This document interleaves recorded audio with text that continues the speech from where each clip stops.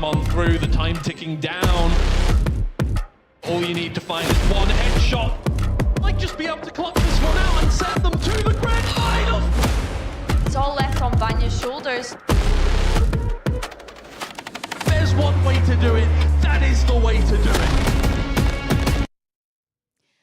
The biggest Valorant LAN Invitational for women and marginalized genders is back. And just like last year, we're coming to you live from the Red Bull Gaming Sphere here in London, England. Hello everyone, and welcome to Red Bull Instalock, where over the next couple of days, 4 of the best teams in Game Changers will be battling out for this trophy right here. I am your host, Yingsu, and before we dive into all of the action, sit tight and let the soothing voice of Meg Sounds Like Egg remind you exactly what happened in 2024.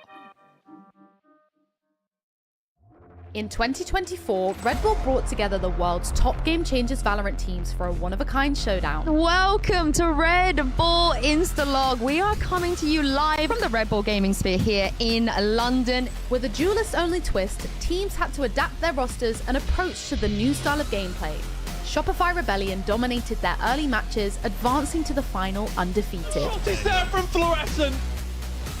Carmine Corp's journey ended early as they struggled to keep the pace with the competition.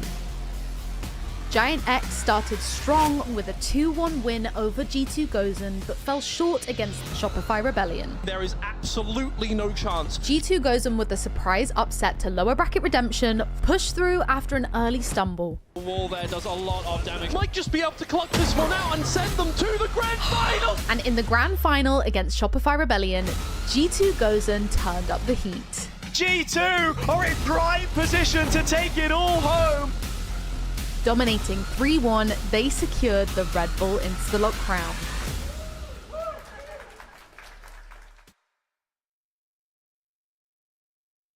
Beautifully explained there by our very own Meg. Hello, welcome back. Thank you. Thank you for having me back. I mean, honest to God, last year was one of my favorite events of the year, so I feel truly blessed and honored to be back.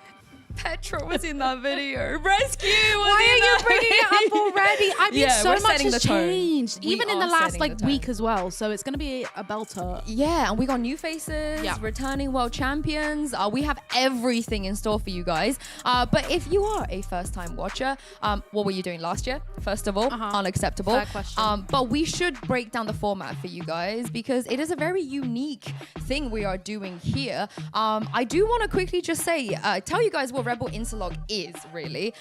Red Bull Instalock is here to push the Game Changers ecosystem to another level. As we all know, Game Changers is about creating a roadmap of opportunities for women and marginalized genders players to compete at the top level of VCT. Floor was here last year and look what she managed to do in VCT EMEA. And of course, events like Red Bull Instalock are a vital part of all of that I just spoke of. I totally agree. And I mean, so much happened in last year's Red Bull Instalock that I feel like genuinely paved the way for the rest of the year of Game Changers. We now see Vanya on the duelist role, and last year she was coming in mainly playing controller. So I'd like to think that that's all because of us. So. Oh, the gateway? Yes. The gateway. Yes. I do want to draw your attention very quickly to, I guess, 1, 2, 3, 4, the 5th line on this beautiful graphic, which is the winning team of this tournament will be going to Rebel Homeground as well as one of the qualifiers, playing one of the qualifiers. It's so exciting because, again, Red Bull do events like no other, and Homeground is also one of those too. To think that this is also a way to sort of give that a go as well. It's very, very exciting. Yeah, I do also think that makes the tournament now here and also a Rebel Homeground very, very interesting. But of course, probably the thing we look forward to the most is the duelist format. Yes. Yeah. So every team have to field a minimum 3 duelists. Yeah. But my pitch is, why stop at 3? I'm hoping that we see a 5 duelist comp come out this Yeah. year, because I think last year a lot of the players were a bit hesitant because it's not normal. It's not what you're normally playing, and we saw so many competitive compositions coming out and so many insane plays that I'm like, let's level it up. Let's take it up a notch and bring out 4 or 5 this year. I think if the minimum is 3, you will be big braining it if you exceed the minimum. I don't think any teams will expect you to. Yeah, and I mean, with having like GiantX and G2 Gozen returning, I think that's the way that they're going to kind of come in with a level level up. They've already given the 3 a go. Why not bring in the shock factor of doing 4 or 5? I am so glad you mentioned GX and G2, because if we take a look at the bracket, as Meg put it, they are returning, but we also have 2 new names, 2 new teams. We got FlyQuest, of course, and Falcons joining as well. And this bracket is so stacked. I mean, there's only 4 teams, so every matchup is going to be stacked. And I hope we, at some point, Meg, see a variation. We mix everything up. I mean, well, last year there were definitely some shockers that came through, you know, with G2 Gozen getting knocked into those lowers and then coming back to win the whole thing. And I think the really fun thing about having these 4 teams in this kind of format is I feel like it gives them time to kind of warm up into it. And it also gives us a great viewing experience of seeing things that we've never seen from these teams before, going head to head on LAN. Everything's in person. So I'm also hoping that with a team like Falcons, we get some loud vocal stuff on the stage. Let's just go through these teams, because I'm glad you mentioned Falcons. If you think about it, because it is the truth, this is their first international stage on LAN, which is crazy to think, because the names on the team, they've got a stacked roster with so many amazing players, and I think it's very, very exciting that we get them here and get to see them play teams that they've maybe never played before. Yeah, it's such a treat, because we've seen them basically go flawless, and I mean flawless in APAC. They dropped 1 map, which was Bind. That doesn't even exist anymore. Nope. So technically they haven't dropped a single map in this map pool. And yeah, like I said, ever since they became a team of these 5 players playing together, we haven't seen them play on a global stage. This will be the first time they've flown all the way from halfway across the world to be here. And like you said, some of these other players, they have gone to global events. They all have at this point, but we just haven't seen this mix of players yet. So I am super, super excited. And I don't think it would be outrageous to say that they're the favorites. I mean, we definitely both kind of agree on that front. They're just so strong at the moment. The way that they've been playing, they are looking for this kind of format, this kind of tournament, so incredibly aggressive. Like you said, they've literally not dropped a map in this map pool, so I think they're coming into this with a lot of confidence. They've also been playing a lot in off-season tournaments, so they're warm. They've not kind of stopped playing since the year began, and I think that's going to work to their advantage. So nice to welcome the EMEA players back as well. I was beefing with them a little bit when they left. I'm like, no, why would you leave us? But now they're back. I'm like, it's all forgiven. Yeah, I'm just happy to see them win. Yeah, and I mean, this was my favorite thing about last year, was just the vibes of having everybody in one space.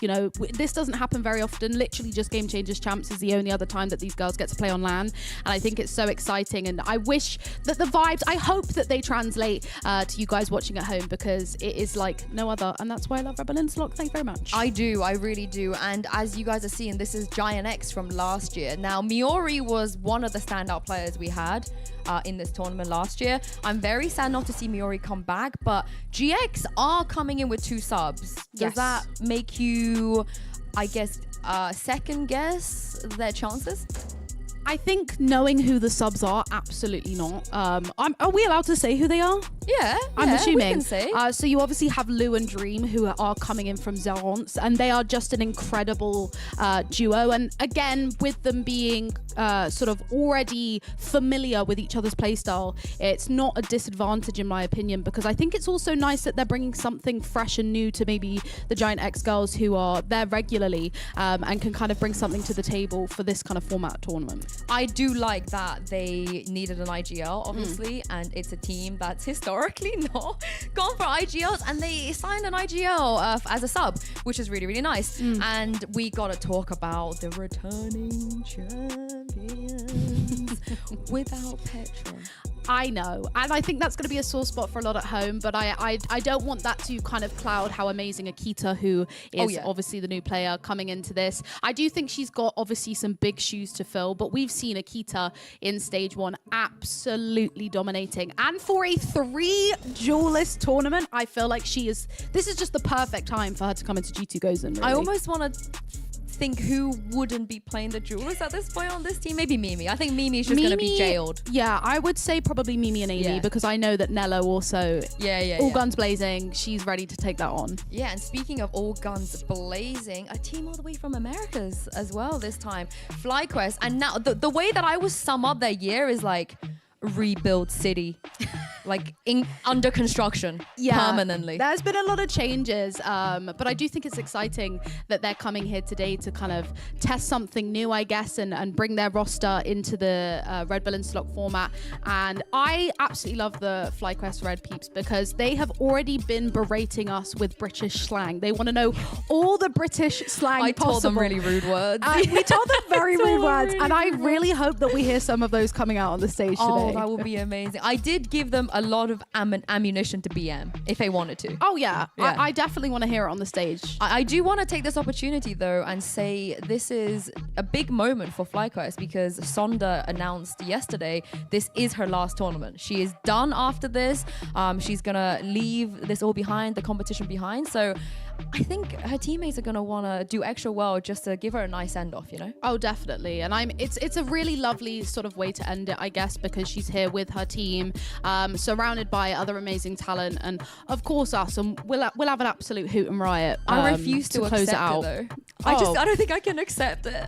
Mary retired, and now she's back. Yeah, so yeah. She went. Yeah, that's maybe it's not. Okay, Jova. I like the copium you're giving me. I really, really like the copium. And honestly, speaking of, we kind of glossed over some of the teams already. We've talked about all 4 of the teams that are here. But up first, I'm very, very excited about this because, like I said, Falcons will be making their debut here at Red Bull Instalock and also their first time on an international stage. So they're going to bring the firepower. They're probably going to bring some entertainment and fun as well. So here comes Falcons.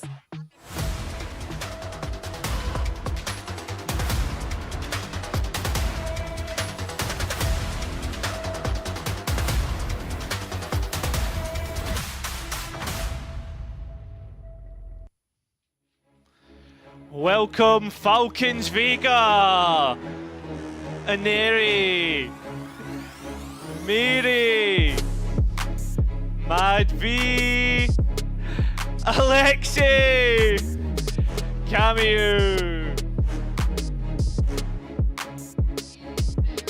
Very nice to have Falcons Vega in the building. Of course, we spoke about the return of Mad V and Mary to EMEA soil, so to say. But I do want everybody to keep their eyes on Lexi. She's loud, she's boisterous, and she's a great duelist player on the server. Oh, 1,000%. I feel like this is Alexi's territory right now. And she's definitely been hyping herself up and building up to this moment to bring absolutely everything she has vocally and physically to the stage. Now, on the other side of this, GiantX might not have their full starting lineup today, but don't let that fool you. They are a dangerous dark horse here at Red Bull Instalock. Let's welcome the players to the stage.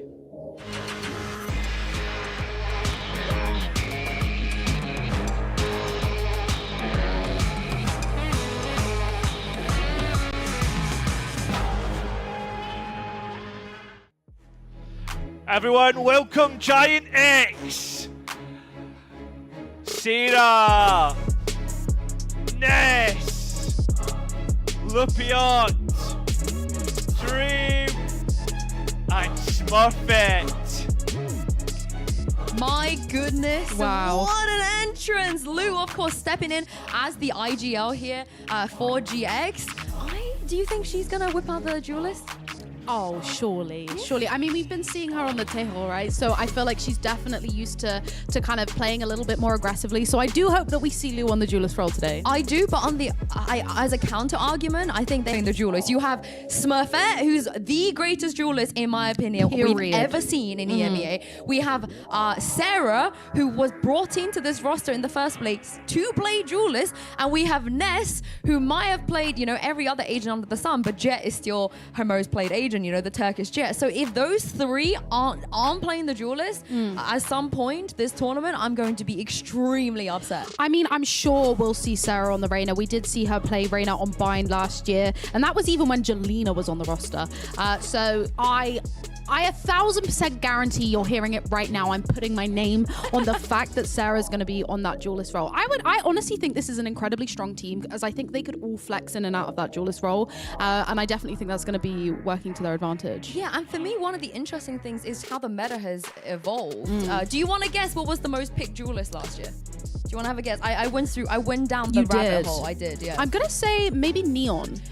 Most picked? That was actually the least picked. The only person that played Neon was Smurf, and Floor did it one time. Maybe that's why I'm thinking, because Smurfette's Neon is insane. No one else even went close to touching that Neon. No, it was actually Reyna. Everybody played Reyna pretty much 21 times last year. That's so rare and rogue. Yeah, but I just think maybe that will be flipped a little bit more upside down this time around. I would like to see the Waylay. I want to see them Wayslay a little bit. I'm also thinking about the ISO buff since then, because absolutely nobody even considered ISO as a contender on the duelist last year. I'm pretty sure maybe 1 or 2 came out. But if you're saying Neon was less played than ISO, that's a genuinely shocker to me.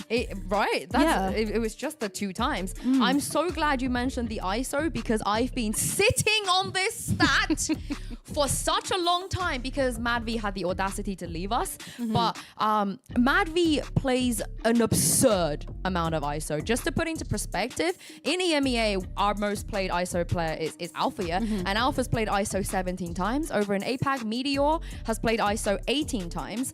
MadV has played ISO 27 officials. Wow. 27. Wow. So she's on a roster with Mary, where Mary also plays ISO. So I don't know how they had the time to do this, but the MadV ISO, I'm so excited. I really want her to pick it. It's got to come out, and if it doesn't, then I think we'll be having stern words with her after, to be like, what changed, what happened. Definitely she will come up with absolute ISO. Is stonks the word? Can you say stonks?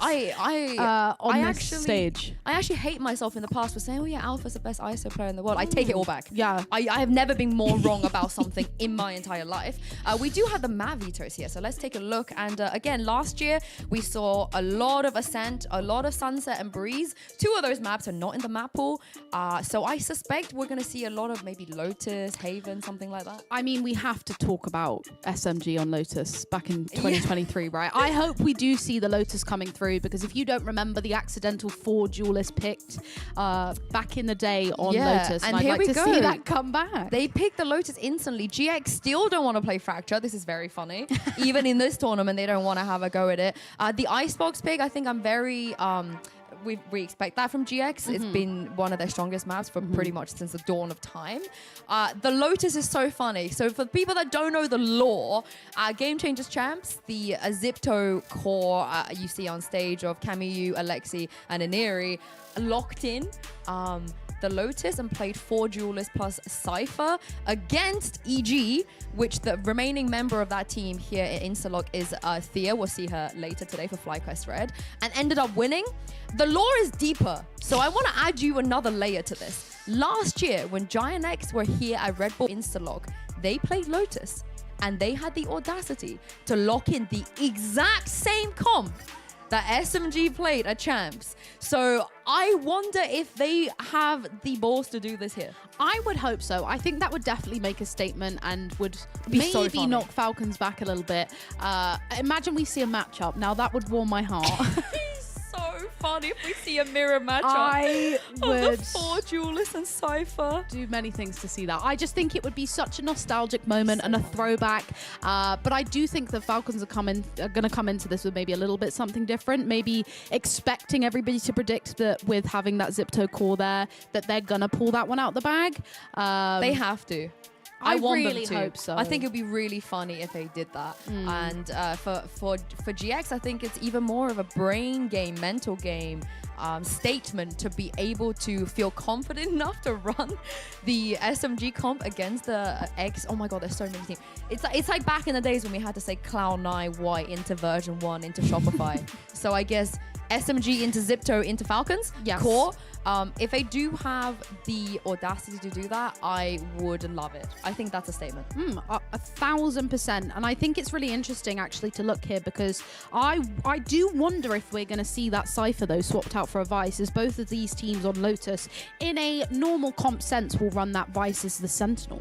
Yeah. So I wonder if we'll see 4 Duelists and a Vice. It's really funny because Aneri basically accidentally played Cypher, and I don't know what the slippery slope that was. Accidentally playing Cypher and now turning into a Cypher main is really, really funny. It's like the villain arc. Yeah. You know, almost. She tried it once and won with it and was like, hold on a minute, I could do this. Yeah, I quite like this role. Yeah, and again, for Falcons, they also have some natural duelists already. They don't, it's not really shoehorning anything. Lexi already plays duelist.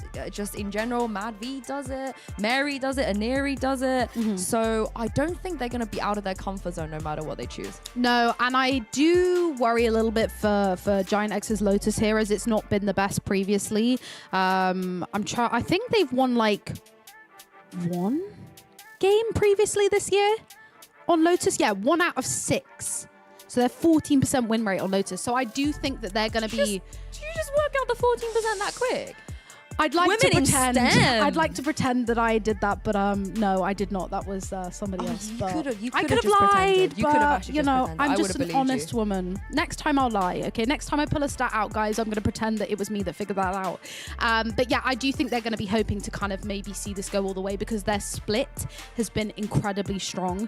But again, the great thing about the 3 Duelist Red Bull Instalock format is you never know. There's a twist, there's something new coming to the table that can completely change the game. Give me a Smurfette Waylay and I'm just gonna have the best time in my life. I think she's such a good candidate for a character like Waylay. I'm hoping we get to see it here, to be honest. I do hope so as well, because if we are looking at maybe the VCTs that we've just seen, the Waylay is a big fan favorite on Lotus, so potentially may see that come through. I want to see some way slaying from these teams. I wouldn't even hate it if we had a Waylay head-to-head at this point. I think that might be a bit much of a stretch. No, why would it be? Because I think people here potentially may favor their comfort duelists. Yeah, but especially for the first game on. all right, well, enough speculating from us. Let's just take a look at Agent Select and see what have we ended up getting here for this first map between Falcons and GiantX. It's coming up anytime soon. I'm actually very, very excited for this. I'm hoping that they've just gone for the mirror matchup of the deep lore. But they have not. So let's just quickly break this down. On the right-hand side, we're going to see Ness play Neon. Okay. Yeah, and Sarah's going to be on Viper, where Lou is going to go on Raze. Do you know what? It's so funny looking at a comp like this and trying to just absorb everything in, because also, you know, we've just spent a good 5 minutes talking about, yes, we've seen Mary on the ISO, but will we see Mad V come through with that? She's on Sky. Yeah, It's just not what I was expecting in the slightest. She does normally play Sky on this map, so I guess they're trying to keep some, you know, some normality. Aneri on Neon, that's just a tree. Mary on ISO, again, that's where she normally plays here, so I like that. And Alexi's played more raids, I think I've done like broadcast, so it's bread and butter for them. I do like the double controller coming through from GiantX here. The only thing I will say is being solely reliant on maybe, I know they have the paranoia on Dream, but the Yuri flashes, I feel like potentially might not work in their favor starting on the attack side. Whereas obviously you've got the Sky, you've got the paranoia as well on Falcons Vega. But I think, again, let's get into the server and have a look. Yeah, I'm so glad you said that, because there's only one thing that's better than one Scottish caster, which is 2 Scottish casters. Over to you, Billy and Cairo. Thank you very much, Yinsu and Meg. Yes, really excited to get into this one. GiantX versus Falcons. And the last time we seen this matchup between the Orgs was all the way back to the 28th of September 2024. That's a long time ago, Billy. Yeah, and of course, that was the time that GiantX ended up beating Falcons in that lower final of GC. And it was the first time that we've seen GiantX get to that grand final against G2 Gozen in Game Changers EMA last year. It was always Falcons Vega that were gatekeeping GiantX out of that final. But of course, a lot has changed since then. We've brought some new players in for Falcons Vega, completely moving region, also no longer playing in EMEA. And then we look at GiantX, who have had to bring in 2 subs as well. Yeah, exactly. There's a lot to be excited about. Obviously, we've already seen what players are actually on the Duelists as well. What's your takeaway from what we've seen from the comps from both teams? It's really difficult, right? Because I look at it and, you know, the girls were discussing, are we going to see Mad V on that Duelist? We know that she's an ISO enjoyer, but of course she is playing on that Sky, which to me is a surprise because she's been playing a lot more Tejo in majority of their maps recently.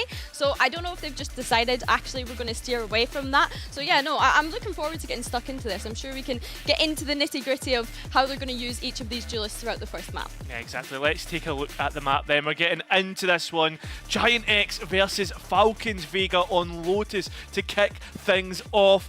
I mean, you look towards the both teams. I mean, I actually kind of like GiantX's comp more because of the Viper that Sarah has. Yeah, I have to agree. I think looking at GiantX's comp, it is going to be great to have that Viper wall to sort of condition Falcons Vega from each round. But I think for me, I'm really disappointed Falcons Vega didn't run a 5 duelist composition. I feel like this kind of format is made for them. Cover going out. Listen, we'll see exactly what the case is as both teams look to set things up on B. Ness already getting the first one onto Neri. Opposite number gone. But still, GiantX holding to stick around on B main. And like I said, Cairo, that Viper wall is just conditioning on that A main, and it's allowed Sarah to take so much space and walk all the way up and play for any potential late jigs round to B, but they're just deciding, actually, we're going to steer away from B now. And look at this over-rotation from Falcons over to C. A has just been completely opened up. Yeah, Sarah's done a brilliant job of scaling up this far. Falcons now having to re-explore the space lost and has to be careful because of Sarah and the potential of their Lux as GiantX will walk into a completely open site. Yeah, GiantX going to easily get onto site there and be able to get the spike down, and now it's forcing Falcons into a 3v5 retake. Going to be difficult to get back into this one, although still bits of information gathering utility on the board, and it is a Lexi that's going to pick up the first one, but it's quickly traded out. Yeah, easily done. So now you've got 2 versus 3. I mean, you'd think that's the case, but GX completely ripped that one away. It'll be pistol round towards GiantX to kick things off. That was nice. I'm out of here. Yeah, really nice usage of that Viper wall on A that round to just kind of lurk up and get some free space, and a bit of an over-rotation from Falcons after that initial B aggression, right? Kind of just unsure and kind of trying to figure out how they're going to play this composition in these first few rounds and make any sort of adaptations to what GiantX are doing on their attack. Yeah, and I think as well, when you look towards this map generally, right, we always talk about that A rubble fight that goes on. I mean, Falcons are setting up for it here, but it's going to be really difficult to create a util dump. But Sarah tried to get out early there, and I thought that for a minute she'd get 1 or 2. But, I mean, that's not the case at all. I mean, that flash looked like a misnomer. Didn't work out that way. Forcing GiantX now to take that CT space on C and see how deep they can get, see if they can get a player back due to losing that first blood of Sarah. But Falcons Vega just choosing to go together here, but they just do not expect Smurfette and Ness, the dynamic duo that have been together for so many years now, able to catch them off guard. And it is Ness that ends up closing the round. Yeah, and on top of that, because you had Ness on the pistol, easily picking up the other weapon. So realistically, all you've really lost there is the Marshal, which is a great thing for GiantX's buy moving into the next round. This bonus doesn't really look like much of a bonus, if we're being honest. Yeah, they've managed to pick up 2 rifles, a couple of bulldogs in there, and a Spectre, and it's Lupute that I'm starting to look towards as well. 1 away from being able to pick up that showstopper. 100%, and now we're seeing the full power of that A-Rubble fight is already Sarah being forced out. Isolated in the last round, this time being a lot more reserved in how she takes that space.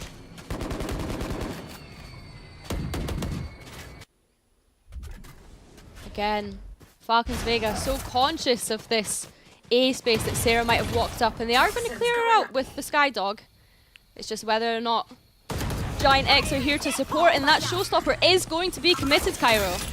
Still trying to look and see what looking fine, but she's been delayed and shut out. Falcons immediately repositioning towards back, and I think they're getting ready to flood in towards backside A, but again, it's a complete fake and C's clear.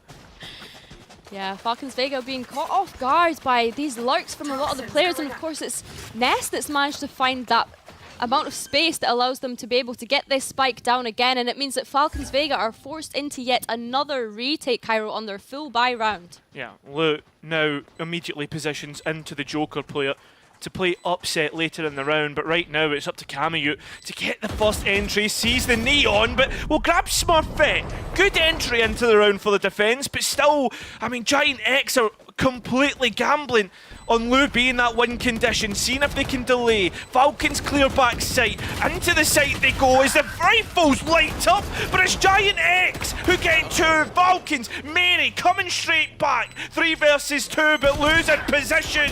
2 play denial, Dream as well. GiantX in prime position to send this one home and convert the bonus. Very dominant performance from GiantX so far. The fact that they're able to just continue to play on site, playing that triple duelist in this format, they're forced to take those fights to Falcons Vega, and it means that they can't funnel into the site. I think as well, because of the GiantX system, it's been really easy for Lu and Dream to just come into it, right? Of like course, the macro game so far has been so simple but so effective. Just the way every single time we've seen GiantX go and get a plant down, the site's been free. Coming into this one though, few sheriffs for Falcons Vega, even a Bucky on the board for Muneri. Can't wait to see if that will be utilised this round, but the tempo from GiantX continuing to be slow, but look at all of that space that Falcons Vega have managed to get up on C. They're aware that this is going to be towards A and B right now. It's absolutely massive. In terms of when that go button is pressed, that's the other aspect to it. You're seeing Falcons holding on towards stairs, but Mad V holding on towards part of the site. Unfortunately, she's found. You look at those C's players now moving in towards the late flank. Sarah has to be standing tall, holding on to this spot. But there's a player to the left, easily dealt with. One more. Does Sarah know as the rest of the players are trying to come onto the site? GiantX are well up to the challenge. They'll find 4. And it's understandable why a lot of the teams in that map veto have chosen to start on this attack side for majority of the maps. It could just be a case of GiantX, you know, they're building up that momentum now. Ultimate cycles are starting to come online, and of course Falcons Vega, they're not too far away from them either. Yeah, 100%. And I mean, I think that's the thing with the triple duelists. All the big ultimates that we always associate in the like Valorant as a game, usually on those initiators. Mary takes that first contact, but immediately pushed back as the dimensional drift being brought out by Smurfette to clear out the site. Nest following it up. And again, this should be another free site for them to deal with. But Mary with the quick peek and straight into the 1 versus 1. This is so nice from Mary being anchored in that C site. And look, Cameout is already here to help her bail out of trouble if necessary. And such a pace change from GiantX that's just completely shut down by that solo anchor on C. Yeah, 100%. As the players now of Falcons try to get into the site, Sarah's here to support, but look at this, GiantX low on the player count, have to rely on Sarah, but it won't come through at all. Finally, Falcons get on the board. I mean, a huge prop has to go to Sarah for that round. The individualism of her being able to hold on to that C site. She's probably just said to the rest of them, nah, just leave me C here. I'll be fine on my own. I've got my ult. If they come to me, I'll win. Yeah, exactly. I'll win. I mean, what do you expect? Mary, like, such a name. Such a seasoned talent, right? Youngest ever Game Changers Championship winner. And it was a real joy to see her come back to VCT Game Changers last year. Yeah, I think the whole community rejoiced when she came back. quick explosion out towards A, but Mad V's got a player through the smoke. That's Lou shut down already, but GiantX don't look to be stopping as they take control of Tree. Now you've got to be looking towards Alexi as the players come out. Alexi's giving up a position, but lovely shots. Mad V stunned up, quick swing through, and GiantX have fought back. What is happening? Sarah's Viper Pit is going to be committed into this run, but look at the two Falcons players, Mary and Camus, grouping up together. Not an awful lot of utility to be able to fight through this Viper ult. Yeah, it's going to be difficult to try and clear out the flash out though. Smurfette gets one, but puts Sarah in a 1 versus 1. And her health doesn't look too good. Mary did use up the double tap. And now it's just a straight up gunfight. What a flick! Toxins going up. Really nice answer back from GiantX in that round there, Cairo. The pace change didn't quite work for them on C, but seeing them all just go for a direct hit on A. Yeah, and I think that's the key thing that you're pointing out there is pace change. But with that, talking about pace changes, complete stop. And I think this is a good time for Falcons Vega because you've managed to get around on the board and then you've ended up losing that 6th round. You've got a couple of ultimates coming back up again as well here. And I think as well, for the most part, right, you think towards that site exec, Falcons get the entry, and they also are able to get a couple picks back in their favour, right? But I think like the third player in kind of doesn't get doesn't get their one, so it ends up back in that 2 versus 2. Viper's pit's difficult to get through. I think it's difficult because I think a lot of the positions that Falcons Vega are playing in, they're great. They're not being isolated out of those positions, but it's just the utility overload onto site that's isolating that back site player, and it's becoming almost overwhelming. So there needs to be some form of answer back. I mean, we look at the utility that they have here. They've got neon stuns, they've got raise grenades, they've got an omen paranoia. There are things that they can utilize to slow that push down. Yeah. From what's been coming out from GiantX these past couple of rounds. And I think as well that the Viper pick for me has been really genius, but we'll come back to that in a second as we look towards B main. GiantX are walking up towards an Airy who does have that Bucky in hand, and the ISO baiting out. Paranoia, absolutely spot on. Mary now, well, she's been good for it before, but she won't get a chance this time. Double tap dealt with, and well, GiantX have their entry. Again, just deciding to slow it down, that initial utility trade-off between both of the teams, and did that flash even catch anyone? I don't think it did. No, Ness has tried to shoot it out. We're not back in 2023. But look at the rotation from Falcons Vega off the back of that flash, and it just allows GiantX to start this re-hit into B now. Yeah, 100%. And I mean, Falcons, again, it's going to be really difficult for them to come back in because of that buy, but you can see them testing the limits. They're on towards the back lines where Sarah is once again having to hold on. Identified exactly where the players are, and that's why Lou's been called back. Now GiantX, after they dealt with the other two, it's now with them to deal with the late flank. There it is, easily done so. GiantX guaranteed at least even in the rounds in the next half.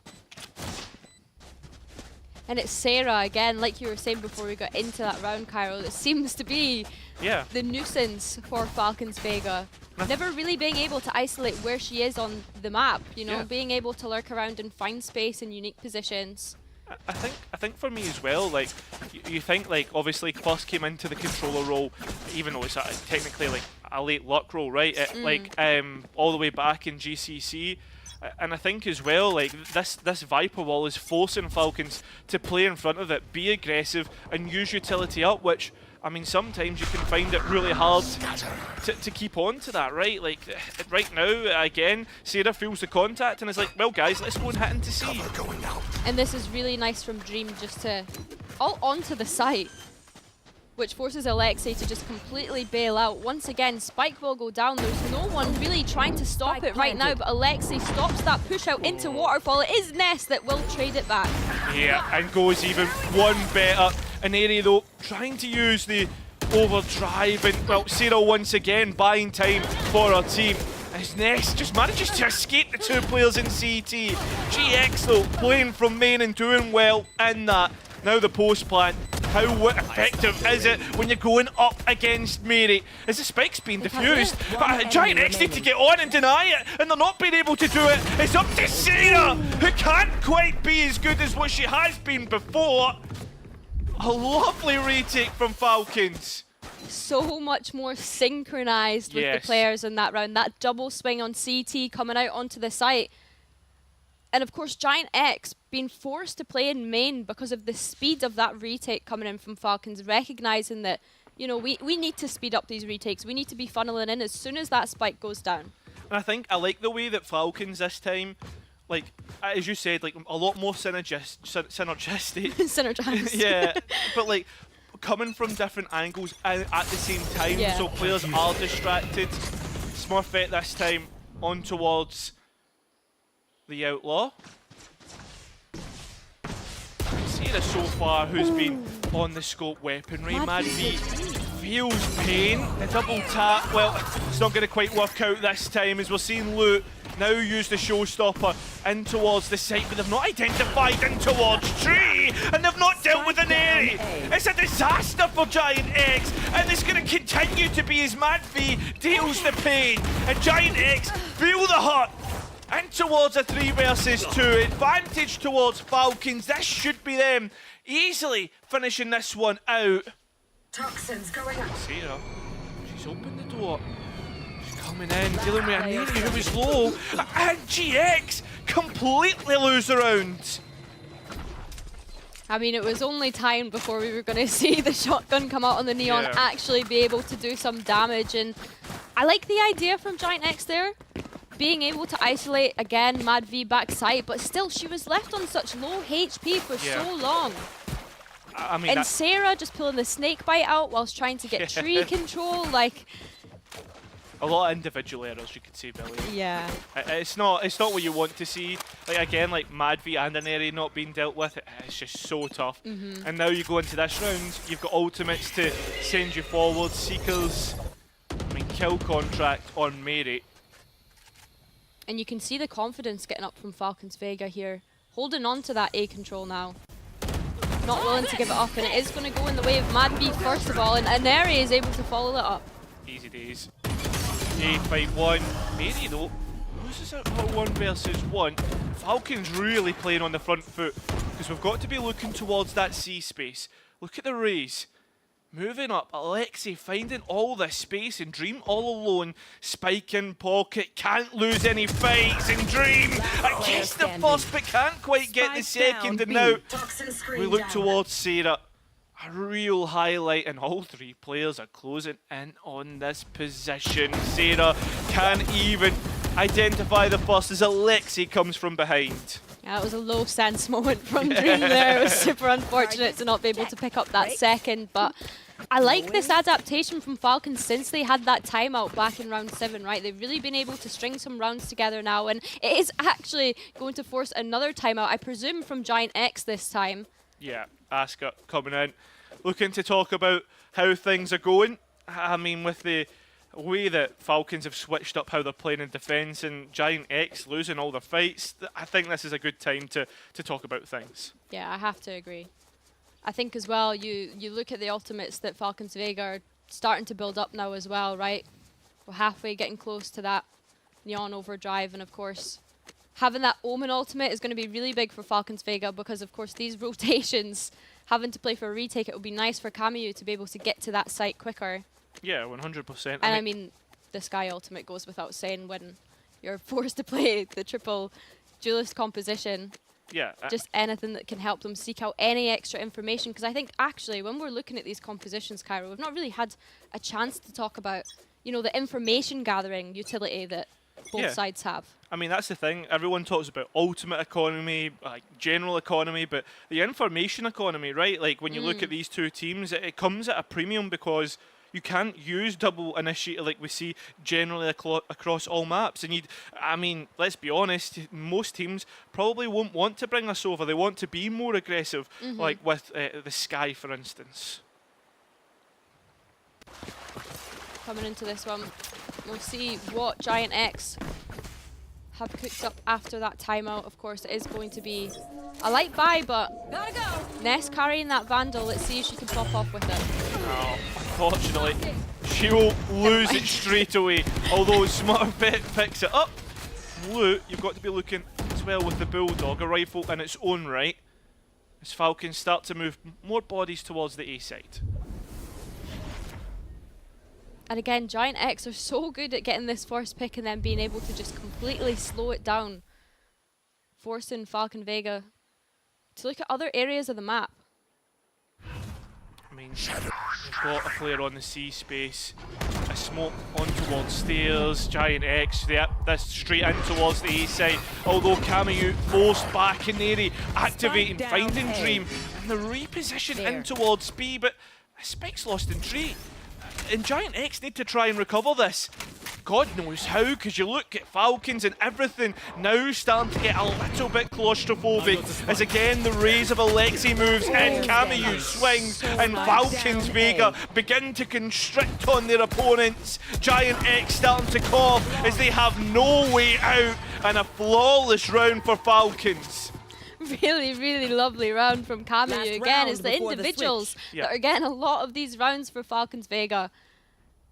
But not even just that individual moment, the way it was constructed mid-round, recognizing where that spike had been dropped and knowing that you had the two players facing towards tree if necessary when that door had been tapped, but then having Camus completely peek off of it as well. It was just such a great moment for players to be able to shine, but also making little adjustments and plans like that mid-round. It really shows the strength of MadV's IGLing.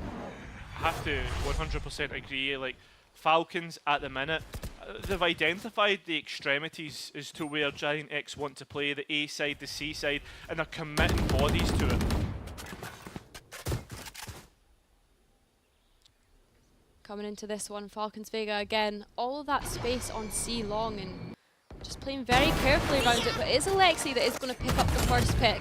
Oh, Lou tries to blast back over, but MadV gets distracted by the TP. Smurfette now gets another, and now we're into 3 versus 3 with just Mary towards C.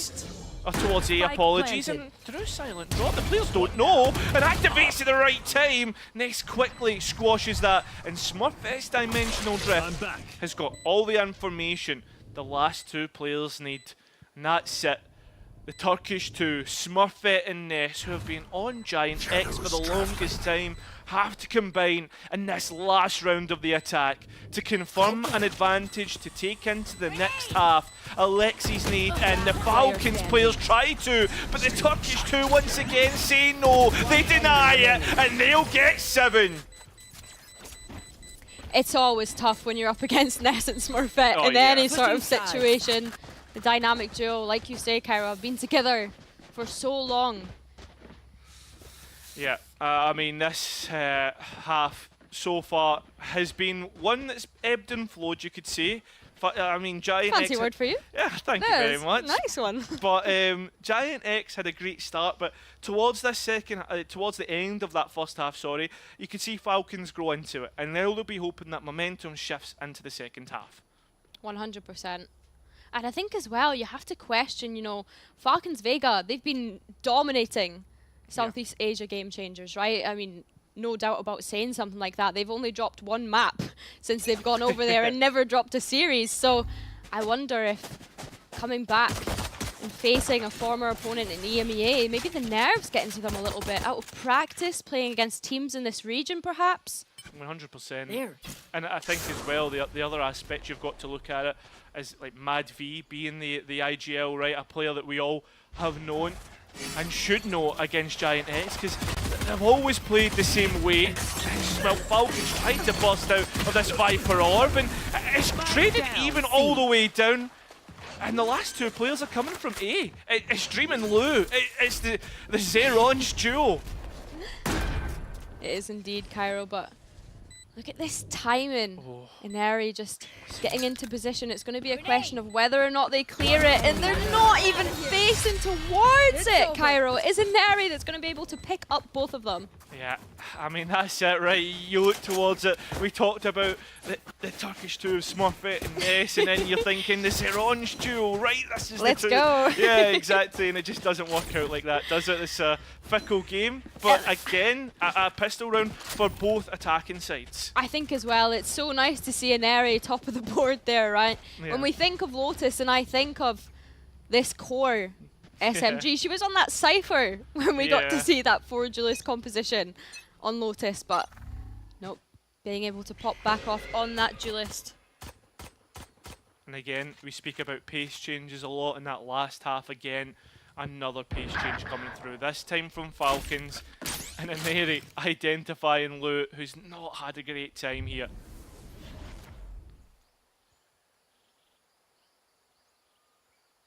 And this is nice from Falcons Vega, just waiting for any sort of initial aggression from GiantX, and of course expecting it due to them being on such a light buy-in. So far, both picks going in their favour. Yeah, and now after those first couple picks, they've waited for the reaction to what's been going on, and they're going to immediately send it towards A. I mean, Outlaw from Inari knows about Ness, doesn't want to realistically peek into it, would rather be peeked into themselves. And Sarah now known about in the backside. This should be easy enough for Falcons to deal with, but there's always the off chance that things go wrong, but it doesn't look as if that will be the case at all. Spike down, Dream known about, and I think this is looking like a flawless round. You said it, Cairo. Flawless round for Falcons Vega, and we're now sitting head to head, 7-7. Like I said, that attack side, man. Yeah. As soon as Falcons Vega move on to that attack side, you're expecting them to be able to string rounds together because of the nature of this triple duelist competition, which, again, it's just so nice to be able to have a LAN event for that Game Changers community, an international LAN event for the Game Changers community at that. Only one outside of the of Game Changers champs, yeah, exactly, which is absolutely massive. Something that, I mean, need more of. GX needing more space, and they've taken the A side for themselves and been a lot more reserved towards C's. That's where the Viper is. That's where you look for your site anchor to be, typically. And interesting that they've actually decided to stick both controllers here on that C site. But Smurfette is able to punish any sort of A lurks going on. Inari quickly shut down going into this round, and Falcons Vega looking to just contact into C and actually getting the first pick. The timing is insane because Sarah had come off the angle and Dream left alone. Sarah suppressed, no way of using any toxins either. And Spike going down. As well as that, keep in the back of your mind, Camus, the Omen moving through B, and GX haven't identified that. The Joker looking to play upset, and GX need to get a move on because time is ticking away. I mean, the health count, you look at the players moving in, Smurfette, not good, does have 2 blind sides, but Mad B gets rid of Ness, and Camus comes in at the right time. It's Falcons, they finally find themselves ahead of GiantX. Yeah, the first time since we saw them string a couple of rounds together, but I think it's difficult in that situation if you're GiantX. You know, you look at the economy and you think, do we start to save in that round? But alas, they're all on sheriffs. Never mind, we've also got a Bucky in the mix. What I was about to say was, you know, people constantly go on about that Game Changers sheriff and how we're so good with it. Let's see if any damage can be done going into this one. And Harry needs to be careful because 3 players are on A and it's just a lone Outlaw. You only have 2 bullets, and by math count that would leave 1 player still up. First bullet shot, and now GiantX, I mean, if they're going to swing out, they need to do it now because the rest of Falcons are coming in. Just slowly taking their time, walking up. Need to be aware of these positions though, and Smurfette is going to get away with one, and Lou is very quick to follow up with the second, trying to crunch that isolated player in there, and in fact, Ineri just decides, actually, I'm going to dip out. I don't want to take this fight. Yeah, exactly. And that's left upgrades for GiantX in terms of the buy. B-site now straight into it. Giants need to be careful of this extra space that's been taken. Sarah gets another, and surely not like this. Another, a thrifty round. The Game Changers Sheriffs, as you said, coming in at the right time. One player now, Ineri, who's been good. Has she been great? She'll need to be here in this round as she's up against two, and both players have rifles as Ineri's got it down to a 1 versus 1. And Dream has the health. She doesn't have the flash though, and Ineri's opted to go for the shotgun. And the smoke up close is Dream, but it's Ineri who wins out! A Red Bull Instalock clutch! Oh, dearie me, surely not. I was on the edge of my seat during all of that, Cairo, I can't lie to you. Just when you think the Game Changer Sheriff is going to have its moment, you have Ineri running around causing mischief. And it is going to be that Bucky that takes the final blow, and I don't know about you, but I definitely heard Lexi screaming through there, and I know for sure it was Lexi. Yeah, 100%. Despite not performing perhaps as how we would expect playing that Raze, still has plenty of energy to give. That's it, and I think as well, Asuka's obviously, well, one, not happy because GiantX were in the position to win that round, but two, I think like Giants identified some really key points in that round in terms of how to like manipulate the way Falcons are playing the attack and their default. Yeah, they were completely able to exploit that, I have to agree. I think though that Falcons are aware of this now, right? You saw the back and forth like utility that was going into that crunch point to try and punish Lou and punish Smurfette, but not even really expecting her to be there. You saw them kind of half clear it, but no utility used, and that's the thing about having this triple duelist composition, right? You kind of have to take those peaks. It's whoever's winning those aim duels, and usually I would have my odds on Smurfette winning something like that. I mean, typically, yeah. Falcons now on the return to EME, on the cusp of something that could be massive, especially on this gun round. If they're able to win up against GiantX, and they've done so, they've cleared out C. Smurfette hanging on the edge of the door, and she's activated it, and Lou's got one, but she's gone. Smurfette though, finally in. Dimensional drift to try and clear things out. See where Falcons have gone.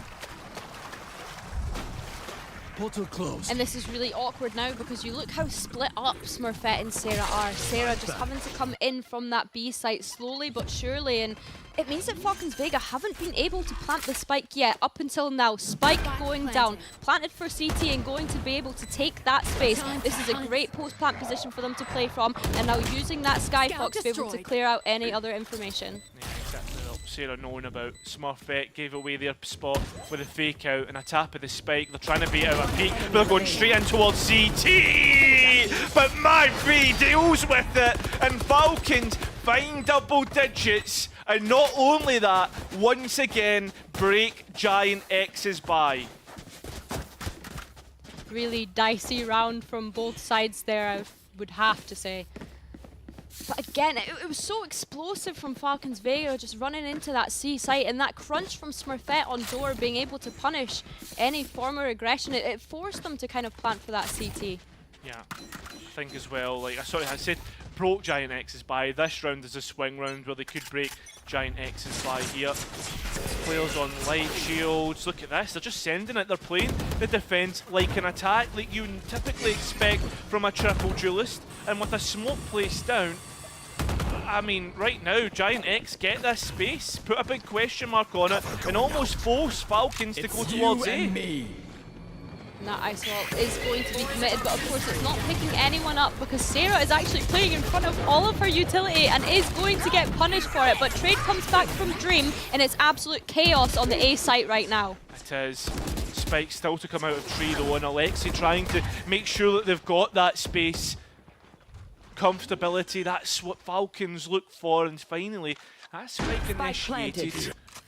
You look at all the players on Falcons, only one's towards that back site. We're looking for crossfires, to be honest. And Falcons, they've got all of it. Full control of the site. Lou now, the substitute from Zeron Smint, who can't quite find anything else. And Falcons, they're now on 11. Yeah, they're really looking to be able to run away with this one, but of course it's what we can expect. We knew that they were going to be strong on this. This is of course their map pick. They've chosen to go to this Lotus.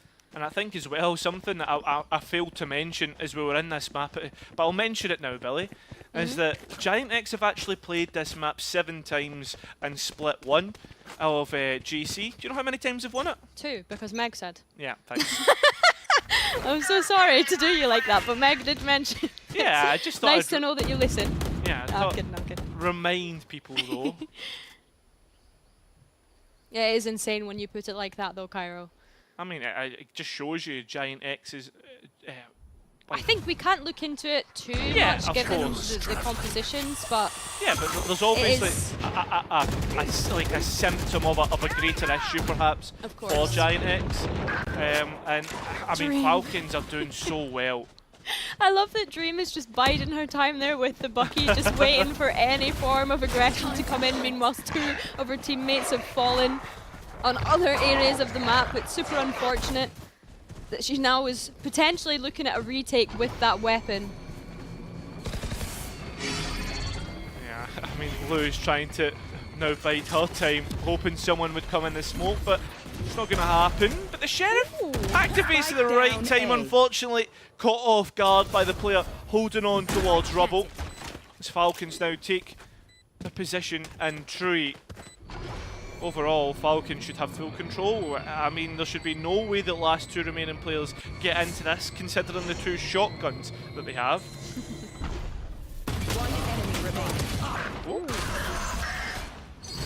Yeah, it will be 12 for Falcons. Map point on this first map of Lotus. This is a best of 3, as we've identified. But this is Falcons' pick, and they've made it look like it. Absolutely. I think as well, as soon as they've gone over to that attack side, they really have shown, you know, the dominance and explosiveness that this kind of team is able to have. It's what we expect from the individuals on this team. GiantX now looking for some form of answer back to be able to keep this map in it.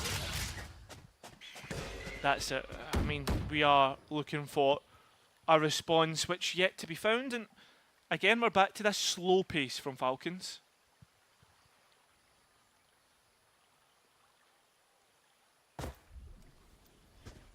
And it's funny how the pace changes so much through having these triple duelists. Portal closed. But like you say, just super slow at the moment. And look at all this space that Ness has. That sky flash doesn't quite blind her, able to look away from it in time and able to pick up 2, but Mary has an answer back. Easily done, so keeps GiantX in prime spot, and with Smurfette starting to find herself behind the team, Falcons need to be careful, because this is starting to look as if GiantX know everything that Falcons want to do. They're trying to walk slowly in towards this site, slow pace coming through, but Dream finds that trade out, looking for the second and does so, and so does Sarah. GiantX keep themselves alive for 1 more round. And it's so nice from Dream there, being able to pick up 2 at the back site. Probably a bit of a confidence booster, considering how it's been going so far, but of course we don't expect much from teams that have been shunned onto the other roles that aren't quite duelists. We're not expecting them to pop off, but of course it was Vanya last year that was our MVP, usual controller for G2 Gozen. She was playing the duelist though last year, which was nice to see. Yeah, exactly. I mean, that's the thing. You look towards A though, just as the barriers drop and all 5 players from Falcons explode out. GiantX, they need to win their fight. Smurfette's out though, and it looks like they're ready to forfeit all of A. I mean, straight away, lose, drop towards backside A. And I'm not surprised at this, because we look at all the space that Ness has up on B, and you know that Dream has that from the shadows available to quickly I've got your trail. go towards A if necessary, and the execute is going to start coming in from Falcons Vega, but it's quickly shut down by the sub and Lou. Yeah, I mean, they went for a high-low, and they've made sure that it's worked. Made sure this round's worked. This GiantX fine 9, and starting to do a bit of dent towards Falcons' lead, and not only that, the economy as well, as it's starting to get a bit too close for comfort, if I'm being honest. Yeah, for sure. We have to start looking at that because, of course, Falcons Vega, the amount of rounds they were able to string, of course, the bank is able to start building up at that point as well. And it's going to force a timeout from Falcons Vega to start reconsidering, you know, what is our approach? We've done fast executes. We've done explosiveness. We've taken it slow. But what can we actually do to start getting that first pick? Because they're giving away a lot of these first picks as well, Cairo. And I think as well, I don't necessarily think it's giving away the first pick, but it's giving away the first pick and it being untradeable as well. Yeah, because for sure. that's given like that like definite advantage that GiantX can work with from there. And then on top of that, like that's how the round's starting to snowball. And it's interesting the way that they've been using this composition, because a lot of the time they have been using Ineri to kind of solo hold that A rubble push, recognizing that GiantX aren't really fighting aggressively for that. And I think that's been the call from the timeout before that GiantX used when Asuka used the second timeout, remember, after the Thrifty. It worked because, I mean, it was a passive hold and the players swung into them and they identified, right, well, they're swinging in solo and we're getting the pick, so let's try and make that work. This round, a bit of a half-buy for Falcons. Oh, he's straight away. Oh, a big undercut, and Lou's lost her showstopper, lost her life, and we're trying, GiantX Ness trying to get more. And finally, Falcons force them towards A, or being forced towards A, and it's just Sarah here who's taken nothing to do with it, washed her hands, and well, they're going to give up the set. Really nice aggressiveness coming out from GiantX on C there. Recognizing the tendencies of Falcons Vega already as well after coming out of that timeout. Yeah. Now look at this Smurfette. Here. With Ness coming through, out from main, and Mad V with the Sheriff.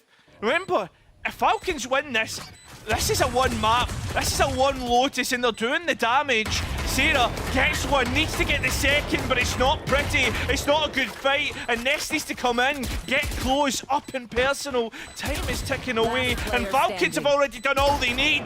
This is it! A Lotus win! It's Mad V with a triple, finds the round 13, and the first map won. What a statement to close that out, Cairo. We spoke about it coming into it. You know, Falcons choosing Lotus as their first map pick. Such a statement in itself, considering when we look at the names on this roster and the roles they've played on it before.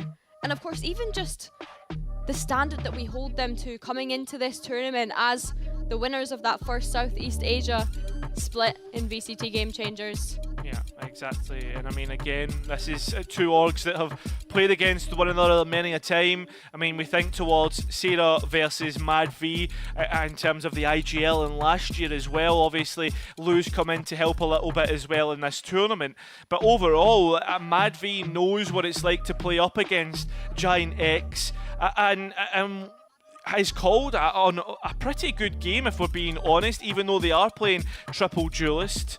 I mean, now we look towards this map and how it went. This start for GiantX was brilliant. Yeah, it was such a nice start for GiantX, I have to agree, right? They got such a momentum starting on that attack, of course. We mentioned it. When you're playing triple duelist, you are looking to start on that attack, and yeah, I think Falcons Vega, they just managed to adapt to whatever GiantX were trying to do. I think that both teams can, you know, have credit for how they played on both sides, I think.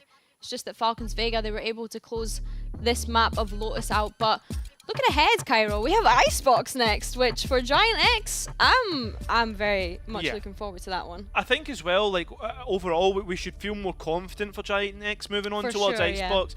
They've made that their home for the longest time, like as far back as I don't even know, I can't remember. I'm thinking of like Guild days, like yeah, Nest and 100%. Smurfette on Guild. They were always amazing on Icebox there. Yeah. So see them on GiantX playing Icebox, it's been such a good performance. I love seeing Smurfette on the Neon, so it'll be interesting to see if they are going to stick with Nest on the Neon or if Smurfette jumps on. Yeah, it's just all exciting at the moment. Yeah, 100%. And as well, like maybe like again we spoke about Lotus and how it's not had good history for Giants, so now moving on to like a much more comfortable They can home. put it behind them. Yeah, exactly. And we think towards Falcons and what they've been playing as well in their region. They haven't really played much of the new maps of Ascent and Icebox when they came back in. Yeah, that's the thing. They were still playing on Bind, Yeah, right? exactly. Look at that map pool. So I think this will be a debut for Falcons Vega on Icebox. So of course, I presume this would not be the composition that they end up playing in Southeast Asia. But who knows with it being Falcons Vega?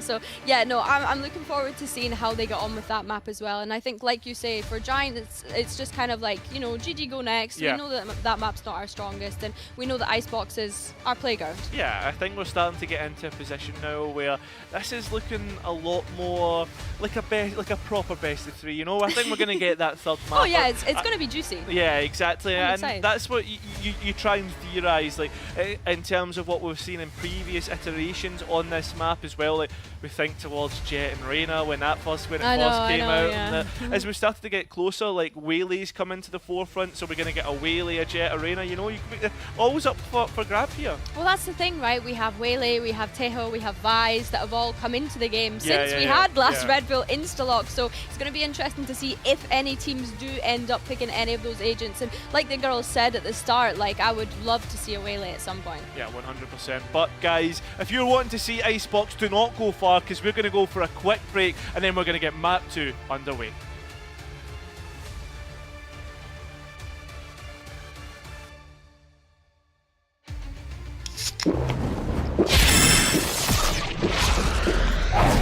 Red Bull gives you wings. Hi guys, I'm Lexi and I'm playing for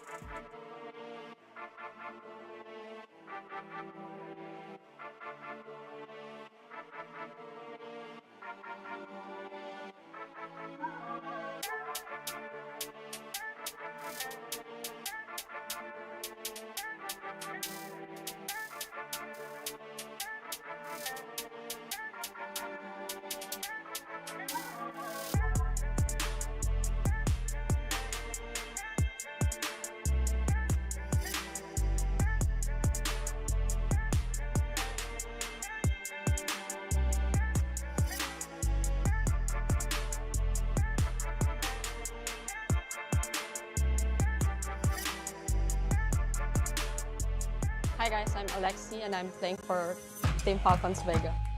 I would say our team dynamics this year was very balanced because we're always like willing to fix our team problems in game. I would say our chemistry to Mary and Mavi is like easy to go along with. It's not like hard for us to bond with them since our cultures outside and inside the games are quite similar as well.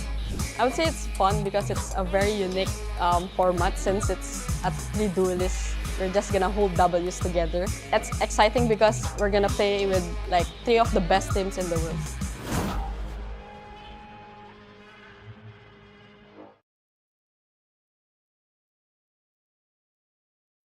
Hi, I'm Smurfette from GiantX. My whole career was playing against G2, so of course winning against them was something. But we mainly focus on ourselves and build a good team. I think like back in CS times when I was playing, I saw Zaz. She was competing in like female CS. I admired her a lot and I wanted to be like her. So yeah, she was kind of a role model for me. Our main focus is not game changers, but although we're playing game changers so we can improve. We are playing with 2 stand-ins, although they're insane players. We just want to try to enjoy the moment we have. My 3 words for Instalock: fun, chaos, and crazy.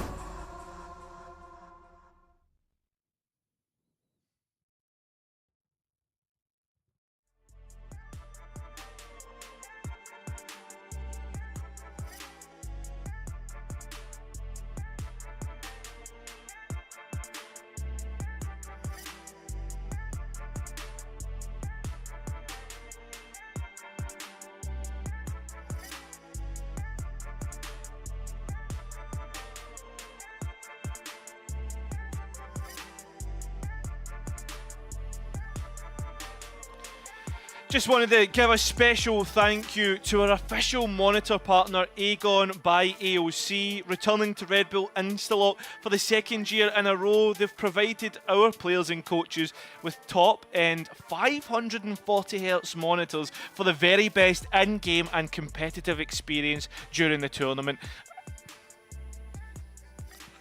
And a massive shout out to Scan XS as well, of course, for hooking everyone up at Red Bull Instalock with these sick PCs, I have to say. Yeah. If you want to check them out for yourself, make sure to throw 3XS in the chat. And yeah. Yeah. I listen, do you know what? I'm very jealous that they get all that. You know, my setup at home definitely does not compare to what they get here. And do you know what? That just shows you how good that Red Bull's able to look after our players. Oh yeah, we're all looked after here. Yeah, we're all very much looked after here, and it's a joy to be here, of course. Of course, yeah, 100%. Red Bull for Instalock. So yeah, I mean, getting back to the game, thinking about the players, you know, they've had a quick break if they need to, nip to the toilet, get some water, hydrate, you know, all that good stuff. Grab a Red Bull if you need to, energize. Well, that's it, you know. I mean, you've got to get ready for this map number 2 because we are going to Icebox for that map number 2. That is GiantX's pick. We were talking about it a little bit if people haven't been here and just joining for the first time. First off, where have you been?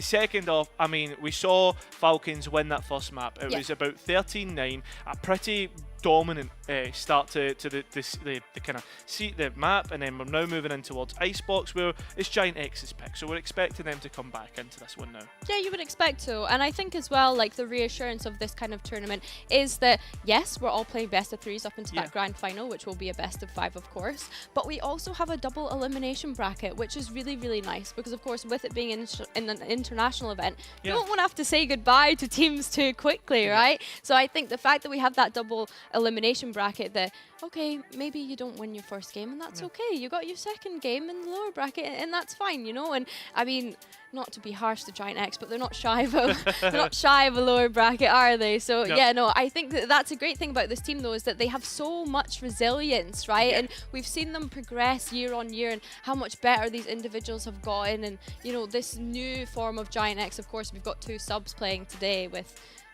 the Zion's Mint players. So like, I think just the progress that they've managed to have, and I think that Falcons Vega will be really tested on Icebox, and I think this is going to be a really good showing for the strengths of GiantX. Yeah, exactly. And for those at home who maybe missed it, but when we've seen Falcons play in the CGC region, they have actually not played the new map pool. I say new map pool, but it's old for us a bit now, dated now, but they haven't played played the additions of Icebox or Ascent. Yeah. So this is something new for us to see the full Falcons roster as it is actually play the GiantX, which is probably one of the best Icebox teams we have in GC. Yeah, 100%. I have to agree. I think that looking ahead at Icebox, yeah, I am excited to see what Falcons Vega are going to come up with because, like you said, they've not played it this year, and of course they dominated the Southeast Asia region for VCT Game Changers. So it'll be intriguing to see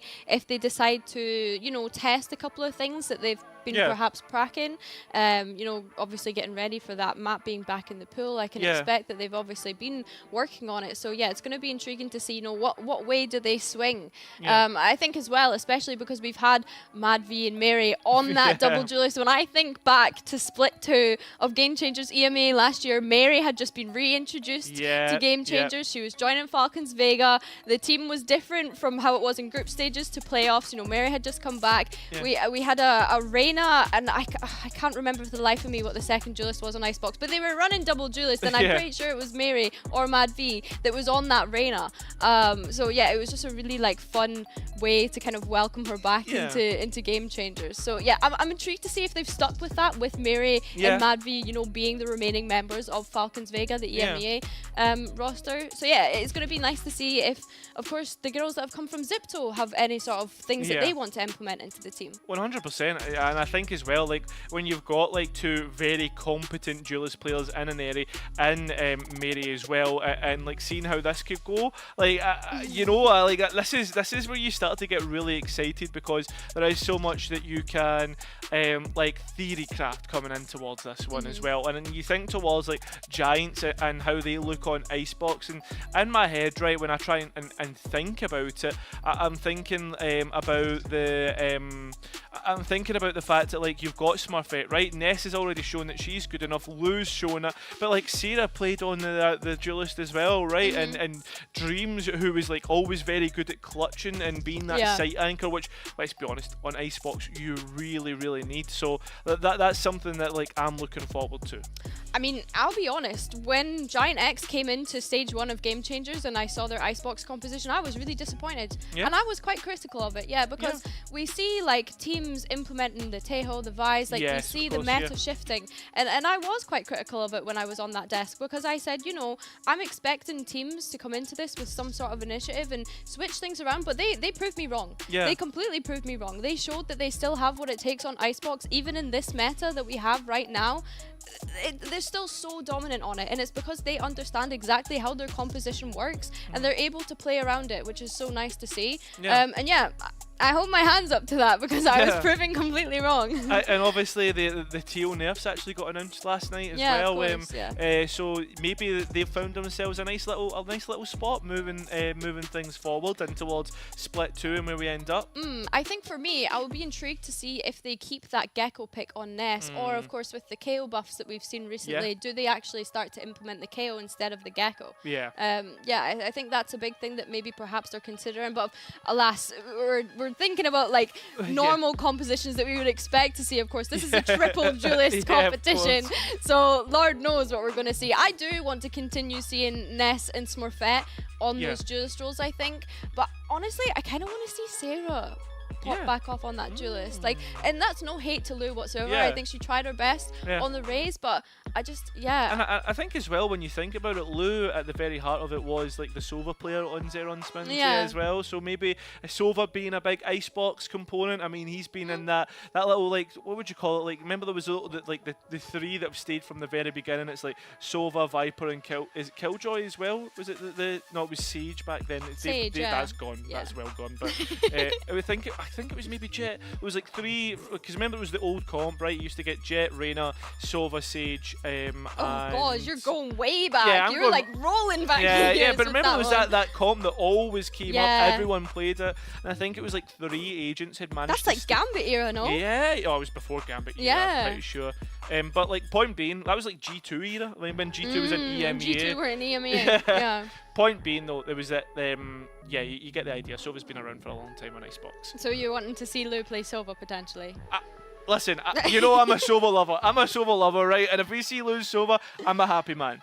Yeah, I mean, that's fair enough. Yeah. That's fair enough. But the thing is, though, is like if we think about the triple duelist as well for a second, and how that ends up being, I think as well, like you've got to be thinking about like how in this current meta and the way that the duelists work, right? We have these space-taking duelists, right? We have Jet, we have the Whaley, we have the Raisin. I think as well, like the Whaley has found a really nice place on Icebox. Do you think that's something that we could maybe see Icebox try and we can try and see both teams kind of mess around with and experiment? I think so. I think that we've already seen some teams in VCT experiment with the Whaley on Icebox specifically, but I think that the only success that that's really had, and don't quote me on this, but like majority of success it's had is usually when it is paired up with someone like a Breach. Yeah. Which Breach on Icebox, is that something that you really want to be playing? You know, you kind of have to take away the Sova in that sense and put in a Breach just to help support that Whaley. I don't know if it's something that I would be pushing for necessarily.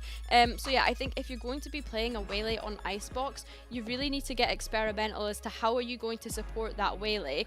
And I think that this is where we can start considering, you know, are we having a duelist support another duelist, and what duelist would that be to help support someone like a Whaley? Yeah, 100%. And I think like for me, that's you bring up this really nice conversation as well, as like we find a second tier of duelist where they fall into like the initiator front, like your Euros and so your Euros, your ISOs, etc. And I think like ISO could perhaps be like, obviously the initiation power isn't as strong as what it used to be, but I feel as if like maybe like because the way that the undercut works through walls, etc., that could be a spot that we find the ISO in to like maybe support that space taken if we get towards there. But that's all theory crafting, and yeah, I think like for me that we'll find this Euro coming up time and time again just because they have those long range flashes that can really aid other people to take peaks. Of course, yeah, no, 100%. And we are getting ready to get into games soon, guys. As you can see, all the lovely players on your screen right now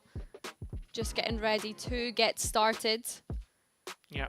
Meanwhile, we're just waffling on here, theory crafting what we think could potentially be played in Icebox. Yeah, 100%. Where does Icebox rate on you in terms of how you think of the map? Do you like it? From an analytical perspective or from a ranked perspective? Both. We'll go both. I want both opinions. Oh, okay. So, playing it, I would rate it like a 6 out of 10. A 6 out of 10, okay. Yeah. What about you for playing it? I would say it's like a 7 or an 8 for me. Oh, I really enjoy it, yeah. See, I think I don't enjoy it because I always just get like put onto the Viper, and people are always arguing with me, you should put your wall here, you should put your wall there, and it's always just used for like conditioning, and I'm like, guys, this doesn't matter in plat elo. Like, yeah. It's like, bro, let me play my game, you know? Yeah, no, for real. Well, 100%, but we will have the agent select up shortly. Anything that you think outside of the duelists that is a necessary one, like necessary agents that you'd have to have? Viper, obviously. Necessary on Icebox, yeah, you would have to say Viper, wouldn't you? But I think as well, like, do they stick with the same controllers that we see time and time again as well, right? Yeah. Omen has like the highest play rate percentage in VCT EMA right now, which is ridiculous. Yeah. But like, yeah, you just need to consider, you know, what are your options when you're playing Icebox? Do we see a Clove? Yeah. Potentially. Oh, yeah. I mean, of course, we're going to say, do you see a Clove? We want to see a Clove. But yeah. Could you imagine Clove with 2 Scottish casters? I feel as if that would be like the most, what do you call it, the most novelty thing that you could possibly get, you know? Yeah, I think it would be quite amusing. But yeah, maybe we'll see a Clove, maybe we don't. We saw a Clove last year. Yeah. G2 Gozen, Vanya. Oh, yeah, remember? Yeah, that was essentially another duelist as well. Yeah, essentially, yeah. Yeah, you know, the way that it's a more aggressive agent and the fact that you can heal yourself, and obviously you've got the little popper that helps you take your fights. Yeah, no, sure. You don't like that? No, I don't. Either way. We can sit here and guess and guess and guess. Yeah. But the one thing that matters is GiantX, of course, need to be able to get this win on Icebox. Yeah, 100%. Otherwise, it's an easy breezy day for Falcons Vega, you know? Yeah, and I think that's a very big point to make, because there will be another match that they'll have to play later on, whether that ends up being the lower bracket or the upper bracket game as well. As well, we've got another match after this, the return of our champions, G2 Gozen, up against, I mean, the NA champions of FlyQuest Red. So I feel like everyone's always like rubbing their hands together as soon as we get like the EU NA like rivalry. 100%. The fact that we get it once a year at GCC, but then of course we got it again Instalock last year, Instalock again this year. Like it's just nice to see all of these international teams be able to come together. But there we go, Cairo. Agent Select is coming up, and we're gonna see a Harbour pick from Camu. Not totally rogue considering some of the compositions that we see on this map nowadays. There's a lot to really sink your teeth into here. Both teams have brought the Reyna, a Harbour that's been brought out. Both teams have brought the ISO. And on top of that, Smurfette's Whaley, which I'm getting quite excited for, if I'm being honest. Yeah, Smurfette on Whaley. This must be a mistake. Am I mistaken? This is her Whaley debut, no? Oh, that's something that I can't remember the split one anyway, but I'm pretty sure you're right, because if I look back to Icebox, it was Neon that she brought out. Yeah, exactly. And I had said before, you know, I was looking to see, is it going to be Ness that continues that Whaley? Is it going to Whaley? Sorry, Neon. Is it going to be Smurfette? But it's actually Ness jumping onto the Viper on Icebox, which we've not seen in some time. Yeah, that's a long time ago. Lou's taking Sentinel duties. I'm not getting the Sova that I wanted. Dream now on the ISO, so maybe they're just taking turns at who's picking up the Duelists on this Reyna one. as well. That's another throwback. Yeah, listen, this is a lot to be excited about. On top of that, Falcons, they're bringing out the Gecko as well. That Alexia, I'm loving. By the way, I love the drip that Lou's got as well with the specs. Yeah, the shades. Yeah. I love it. Maybe she got inspired by T-Bolt from last year. Oh G2 yeah. Gozen. But I feel as if T-Bolt had the proper glasses, whereas I feel as if Lou's is like the kind of like 2000s like. I know what you mean. Yeah, it's very Y2K. Yeah, 100%. But enough of our waffling. Let's get into Icebox. GiantX's pick, and this is really important because they need to win this, or they are dropping in to the lower bracket. And Falcons, on their return, will beat out one of their old playoff rivals in GiantX. Super excited to get stuck into this one, Cairo. Can't believe it's only the first series of the day and we've already been treated with so much on Lotus. But looking into Icebox, again, we were talking about the agent select there, and it is Mad V and Mary that are going back to their old ways of playing that Reyna and ISO that we spoke about earlier. But going into this, they're looking to take that early space up mid, and it's just pure aggression from them. To be expected with triple Duelist, but Falcons finding that space through mid, and GX, well, they're going to fight back, finding a Neri. So mid space towards Giants, and now on top of that, they're taking Kitchen as well. So Giants are doing very well on this pistol round. Is this the defense to win out? On Lotus, it was both attacks that won pistol. Lovely stuff from GiantX, and it's actually Smurfette that managed to kind of stab the knife in the back of the Falcons Vega players there. And I think as well, like, you're seeing the dash that was brought through, and Neri just caught so off guard, trying to like flick up towards top tube.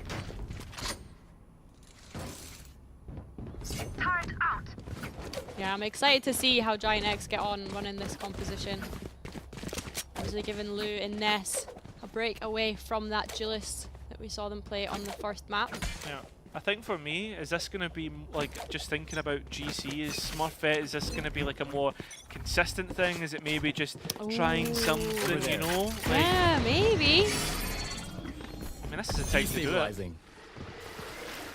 I would love to see that, you know. I think that we were all hoping for it during stage one, but I mean, Smurfette on Neon on Icebox is just prime Smurfette. Yeah. When I think of Icebox, I think of Smurfette Neon.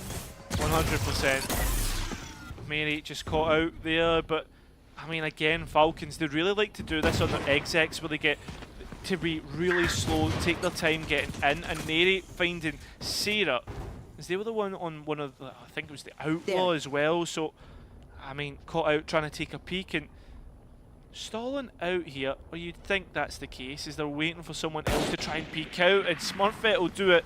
That's not the player you want, because that Marshall can hit like a truck, although Mary's Sheriff can hit as well, and Dream's Bulldog does all the damage. Now, up to the last player. That Sheriff actually got a headshot, by the way. Lucky that Dream keeps alive. GiantX, get that anti-eco. Not too much to be said about that round, Cairo, other than, of course, GiantX. Dropping a couple of bodies, but they're still able to keep that Outlaw and that Bulldog over. Coming into this one, Falcons Vega looking to set up the pack going towards B. You can see a couple of pings going on the map, figuring out what sort of space that they're wanting to initially take. But I mean, look at GiantX as well, getting ready to kind of funnel down mid and potentially crunch this. I like this. Again, proactivity. We spoke about it, playing the defense like an attack. GiantX have managed to do so and position Dream in a spot where she'll be taking so much information, so Falcons knowing if they are trying to go back or whatnot. Smurfette not spoke about, not found, and lose the one that finds Mad V, not the Marshal of Smurfette. And GiantX are doing a really good job stalling out here. Molly's pop, but Wingman not even going to be able to get that spike down. That's really, really unfortunate timing for Falcons Vega. Just trying to get anything they possibly can, but GiantX are all over this map, finally going to be funneled out, and it's Dream that's finally working her way back in to help support Ness. Yeah. Bulldog in hand. I mean, Ness has only got a shotgun, so she's not going to do much from Snowman. It's the Ghost though that does it. And there's players low here. There's no way, right? We're not going to see a clutch up from Ness with the weaponry that she's got. I mean, she's found the Bulldog though, and that's a lot more convincing in terms of getting this one done. Has the orb to work with. Oh no, this is where things start to get worrying, because you know the players have to try and swing out. First one found, the other two are low. This is looking pretty doable for Ness, but unfortunately she can't win that second fight, and Falcons will get that bonus round. Unlucky for Ness there in the end. And I loved that you were saying that she wasn't going to get much done, but then pulls out that Ghost kill. Yeah. The thing as well, when she gets that Bulldog, you're like, nah, this isn't the realms of possibility. I have to agree. But Falcons Vega coming into this one with a couple of Guardians on the board. Let's see what they're able to do with it. And you can see the setup change from GiantX here as well, just completely leaving mids, just letting a turret set up there, and it is Smurfette that's going to go for that initial aggression. Of course, she's able to dash right back out of here if necessary, and she is going to be able to pick up Mary. Yeah, first pick found, and you can see Dreams just thinking about jumping over pipes, but instead decides to hold on. They get rid of the Dizzy, and Falcons are going to find this really difficult to try and break through, considering the players sitting here, but they'll do it by using the Harbour ultimate. You can't stand still, or else you're going to end up stunned, concussed, or even found out. As Neri tries to bring out the blades, it doesn't work. And GiantX are holding on to this site very well, trading off one another. As Mad V from up top in Nest will get ball held down. GiantX finding 3. And such a nice read from GiantX to stack those 3 over towards that A site. It wasn't until that Harbour ultimate came in that things got a little bit sticky. But again, we're seeing things like disconnect, right? Yeah. It's the peaks from Falcons Vega. When they do things together, they usually get the job done, but just individuals taking their own swings there, not being able to trade them out. And I think as well, fundamentally, GiantX are so sound. And look, you can see how they've changed their setup, right? Last round, aggression on A. This round, they've put 3 players towards B. And they've got Smurfette on towards the Outlaw as well, which they know, on a long line of sight, she can do some damage. Sarah's lucky to pick up one there. Tries to stick around for more, but it's a little too keen. And it is, of course, going to be Mad V that's able to shut her down. Coming into this one, GiantX just really playing slowly and allowing Falcons Vega to be able to get that spike down. They do have a couple of ultimates available should they want to invest them. But of course, with Wingman being able to put the bomb down, it's going to get cancelled out by those nano swarms. Kill contract, trying to deny the spike plan, but instead Ness will start to find the players that NanoSwarms, you said, finding the wingman, and well, straight away GiantX clear that one out as easy as it possibly could be. And you see the plan there from GiantX, right? You know that they're going to try and plant with the wingman, so we'll let the NanoSwarms do the damage first. Then, like you say, we've got the kill contract up to be able to deny that plant. Just really, really nice mid-round calls from GiantX to be able to come up with those plans. And I wonder if it is, you know, the value of having Lou come in, IGL of Zerens Mint, being able to contribute ideas to the team. I think that's like a big thing as well to think about, is the fact that GiantX will have their system, but what does Lou use to try and implement theirs? Sarah's using the Empress, and this usually means she wants to take a peek. Unfortunately, the first shots give away her position, and Falcons have dealt with mid effectively. GiantX just getting a little bit cheeky there because, of course, they've been leaving the turret to deal with mid for the majority of their rounds, and so this is really nice from Falcons Vega to recognize that and decide, actually, we're going to go and fight towards mid, but it's Ness with a knife in the back onto Camus.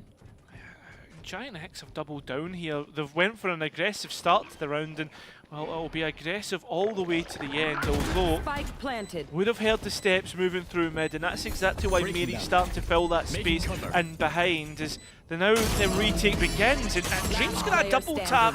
For a minute you thought that was going to be GiantX able to come back in, especially considering it was a 2 versus 2 on site, and Mary was a little late. It doesn't work out that way.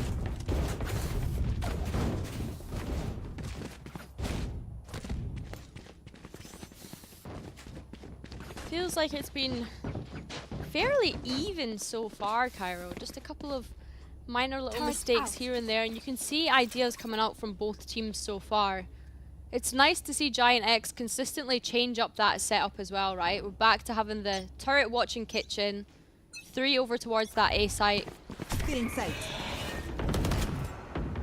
Falcons are going to go for an aggressive mid push up here too, already managing to get up kitchen to be able to deal with that sentinel utility, deny any form of information from GiantX coming into this round really early on. Yeah, Smurfette knows that the Gecko's on this angle. Lexi found, dashing straight in. It should be easy enough, and it certainly is. Although there's an extra player there, and Smurfette manages to actually escape. Mary caught off guard as well. It's turned into a disaster for Falcons. Oh, Mary, it doesn't even get a chance. Smurfette, you're seeing just how much thought has gone into this wheelie. More than is possibly can be fathomed. Very comfortable so far. And I know that we questioned before, you know, how are they going to set up a wheelie with that lack of initiator, you know, not running a single initiator on the side of GiantX. But she's not even really needed it so far. No. It's Smurfette's world and we're just living in it. I mean, we've said, I don't know how many times I've heard that saying, but I think I agree, right? Just like how comfortable Smurfette actually looks as well. I mean, like the same question could be said about a Neon, right? Like, because of the space taking that Neon can find herself in and the disconnect that creates.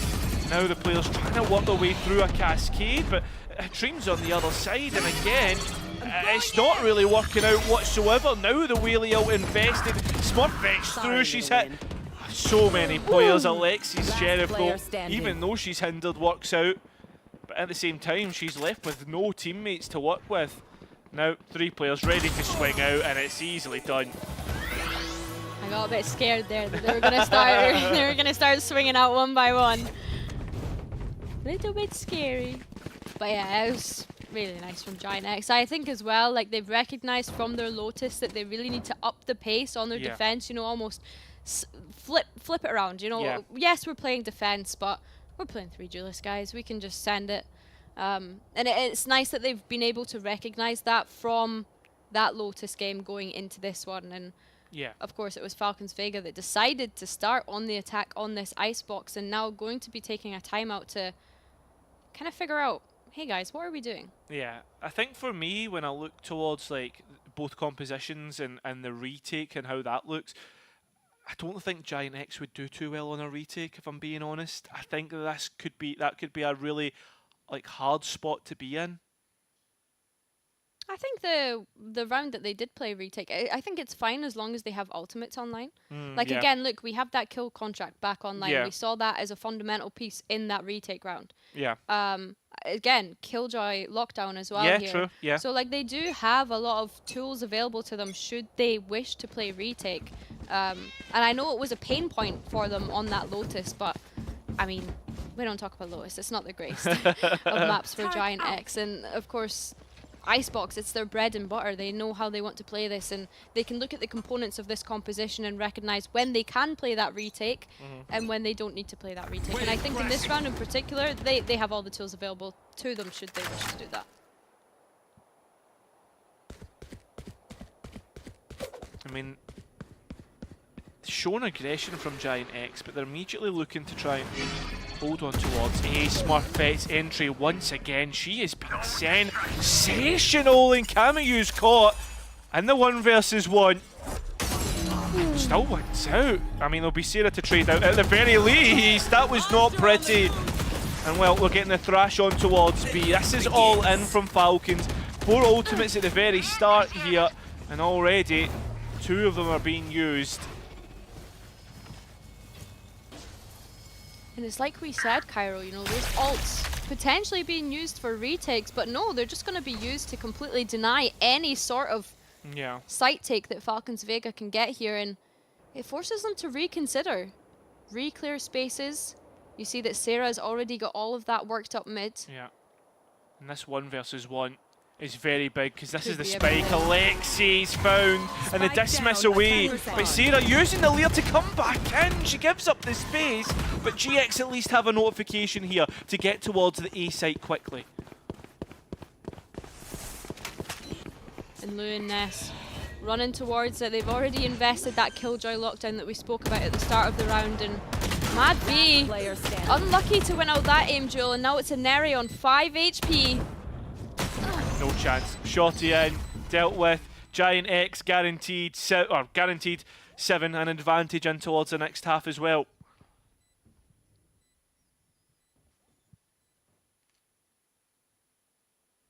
And it just feels as though watching it at the moment, you're waiting for Falcons Vega to be able to have the answers. I mean, when you look towards it, like Thrash and Empress being used up, like they're trying their hardest. That last round's probably their best chance that they've had in a long time as well, and that didn't work out. I mean, they've still got what the Harbour ultimate and the kill contract from Mary. Do you know what I need? What do you need? I need Mary to go Mary mode. Yeah? That's who I'm looking at right now. I need Mary to go Mary mode. This is looking like a pace change very quick from Falcons. Last round, a bit slower. It was easier to read for GiantX, and well, you're going to get it in towards the site. Ultimate's being used. Aneri up first on the jet. And it seems as if they've got site control. You're looking at this, GiantX are very close to being ready to just go straight for the retake. Aneri playing in this position, going to be able to pick up that first one, and it's Lou that's able to pick one up with the Outlaw, but Mary completely answers back and is able to shut her down. These knives are not really hitting anything at the moment, and trades going back and forth, but it's Sarah only on 25 HP, waiting for that flank to come in from Ness. This could be everything. Could be. Ness now into spot, sees the player below, wins that out, and it's back to a 1v1. Onto the spike she goes, but the time soul. And it won't work out. Falcons find 3. Finally, they get their 3rd round, which they've been looking for forever. You sounded really Scottish then, sorry. Thank you. Forever. Thanks, mate. It's alright. Yeah, no, it was nice from Falcons Vega. You know, we said that we needed them to find an answer back, and we saw them try and do a kind of similar round with that Harbour ult before. Obviously recognised what they needed to do this time round to make it work out for them. But look at this stack on A for GiantX. This could get a bit messy. Already has. There's already 2 bodies found on the ground. And with the Empress put forward, you know Sarah fancies this kill contract as well. Sarah's gone off the board. And Loot to try and hold on towards the site and protect the body of Sarah as she's coming back. Well, not for much longer. Back to 2 versus 1. And that was so nice from Kamayu.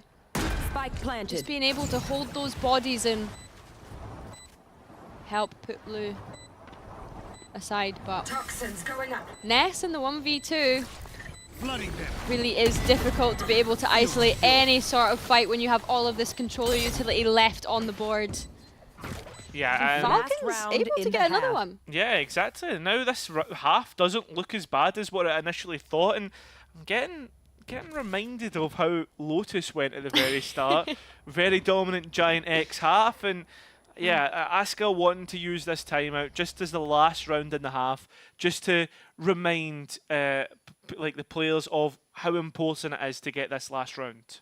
For sure. I think though that they can probably be happy with, you know, being able to get this amount of rounds on their defense, but of course an 8-4 half would be of course more ideal.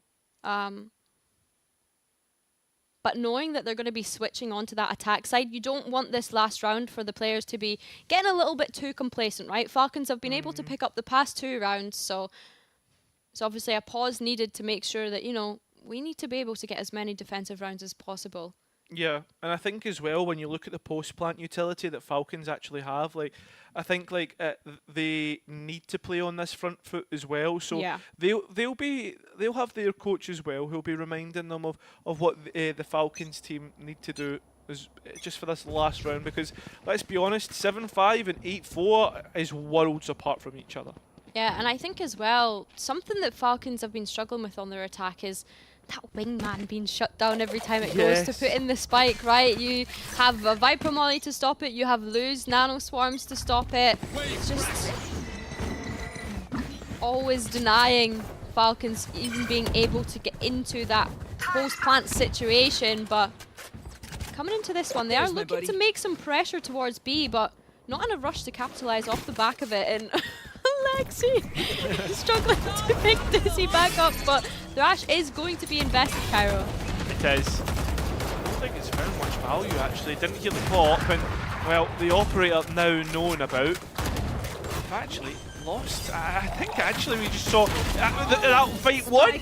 Falcons though keep themselves in an advantage here. The spike being denied, but not nearly needed. It's turned into a death match, and Falcons are winning it all as they'll find the last round on this first half. And 7-5 is the exact same scoreline that we had on Lotus. You sounded very excited about that, and I'm here for it. But yeah, I love when the stories write themselves, right? When you have the same scoreline happening. But I think as well, this is a lot better for GiantX now, being able to start with those couple of rounds up, moving over to the attack now, where I imagine they'll look a lot more comfortable. Can't wait to see what Smurfette has up her sleeve with this Waylay and how they utilize it to take space. And what Falcons Vega are going to be able to do to shut that down, because when we look at their sort of delaying utility potential, I mean, you've not got an awful lot. Over there. Yeah. I think as well, the other thing to remind people is when this Instalock tournament first started last year, GiantX were able to win out their first series against G2. Well, that was a 3-mapper.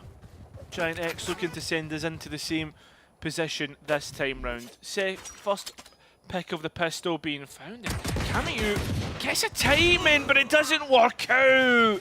Spike can go down easily on B. And Falcons now having to run over to this site, but MadV looking to take fights before the rest of her team is even here to support. And look at the HP on the GiantX players, all roughly around half HP. Sarah, the only one remaining with full health. This could be doable for Falcons. Look at the Sheriffs that they've got in hand. This is definitely doable. And Neri, hello? Luckily enough, GiantX have bodies in their favour, but That was absolutely insane.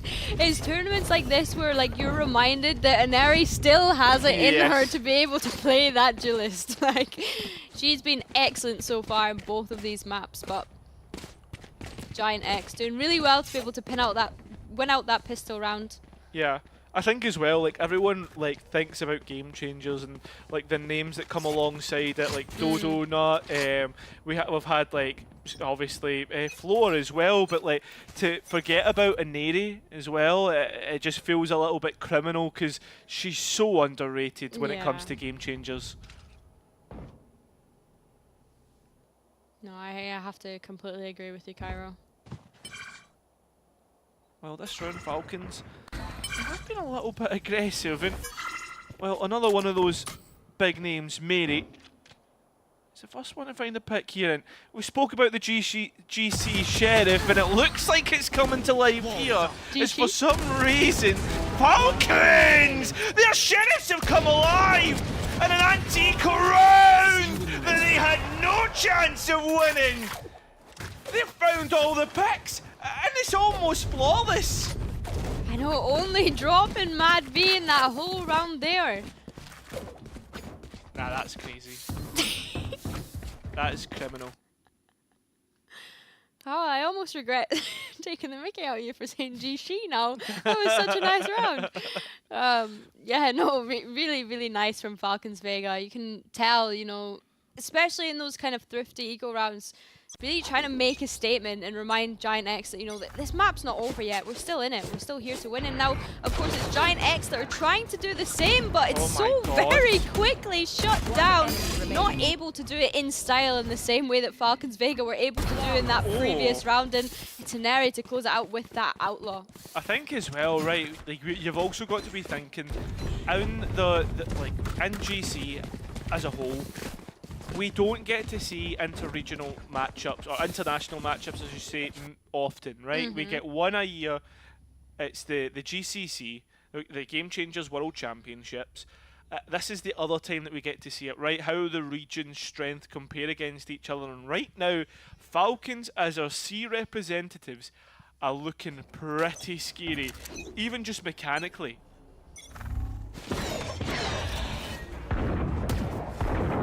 Coming into this one though, Smurfette ready to take on any danger, but it's Lou as well just lurking towards that A, looking for an overstep from Falcons Vega. And again, you have this Viper wall going up from Ness, but Harbour Utility is able to block off anything, but it's Lou looking to find something elsewhere. Yeah, and she's done so well. That A side now, a big question mark. And there's a question mark on B long as well.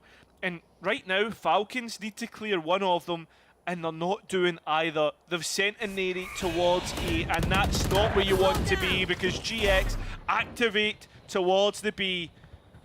The attack, I've already got everything that they need. Falcons on the defense. They need to try and deny this spike plant. The wall being used to buy some extra space, but all it does is get a chance to go onto the spike. And there is a cove to work with. Sierra peeks out.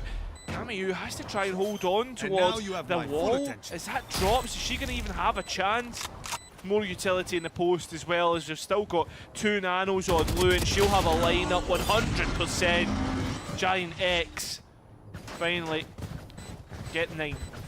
And that's so unlucky for Kamiyu, because you can see the play that she's trying to go for. You can see the intelligence of this player, but it's just a little bit too much to ask for when you're up against that many players at the end of the round. And again, like we said, that post-plant utility that they have available to them on GiantX. I mean, that's it, right? Like you just have so much when it comes to Icebox. You can be very execute heavy. There's not much you can default as towards this B long though. Player's ready to go. But it's a Neri with the op that I'm looking at on this round. See how much value she can get from that. Obviously no one going towards A at this moment. See nothing. In this position from Kamiyu. Able to bail out pretty easily if required. A lot of bullets flying at the minute, but there's not a lot hitting. It's just spamming this. It's looked all the way through. That's through kitchen and Smurfette as well from mid. Completely caught off guard, Falcons. And they're left scratching their heads. Where was the gap for Ness to find the space?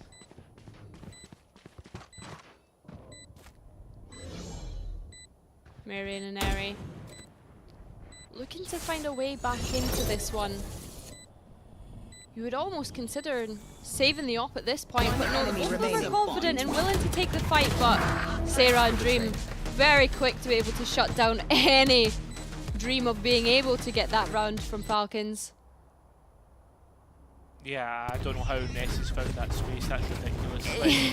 I think it's really tough as well, though, because if you're going to have an Eri on that operator and then still decide to stack 3 players towards A, yeah, you're losing valuable information from other places in the map. You can see that Camus is taking that space up B and is fighting for her life with those harbor walls, and no one's holding mid at that point. It almost makes the op a little bit useless in a round like that. 100%. But Knives invested in this one. There's also players walking down mid. That is disgusting. Oh my god. Only one blade needed. And Neri clinical and finds 2 advantages at the same time. Falcons, they've seen enough. They've given up their mid play and they're coming straight to reinforce an Neri. But I don't even know if you need to. She's on for the ace. She's going for it. But Madvy's denied it. A thrifty round for Falcons, but that is criminal that ace has been denied. I would be so annoyed. You have to be kidding me. 4 knives used, 4 shots to the head, and Mad V comes in and sweeps it up like that? Nah, we'd be having words. Yeah. That's not my IGL. I'm calling a timeout right now. That's not my IGL. How dare you? That is disgusting. I mean, Anari, incredible individual performance in that round and able to pick up the thrifty for her team, but it's a complete tempo change from GiantX. Smurfette looking to see. Oh, Sarah. Oh no, she's left all alone. Smurfette, she refracted away, and now this is not what you want because Smurfette's left to pick up the pieces and it's 3 players that she has to try and find. And look at this again from GiantX, just able to walk up and wait for this Harbour utility to finish doing its thing, and honestly, they're almost getting away with a contact play here, Kyra. Toxin screen down. Very nice to see them go so aggressive at the start of the round and then completely slow it down, but Falcons Vega, there are 3 of them available here to contest this site should they need to. 100%, and you know that Empress also being used, so the spam will be so much more effective. They're waiting for the toxins to come back up though, GX, and they've also got the first, and unfortunately the kill contract denies the lockdown, but it will not deny the fight. Dream now up against Mad V, who is in that Empress and won't win her fight. And now we're back to a 2v2. Remember, Camus not found. Spike still ticking away, and Dream's not looking the right spot. We're within 1 between these 2, and Camus had a monster round. Yeah, shout out Camus. It was her doing all the work when all those kill contracts and things were going on. There was about 4 players taken away at one point, and Camus was the one to be able to help, but quick tech pause here, Cairo. Are you used to a tech pause? Have you experienced many tech pauses? Do you know something? I will be honest, in my experience, I have not had any lengthy tech pauses at all. I would like to return. What would you consider? Maybe we don't discuss what we consider lengthy, actually. So no, not prone to a tech pause, are you? No, actually, not a lot, to be honest.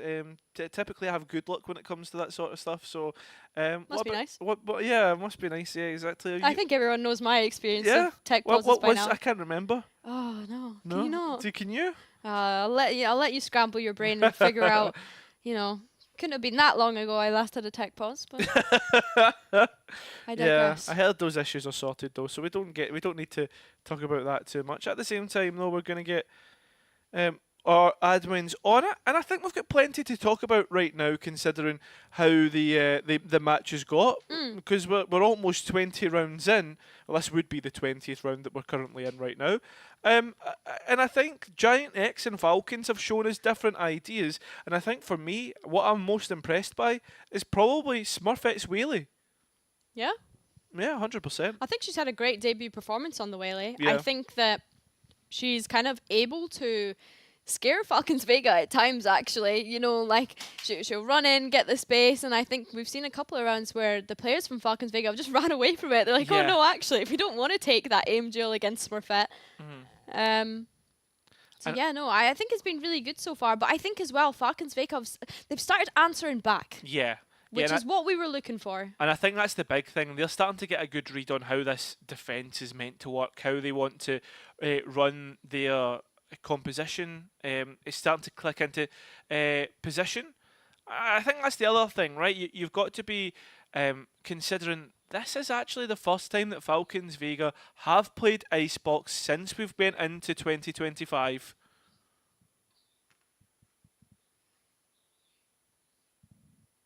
We do have a couple of clips from the match so far coming up. I mean, this round from Cameo is just so nice. Just a nice little reminder of some of the individuals and the levels that they're able to perform to. Because, of course, we keep hammering home about it, but these players, they don't get to play against each other very often. Yeah, exactly. And, of course, it is Mary and Madvi's return to playing against a lot of these players that they faced in EMEA, but never Lou and Dream, actually, now that I come to think about it. I mean, maybe, like, back in the history of GC, but, of course, Lou and Dream this year was their first time in the main event. Zaren Smith's first time in the main event, and it's so nice to see Lou finally find that success with this roster that she's been able to build. Yeah, and I think you're so right to pick that up. Right, a big deal was made about it in France as well, because you've had Carmine Core, who, I mean, this year they've turned things around, but they've had varying success, right? Yeah. Like within their region as well. Oh, and Carmine Core is scary now, bro. Yeah, let's not talk about it, man. Like, but I think scary good, by the way. Yeah, that scary, sounded negative, but I meant scary good. No, I know, and maybe my response sounded negative, but it was more the fact that, like, we'll talk about the teams that are here. I think, what I mean is more that, like, the EMEA as a region has become so competitive, and obviously it's easy for us to harp on about VCT EMEA because that is, of course, the Game Changers circuit that we are most affiliated with. So yeah, I just think that the talent that we have there is great, but that's why I love events like this, is because, like I say, you get players and teams going up against each other. We don't get to see this, and it's nice to start building those early narratives for that GCC at the end of the year. Yeah, exactly, and that's 100% it, right? Is you get that kind of level comparison. Where actually are Falcons Vega at compared to, like, the EMEA teams? Because I think as well, right? Let's think back to last year and the teams that we had. We had GiantX, we had G2, we had Shopify Rebellion, right? We like it was a very EMEA/NA focused. And this is the first time we've had a Pacific team come and join us. And I think as well, that's something that I'm really excited about, because, like, I think is when you think towards GCC, a lot of these teams maybe have 2 games and they're out.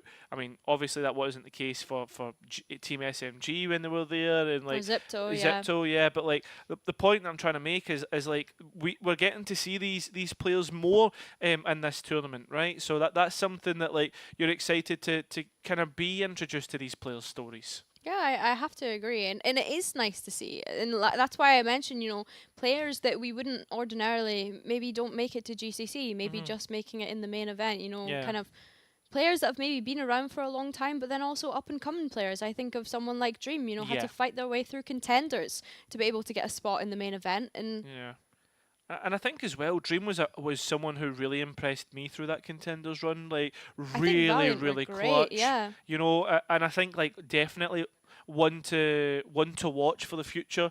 And that's the thing though as well. Like, and I think this is maybe where the conversation goes in terms of Sonder, in terms of, like, the fact that she's announced her retirement without. Don't make me sad. I know, but, like, the point. It really went from it's Sondering time to it's sobbing time. But the point I was trying to make is it's nice to see there is that next generation of talent coming through in GC. Yeah, I have to agree, but like Sonder is so young still as well. Yeah, you know, like it no. makes me sad.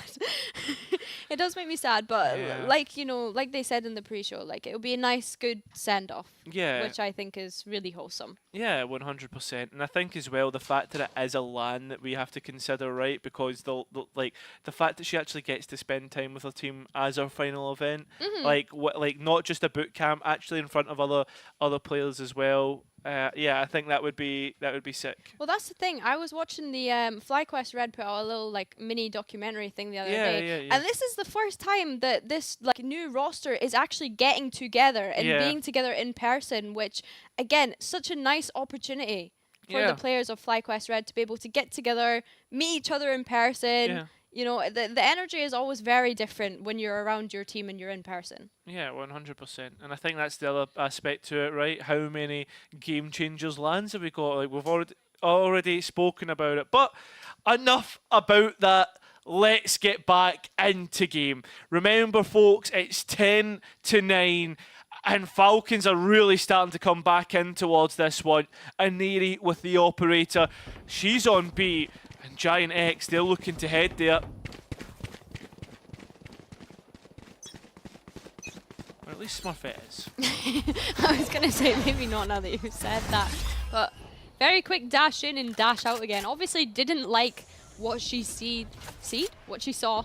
And now GiantX looking to just work their way towards A. And you see the kind of switch up that Falcons have had now. They're now running that 2-1-2. Yeah. You should run. Lockdown being used. Obviously that was denied last round by the kill contract. This will buy the space and force players out, and you can see Mary just trying to see if there's anything to find, and she gets the entry pick. Welcome to Is going to get detained, but there's not really any way for GiantX to be able to capitalize off the back of that, and the Viper's Pit is going to be invested, but in the meantime, a Thrash is coming in. Yeah, that's the key piece that's going to be used to re-clear here. Falcons retake, now looking so much stronger. And you've also got to be looking from Dream up top on 4-10, who's got the equaliser. 4-4, Viper's Pit, a problem. And Dream once again continuing on, finds Mad V. Lexi in towards the backlines, but still it's Dream, the name on our lips. Mary now continuing on as the players try to get on towards the spike. Another ace denied, this time by Ness, but it will be 11 for GX. Very nice individual moment from Dream yet again. It's someone that we keep hammering home about, but just think as well, her performance in map 1 being put onto that Omen and now coming onto this one and being able to shine on the ISO is really nice to see. Going into this one, Falcons Vega. Every choice matters. Looking to have an op on an Eri still, but Camus forced into buying a Sheriff here. The buy is looking a little skewed, and Mad V is going to be the first one to fall. Over there. At the same time, it's that operator that you've got to be scared of, right? And Neri's been pulled off the angle, and I mean, Ness was looking into it, which you imagine it would be right there. A dry peek, not something that you want to do against an operator. toxins going up. But look at this, and Eri is going to play in front of that Viper's wall. Dash activated, does not hit the first shot. It's a little cheeky peek from Ness, able to dip back out. And of course, you mentioned it, Cairo, not having that initiating utility. Sarah being down, no longer having flashes available. I mean, that's it. Now you have to try and cross a harbour wall as well. It gets more and more difficult, and GiantX are being stalled out. No Lux to play upon, and time is ticking away. If you head back towards A, and Neri is there, the operator lying in wait, the trap ready to be sprung, but Ness wins out! Not really 30 had a seconds chance left. to see Ineri activated with that op just yet, and is taken down by Ness, as you said, Cairo. And look at this reaction from GiantX, just deciding, okay, we need to hit A, and we need to hit A now with only 15 seconds left on the clock. Thrash is going to be invested, and not getting anyone. It's actually GiantX are able to completely bring it back in their favor. It's Lexi in a 1v3. No players so far away. At least the wingman is there to try and bait the players out. Turret saw, and well, she's able to get one. That solo will beat GiantX move on towards map point. Match point. And we said this, Cairo. Icebox looking so much more comfortable for GiantX. And look at the buy from Falcons Vega. They're forced to just scrap together whatever they can. Yeah, that's it. The reckoning here is all Falcons Vega can put their hopes into. I mean, the Sheriffs as well, like, they have hit and they'll need to hit again. I mean, really dependent on Camu to hold on to that B long as all 4 players move up and scale on A. Blue's not looking in this position. That Dizzy should give away the idea, but she's looked away, and unfortunately for Falcons, they weren't able to capitalise on that mistake. But GiantX are just so aware of this weak buy from Falcons Vega. They're aware of the fact that they're on map point. You can just take this slow and wait for any sort of desperation, any reaction from Falcons Vega. 1v1 is what Falcons want, and well, Ness is gone, and unfortunately the player Snowman found Mad V, their Guardian, out of position and in towards heaven. Place to work with, and unfortunately there's so many GX players here that this should be easily done, trading off one another in the right positions. Lexi found, and now it's up to Aneri, who's been good for it before. Finds the first, and in a 2 versus 1, upgrades to the rifle. A clutch here would keep Falcons alive, but you know that GX have everything that they need to send this one home on their map pick. They win. We're going to map 3. Stylishly closed out by GiantX there in the end. And like I said, I think we felt a bit of desperation almost from Falcons Vega, knowing that they didn't have the greatest of buys. But it's okay, because they can just get ready for the next one. It's fine. Yeah, this map number 3 is going to be a banger. First 2 maps went nearly the distance. We felt as if like we've had 2 fake comebacks, right? So now map number 3, are we finally going to get that overtime that we were looking towards? GiantX as a whole, though, I mean, so much better on that map. Again, I feel as if though, like, they get into these spots where they are like very convincing at the start, but like as we get towards the middle of a half, they kind of fall away and let their opponents back in, and that could really be a problem, especially with an ultimate economy like better managed. Yeah, I have to agree. I think as well, like, we look at the different compositions, right, that they had throughout this map. I think that having that Gecko, it didn't prove to be a whole lot of value for Falcons Vega. There were so many times, like we said, where that wingman plant just wasn't working out for them. But then again, I don't know if they expected to be up against Lou on that Killjoy. You know, it's not something that you'd perhaps expect, considering that you're playing the triple Duelist. But I think as well, like, it was just such a great map all in all from GiantX. I think that they proved why Icebox is their home ground. You know, they're so great on it. And I think as well, the amount of thrifties that we saw from Falcons Vega, potentially being able to get back in it. Yeah, I mean, not all is lost yet. Not all is lost. We do have Split. Yeah, we do have Split. So it's fine. It's all good. I think as well that you think of Triple Initiator as well on Split. How does that Triple Initiator?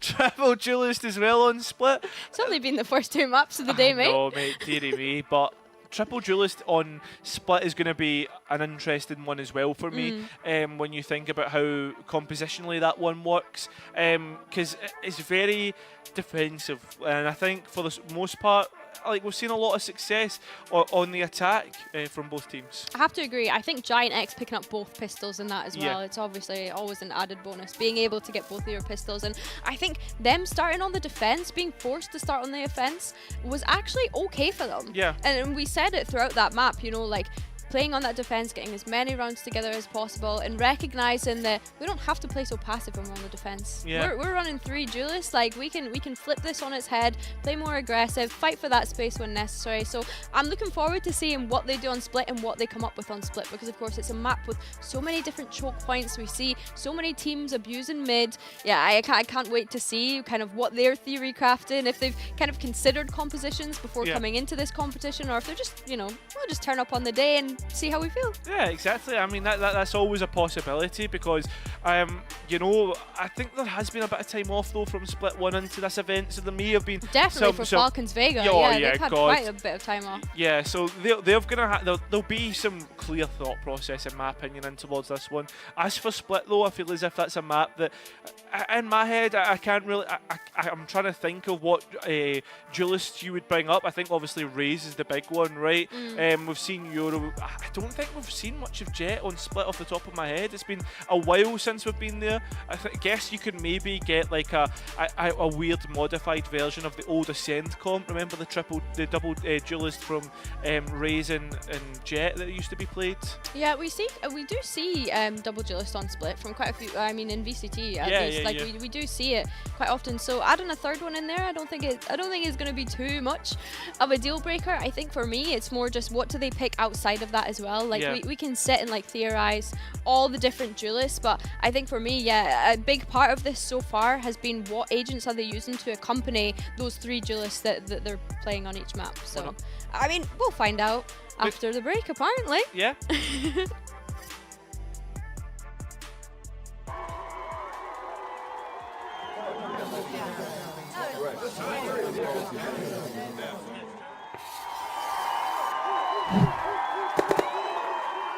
Red Bull gives you wings.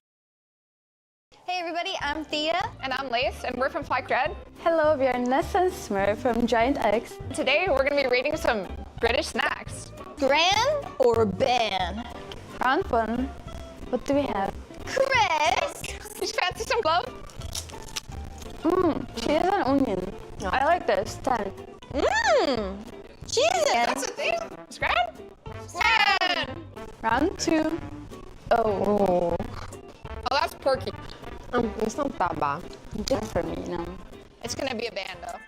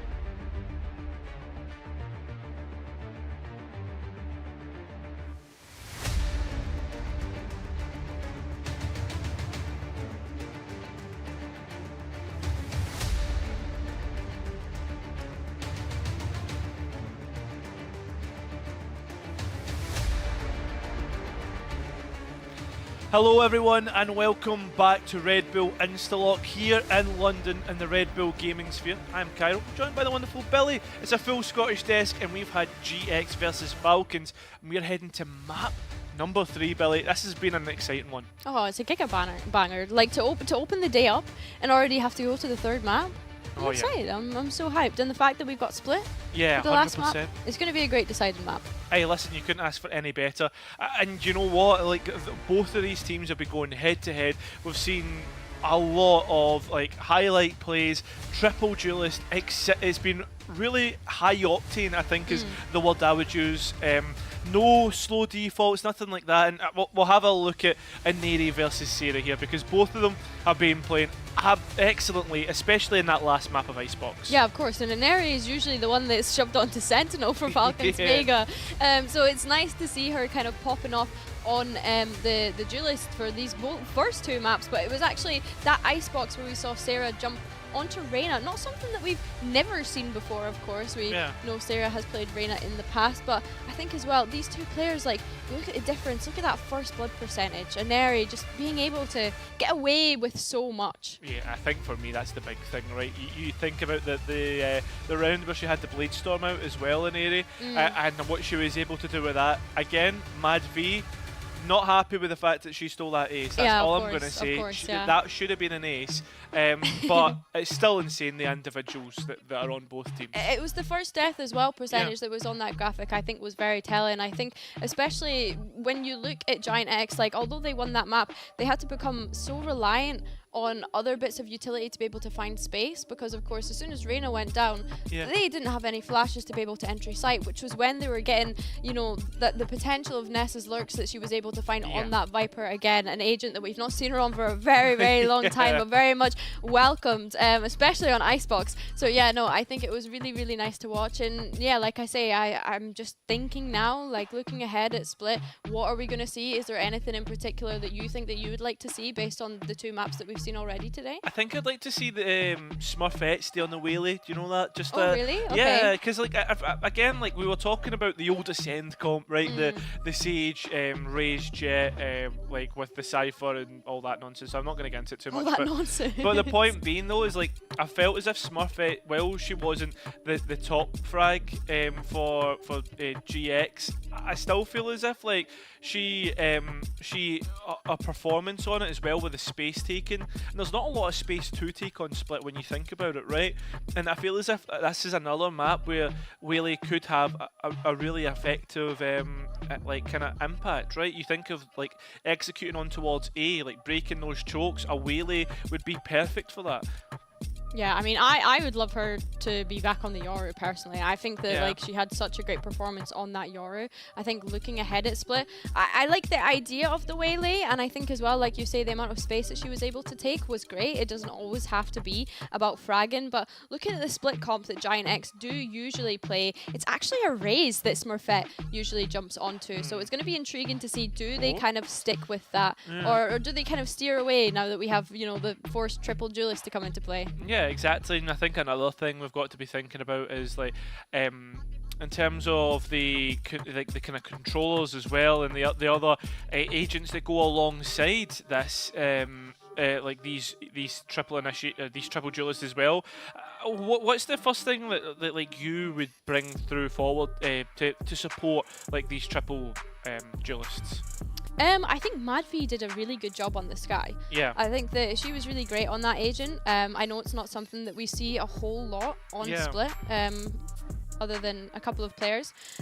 So yeah, I think that looking ahead, I think that she was really great at supporting on the Sky. I think as well, like if you're looking at controllers, you know, like who's actually going to jump onto that controller? Are they going to continue to kind of have this Viper play that we see time and time again on Split? You know, are we going to even see a Sentinel, or are we just going to see something like a solo Viper? I think that that's a completely viable option. Yeah, it possibly is. I think that's the other aspect to it. Like, we have seen Sarah play that Viper as like the lurk agent, right? The solo anchor, the kind of like, I guess, impromptu Sentinel as people have tried to call it. And I think like, yeah, I can see that completely working on Split. It's something that we've seen often. But the only thing that I would say on top of that is like we've seen it on Lotus, and Falcons were able to understand how Sarah wants to play with that wall and play with her looks.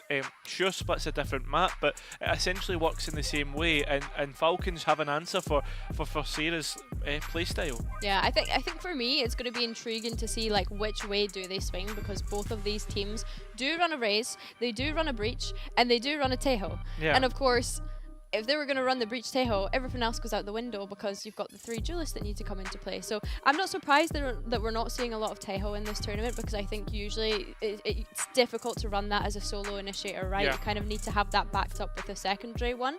So I think going ahead and looking into agent select, yeah, like we say, we can sit in theory craft, but I think that, yeah, let's just bring it right up and have a look at what we're actually going to be running. And we are going to see the Clove. We did say that we wanted to see a Clove today. It's quite poetic. Yeah, it is. I wonder if GiantX have been listening to us. They've brought out, Ness is the one who's brought out the Clove, and on Very top of Scottish that, yeah, and on top of that, we are actually going to see Sarah's Viper back.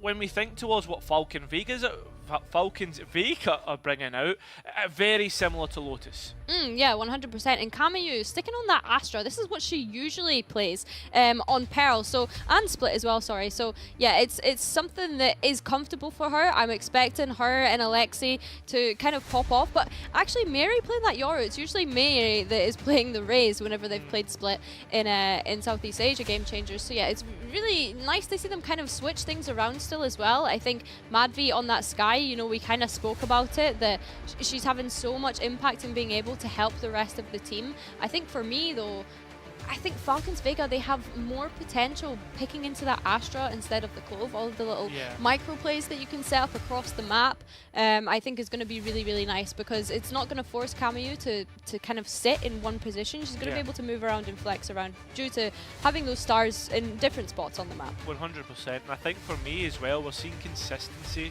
within the roles for Falcons Vega, whereas GiantX, they're playing around with who they can play, right? Like for instance, like we've seen like Sarah on the Duelists last map. Now she's back onto Viper duty. But with that being said, we've spoken a lot about it, and now map number 3 is ready to get underway. We are ready to get into Split.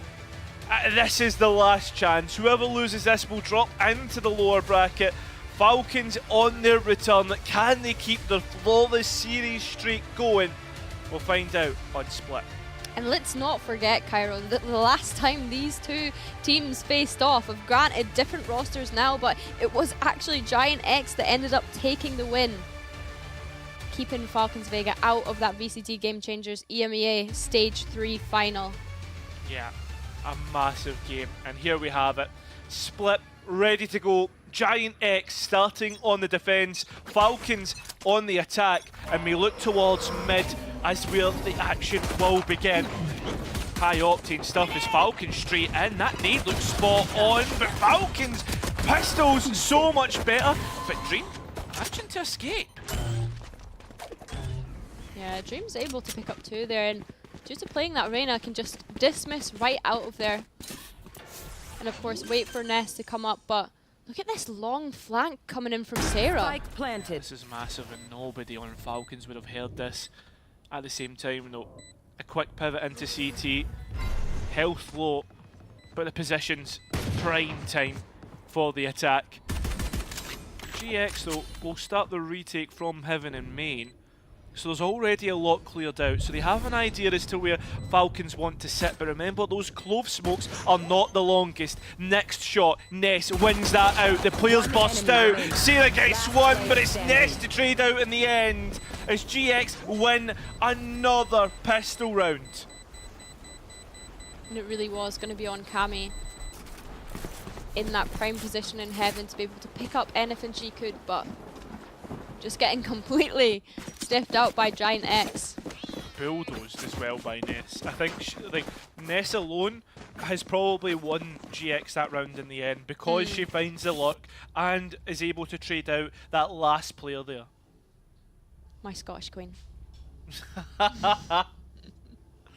Honorary Scot. Was that what she said to you again? Honorary Scott? No, she said to me, she was like, bottle of water. That's what. Oh, I see, I see. I was just saying, is Ness an honorary Scott? That's what I was asking. We Claymore. Okay, rate it. We Claymore. Either way, going into this one, as you can see, a couple of sheriffs for Falcons Vega. We've seen what damage that they can do before. We certainly have. First shot, spot on. Ness, well, she's trying to bring out her own. That Marshall being forced back, and Falcons once again on a thrifty round, proven to be an issue. Advantage. Yeah, it's not only that though. Sarah was ready to go for the luck, a late flank again. But on top of that, she doesn't want to go for it. Decides that, well, I don't want to give another 1v1 to a Falcons player. Dream in the opposite end though. Trying to hang around in the smoke as it begins to drop. Now, the toxins come online. She has the right idea here, playing up close and personal, and again, able to just dismiss out when there's anything that she doesn't like. But Falcons Vega trying to swing together here. And it's Sarah coming in from the back lines once again. You mentioned it, Cairo. That almost got dicey for GiantX. Yeah, far too dicey. But on top of that though, they are able to get it over the line anyway. Maybe Falcons just get an extra buff when the team's got a better buy than them. Perhaps. Perhaps. I like that though. GiantX were very good at supporting each other once after the first two picks, the three remaining were able to really have good communication and work off one another. I think it was nice as well because they recognised that, you know, they no longer have the advantage. They're in a 3vx situation. Sarah cancels that flank and they decide to play together. Going into this round. Well, that B site's completely clear.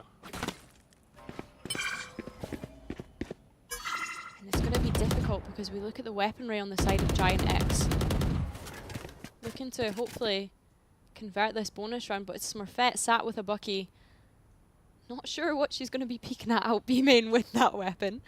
Yeah, mid though. We were looking and already the spam damage and Dream has done excellently. Taking that back. Drop back. They've got what they came for, GiantX. Absolutely, and now they can look towards Here. focusing their attention on that B site. Spike's here.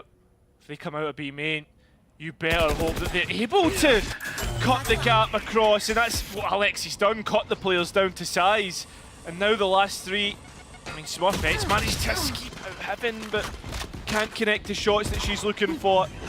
Spike can finally be attempted to get down. The last two on Giants do have a rifle. Oh, I say last two, it's last one now. It's up to Sarah, the young gun. She's been hitting her shots, but I mean, against three players now, who realistically only one of them is low. And it needs to be all headshots, it needs to be clean, and else the tradability will be too good for Falcons. And I think Sarah's already, I was going to say, maybe thinking about saving this one, and yeah, there you have it, confirmed all the way to the A site she goes. And it's a wise choice here. Just opting to save that Vandal over into the next round. And I mean, that round could have been so different if Smurfette manages to get that kill onto Lexi. It's that crouch peek, it would have just frustrated me so much. I think that's the thing, right? It kind of opens up. It's a coin flip duel, right? It could open things up and completely. Yeah, madness. I mean, speaking of Alexi, 6-2 already after 3 rounds. Really looking to make a name for herself in Red Bull Instalock this year. 100%, and it's the two names, I guess two names on both teams on the opposite side, right? GiantX, like Smurfette, Lou, and Aneri and Mary, not players that you immediately associate with the bottom of the leaderboard, but at the same time, we're only 3 rounds into map number 3, and we look towards B main once again. Look at this position from Smurfette, that's so cheeky. You are just going to have Ness kind of bait anything out here, but Smurfette, if Falcons Vega do decide to commit, she could get caught out. Falcons Vega have a wealth of utility. I'm looking directly at those Yoru flashes and Sky flashes that could easily clear her out. Looking towards mid here. Scout destroyed. and seeing what space that they can gather in vents. But it's Sarah that's going to be holding it down. Stream though, up from Ram, hearing all these steps and calling to the team, guys, you need to come to A, I need the support, and the peek out does not work at all. And well, the showstopper will. Falcons have got the first 2 picks that they needed and the site. And Spike will go down easy enough. Really clear close, tried to go for the blind side, but doesn't even need it. Out she goes. I think this is looking like another Falcons round, especially with only Smurfette left towards CT. It's going to be another round win for Falcons. And it's a very nice, direct, clear round from Falcons there, Cairo. As soon as they get that pick onto Dream on ramps, they're just able to run in, showstopper invested, completely clear out the site. And I think something that they've been really good at on their attack so far is being able to, you know, create some question marks around the map. Go in pressure towards a site, show face, go back in mid, see what's going on there. Because of course, GiantX, they have that Viper Orb, which so many teams are so scared of those Viper Orbs in mid.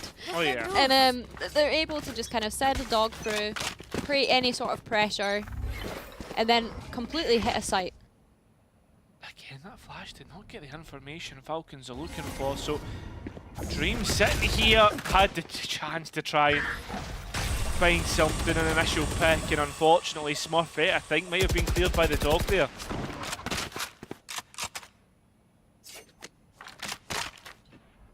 Very similar round though, Cairo. I mean, Falcons, they're happy to just create some form of pressure and then re-look their attention towards mid.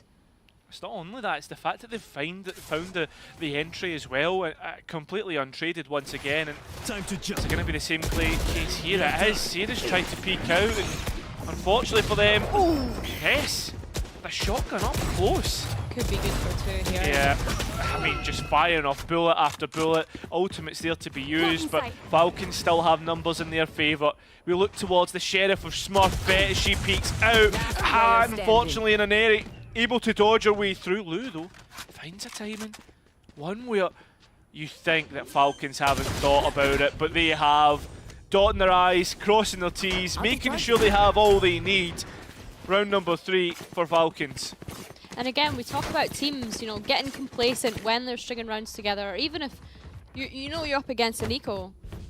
But no corner went uncleared or unchecked that round, which is really, really nice to see. And the thing that I really liked about that round is how Falcons were pulling back their stars as a way of peeking and initiating onto fights.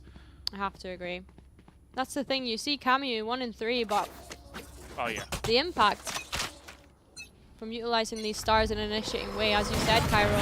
And look at this aggression. Yeah, nice. Smurfette's up being brought out early doors. That's something that you want to see. A player who's so associated with an operator. Great start for GiantX. At the same time, though, players being pulled towards this mid spot through the pressure that Falcons are creating. And Aneri's up now, finding Dream. So you've got the Blade Storm out, and this is now scary for me because you know what Aneri's like on the Blade Storm. It's scary for you. Honestly, you're so valid in feeling that way, King. Thank you.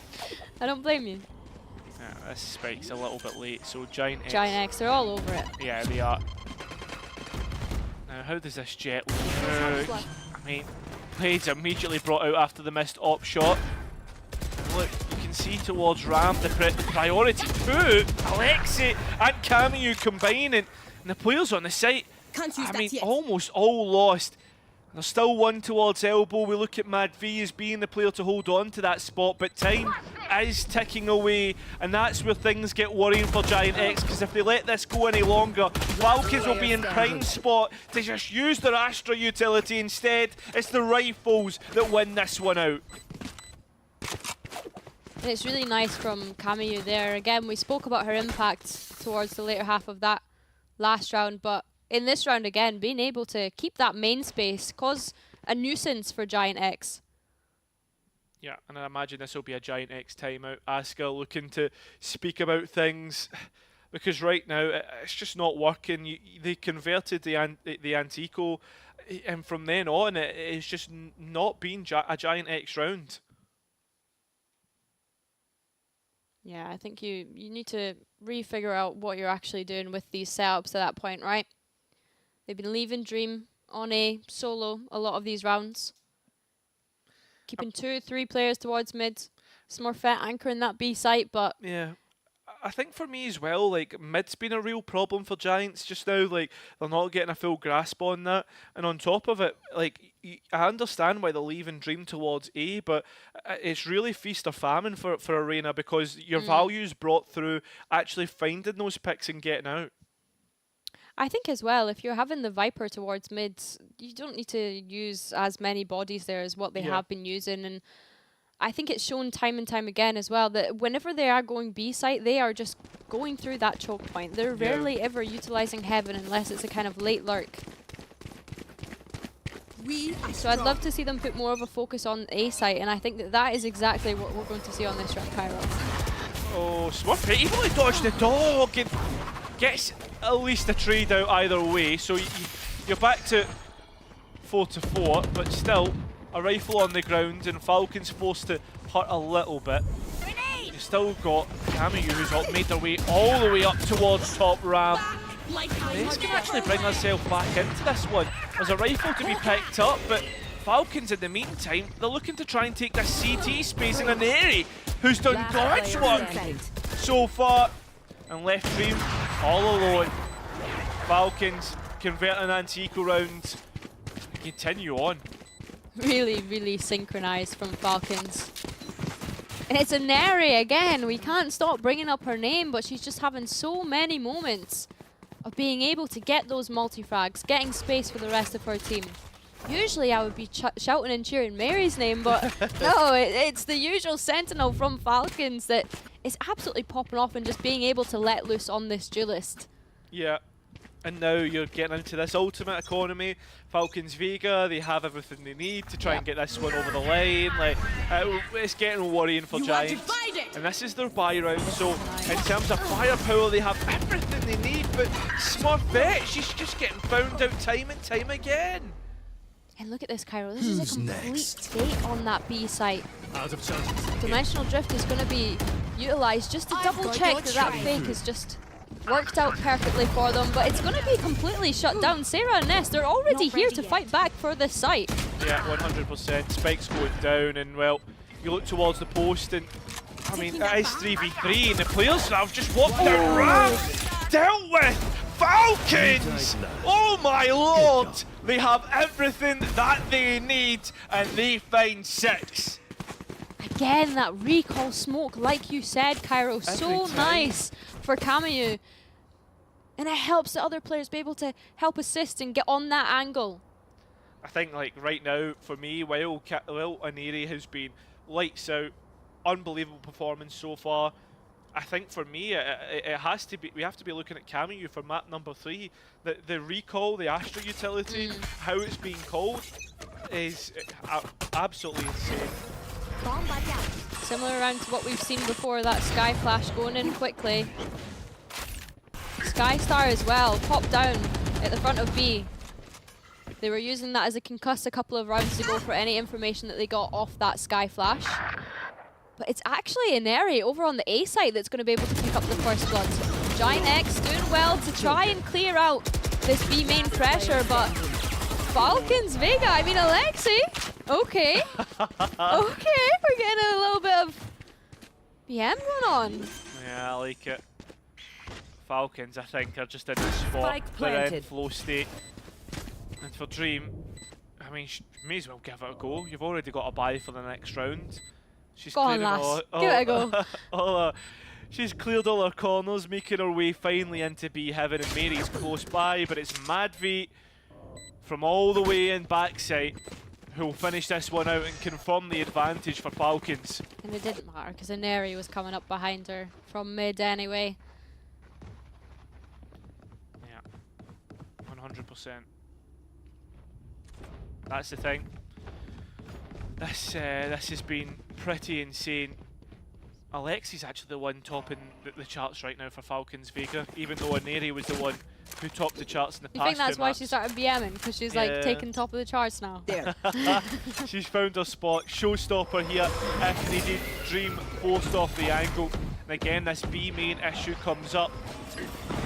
And it's the same amount of utility that's committed every time, but this time the showstopper is going to pick up Sarah, trading off the first kill of Lexi as well. It's a complete trade of the two. Yeah, it is. Still Carnage though, an advantage towards Giants. Although that could go right here as a Neri once again activates. 2 versus 1 for Dream to try and win out. Ness can try and influence with her smokes, but she's not looked the right way. And Mary gets this one to continue on. When does it stop for Falcons? And it's time and time again we're seeing that same B main take coming out from Falcons. They have that star there to concuss off the information that they get from the flash. It's just been very direct hits going into the B site, and we said it on A before and now it's happening on B. They're just being able to keep GiantX guessing each round. And look at the changes we're going to see for GiantX now. We are only going to see Sarah holding that mid. And the other extremities, well, they're buddied up with pairs. That's really like Ness trying to be aggressive, but once again, like the overwhelming utility from Falcons wins that duel. Again, we're not really seeing anything from GiantX to be able to counter this repetitive utility that's happening in B main. Falcon's going to take a pause though. Obviously not super confident as to what they're going to be walking into. And again, it's a Neri over on this A site, this lurking jet. Slowly put down by Lou though. Yeah, at least there's a trade out, right? Like, you know you've got control of A main, the A site. So it should be easier to read that this will be beat. Dimensional drift to clear players out, but it's just 2 players on the site. Here.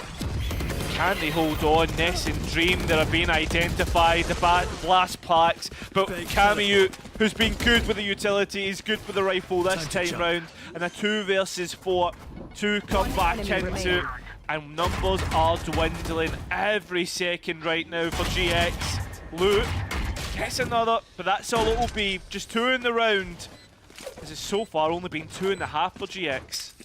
And I think the difficult thing about that mid-round, Cairo, is that we wanted to see Sarah be that anchor of mid and be that solo mid. That first pick coming out from Neri on A, that pressure that she was able to create towards that site, draws the rotation out of Sarah from mid to go and help support on A. And it just allows Falcons Vega to completely explode out onto that B site. But I feel as if this B site is having so many issues with the main, just because of, again, like these combinations that we've been seeing with the Astra, the Flash. Yeah, I mean that's taking the contact right this time round. Like, there's a break away from the conditioning that Falcons have set. Completely, and Falcons, they've just got GiantX in the middle of their hands right now, but Ness here with the judge could prove to be an issue. No, it's not what you're looking for at all. Ness can try and escape to find safety with the judge instead. No, we will get the Cosmic Divide and the spike to go down. How does this post plant look? Blocking vision. 3 players on flank. Wait a minute, Cameo's caught out. There's no post plant utility other than the players on site. Mary's up next, and well, she's got her first and escaped. Such a nice awareness from Sarah, but as you say, Mary able to just dip out after getting that kill due to playing the Yoru, and Smurfette's going to come in and tap the spike to bait anything out, but it's Lexi that's actually the one popping off for Falcons right now. We said it before, we'll say it again, she was top frag in the leaderboard, and she looks to continue doing that so far throughout this map. Yeah, but that's the thing though, that's double digits for Falcons, and that's only after 1 half. And you think about these retakes that will come through on this defense from Falcons. I don't want to call it's going to be clear cut because it can never be, right? We could easily see GX come back into this one, but they were just on the defense. I think they could struggle on the attack. I have to agree. I think that when we're looking at Falcons Vega, and like I said, you know, this map, the way that you're able to set up sort of crunch plays with that Astra, like we said before with the Astra and Raze kind of pairing up with one another, even the Sky as well, pop flashing out of corners to be able to peek into those choke points. Too much damage is able to be done here. So GiantX, they really need to have an answer back now, and getting this pistol would be a good start. There. One thing is though, Dog straight away to go re-clear towards ramp. And Smurfette and Dream. Hello there. GiantX are back awake in this pistol round at least, but they're not clearing Mary. She's managed to get the first one semi-clean. Spike down and cold, and Smurfette rescues that. Last player now, Camille, who, let's be honest, we highlighted as a player who had great effect in the last half. 1 versus 4 is maybe a bit too much to ask, especially with a frenzy in hand. Trying to spam her way through, but the frenzy is not a gun. What? Out of nowhere! A 1 versus 1 now, she's made it doable. Up against Sarah, there's no way you let this one slip, but Sarah's able to grasp it back. Camille, I don't even know how she's made that possible. I honestly thought that she was going to get traded out when she was reloading there. I genuinely almost flipped my iPad off the couch there. Like, I was just, what am I seeing? Yeah, what am I watching? But see, the thing is though, right, GX, I don't think what they've done is bad, right? Like, just Camille's held left click and caught all 3. No, I think like from GiantX, it's definitely like a, it's just 1 left. Yeah. But it's Camille. Yeah, exactly. I mean, any of Falcons Vega, any of GiantX, I would never be doing things like that, but I mean, if you got the confidence, you have to go for it, right? And I think going into these next few rounds, Cairo, confidence is exactly what GiantX are going to be needing to carry them through. I mean, 1 round at a time. Bonus round probably the biggest, but we'll get to that. For this round, it needs to be as clean as possible. I think that's the big thing. So you have a good bonus round to work with. I think that's why Giants are probably playing it slow, right? Sarah. Spotted by Lexi there, I think. Just gonna pick up that ult orb and dip away. In fact, no, looking to face it. Yeah, deny the space, and now unfortunately with her being on the other side of the wall, Sarah now has prime position to try and lurk up A ramp. It's just Lexi here over on this A site looking to face all 5 of GiantX, just getting ready to pop out that smoke, but it's a cheeky peek from Lexi and she's able to pick up 1. Yeah, I think that's the thing, right? She is able to pick up 1, but she's also given up the A side for it! And Neri tries to dash into sight. Seconds left. Shotguns here, a shorty in hand, surely not, right? Camille, no way! Standing. It's getting far too close. Worrying perhaps as Mary walks in with this sheriff in time. Is low. Spike though in a safe spot. And while Mary's sheriff has been good before, unfortunately this round it will not work. Here. This is getting worrying. There's signs that GX might not have a full, not grasp, but certainly a full like kind of understanding of how Falcons want to play this defense. And I think a big decision there at the end of that round was Smurfette actually choosing to throw away that outlaw and pick up the Bulldog, right? Yeah. Not willing to take too many risks. Yeah, we're taking risks in the sense that we're pushing players and thinking that we're going to be able to challenge them, but wanting to be comfortable in these gunfights at least. 100%. 4 rifles for GiantX to work with on the bonus round, and they need everything that they can possibly get here. Smurfette nearly able to get the possibility of trading at Neri, but instead found out herself, and straight away Neri's back to 100 health. Flash, and that's brilliant. Sky Flash, yeah, it's going to be everything for Neri to be able to peek out off of, but Sarah has an answer back, and again, it's that Astra utility that's slowing down this push. Yeah. Look at all the players of Falcons Vega here. They're all split up across the map. Chance to isolate. It's both controllers as well.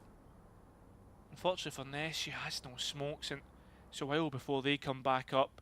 Sarah already has all her utility placed out, and well, that's the Viper identified. They know that there's some players still in towards heaven. Mary tries to use the blind side. Still, the Clove not seen, and that's what Mary's worried about. She doesn't know if it's coming from elbow or coming from the site itself. Both players peek out, but Sarah finds the frag. 2 versus 2. Camille tries to break out. Smoke's finally being lost. And now on towards the site they go, but Sarah nearly getting an ace. It will be another GiantX round, and then finding the bonus round. That's a massive for them in terms of trying to get and cut away this lead. 100%, Cairo. It feels like, you know, the confidence now. They're able to start working their way back into this map, not wanting to drop to that lower bracket. And I swear to God, if I see another player steal someone's ace. I mean, that's 3 times in the first I know, series. every single map, and we've not seen an ace yet. Yeah, could you imagine that in this triple duelist format, that the no first one player, aces. Yeah, no, not even that. The first player to get an ace would have been Ness on a clove. Oh, it's ridiculous when you put it like that, Cairo. But coming into this one is even more ridiculous that Falcons Vega again are able to convert these thrifty rounds. Well, they're not converted it just yet. Let's not count this one done. Because look at Sarah. She has found so much space. Calling to Dream get towards the ace site now. And Sarah, next one to fight was Mary. And unfortunately for her, she loses that duel. So Dream with the spike has to make her way back to B. Tail between the legs. And I mean, at that point, what chance do you have? Everybody's ready to fight with one another. But apart from the 2 B players though. But it is an area with the blades. If Dream can isolate even one player here, it starts to open up the round that little bit more. As you say, it's just going to be a case of cat and mouse here. Ineri able to close that out, and it is a thrifty from Falcons Vega. The amount of times that we're seeing them be able to come into these rounds and get away with the most ridiculous plays, and it's almost as if it catches GiantX off guard every time, even though they should be expecting this. Yeah, I think as well though, when you look at the history between the 2 organisations, Falcons and GX, the last time they played each other, we told everyone, was the 28th of September in 2024 last year. That split 3, and GiantX won that. But the last 5 times that they've played one another, Billy, Falcons have won 4 of them. So the most recent goes to GiantX, but out of 5, it goes to Team Falcons, and well, iteration number 6 here, it doesn't fill you with a lot of hope considering how map number 3 is going. Yeah, I mean, it was something that we raised a lot last year, was Falcons always gatekeeping GiantX out of that grand final. And it wasn't until stage 3 where GiantX managed to get that sweet, sweet revenge. And I guess we see a kind of similar story as well coming into this year of Game Changers, right? Being able to beat G2 Gozen in that lower bracket final of stage 1. Like I say, a team that's consistently done well in the main event, looking to keep their place in Red Bull Instalock. Of course, they do have that lower bracket to fall to should they fail to close this one out, but they have managed to get a good few rounds back into this, Cairo. They have started something of a comeback, but is it going to actually be concrete? That's the question we ask ourselves. And well, as for the start of this round, don't really have much of an answer as both have been traded out evenly. A nice speedy pace from GiantX to begin with to take that A main space, but all the work is actually being done in mid right now. Able to get some form of fence control. And now Alexi's been called to just keep an eye on this. I mean, the layer being used, the showstopper to show the players away, but it misses. Cameo elsewhere, that was B main, wins out with a shotgun. And the Falcons need it for the retake. They have the Cosmic Divide. And look how deep that judge kill was up in B main. It's absolutely ridiculous that she even got up to there in the first place, but this position as well from Ineri on A site. She's been causing havoc the whole time, but Lou is going to be able to shut her down, and the trades go in the favor of GiantX. Oh, Mad V wins out a big 1 versus 1. Left. That was lost. Cameo was left to try and fight for herself. Instead, though, it's Dream to do it. Has to try something, but can't. Peeks out into 2. That's not the fight you want. We are now on map and series point. And again, it has to be said, on their return to EMEA in the London Red Bull gaming sphere, Falcons look to upset GiantX in this first game of Red Bull Instalock.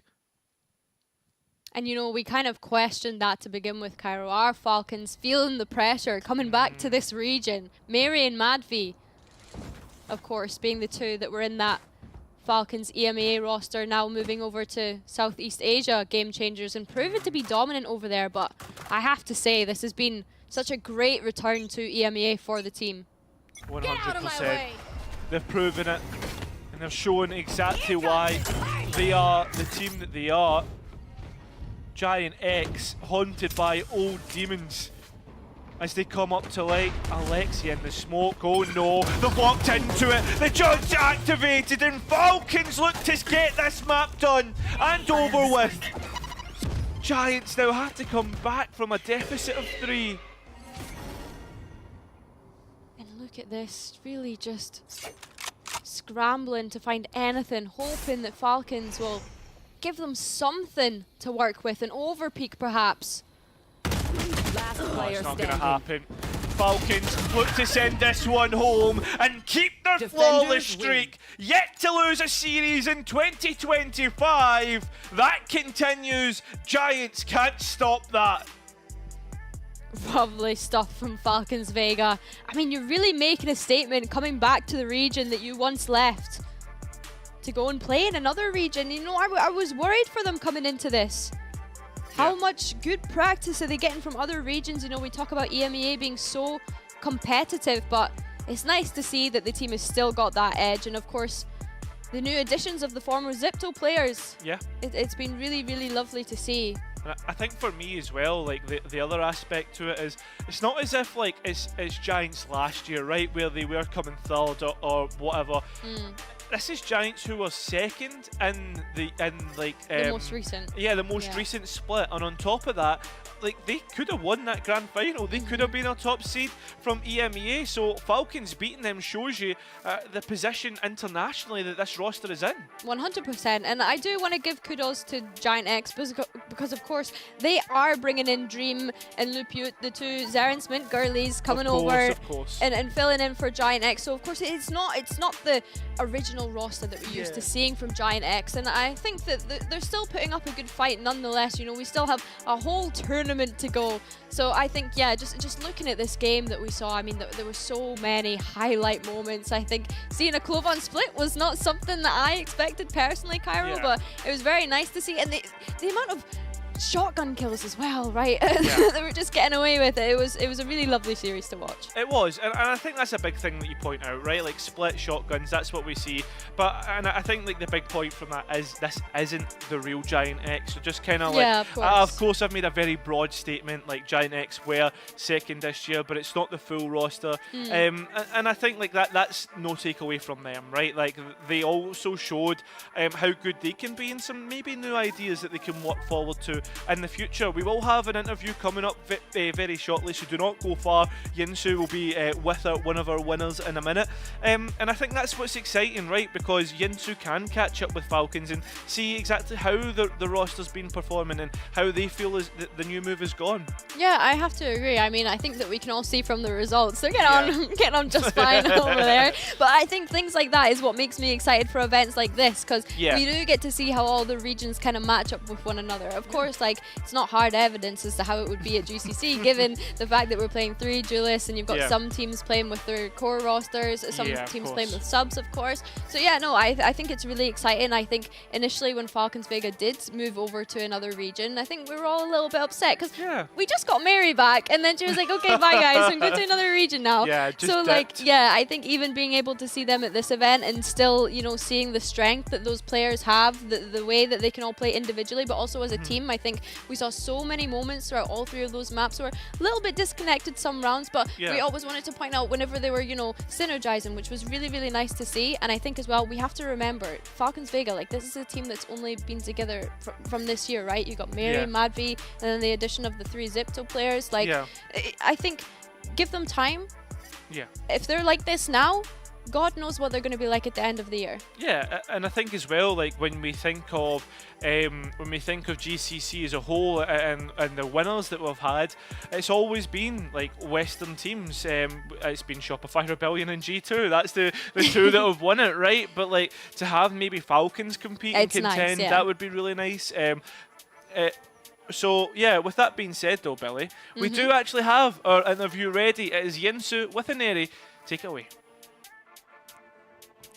Thank you very much, casters. That is right. I'm now joined by Ineri from Falcons. First of all, congratulations on your first win here at Red Bull Instalock. We really, really missed seeing you on the Duelists. I cannot believe we saw 3 maps in a row. Have you missed playing it?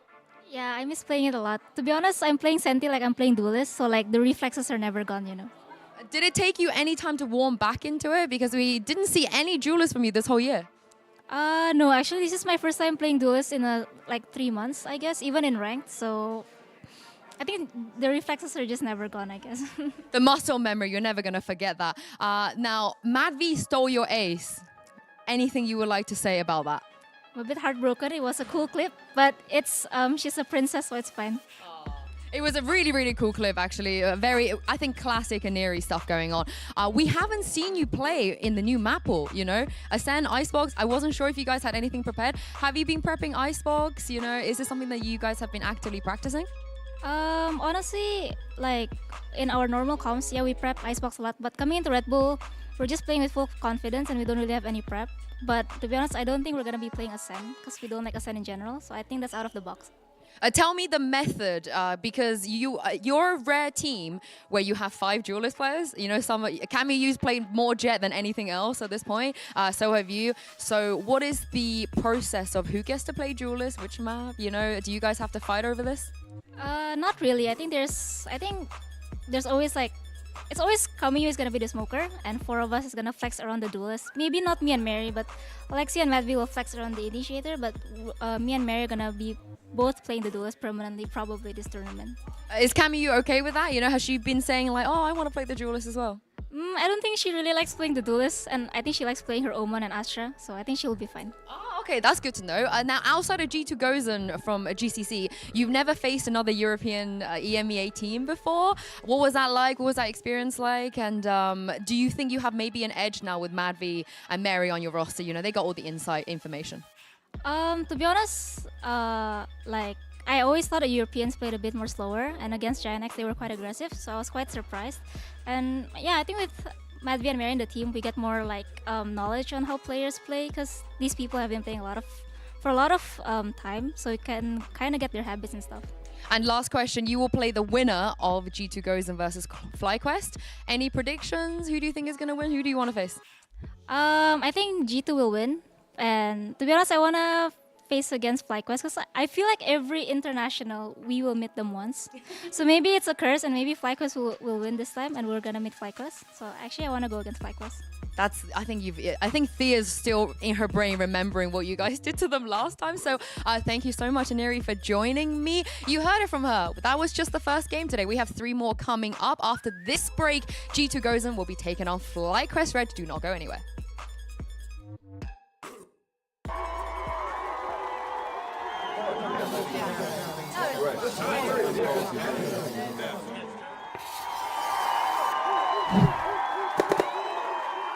Red Bull gives you wings. Hey everybody, I'm Thea. And I'm Lace, and we're from FlyQuest Red. Hello, we are Ness and Smurf from GiantX. And today we're going to be rating some British snacks. Scran or ban? Okay, round 1. What do we have? Crisps! Did you fancy some crisps, love? Cheese and onion. No. I like this. 10. Cheese and onion. That's a thing. Scran? Scran! Round 2. Oh, that's porky. It's not that bad. This is ban for me, no. It's gonna be a ban though. It's gonna be a ban. Round 3, we got chips again. Let's try it. This is sour, but I don't know. Is it lemon? Fish! Oi, love! Oi, bro, that's not bad for me! This is Scran. This is like top Scran. Ooh, sweet stuff. Fancy a Parma Violet? I would love one. It tastes like medicine. It does. Like if I went to a dentist and they gave me this, I would think it's cleaning my mouth. Ban. I'm gonna ban out. I'm gonna ban. Okay. I don't want to eat that. Variety. Good luck. Cheers, man. Cheers. This is bubble gum. Can I get put this like to trash? I need trash. I taste the coconut.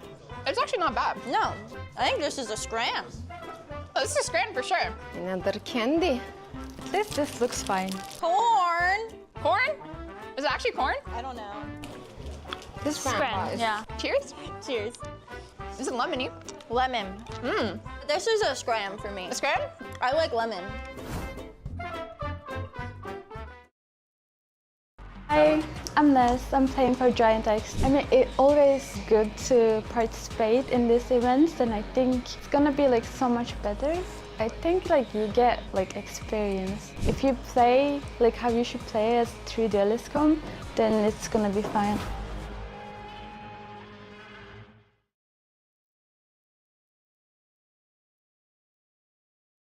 Hey, it's Mary from Team Falcons. I'm here at Red Bull Instalock. Initially, my role in G2 was a sentinel because I was mostly playing chamber. Towards the end, I was playing Duelists, but I didn't really have that much time on Duelists. But I have it in my blood, so it feels right to be on Duelists now, and I love taking the initiative for my team. I'm not really scared of anyone, if anything. I love to take duels, and yeah, I'm super confident. I mean, honestly, it was my first tournament, and my first international tournament, and winning it at the age of 16 was something that doesn't really happen often. I learned so much from my previous teammates, and I took in so much of their experience. It feels like a dream, honestly, but I'm here to win it again.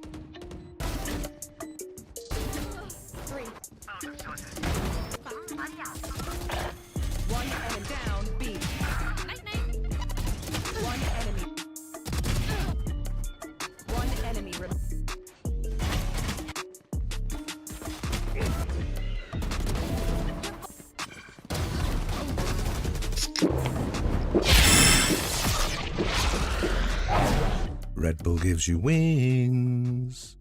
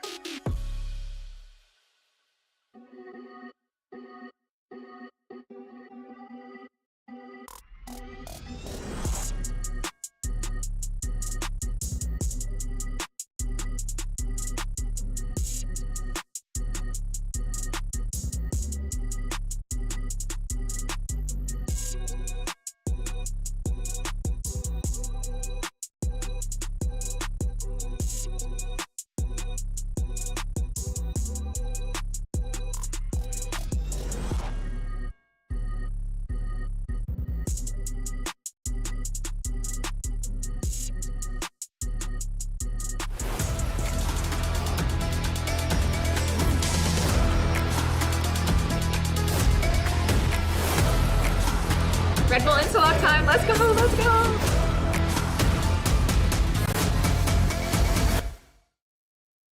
What an exciting start to Red Bull Instalock Day 1. I'm your host, Yingsun, and I'm back here with Meg as well. Falcons, their first time here, and they're already on the board. Yeah, we did have a question whether they were going to have their first loss of the year, but they did bring it over the line in a very dominant fashion on Split, which was also a little bit shocking because I know GiantX's previous history on Split is pretty darn good, but I think, again, you can't predict what Falcons are going to do on those duelists. Yeah, so. Once they locked in, I didn't think they were going to lose that map. No. They just needed to warm up a little bit more, I think, into it. Yeah. They got the ball rolling and the frenzy pretty much sealed it. I know they didn't win that round, but that to me was mental. We were, you know, sort of all very shook in the studio, but I have to say Lexi for me was an absolute standout, not just her stats, but also her behavior. I feel like she really kind of solidified the, hey, we're going to take this over the line and we're going to do it in the fashion that we did. But she really did show up and was just so aggressive and ready to take so much space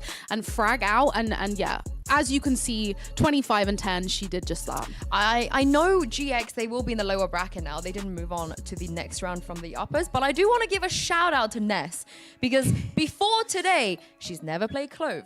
She's never played Neon. She hasn't played Viper on Icebox in God knows how many moons. But she's come out, she's done it, and she looked very, very consistent. In my opinion, GX's best player today. I do think that it is the time to kind of give a few things a go and really see if you find that your special moment and an agent that you maybe wouldn't give a go in any other sense. And I have to say also that's Ineri for me, because we are used to seeing her on that Sentinel role and she came alive today. But yeah, definitely props to GiantX and Ness too, because they really did have a good run and it was looking very, very close at points. I'm glad you mentioned Ineri, because I have missed her on the Duelist, and she spoke about it in that interview, you know, that she doesn't even feel like she hasn't played Duelist in a while. She's like, I got the muscle memory, you know, I've been doing this for so long that even though she hasn't played Duelist in ranked this year, she just hopped her way back on, you know, a very casual 302 HCS. Just another day in Ineri's life, really. Yeah. And she truly was an MVP for me. She was so dominant consistently throughout all three maps. There were just moments of pure brilliance. For example, this 1v3 here. And the Neon and the Bucky, you know, I respect it, and I think Neon, Bucky, and Joyers will all be up in arms over that one. But she just absolutely obliterated, and she was constantly finding those multi-frags. I can't believe. No, it wasn't an ace. Mad V it's an stole ace it. in my mind. Do you know what? I'm not even going to consider that Mad V got the final one there. But yeah, I'm very, very, very impressed from Ineri and her performance today. She spoke about how Mad V is allowed to do that because she's a princess. Does Mad V give you princess energy? I just think Mad V can really, truly do no wrong. And I think if there's anybody to steal an ace in my mind that I would want to take the final kill, it would be Mad V for me. I think Queen energy is so kind of 2024. Overrated. We're in 2025 now. Yeah. I like the new narrative of princess energy. I'm truly becoming a passenger princess as well. Like, yeah? I'm fully embracing it. Used to be driving all the time, but now I'm like, get me in the passenger seat. I'm too special for this. How many aces have you stolen in your lifetime? Quite a few. I Really? really enjoy it. I will hunt them down, especially if it's somebody that I like really want to rile up. I'm like, let me ruin this for you. But I, you know, it's never happened for me because I don't really ever get close to an ace, so that's fine. You know, I'm the other way around. Like, if someone on my team is on for an ace, I will run in with a knife out and bait for them. Humble I'm them. literally like that. You need to humble them. Like, truly, I've seen people's attitudes and behaviors change after they've ace. So I'd rather keep them humble. Just watch the world burn. And just, you know, I think everybody needs to know how it feels to really have that stripped away from them. Well, speaking of the world burning, Ineri wants FlyQuest to win. She wants FlyQuest to beat G2. She wants a cheeky upset. She wants to face them again, which I think is hilarious because she's always traumatized the players of EG and FlyQuest in the past. If we take a look at the bracket, the next game coming up will be G2 Gozen versus FlyQuest Red. And it won't just be the last game of today. We have two more after that as well. We're going to take you through the lower bracket too and the upper bracket at this point. So we're going to get a lot of matchups and head-to-heads. It's a long day and I'm so here for it. And if they're anywhere near as competitive as the previous series that we just saw, I'm very much a long day, long games enjoyer. So I hope we get all of them, all three maps, maybe some overtimes, and we're here till 2 a.m. That would be the perfect situation. It's a good thing Pansy's not here. If she just heard you say that, she's going to have an absolute nightmare. I'm with you too, because the only thing that makes me happier in life is overlapping with North America. You know, we take away their viewers, we take away, you know, the things that people are excited about them, because I'm personally so excited for G2 Gozen versus FlyQuest Red, because they have a new-ish roster. They have a debut happening today, Meg, because Akita will be coming out instead of Petra for the first time in the history of this team. I think there's a lot of pressure on Akita here, but I think with the format being the way it is, I really do hope she has fun with it, because filling Petra's shoes, that can be very anxiety-inducing, especially with how long Petra was with G2 Gozen. But I do think with what we've seen from Akita so far this year, she won't struggle. Would you rather steal an Ares ace or have to replace Petra on a team? Well, that's easy. Steal an Ares ace. I mean, I love it. I'm here for it. But yeah, I'm really excited, because I think Akita here is going to prove a lot, you know what I mean? I think it's really difficult to come in and step in and fill somebody like Petra's shoes, but I think there's also the flip side of that, you know, in this kind of format, she can come in on that duelist role, which we know Akita is very incredibly comfortable doing, and kind of prove a lot of people not wrong, but almost show up and be like, yeah, I deserve this role, I deserve this position, and I belong here. I think she's fantastic, honestly. I remember watching, she used to team with my friend Sonori, just like, I'm just name dropping over here. We love Sonomi. Yeah, we love Sino. And she was just so outstanding. And then obviously moving on to Zerance as well, even when she was on Zerance, I think everybody kind of, it's like when Amy, it's like before Amy joined G2, everybody just on the sideline were waiting to see if a big team was going to pick them up, and it's G2 that picks up Akita. I think it's a terrific signing, especially when you have to field 3 duelists. It's so poetic, isn't it? It really is the perfect timing. And I have to say as well, when we were sort of sat outside listening to the girls play, Lou, the hype that she brings, oh my goodness, yeah. And imagine coming in from having her as your IGL. I really feel like Akita is going to be geared up and ready for the pressure, because Lou is just such a hype woman. And I think coming off the back of a team like that, you're definitely going to bring some of that into your new team, G2 Gozen. Yeah, I think she's definitely already played with a lot of very talented players. This is going to be a bit of a step up, though. You know, this is not an easy task for her. But on the other side of this, we have a team that's flown all the way from North America, coming in, FlyQuest Red. Early, I kind of called them the under construction team, which is even going to be constructed even more because, you know, Bob is not here, Sonda's filling in, and it's Sonda's last time too playing professionally. I don't want this tournament to end. Can we just, can we make sure? Let's keep going till 2 a.m. Can we, no, but even further than that, forever. 4 a.m. Yeah, so Sonda doesn't have to leave. It is really, really sad, but I feel like an event like this is a really wholesome way to kind of say, hey, I'm gonna give it a rest here, because I really, and again, I'm going to keep saying this, I hope the vibes translate through the cameras and what you see from the girls on stage, because it is just unmatched. The energy out there, the vibes, like seeing them all on LAN and playing together is just such a wonderful, wonderful thing. So, you know, if I was Sonda, I feel like this is a good place to kind of say, hey, I'm gonna take a break. But maybe, I don't want them to be re-traumatized by, you know, Zipto, SMG, Lotus. True, anymore. that's if the games go their way, I guess, you know. Yeah. But I agree with you. I think this is a very, very, very nice environment. You're on LAN, you know, you're not doing this online. You get to see everybody. It's like summer camp sometimes. Like some of these players I see once a year, so getting to see them twice a year is pretty nice. Yeah. But what about for the other players too? Because there was the whole kind of like plus Thea, minus Thea, plus Thea again. There's a lot of different dynamics going on that team. Yeah, I think it's really interesting if you do look at the history of FlyQuest Red and how that might affect them. But I think seeing them yesterday, the vibes are very, very strong. And I do think that almost not being in a position of, I know that they could almost take this away from me again without sounding like kind of evil, I think it keeps you on your toes and it keeps you on your feet. And it means that you're gonna come into this and want to put on your best performance, because you're like, I don't want that to happen again. You know? I'm scared. Keep me, please. So, but Thea is completely amazing in every way, and what she does. She's a Swiftie. Yeah, she's that makes one sense of us. now. I don't know. Are you a Swiftie? I feel I like wouldn't you're. say I am. I'm like you pretend to be around me just to keep me happy. Yeah. Maybe. Yeah. I'm like in early years, the mainstream belters that Yeah, that I'll counts. blast in the car with my head out the window, crying. Yeah, we have like a the lot main of Swifties character. here. Smurfette, also a massive Swiftie. I don't think you can be, and I think even people who deny it, they definitely enjoy a banger or two. From I Taylor agree. Swift. I completely agree. Yeah. See, that's why I Don't love... lie to yourselves anymore, guys. Yeah, that's why I love FlyQuest Red so much. I just remembered, speaking of, very difficult moments in some of these players' careers in the past in terms of head-to-heads. Sonda's got to play against G2 Gozen, which, again, a lot of history here for her. So I'm secretly rooting for her a little bit. But obviously, us being biased from the EMEA region, we want to see G2 do well. We want to see this version of G2 do well. I feel like this is the first time in my entire life I'm going to say this, but I actually would like G2 Gozen to maybe not win out the whole thing.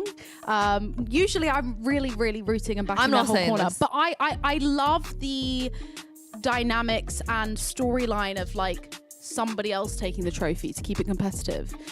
Do you know what I mean? Because there was that era of you G2. like stealing other people's ace. You like teams not having a dynasty.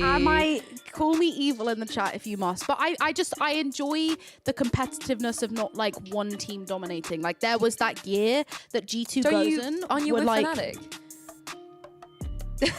Yeah, I love it when Fnatic do it. Listen, when Fnatic do it, I love it. My health is sky high. My mental health is great. You would rather that Alpha year did well instead of Amy doing well. That is crazy. No, I'm not is even comparing the two because Game Changers is far above and beyond anything. Wow. Period. End sentence. I can't believe you like Chronicle more than you like Mimi. No, don't, please. No, that's not what I'm saying. That's not what I'm saying. Fnatic, I love you. Please keep me.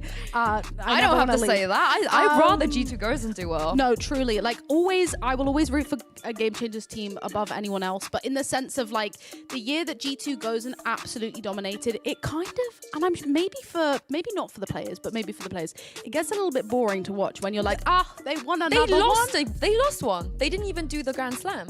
No, but I mean in the sense of when it was like they won one, lost one. Like they actually, but then won again. Yeah, but they never had a Grand Slam before. They've never actually won everything in a year. But in the sense of majority of what they were doing was winning, and I very much. I'm here for it, and I love G2 Gozen doing that. But I also like.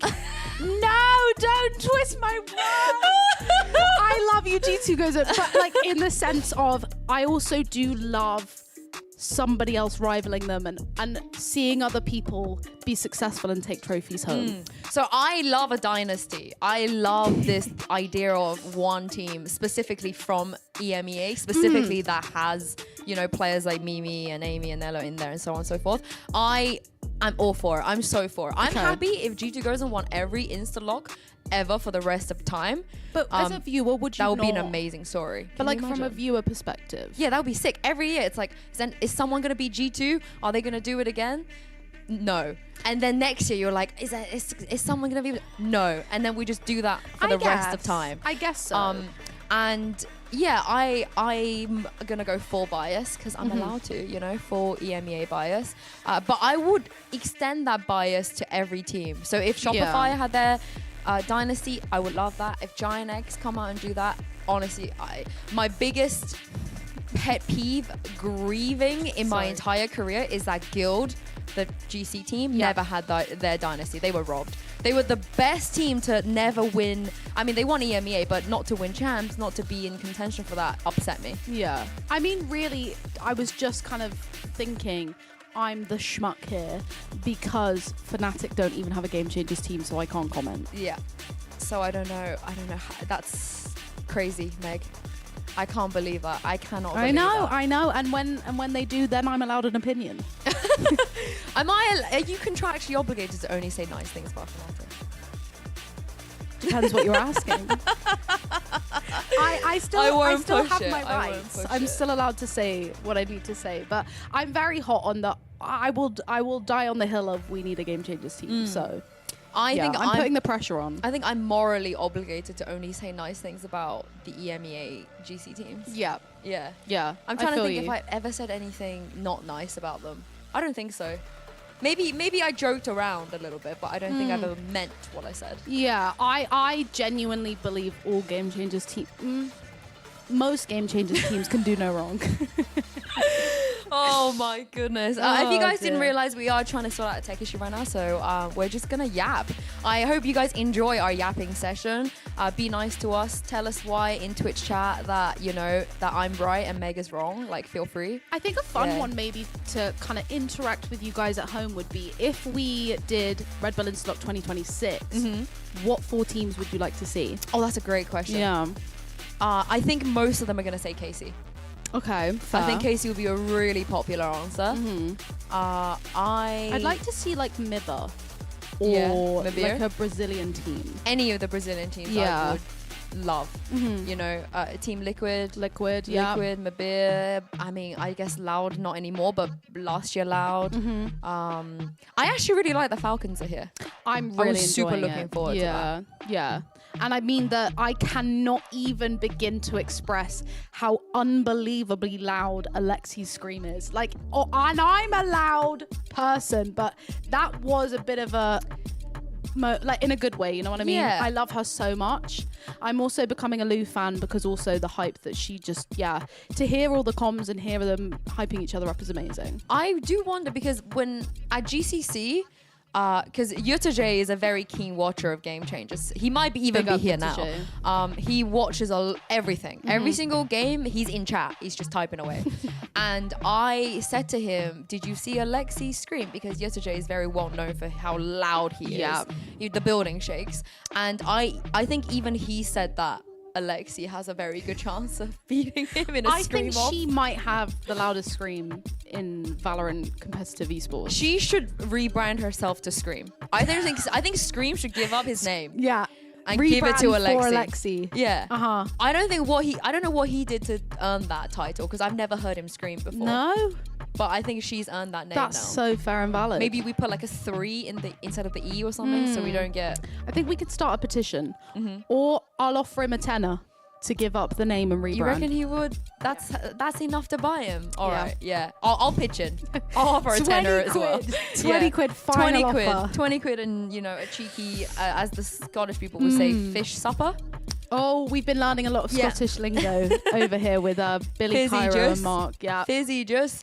But the yapping session, unfortunately, has to end at some point because up first in this matchup is a team that is no stranger to competing at the highest level. But for the first time in their very storied history, G2 Gozen will be coming on the server without Petra. But it's going to be a new chapter with a new debut. So without further ado, let's bring out G2 Gozen.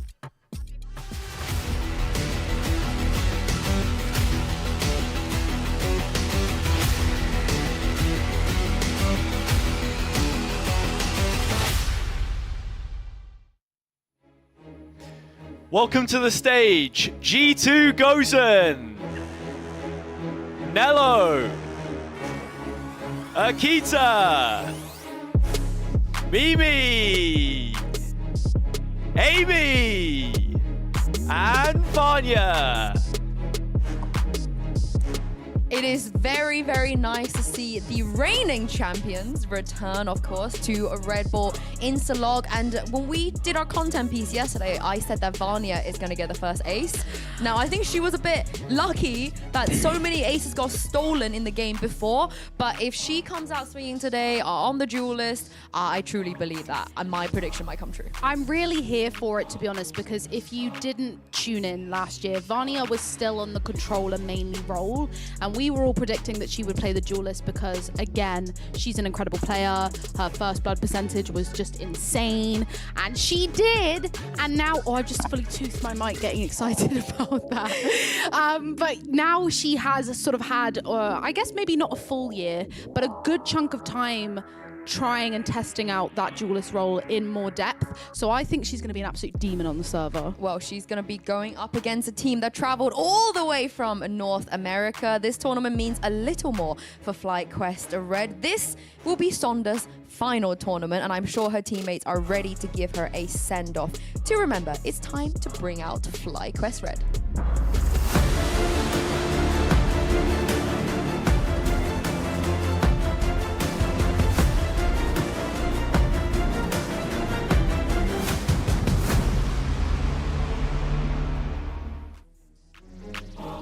Welcome, FlyQuest Red.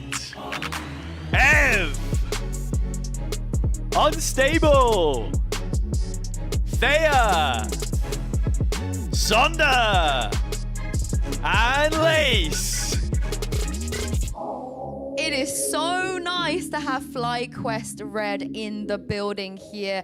Now, in that little intro video, Sonda did the neon ultimate finger gun. So do you think that's going to be a little bit of a spoiler into what she's going to play today? Potentially. I do also have to say, I love that Sonda was pretending to be nervous, but I absolutely know that she is turning up today and bringing the heat to that stage. I'd like to see Sonda on the Duelist. I definitely think the Rays will be really, really fun for her to just bring out, especially for her last tournament. It's so iconic for her, that agent. I'm also kind of looking towards Lace because we saw a couple of ISO players in the first match, and obviously last year, you know, that wasn't there.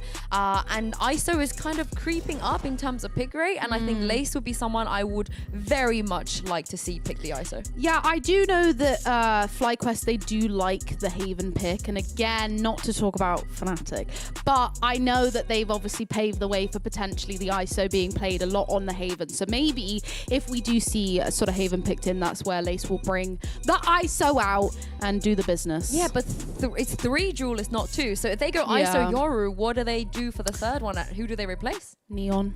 Neon for the Sova. You think? Yeah, Ooh. Sova's boring. Yeah, that's true. I'm a Sova hater a little bit. I think in today's day and age, there are other ways of gaining information. However, I do want to also mention the Waylay. Was it on the Icebox that GiantX played the Waylay? Yeah, Smurfette was way slaying. I think that is a really good way of gathering information to use the Refract and kind of almost use Waylay as an initiator duelist and kind of send them in, get the information, and then refract back and then commit to the site push. So I do also wonder if Waylay is going to be favored in today's matchup between G2 and FlyQuest. Well, let's take a look at the... here we go. It's G2 that picked the Haven as well. The Ascent is gone, Lotus is gone, and we're going to have Pearl as map 5. What do you make of this? I do love a Pearl matchup, and I think what a way to close out if we do manage to go the whole hog. Icebox, I think, is a little bit of a questionable one for G2 Gozen. I think that they're really going to have to make a statement coming into Haven. Again, as you can see, all 3, the attack side is favored as the starting side, which makes absolute and total sense with the 3 duelist minimum pick that you have to make. So again, I think you're going to really, really have to be confident in that first map, Haven, for G2 and come alive on the server pretty much straight away. Yeah, this Haven is very interesting to me. Like you said, we have one team who have kind of yoinked the, I guess at this point, Fnatic T1, however you want to say it, at one point, Vitality and Heretics comp. On the other side, G2 have just kept to that Yoru, minding their own business. They were so meta with the Tejo Breach Yoru. And we haven't seen Tejo today. Every single team has decided to sacrifice that Tejo. So I want to see what we're going to get out here on Haven. Like I said, the ISO would be very, very nice for both teams as well. And Waylay? Yeah? Well, I was just thinking for Haven as well, it's going to be really interesting, as last year I'm pretty sure that we did not see Mimi and Amy play a duelist role at all within Mimi's the whole... never played a duelist in her career. But however, both Amy and Mimi on Haven previously played the initiator role. So how they're going to divvy that up, who's potentially going to go into that controller role that we saw Petra previously doing, now with Akita on their team. I think it's going to be really, really interesting and a bit of a shocker with how we see G2 Gozen play Haven. Mimi put out a tweet today saying, who do you reckon is playing the duelist? And if it is her, my mind is going to be blown. I was coming into this thinking the obvious choices would just let Akita, Nello, and Vania to have all the fun. You know, just let them have all the duelist fun, and then Amy and Mimi can just hold the fort down. But if we are going to get some surprises, and if it is going to be Mimi that plays the duelist, I'm going to be really, really surprised. I would love that. And again, I know that there's still the pressure and the want and the will and the need to win, but I think now is the time to have a bit of fun with it, especially a team like G2 Gozen, who have already tasted that victory and taken home a Red Bull Instalock trophy. trophy. I think why not come into this with a bit of a fresh look on things and give it a go. And selfishly, I'm saying that because I also too would love to see Mimi on the sort of duelist role. Sorry, I got distracted by Cairo walking behind them. Oh. I was like, why is that man on the stage? Get him off. And the other side of this, though, I think is a very similar story. I don't expect Thea to pick up the duelist at all. I think she's never done it before. I don't know why she would start now. And there is a combination you could go for. I think I would like to see Unstable, Sunder, and Lace as my 3.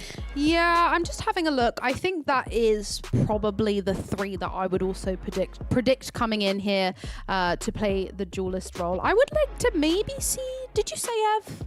Ev could also do it. Yeah. Do you know what? I'd like to see them on it. Now I've had a look at, you know, my brain has sunk in with FlyQuest Red. They could do Phoenix on Haven. They could do ISO Yoru Phoenix. Oh, and with the breach potential that Ev has coming into this, I feel like that could be... They could literally do Phoenix. Yeah. And all of them at one point or another, except for Thea, has played Phoenix. They're from North America. They like Phoenix. I am a Phoenix enjoyer, especially. I do think that they bring so much value to the team. Again, with those flashes, which now regenerate. Last year, Phoenix was a lot... He was still picked, but he was worse tell you how many times of a pick. He was picked 13 times last year. 13 times. More and than he's been Neon, buffed. more than Yoru. Wow. Almost the same as Ray's last year. Yeah, and his buff here, which has happened since then, I think could really, really work in FlyQuest's favor. I feel like he has so much in his kit to enable the kind of taking those fights, that early aggression, and also backing out as well. Because I think there are a lot of times that maybe, you know, in this kind of format, you might change your mind or want to go back because you don't have that information maybe gathered from a Sentinel lurk or from the Initiator utility. So I do think that he opens up a lot of doors and allows the team to kind of explore more. So I would like to see that. I agree. I would also like to see that, especially when you have a team of players that can all play Phoenix, you know. It would not be a weird choice for them. Again, North American players, they're gonna know what to do with Phoenix. They love Phoenix. They kind of set the bar, I think, back in the beta as we're coming up to 5 years of anniversary for Valorant, the game. And I remember back in the day, so many players from North America would play Phoenix and they would be exceptional on that Phoenix. And I don't think it's that crazy different in GC as well. So now we know it's going to be Haven map 1. I really, really want to see that come out. Even Pearl. I really would not even hate it on Pearl. No, I think Pearl is a good shout as well, especially with the mid crunches that you can kind of create. Phoenix would be a really, really good one with his ultimate. Like, you could definitely pressure them into that mid space. Yeah, selfishly here for the Phoenix. Will we see it or not, though, is another question. I think not on Icebox. Why don't do that on Icebox? Would you not? Do something else. Why not YOLO? Just Waylay. You got Waylay on Icebox. Yeah, Waylay is the way. Waylay is the way. There's only one Waylay. There's only one Waylay. I'm just, as we wait to get into map 1, Mimi did a lovely interview about the event earlier, and she spoke a little bit. I'm just have a quote here talking about, I'm really happy that we have something else outside of Game Changers. We get to meet and be together, get a bit of experience playing together offline, which I think is the most important thing. You also getting these pressure situations with constant adaptation. It's a good test, and it prepares you for the year. I think that sums up Instalock. Just in one quote. Yeah, it's incredibly amazing to have the opportunity to kind of come out and not just play on that stage, but do everything around it as well. I think there's so much more to a LAN event than just sitting on stage and playing. It's the whole vibe. It's getting to be together, to prag, to be around your team, and also to select agents. Wow. Okay, so it's Amy that gets to have fun on the ISO. It is Unstable who gets to have fun on the ISO, but at least we do get the 2 ISOs. I'm really excited to see Amy on the ISO. I feel like this is her moment. Yeah, and Saunders, finger gun. We managed to deduce that from the clip. You are so smart and talented, Yinsu. Honestly, I could never be you. But Nello on the Cypher, I actually really like her as well, because I think we definitely speculated seeing Nello take on that duelist role. But I like an aggressive Cypher. I like that she can bring the value from the Cypher and the knowledge of maybe how a duelist should be played. and that aggression as well. She's ready to kind of adapt into that sentinel role and be a little bit more aggressive or support her team in their aggression. So I do actually like that pick in hindsight. I'm a fan of it. And we're rolling back the years too, because Nello was the OG sentinel main of Game Changers. She was in grand final. She was playing out of her mind back on this Cypher pig back in the days as well. So I think it's very, very comfortable for her. And I think it's smart when you got 3 duelists coming at you. You know? And I do like the sentinel being preferred for them starting off on the defense, obviously. You're such a sober hater. I am. And the thing is, Ev could prove me wrong here and silence me for the rest of my life. But I do have to say, on a map with 3 sites, I will always favor a sentinel personally. I just think the map control that you can sort of have, whether that is on attack as well, because often we see on Haven a lot of mid pushes, a lot of lurks, a lot of these moments where maybe you would want the sentinel utility to gather that information. Well, with that in mind, we are going to be hopping into Haven, and I'm going to take a rest and toss us over to our lovely casters for the second series, who I've endearingly dubbed Wazza. What a throwback that one is. Thank you so much, Sue and Meg, for taking us through that extended death segment, but a lot of very poignant points raised, I think, especially when you look at the compositions here. That slight difference that Meg was talking about. You have the Cypher on defense if you're G2 right now. Got to make the most of it. Oh, you just bring me back to the old 10-star days, talking about Nello on the Sentinel at the very beginning of GC, like all the way back in like 2022, 2021. And it is like a throwback. It's so nice to see some of the familiar names, right, of G2, like you get to see Mimi back out. But again, the focus is on Akita here. Yeah, absolutely. And especially when you compare and contrast both teams in terms of what is the same. The 3 most fashionable duelists in vogue. You have the Neon, the ISO, and the Yoru as well. I mean, I'm expecting a lot of Yoru usage anyway, because those nerfs haven't yet hit. I think he's incredibly flexible, and with the extra flashes, that's almost the trade-off for you, initiator utility. That makes me a little bit more surprised that we've got Ev locking in the Sova here.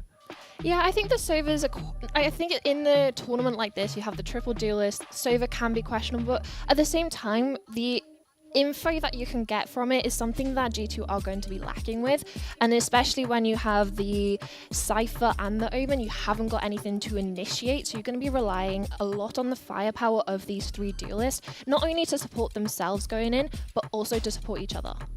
Well, without further ado, we're going to head straight into the first map in this series, Haven. The barriers are immediately up. It's a brawl in mid, halted for a second, but FlyQuest won't take their foot off the gas pedal. In through Garage they go. Paranoia thrown on top, but this is what Nello is for. The Cypher with a setup on the C site, already claiming her first victim. Backside has been filled with G2 bodies, and they start to fire off. It's a quick trade, 2-on-2.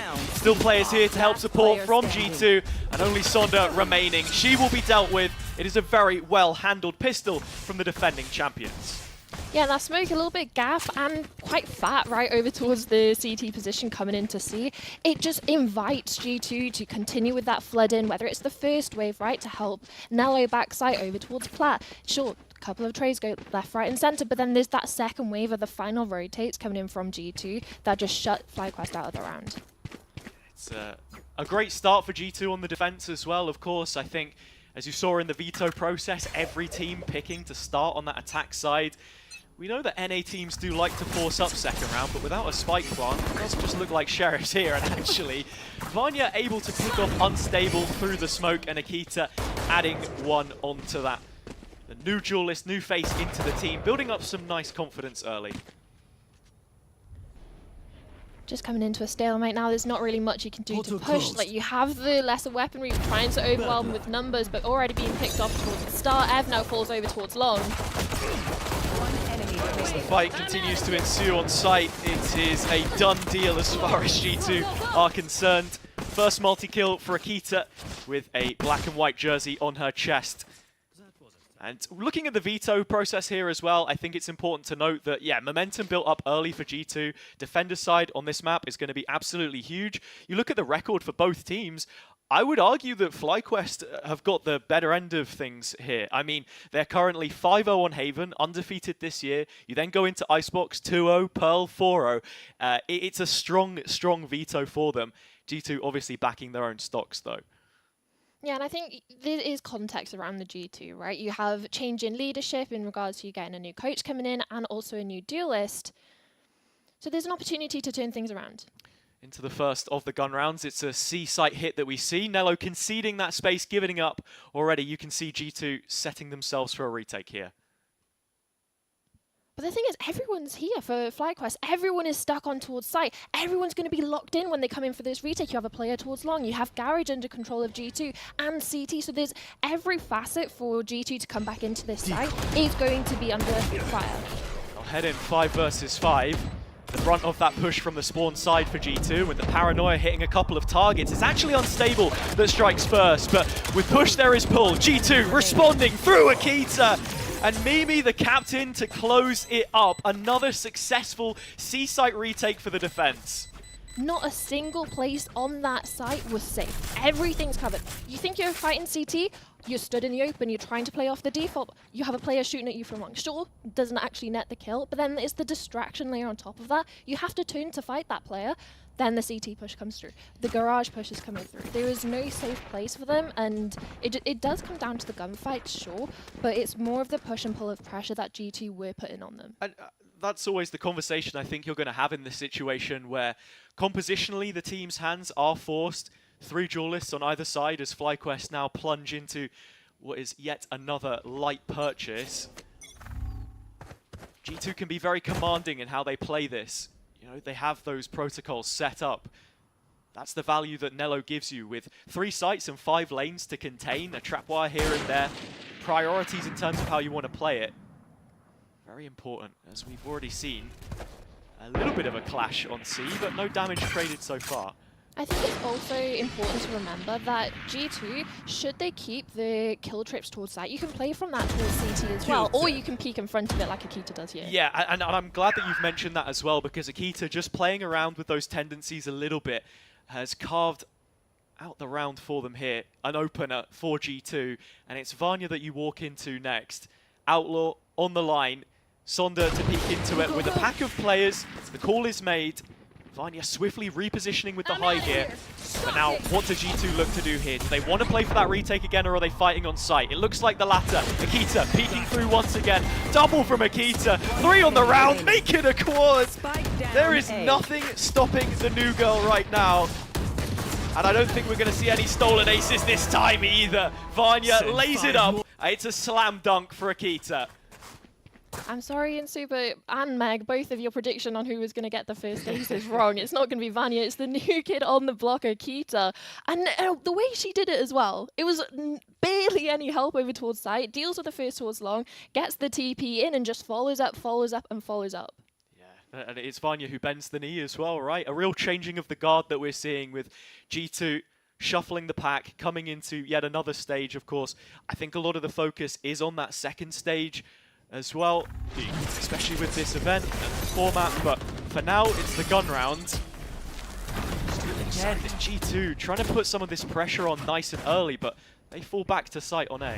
Yeah, but you fall back onto site on A. Look at the space we've gotten over towards C for G2. They know it has to be contained towards mid. There's trips over towards B, and even now Akita's walking down from B into mid, spots out a player, so now they can start to rotate off. And especially with Nello, she's so happy to sit here for the retake. G2 really casting the net here. It's Nello hoping that they'll walk into her web. First kill picked up. Can't pick up the second. Not good for any more in that situation. With the dimensional drift ripped early, Akita has to settle for garage space. But you can already see Sonder exploring towards defender spawn, and it's the Neon on the other side of the map that gets flipped. Unstable picking that one up, and now FlyQuest with a bit more control. It's you and me.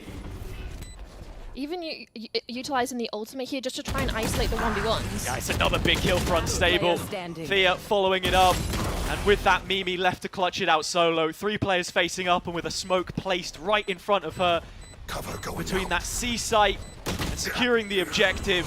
It's going to be Thea that wins the round in total for FlyQuest Red. But that was a much more convincing performance from them.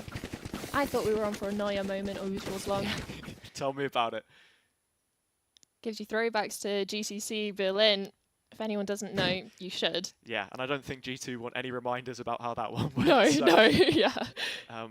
Just building on from what I was saying, though, they are a team who have been known to make those difficult decisions in improving the performance of the squad, and already you can see that early investment paying off.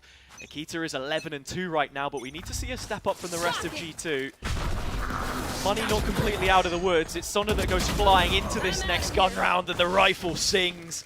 It's an opening pick for FlyQuest Red, not something that they've typically enjoyed, and well, in fact, Thea's going to keep rolling with the punches. It's a quick double up. I'm out of here. It should be a trade for Nello. Yep, walking out of the situation. Sonda does get caught, so at the very least, 4v3 into the retake now. Planted. Unstable wants to fight forward, doesn't want Garage to be contested for free, gets the first, and Ev follows up with one over towards window. It's just back-to-back kills for the FlyQuest players, and nobody could get Garage. That was absolutely a shutout from them, but it does come from the early kills that they were able to net over towards A. And I have to say, it's another very well called round from them, pressuring different pockets at points in time. You see the opening kill set up on A for Sonda, but she's very happy to just go ahead and run it down. I think when you've got an extra player that's going to be running a duelist that can just gap close, of course, you know, Neon and Yoru both have those abilities. You have the rest of the support on the C take. It's a full A long. On towards A again. G2 last legs for money here. There is an op in play. It's not going to get any value just yet. Rifles on sight. Vanya and Amy doing a decent job to clean up here, but Unsable has hit the scene with a double tap in hand. It's quickly put to rest. Amy responding in kind. And Ev, the final remaining player. There's a fake out round the corner here. They're not going to fall for it just yet. Crossfire set up, just looking to bait that first player, but Nello, safe pair of hands. G2 building on their lead. That will make it 5. There is a preface, right, for FlyQuest Red here that they are coming in with 2 subs, right? So you can argue that in their favor in the sense of it not necessarily wanting to expect them to be the players that are able to take down G2 this early on. They have the honeymoon phase as well with Akita joining, and she's playing absolutely amazing. But I want to note, Unstable is and Sonda obviously, but they're probably one of the best people to bring in as the subs here. They both have like so little agents that they haven't played, and especially in a composition where you are forced to play 3 duelists, these players can do everything, whether you want them on the duelist role or on the support as well. Exactly. No extra groundwork required. Both of those players still in the saved contacts. The last official that Unstable played was the GC Kickoff Grand Final in NA, is obviously FlyQuest Red right now in the middle of their Swiss stage. But as it has been said a few times before, I think this could be the perfect event to help reset and build up some team culture within that core at the very least, despite the player changes. 8 of them this year, to reiterate, so Volatile barely scratches the surface. But I do like how they've responded in a couple of these rounds. Things looking naturally very loose in terms of how they are being played. But that is what you're expecting from the 3 duelists. Right now, G2 up to 5 though, and I think if they can build on from this, it's going to be huge for them. But the thing is, look at Akita, there's an operator out early here. They have to utilize any sort of initiate ability and the flashes. They have to try and get her off the angle. Although there's been a little bit of a switch up. Cypher's now over towards A. Now he's going to be trying to lock down that positioning. And FlyQuest might just walk into the trap. Potentially. The double tap does expire, so there is less safety about this. They're in mid, still clearing corners, but Amy finding one for herself, peeking out, and there you go. The IGL of FlyQuest forced to watch the rest of this round from the spectator screen. Put into difficult situations so far already, but G2 are starting to gang up outside of A. As Nello calls on that support, the spike is posturing in this direction. Dealing with the camera early on as well, and one trip, you know there's going to be a little bit less resistance coming into sight in regards to utility, but look at the players. Yeah, I mean, Nello just wants to go ahead and take this timing. The one-way on site is brilliant. Amy can just walk up beside it. 2 players backed up on the graffiti wall. Oh, it's Unstable, catching at least 1 player here. Quick reaction, Ev will fall, but the overdrive is out, and so is the rest of G2. Not able to disengage from default. Unstable will go down, and so Lace left alone. The first of the kills goes her way, but the spike's out on site. Still a gate crash to try and cross the line. An extra one to perhaps bring a player out of play, but it's still a 3 versus 1, and her work is cut out for her. Mimi, to wrap things up, that's a 6 settled for G2. I'm going to expose you here a little bit. Go on. You said coming into this that it's going to be a defender-sided tournament. I did. Do you want to elaborate on that one? I said, I feel like teams naturally coming into this tournament will go, okay, 3 duelists, we're playing really offensive, let's go and attack. And actually, I'm glad you've mentioned that, because it's not really exposing, it just makes me look smarter. I think G2 playing for a lot of these retakes, these fast floods, when FlyQuest are expending early utility to try and clear space, it's that huge trade-off. You see teams talk about it a lot, you know, at a VCT level as well. Silence and violence. You've got to balance both of them, because if you are just emptying your pockets, nothing left to play around with. Akita has this op though, and unfortunately enough for her, it does not result in an opening kill. Said it's FlyQuest that are going to be picking that one up. Vanya though wants to put at least some numbers back in the favour, but the kill contract's out. Vanya has maintained this position. Combo of util. Vanya, dead woman walking. FlyQuest Red with a couple kills back, but it's a familiar situation for them. A single player advantage which could very quickly slip. And with the trigger finger of Amy, it has. The opposite pick shattered. 2v2. Nella's ultimate though. And with that info, G2 now have the heads up on this push towards spawn side, something which they're happy to let expire. The retake's coming in from Garage onto the C site, but Thea has repositioned to this. Ev supporting her every move. And so FlyQuest sending themselves up to a 3rd and keeping themselves competitive in this game, not letting the half slip. That is so important for them to fight through the cages though, because sure, Nello's using the ultimate, the Neuro Theft, to get the location of both of the FlyQuest remaining players that were remaining. They were going towards CT, they wanted to wrap through Garage, but the spike is not planted for them. The fact that they were able to utilize Nello's cage to peek through, to get this double peek going for the Garage push is so, so important to fight forward. Priority has been put on getting Akita up and running. She will lead the charge down middle as the rest of G2 placed on Sheriffs for now. FlyQuest have had opportunities to build back into this game, but G2 are unrelenting in the way that they can so quickly punish you. The mid-inquisition just results in Amy being posted in the cubby as Akita continues to look for information. FlyQuest starting to do that elsewhere. Oh, and Mimi mid-round as well. That exploration gets cut short, and all of a sudden, the C site's open for business.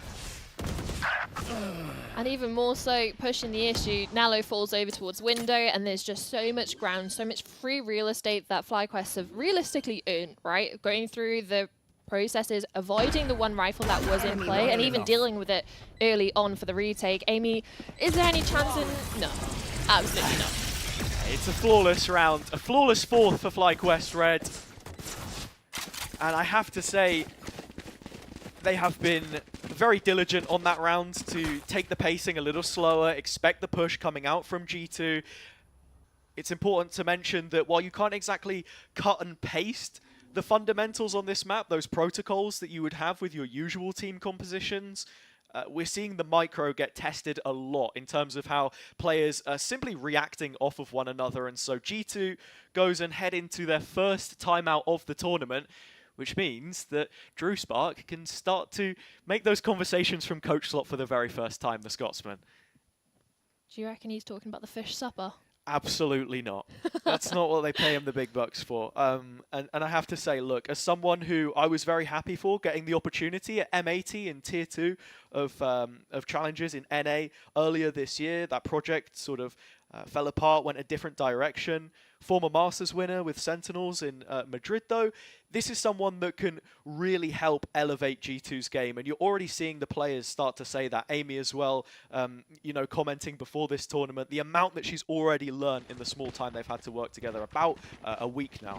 I think the main thing for me of that addition was how he actually took to Twitter to say him and Mimi are getting along really well. And I think, sure, you can talk about coaches and IGLs don't necessarily have to have the same view of the game, but it certainly helps when you're looking at the prep and the work that they want to put in and the ideology that they want. Absolutely. Mimi, the last standing one of the originals. First tournament that she won't take to the stage with Petra by her side. So the foundation of this G2 side is set, and with new support in, can it make those necessary improvements as you look down the gauntlet towards GCC at the end of the year? Back-to-back third-place finishes. It's all one step at a time, and FlyQuest taking this round very, very slowly again. They've already managed to get unstable into backside B, G2 playing for a full collapse in the middle of the map. The thing is, there are still gaps. They're not necessarily taking them just yet for FlyQuest, but they're starting to explore and starting to push the issue, especially with this smoke going over towards C-Link. They want to push, they want to keep it unexpected. Mimi playing to contain. She just has to be cautious of the fact that a player could flash out of this smoke at any time. Making sure that FlyQuest don't have 2 feet to stand on, no extra link control, because you are boxed in on B at the best of times. And so Mimi finally reveals her hand. Now supported by Vanya at her side. It's unstable to find a double kill and wipe them both off the board. The rest of G2 grouping up through middle, but Unstable won't stop until the job is done. 3 kills for them. It breaks for a 4-on-2, and before the dust can even settle, Unstable is kicking up 4 kills. That's 4 now. And well, Lace won't grant her the opportunity to find all 5. FlyQuest have that number of rounds. Last round in the half. I think Meg's going to be happy with that one. Yeah? Ace Are we just we're on Meg watch right now? Yeah, honestly, would you steal an ace? Are you the type of person who goes out to purposefully to steal the ace? You wouldn't steal an ace. You wouldn't. No, that's before your time. That is before your time. I do know it. You wouldn't steal a font. That was quite funny if you've seen in recent days. Yeah, it got exposed. But something that isn't getting exposed right now is FlyQuest. They've had a little bit of a comeback, right? They're starting to get up into more of a competitive scoreline. 1 round away from making this an equal half. And so into the final round, it's the C site that they hit, and I don't know how on earth Unstable's been able to pluck Nello out the ether, but she's not going to win the duel inside the kill contract. Cypher holding on to life. Doesn't last that much longer though. Great combo with Ev. Yeah. Sure, you lose Unstable, but the trade straight away back in from Nello. But talk about the flank. There's 3 players here. And again, Garage is still contested forward to the side of G2. So that's another avenue that they don't necessarily have to worry about. It's all eyes towards site. Oh, Paranoia cutting across the middle of site yet again. But Ev a little blindsided by it. Nikita in behind. Lay stepping up with 2 and getting out with her life as well. The spray through the smoke is the salt in the wound, as FlyQuest will tie us up all even in the first half of play.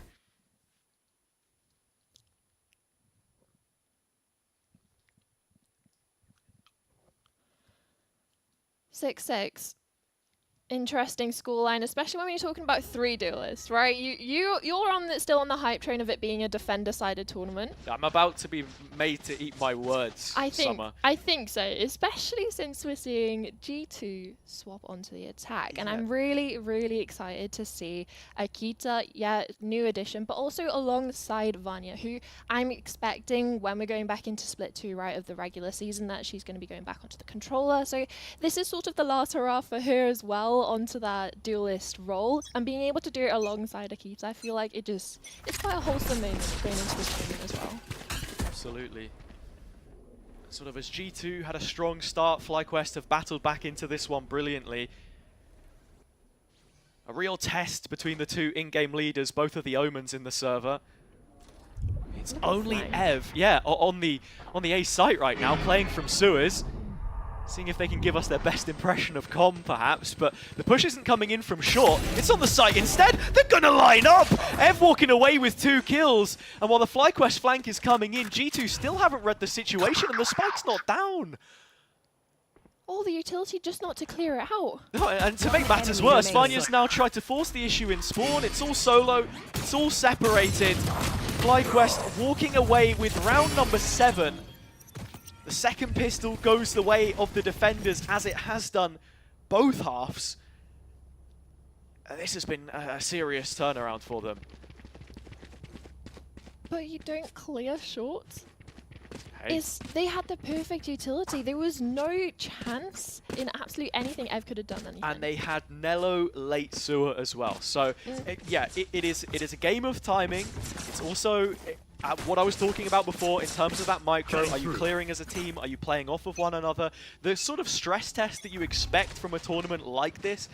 No charge. In many ways, it's easy to look at the situation as this one, the anti-eco for FlyQuest, started pretty well, but now Stinger's under a lot of pressure on site as the bodies start to pile up. Vanya's repossessed the Bulldog, and all of a sudden there's a conversation to be had. Flank coming in late from Ev, but at long range, that Stinger is second best. The judge, in fact, on the doorstep does nothing. Pistol from Nello, recovered weaponry, and an outlaw on the angle. Already crossed here, Ev, but that's the tag. 10 HP, and only one click of the mouse would have been enough. But Ev shatters those dreams before the final whistle sounds. Number 8 for FlyQuest, but not without concessions.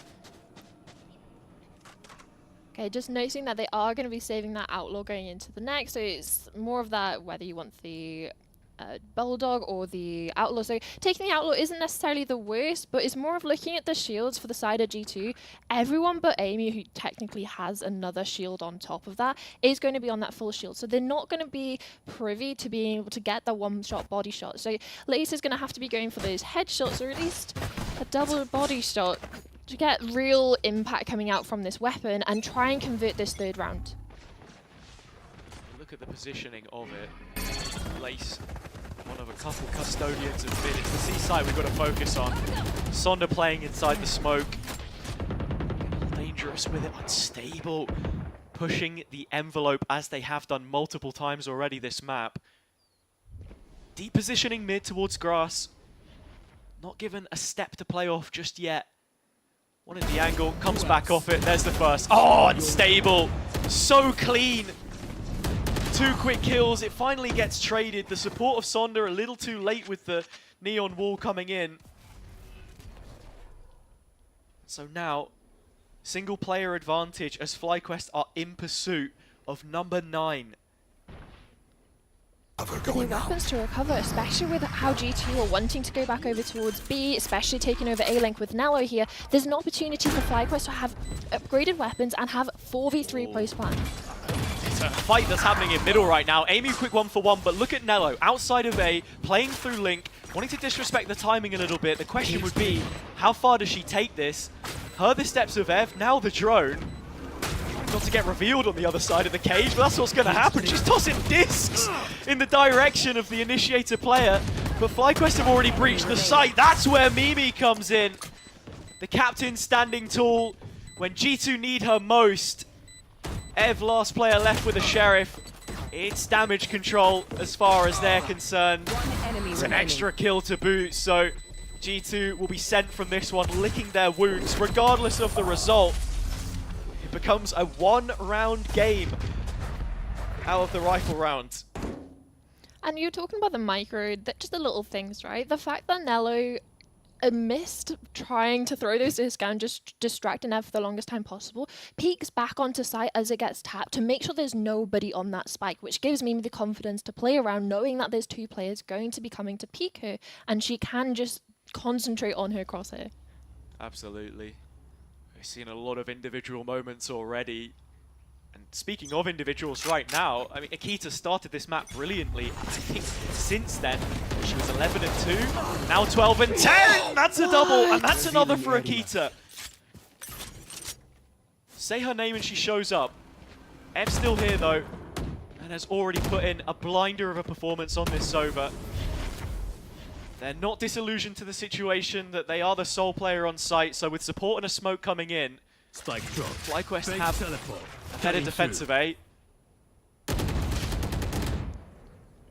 With that damage sent Ev's direction, actually. G2 are just going to try and walk this one in. Paranoia cuts across Graffiti. That is unstable going down in Ev as well. The site collapses on A.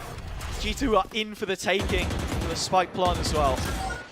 Yeah, and especially with the neural theft coming through, they have plenty of space to pick where they want to plant the spike, and now they're going to focus on trying to isolate these 1v1s, but the wraparound back from Sonder, are they expecting this?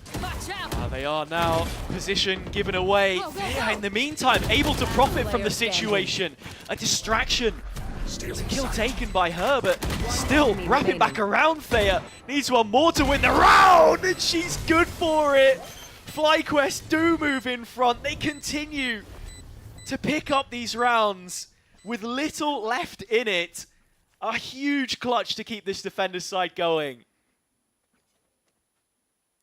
And from the side of G2, you can see what they wanted to do, right? The fact that they had the neural theft come out, they know these two players are isolated, but FlyQuest back off immediately. The player retreats over towards Heaven, and the immediate wrap back around from Sonda after the second ping comes through, so they still believe she is on that flank, is able to surprise them over towards CT. Sure, the stun gives her away a little bit, but it's more of trying to regain and rejoin up with your teammate, and then just, sure, Thea just in the 1v2, crisp and clean. Yeah.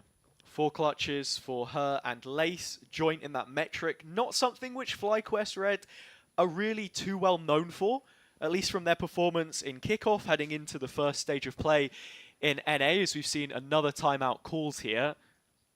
Don't have complete confirmation as to who, but it's 60 seconds for both teams to talk things over. And to speak about Thea a little bit more as well, I think this is a player who, finishing last place at GCC in 2023 with EG, then, you know, coming back with FlyQuest again, all of the roster moves that she's seen, I think it's a career which has been plagued by that kind of volatility at times. But now with this crop of players in a LAN environment, something which the organization as well has facilitated for them for quite a few of those qualifiers, you've really got to be looking to make the most of the situation. And that's exactly the story of this round as well, as they're the ones coming in with better weapons. Better weapons, but the numbers are definitely going to be in favor of G2 as they start to walk over towards this. A lobby position is easily, well, taken from them. Nobody from FlyQuest are wanting to stop this, especially when you have got so many numbers from G2. They don't want to give up an early weapon. They're just going to come into the site here now, completely free. They've just absolutely left it. But look at the utility belt of G2. There is absolutely no... What, we got a spy cam? You're gonna drop that sheriff to the spy cam and shoot them, Nello? I know it's a 5-year anniversary, but let's not be throwing it back on a day that isn't Thursday. It's another double kill from Ev. This Sova utility is brutal, but G2 respond with a couple of their own. Akita, with more fuel left in the tank, seems like the 18-year-old has further kills to pick up. It's a crossfire close, a judge in the hands of Mimi. Looked like she was going to stick it, but those shock darts don't stop. Ev finally running dry of damaging utility. Not out of the woods just yet. Mimi finally sticking the plant. Holding this cross with her life, but it makes it difficult because Akita isn't there for it, waiting for the cue of the drone, and that's when G2 bite back. And the reposition. Now they're doubling up and they're pushing the issue even further. Wants to have the judge up close and personal. It's Akita this time. One player left, it's there. 1 point of health, 2 targets to take. Doubled up in the corner, but does she anticipate this? It's such a difficult call, and there you have it. Akita picking up 4, and G2's pistols. Well, that was literally all they had. There was no utility. Sorry, they had the spy camera. They still had the spy camera after they got the site and a couple of sheriffs. I saw plenty of tags from that. Yeah, from that spy cam camera, as well. it was the real difference maker there in Absolutely, that round. it was the leer. It was the leer that made all of the difference there. But what a round for G2 to pick up. The economy now booming. The ult's there to match it. It is just the neural theft that we're missing. Another, you know, very impactful ability. But jokes aside, Nello's just going to place the trap behind them, and the rest of G2 fall in line. A flat A take, which starts with Amy finding Thea. And with the support of the site lost, the smoke soon to fade. FlyQuest do exactly that. And I think in the previous, the judge was the worst possible weapon for them to have given up. But in this one, they can only upgrade, right? They're the ones coming in with a sheriff. There's lack of utility for them as well. But looking at Sonda and Lace, a flash and a stun could be real good at initiating this retake. It just feels there's a little too many G2 players to deal with. So a trap set up here as well. Just in the mouth of this retake, which has been broken, and the rest of FlyQuest will follow it. G2 tying up the scoreline. That's the equalizer from the eco to the anti-eco. We go to the next purchase for both teams at a deadlock. And a perfect time for FlyQuest coming into this one. They've had this ones from G2, good conversion off the back of it, right? Let's see if FlyQuest can have the same sort of outcome, especially when you're looking at them as well. Now they're the ones with the ultimates to work with. I loved how Akita and Amy were able to pair up theirs. Akita puts the dimensional drift off the start of the round, spots a player. Amy a little bit kidnaps them, right? Gets an entry kill, and then it's the follow-up into sight as well. Akita spots out Ev over towards short, and then there's just the scale-up from the rest of the team, and it is just coming to that like woman advantage post plant, right? You have 5 versus 3 already early on, and it's a struggle for FlyQuest to get back into it. I want to see something that they can do in this one as well, of pairing up the ultimates, whether it is the same similar combo to Amy and Akita with Laces and Unstables. Yeah, I mean, there is endless possibilities for either of these teams in terms of those combos that you're talking about, and that's exactly what a timeout like this is for, right? If you've got an ult round to just bank on. I know we do see the ISO Yoru played quite a lot on this map. It pairs really well with the Sova drone as well, the kill contract. You see that play towards A long a lot of times, usually on the attack side. It's a huge round here for FlyQuest because failure could mean falling short on Haven for the first time in 2025. Thea does drop on C. That's the floodgate now open. It's a brilliant combo of both ults, actually. Dimensional Drift goes in, kill contract follow-up. And Unstable, of course, is good for the duel. Sonda rolling with the punches. G2 rolling on the floor. What, 2 players left on the backside of C? But a benefit is they have all of CT, and every single player of FlyQuest is coming from long, and Mimi has spotted it. Each G2 player needs to come up with a couple of kills if they're to pull this one off. And so out comes the ult from Vanya. Oh no, it was Sonda actually across the screen. Blinking, you'll miss it. And FlyQuest do what was desperately needed. Double digits. G2 call a timeout. They win the following couple rounds. FlyQuest do the exact same. A lot of ults expended.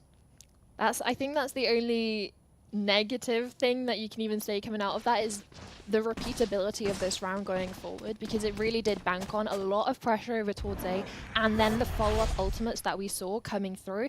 And saying that, Unstable's almost halfway to this again, which, just looking at the ISO performance, 21 and 14, they're absolutely having a tear so far on this map. It's just whether they can continue doing that and push them into the map win, right? To see FlyQuest hit the 13 base. Here we go. Vanya. Similar play to what we saw from Sonda before. It's the solo Neon on A, looking to fly down sewers and create pressure, but Unstable already fully clearing this position. Vanya overlooked on the way back out, and Nello cleaning up the job. So G2 now finding themselves in the same position that FlyQuest did. Post-plant 4 versus 2 in their favor this time. Cover going out. It's going to be a difficult one. Both of the players separated. Thea's going to be setting up Unstable with this paranoia, but can they get enough off of it? Unstable has been lights out so far this map. Relying on the favor from their captain. How much more will they be able to get? I mean, the paranoia comes in, but it does absolutely nothing to dissuade Akita. The near sight keeps her backside. She'll stay there as long as is needed. Finally relieved of her duties by Thea, as she will double up, but time is up. None left for FlyQuest to play around with. The teams are inseparable in what could quite quickly become yet another classic EMEA versus NA matchup. Looking at the money, it's not a pretty sight. It's not a pretty day for FlyQuest. It's such an important round for G2 to actually convert that one. Not only for their money's sake, because they're not in the best position either, but it's more of converting the lead back in favor of G2 and having those back-to-back rounds, which is super important at this stage in the game. And looking at FlyQuest, they're down to one, like maybe a judge, right? A couple of sheriffs as well. Sonda opting for the Bucky. It's not the worst weapon to have on Neon. We're talking about the space creating, space closing duelist. With Vanya already pushing the issue over towards short, and with a judge of her own. Look at that. Weapon of choice or not, it is the pick for a Neon player on the eco. The movement ability means that you can just get up players' faces so quickly, and with her watching short, Akita flashed in but can't finish her dinner. Lace's pistol the first to land a shot, and she won't stop at just 2. Lace needs more here. Supported by the rest of her team, they're gonna fall short. It's broken for a 3-on-3, and that's where Vanya went searching on B, brought down to 5 HP, but can hightail her way over to C. It's such a messy round. I know exactly. FlyQuest are going to beat them to C though, and Vanya 5 HP. Should she peek into Thea here? It's a dangerous situation, but Paranoia does note her position. As does the neural theft. G2 know where all of the pieces are on the chessboard, and Mimi, with all of that experience, all 8 titles in EMEA, and the GCC under her belt, is calling this one onto the C play as Sonder is last player left. 1 versus 3, and well, it doesn't matter how much HP Vanya has in the smoke, the judge will always best the rifle. Go, go, go! Just looking at the ultimates for FlyQuest coming through, there's nothing really online bar Thea's. You can look at Unstables, 1 away, trying to get that kill contract out as early as possible, especially coming into the last few rounds of the match, or at least regulation. This is a huge swing round. G2 win this and they're on for the map. You have to be looking at Thea right now in Garage, as FlyQuest are putting serious pressure on A with the util dump early. Fortunately, the defending Omen player does have plenty of utility to disengage. Paranoia TPs back to a deeper line of cover. This crossfire on A is absolutely nasty, and with the trap broken early on, should they start to hit into C or B, the flank is going to be so quick from FlyQuest. There's so many options for them to work with. They go A, they go into the meat grinder, they go C, there's a fast flank. There's potential for it, and actually FlyQuest read the situation a little ahead of schedule, but Thea's right on time. 2 kills in the opening of C, and she will make it a 3rd before the round is done. FlyQuest in firm control. Mimi's reposition unexpected with the From the Shadows. Not often the Omen player will find themselves backside B solo. Could very well soon be where she ends up dead and buried. The timing is everything onto that first kill for Ev, and there is a little pocket here for her to play around with for a plant, but I mean, this is a situation where Unstable is happy to invest the ult. Mimi will win the duel, but she won't win the war. Your biggest mistake was the rest of FlyQuest clean up as the captain is taken out of play, and it's game on into round 23. Dare I say the most important round of this map? You would be bang on. Because looking at everything that we're coming into, obviously it's going to be putting one team up onto 12, but also the money situation for both of the teams. Going into round 24, someone is going to be worse for wear. Because even those last couple of kills for Mimi don't look too crazy on the surface, and people will probably be like, oh, why are you investing the ult in that situation if you're unstable? But it just confirms things right now. Make sure they get the round they need. Guaranteed maximum regulation, but Ev already opening things up. Unstable as well. Inches away from the head of Nello through the smoke. Ev again, a 1-2 punch from some of the best on the FlyQuest side. And this round is a complete non-starter for G2. It's the exact same macro from the defense, but it's executed so brilliantly. One enemy remaining. And the judge flank from Sonder, it just feels like the final nail in the coffin. 12 up for FlyQuest, an opportunity to close out in regulation, and G2, they're going to have their work cut out for them, right? Looking at the competition again, it's 3 duelists, it's mandated, but it's more of the fact that you look at FlyQuest, I would be favouring them if they were on the attack because they have the initiator of Sova. But with G2, they've already used the dimensional drift from Akita, which is one of their main initiating capabilities of having a player get in close and all the information to work off of it. Now they've used that in the previous, completely shut down early on. Looking into this one, how are they going to start the fight? Are we looking at Amy with their ultimate? Destabilizing. So last chance for G2 on this attack side before we head to a potential overtime. But the defending champions need to get there first. FlyQuest's Fortress of Haven, impenetrable so far in 2025.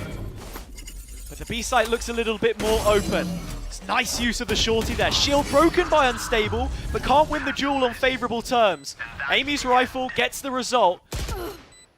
FlyQuest are still in this. Ev with one back from A-Link, alone in this endeavor. Missed shots. Nello, no! That ain't Neuer on the Guardian, but it doesn't matter because Amy's cleaned it up with 3. Oh, the G2 desperately needed that. Switching sides. And I have to say, one thing we don't need is a replay.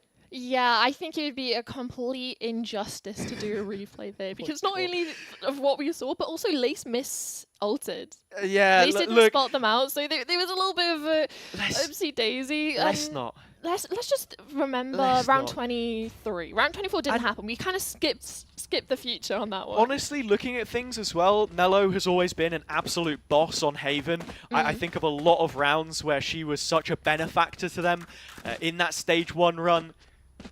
But FlyQuest have been kept on here, made to play more before they can look to try and close this one out. First round of overtime starting on the attack. 6.5 for both teams in regulation. An early operator out for Sonda, obviously glass canning, but it's also on the attack, but it's not even going to come into play early on. Akita's been brilliant with these openers so far. From that defender's side, it's where she began to build her empire. And G2, you'll notice, are spread a lot more thin than FlyQuest were on their defensive rounds. It's the extra security that Nello's Cypher provides.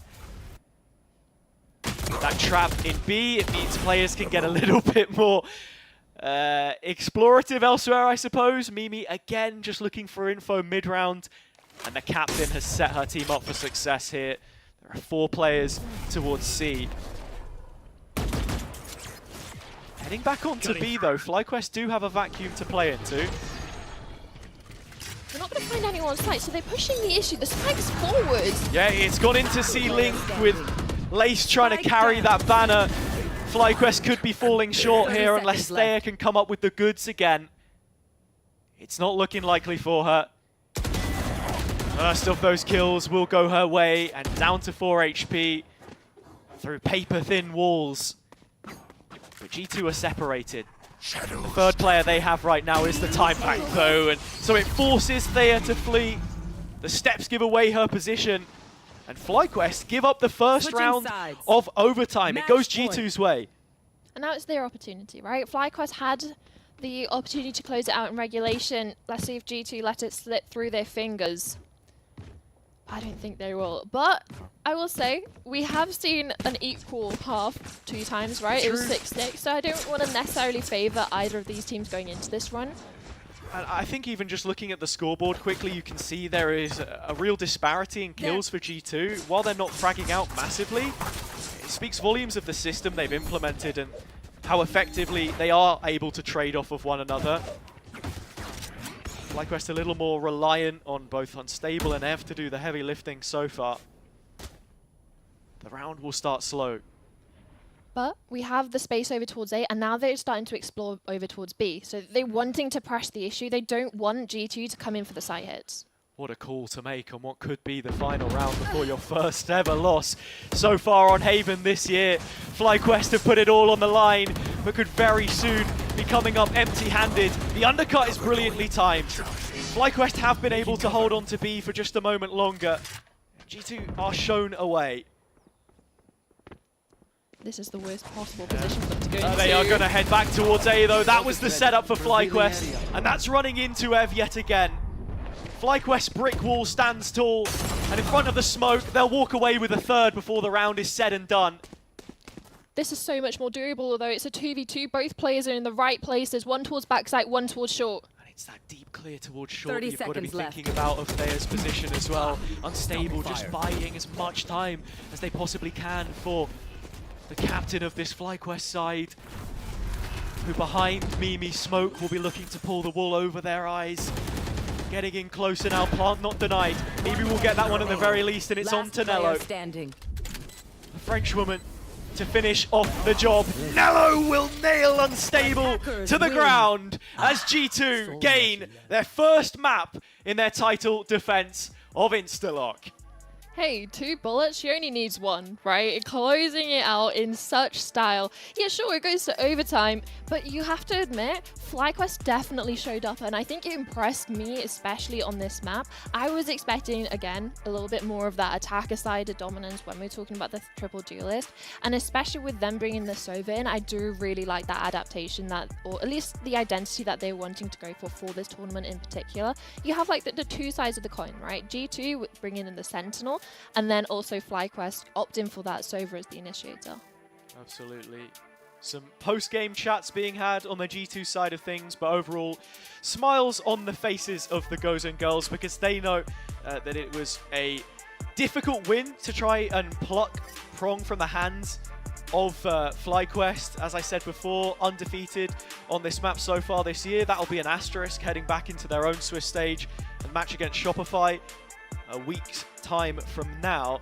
But I have to say, I was still very impressed with a lot of the mid-rounding, not just the way that players were popping off at different moments. Ev's Sova utility, doing their best Leo cosplay with the amount of kills we were seeing coming out of that. But yeah, I looked thoroughly impressed with the calling from Thea as well, as I was saying, and some of the clutch moments and general fragging potential from her on a controller when you've got 3 duelists on your team. I think what perfectly encapsulates Thea in this map was also the 1v2 clutch, and just when they were playing over towards Plat, were just an absolute beast at just shutting down any of the G2 players that were just trying to enter onto the side, just out through the smokes. Yeah, absolutely. Look, I think it's a strong start for G2, but as I previously mentioned, the rest of this veto gets no easier. You go from a map which G2 are 5-2 in their own respective record, now 6 wins for them this calendar year, but for FlyQuest, unbeaten, into 2 more unbeaten maps, and at the end of a very long road, we have Pearl, a map which for one of these players, you know, they have history on. I'm thinking Sonder, I'm thinking the Neon Finger Guns, I'm thinking it's Sondering time later in the day, or so I've heard. I feel like that's the worst, like, map for Sonder to end on, especially against G2. What kind of trauma are we trying to cause running back to like Berlin, right? Back into 2022. Hopefully if it does get to that, she'll at least have a chance at revenge coming into that one. But yeah, talking about this map in particular, especially unstable, but coming in as this sort of super sub, coming in, had played on the kickoff event with FlyQuest, then didn't, and then has come back in for this event. So FlyQuest is a little bit one of those weird ones with who's actually playing on the roster at the moment, but I'm very impressed to see Unstable here. Yeah, and for G2 as well, a product which maybe, or a project which we have more faith in the sense that these will be the 5 players that we see in stage 2. Yeah. More often than not, you know, no substitutes that they're playing with. I have to say, I was impressed with the value they got from a couple of those Drew timeouts for a quick reset. They remained headstrong. They conceded the first, you know, match point. FlyQuest had the opportunity to close, but they were able to win in overtime. Akita, a debut map for her. I think we can be very impressed with that. You know, looking to try and take this win for her EMEA former teammates from Zerons, Lou and Dream on GX, where they failed to earlier. Yeah, I think there are a lot of very interesting storylines to latch onto as this one develops, but you know, you sort of still saw that great performance at the start. It dipped a little bit in the middle of the game. She came back and started, you know, playing well towards the end there. Lots to keep tabs on, I think, in terms of these individuals. Yeah, absolutely. And well, there's a lot of things to keep tabs on in this match and also the next map. But after a little bit of a break, guys, go refresh yourselves because this has been an absolute banger. It's been tooth and nail between these 2 teams, and I'm expecting it's going to be the same for map 2.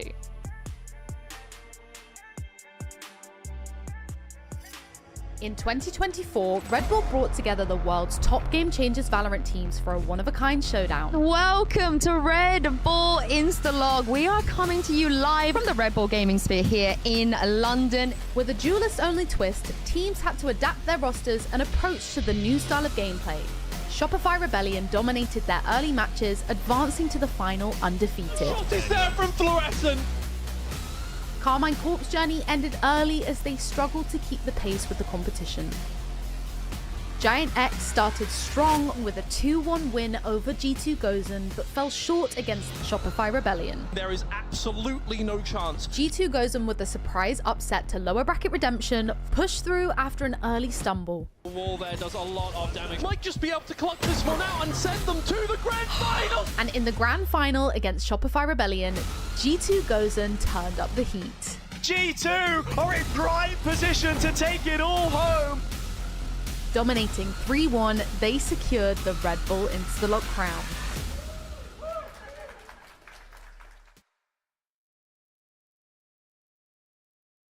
Hi everybody, I am Thea and I'm from FlyQuest Red VALORANT. Honestly, it's super easy to have good energy when you're like friends with your team. I think my team is a bunch of firepower. I am super confident with us.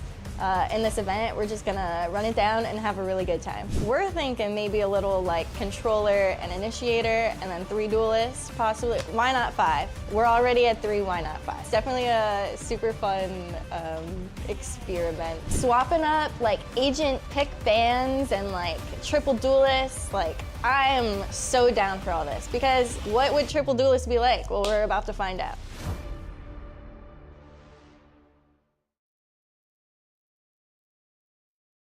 Hey, it's Mary. Hey, it's Lexi From Falcons Vega. We're Mimi and Nilo from G2 Gozen. And today we're gonna see how well we know each other. Yeah. Question number 1. Who knows the most random facts? So I would say it's Odell because she always like an internet weeb, you know, like she knows the every time we weirdest. ask her a question, she always knows. I guess you, because you lived Well, longer. because I'm older. Yeah, that's the thing. Who is most likely to start singing during a warm-up? Oh, that's so me. Oh, you starting a lot of songs. Just keep breathing, breathing, breathing. Who would survive the longest in a zombie apocalypse? Me. They're all gonna die before me. Next question.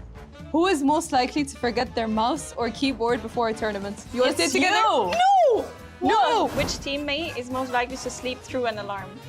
Amy, again. She was like this morning. I thought it was 9:30. You ready? 3, 2, 1. Mad V. We know each other too well. Too well.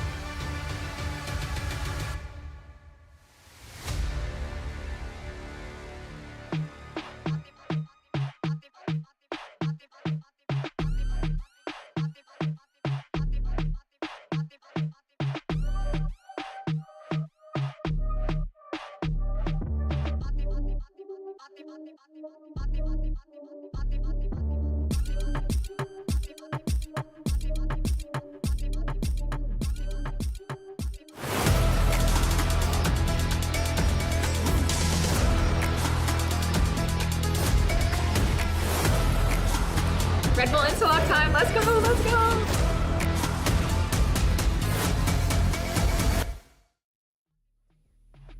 Welcome back to Red Bull Instalock 2025. We are still here in the heart of East London at the Red Bull Gaming Sphere, where we have seen G2 begin their title defense with a first map win over FlyQuest on one of their 3 undefeated maps that we're going to be heading to, the next Icebox, and that one is their pick. It is their pick, and the fact that they were able to push G2 into an overtime, it got really close as well. So I've got hopeful thoughts for Icebox, and especially Icebox. In this day and age, you can see this map run without a single duelist. Maybe not necessarily the best, the most meta comp, but it is possible. So the fact that they have to run through, I'm super excited. Yeah, absolutely. And the way that we stage it as well, it's like, you know, G2, they are the defending champions. FlyQuest still such a capable outfit in their own regards, though. And it does feel sort of difficult in this situation where you are playing with 2 substitutes, which you also put in inverted commas because, you know, unstable. The last team that they represented was FlyQuest in that grand final loss to Wadada. And looking at the performance here, I think the numbers speak for themselves. 24 kills, just the one more than Akita on her debut. I have to say, FlyQuest have still impressed me. The question sort of is, how much further can you take that? Yeah, and especially going into your own map pick, right? And seeing how well Unstable performed here on the ISO, them going into Icebox again might be bringing out that ISO. It's what we saw earlier in the earlier matchup in the day when we were seeing Falcons versus GiantX. And I think it's one of the most popular picks that's going to be at this iteration of Red Bull Instalock coming into the 2025 year, just based on the buffs, the changes, and how well this agent can double as a anti-push with the updates to his vulnerable and the suppression that you can get out of it as well. So there's a lot of ways you can layer the utility, and if you're able to do that while also getting the first blood, while also putting numbers up for your team, what can you complain? Exactly. I think there are quite a few changes in the patch notes that we've seen since the last Instalock, so in terms of its own self-contained meta, you're looking at there only being 1 undercut for the ISO player now. They do have a slightly broader wall, so you can get more players out behind it, but I think you have to be really specific with how you choose to use that utility in a supportive sense. I already mentioned Yoru and the flashes that you can throw for your teammates. We saw a little bit of that in the previous map as well. Yeah, I don't know, like, it's so strange that the timing of this event that we find ourselves in here, because it is after the first stage, right? We're in a bit of like a reset period, especially for FlyQuest as well. But like, I'm so glad more than anything that we missed out on like the horrific Neon meta that we had for like home ground in Berlin last year. Oh my god. I don't know if Sonda's happy about that one. Well, it's like if you play her, you're happy, but if you're against her, then no, you're not. Yeah, and I think it's that sort of push and pull with that. But thinking about what are we expecting to see coming into Icebox, are you expecting to see that Neon again? I'm definitely expecting to see the ISO and the Yoru. I think that's very on theme, not only for the meta of this tournament is that micro meta you were talking about, but also what we have in the wider sort of regular season of the ISO and the Yoru being super important. Yeah, I think this is a good map for a range of duelists, to be honest. You actually look at Icebox being the map which typically in terms of composition, you're actually okay to drop your duelist player, but some teams like to go without it, some teams like to double up. Yeah, I think there's a lot of options. You could maybe go for a Reyna here. We've seen it a lot, to be fair. It wouldn't be my first choice. I think Yoru's a shoo-in for literally every map, and I'll continue saying this, especially on this one for the cut down in rotation time that you get from the gate crash, that teleport that you can throw in spawn, whether you're trying to fake out on the attack or whether you're rotating as a defender. I think that's also important that you're talking about the quick rotations with how many site hits we've seen, right? You're definitely going to be favoring a triple duelist, like they want to go for those aggressive site hits, especially when you have a player like Ev supporting on the Sova utility. So that does come into it, but I'm more thinking about the utility combinations that we can get, especially on Icebox with the agents like Neon, with the stuns, with the very close quarter engagements. There are ways to sort of utilize it to to the utmost sort of return. But I'm also hoping to see, similar to what we saw in the first match, a Gecko come out. We haven't seen him be played a lot on Icebox in the current meta, and hopefully this does give a little bit of a way in for them. Another agent that we've not spoken about on this map, the original staple, would be Jet. I think there's a lot of elevation, potential to updraft there. So absolutely, it pairs well with the op here. As I said before, I already mentioned the Reyna. I feel like that one's kind of funny because we're speaking so much about how beneficial all this extra utility is, and Reyna is just a instalock, go kill type vibe. Most people I've spoken to have said the best experience they've had in ranked recently was when Reyna was disabled and you couldn't play her, because in terms of what she offers for the rest of the team, it's not too much. It's a bit selfish, but sometimes you've got to be selfish. And especially if we do see Reyna come through, I'm just looking at who's going to be playing her and how well they can be that selfish player. Sure, you can talk about the Leah blind. It does help your teammates a little bit, but you can self-initiate with that agent a lot. Similar to like the Neon, the stuns, the walls, there's a lot of solo play that you can get away with. And on a map like Icebox, you're looking at the lurk possibilities when a lot of these teams, they're going to be lacking some sort of presence in regards to utility when you are forced into running this triple duelist, and then there's the conversation of the controllers coming through. You can see the players getting ready to dive into this one as we are moments away from agent select for you all. I think it was already mentioned on the desk by Sue and Meg that the vibes are pretty good in the FlyQuest camp. I mean, look, you're flown out to London. I know that the Shopify girls were having a great time last year here, seeing the sights. They went to, like the Tower of London, looking at the horse armor in real life. I remember that one. But yeah, we do have agent select up for you now. No more horse armor. We're talking about, the agents. Inside the Trojan horse, we got the Reyna in there, we got the Jet in there. Summer, what do you think of this? I love the Reynas, but I also want to point out Vanya on the Harbour. Way back when Abyss was still in the map pool, I absolutely loved Vanya on Harbour on that map in particular, and we had Clovania coming in onto Icebox. Not going to be used this time. It's Clovania. Yeah, I'm going to say no. I'm liking it. You're coupling up the word. Hey, I didn't couple it. No, Vanya earned that title herself. Okay. I got a personal favorite for the Harbour anyway. The Cove. The Hubba Bubba. The Hubba, okay. The Hubba Bubble, yeah, the Hubba Bubba. Big fan of that.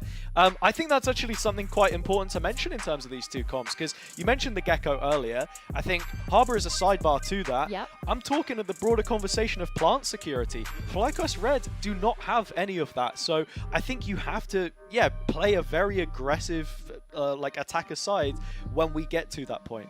I think another thing though, being in stock 3 Duelists, is the fact that not only the plant denial, but the post-plant as well. There's a severe lack of utility. You think of Icebox right now, Teo, Killjoy, Mollies from the Viper, Snake Bites, and all shock darts as well. There's lack of that. I'm thinking especially towards the B site too, in terms of what I was saying about plant security.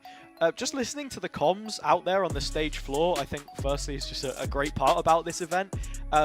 Lou, the way she was calling for GX, sort of really heavily prioritizing taking deeper control, whether it was Snowman, whether it was the site itself. I think ISO here for Lace, that is a brilliant way to do it. The undercut through the wall, you can really make yourself an issue in that regard. So absolutely something that they'll be thinking about. Is hopefully we should be getting in pretty soon. And well, Bob's your uncle. It looks like we might be. Have I jinxed it? I mean, the graphic went away. I think you might have jinxed it. I'm too optimistic. Going back to what you said about how Lou was calling on this map and how GX had that sort of approach, I think is just very intuitive of the triple duelist. You just keep pressing W. You keep pushing the issue.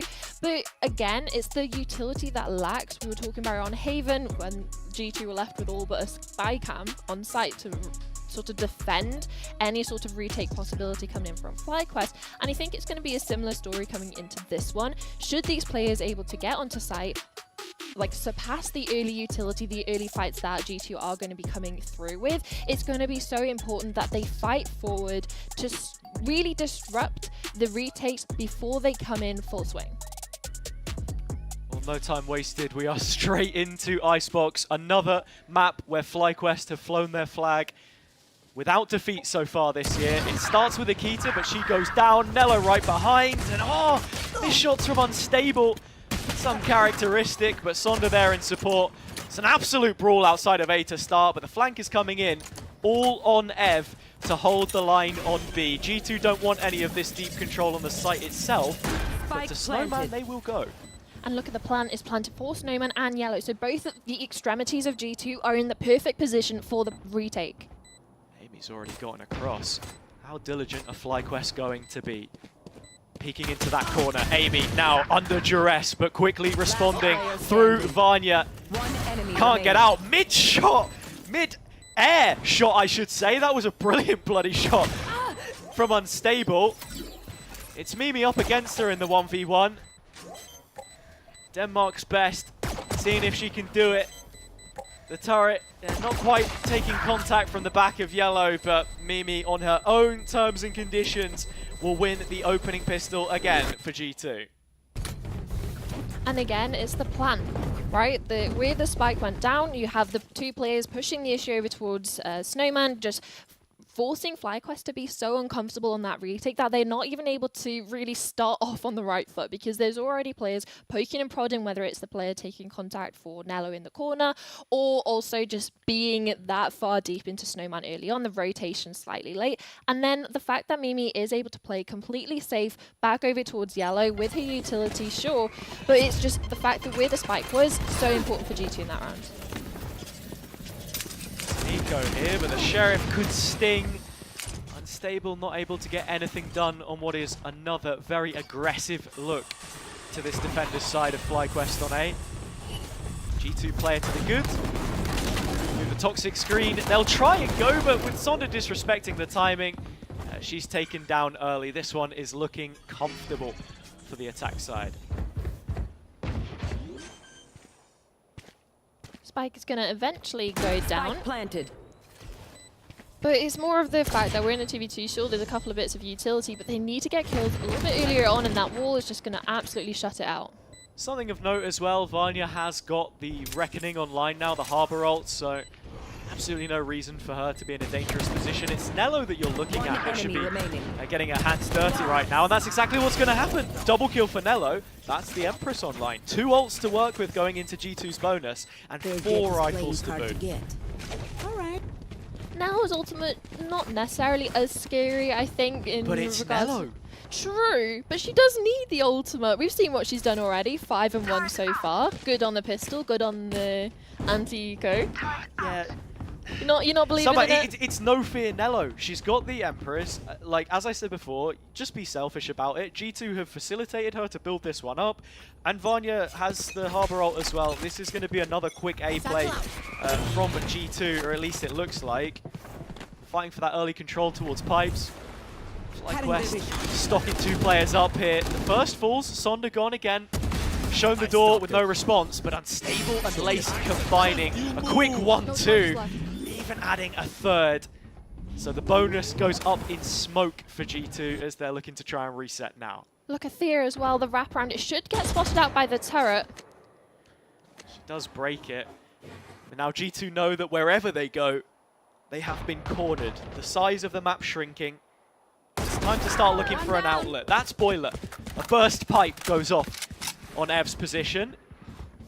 Mimi has opened the door here. It's that late positioning of Thea, though, which G2 should be aware of. Especially with this plant as well, you're talking about the Cove coming in. It's going to be an easy secure for them. But it's what do they do in the post plan? All FlyQuest players are coming in from the flank. Yeah, and it's only a player which G2 trail by right now. They have that added benefit of the time, like you said. There are no nanos on the spike as things stand, and Vanya's managed to bag herself yet another kill. Dropping back to a deeper line. 2-on-2, and that open plant through Snowman. Vanya can just toy with them here. I mean, what do you do if you're FlyQuest? You are out of options, and you are very quickly running out of time. The Nano has bought even more of it. Lace picking up 1. Has to hold the line, Thea, and she's been able to do so for her teammate. I think there's just enough here for FlyQuest, and there you go. That is a well-executed 2-on-2 for FlyQuest. more of the micro we were talking about, but I have to say, G2 will be kicking themselves that they couldn't convert. Only benefit of the situation, it was the bonus. Right? But you do want to say that, especially in the position that G2 were in, they had the really nice plan set up for a player towards Snowman, a player towards mid, and it's just the overwhelming number that FlyQuest were running around with. They have 3 to their name, so they were just grouped up as that pack, and just playing the trade game eventually. Time was bought with the nano swarms, but not enough. Comes down to the wire, sure. I mean, just this early combo of utility from G2 is so oppressive to stop FlyQuest taking space. They'll look to Lace instead through the ult. She'll sign off on that kill contract. Amy out of play. Numbers for the defense behind the toxic screen, but they thin out. It's only unstable left now. Has to be the pillar of this site hold as things look to collapse around her. In flies Ev, but down they go. Vanya doubling up, just a couple away from yet another Harbor ultimate, and with the spike on the ground, that is it for G2. This is the classic Vanya going back to her roots, right? Sure, did an amazing job on Duelist in Split 1 coming into this one, but really the controller is where this player shines. Topping the charts all of 2024 on the controller as a hard controller, playing the Omens, playing the Harbor, the Cloves, and the Astros. This player is in her home territory. Absolutely. I mean, look, we all saw the promise on Duelist at Instalock last year. It's like a separate personality, you know?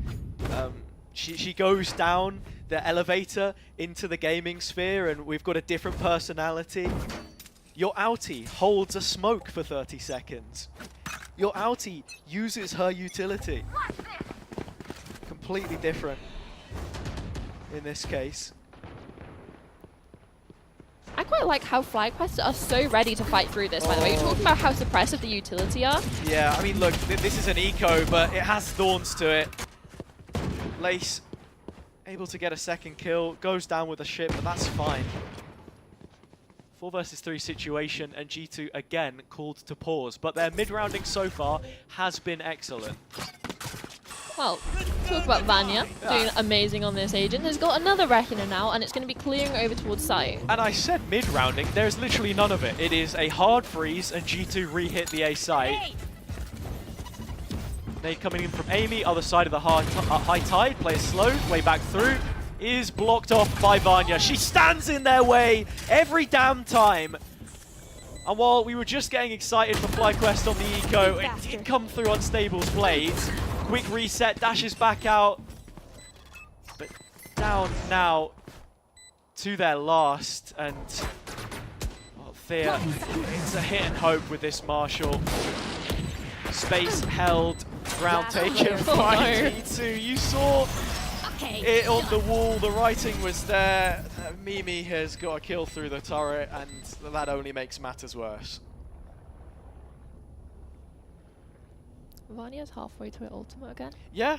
Just want to put that out there. I mean, I think the Harbor ult on this map is one which you can build up very quickly if you get control of the A ult orb. One of the teams in Game Changers, which I think do this best, are GiantX, and they play a very different composition on this map to a lot of teams.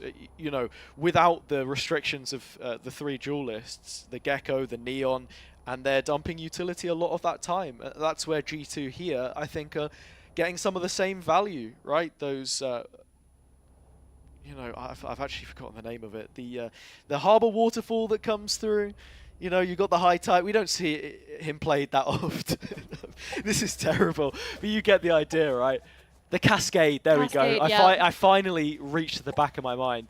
But saying that, FlyQuest have a couple of times now being able to play up on top of King or 410, wherever you call it, wherever region you're from, whether it's NA or EU, or also on top of screens. They've been able to find a couple of times an early kill and possibly even a double up from a tiny, tiny gap they're finding in Vanya's wall, especially when the players are coming through belt. So that is an opportunity for them to play for, but at the same time, when you can just get one and then you're traded out because there's a vast number of G2 players following up behind the Harbor utility, it gets into a difficult situation where you're sort of in that one and done, and it's just not good enough when you're going for these A hits, because the retakes have not been going FlyQuest's way.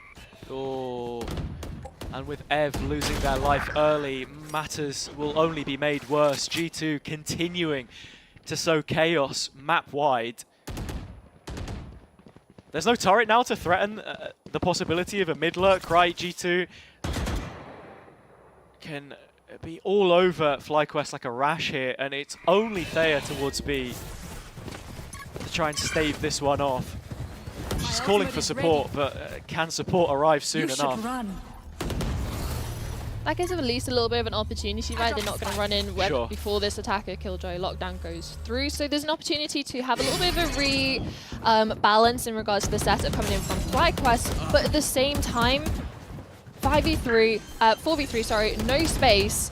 But that's where Unstable starts to show up in these big moments. 3 kills from them.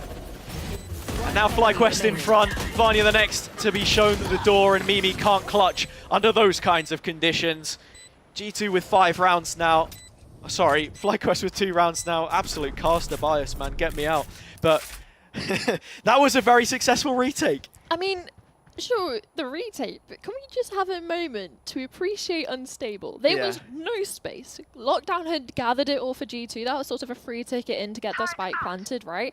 And just talking about how difficult it can be to regain space coming over towards B, especially when G2 want to fight forward, with the code being able to peek out on timing. Unstable has just said, do you know what? Let me handle this. I will do it for the team. I will get my 3. And then it's just a cleanup from the rest of FlyQuest. And like you said, Mimi, it's not a position to clutch from. Oh, it's Unstable again! And again! 2 kills to start the round. And, well, Lace smells blood in the water. She's going to invest the kill contract. Oh, there was a moment there where it looked like G2 would respond. Well, that's exactly what FlyQuest are doing. This map very much mirroring the way that Haven began.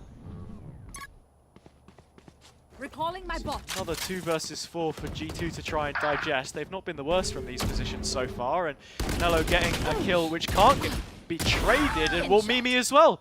And so now it's even footing. The spike's still out in the open, and Lace does not have this control. But the only question is, where is Thea? Because we know that Lace plays towards A a lot and that Thea's over towards B, but as soon as Thea gets spotted, she's in spawn, and Mimi's going to kill her there. So G2 have all of the control at their disposal now. This is another 4 versus 2. Summer and G2 are in prime position to win it. Hey, don't count Lace out just yet. It is only 2 players to deal with. Sure, there's a couple of mollies in pocket from Mimi, but it may be an opportunity to isolate a couple of these ones. Should she go through kitchen, has the awareness even to clear Mimi out. But as the time ticks on, it gets more and more difficult for Lace and to believe in Lace into this one. Unable to get past the first hurdle of Mimi, who pops up 3 in the round.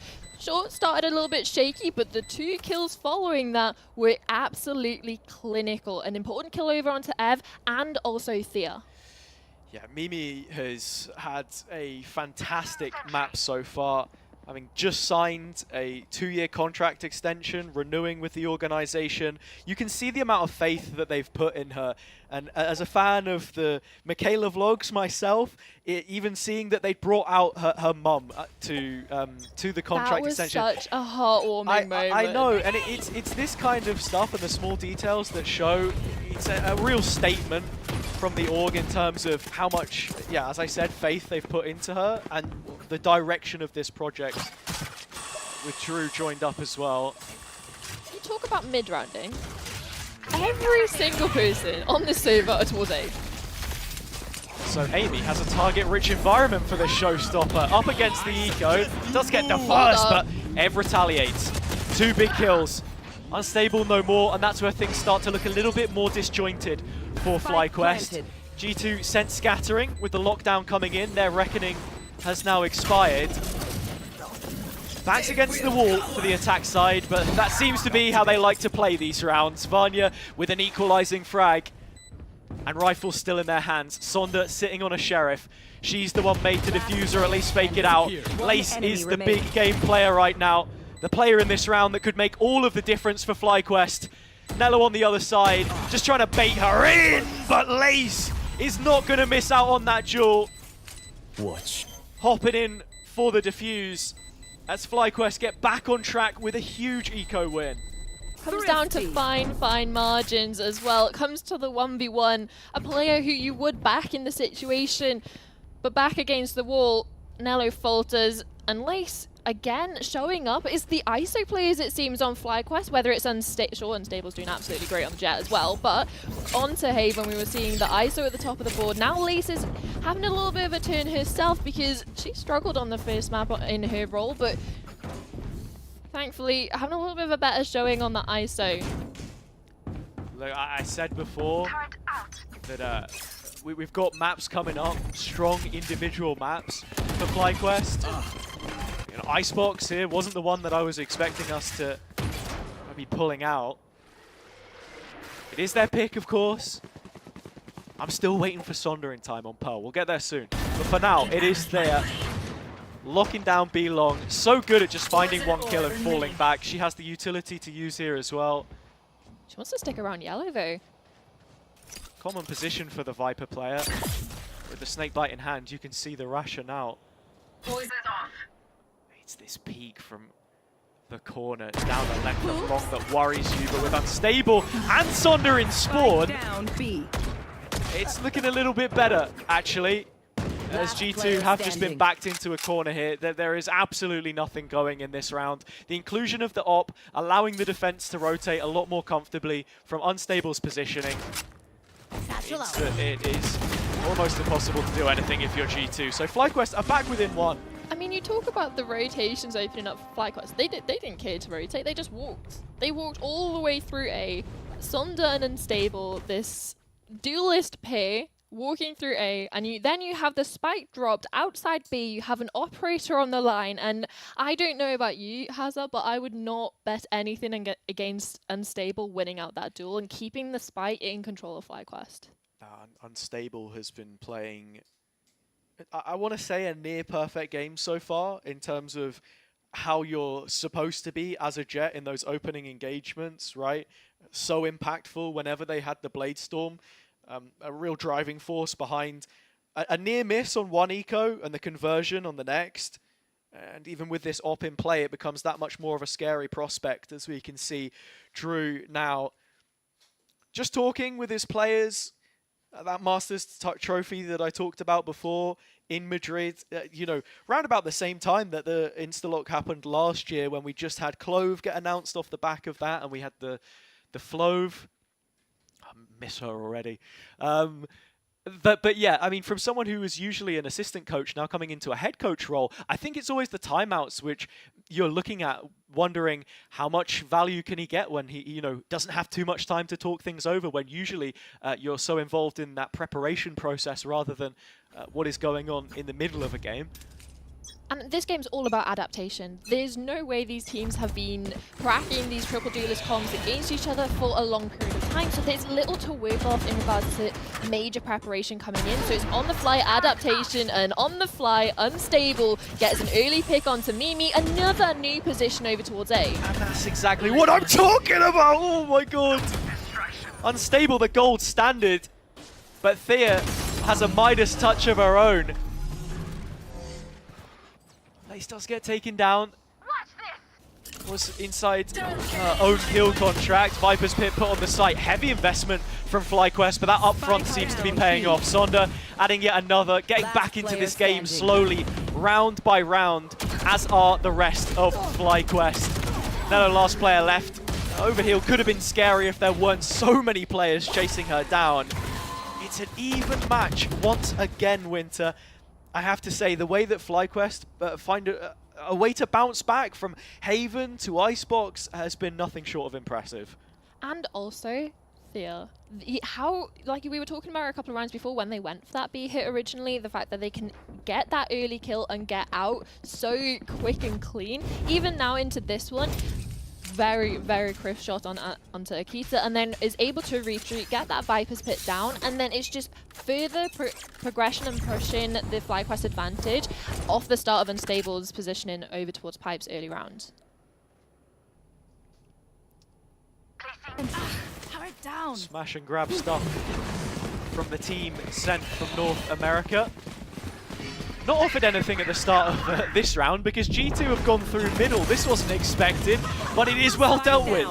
Sonder and Lace, the recipients of it. Akita just spamming away that Sheriff inside the smoke, but nothing comes of it. And when you can see a Sentinel at the top of your screen as that last player left, you're expecting them to be the late lurk coming in on the site itself. So Mimi removed from the round, and FlyQuest set up for round number 6.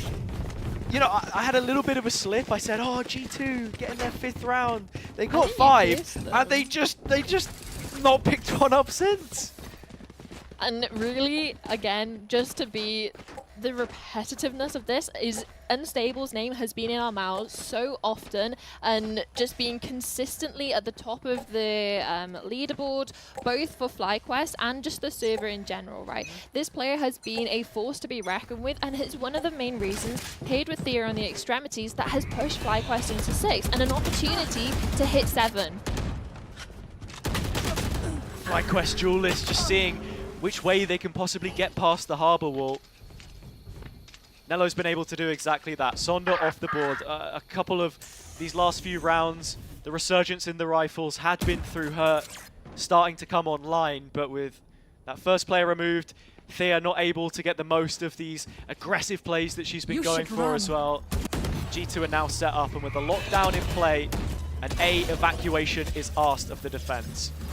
Not for Lace though. Yeah, you're going to be detained here, buddy. I'm sorry to say it. Do G2 find the kill? 2 players! What? Ev was peeking wide as well, and they're gone now too. This is not what the script said for FlyQuest and G2. Stun place isn't a dead one. In fact, she does avoid it for a moment, but Mimi was there. This is a weird round to end the half summer, but I think we might be going 6-6 again. Yeah, unless we can see Unstable walk away 1v4, but there's just too many players to deal with, not enough time.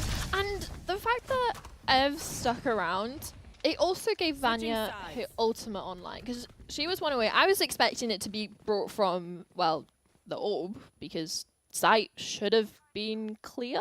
Yeah. People should have vacated, guys. Lockdowns aren't good to stand in. No, on the one hand, I get it. I completely get it. Yeah. You want to go ahead and send a player into the fire. Lace trying to have her hero moment. Yeah, but that was Lace. But then Lace tried it. Nobody peeked. And then Ev was also backside. So I don't know if it was like a, oh, G2 maybe faking. Let's break the ult. Look, there are 1,000 different ways that you can try and break down what happened. Fact of the matter is, FlyQuest lost the round. We go into the second half now with them on the attack side, looking to try and match G2's pistol round pickup, to which they broke even on Haven. And I tell you what, they are damn good for it to start. Nello needs more here, can't evacuate with the Devour used over the dismiss. 4v2 situation, well, but G2 never count them out from these positions. They also know all of these players are going to be over towards this A site. Sure, they have an opportunity to rotate, but we can see that they're not. And both players of G2 are sticking around. There's an opportunity to deny this plant. He's on site. Unstable is on for the ace. Not going to get it. It's another quad kill. A multi-kill cut short, but FlyQuest with 7 rounds now. Winter, it's literally exactly the same as how Haven began. We saw a team start really well, or I'll be more specific. We saw G2 start really well. FlyQuest, as soon as they get that first timeout under their belt, they start to come back into things, they find their footing, and by the turn of the half and out of round 13, here we go. They're in front. Yeah, Mimi might have a little bit of a surprise over towards B. Although, a Classic has been able to take down with a triple headshot onto Lace through the shield and then double tap with the Classic. But they are going to be finding an open B site. And with Classics only for G2, It should be an easy cleanup from FlyQuest. Should be. The words didn't even need to leave your mouth. I mean, classic. Only ends one way, right? I mean, there's no chance that FlyQuest lose even another player here. Right? They're down to their last two! And Vanya's found one more. It's Sonder up against it. This Guardian does so much damage with just a single shot. Vanya needs a single bullet. She can't find it. Everything left empty. It's a barren B site. And Winter, you know what the funniest part about this is as well? Do you remember how that second round went on Haven? It was the last player left into the bonus. Guys, you're doing the script from Haven. We need to change the page. So We're on Icebox lazy. now, guys. So Like, they're just lazy, repeating the script writers, storyline. man. But yeah, it does come down to the very wire. But look at the buy from FlyQuest. They win the pistol, they win the follow-up with one player alive, and they reinvest everything into this one. There's 5 rifles across the board. Has to be the call. And when Unstable is playing like this, dude, just give him a rifle. Yeah. like, don't even hesitate. This is the one that could win you the round. Mimi, again, timing perfect, finding a duel through mid, wins the 1v1 on Thea. That's the smoke's gone. So, FlyQuest, this execute to the site is in open air onto the enclosed space of A. Amy in the corner. Most difficult player to clear here. You've got to go ahead and beat that line of defense. Amy's just stood up to the task and passed it with flying colors. The Cove is thrown into the mix just to allow for a reposition, but it is surplus to requirements. The Boombot's doing the heavy lifting here, and I don't think that Ev can muster up the weight. Yeah, especially with this double up over towards the right. It's going to call for an impressive readjustment, and then even then you have the players up towards Nest to trade off the back of it. Liking this from G2 as well, reinforcing the A hold. Mimi's just trying to give away any audibles, like, please Ev, please peek. My teammates are getting hungry here. Not just in the server for more ult orbs, as Amy's a couple away from the showstopper. She gets technically an all point. Gets one on her death, sure.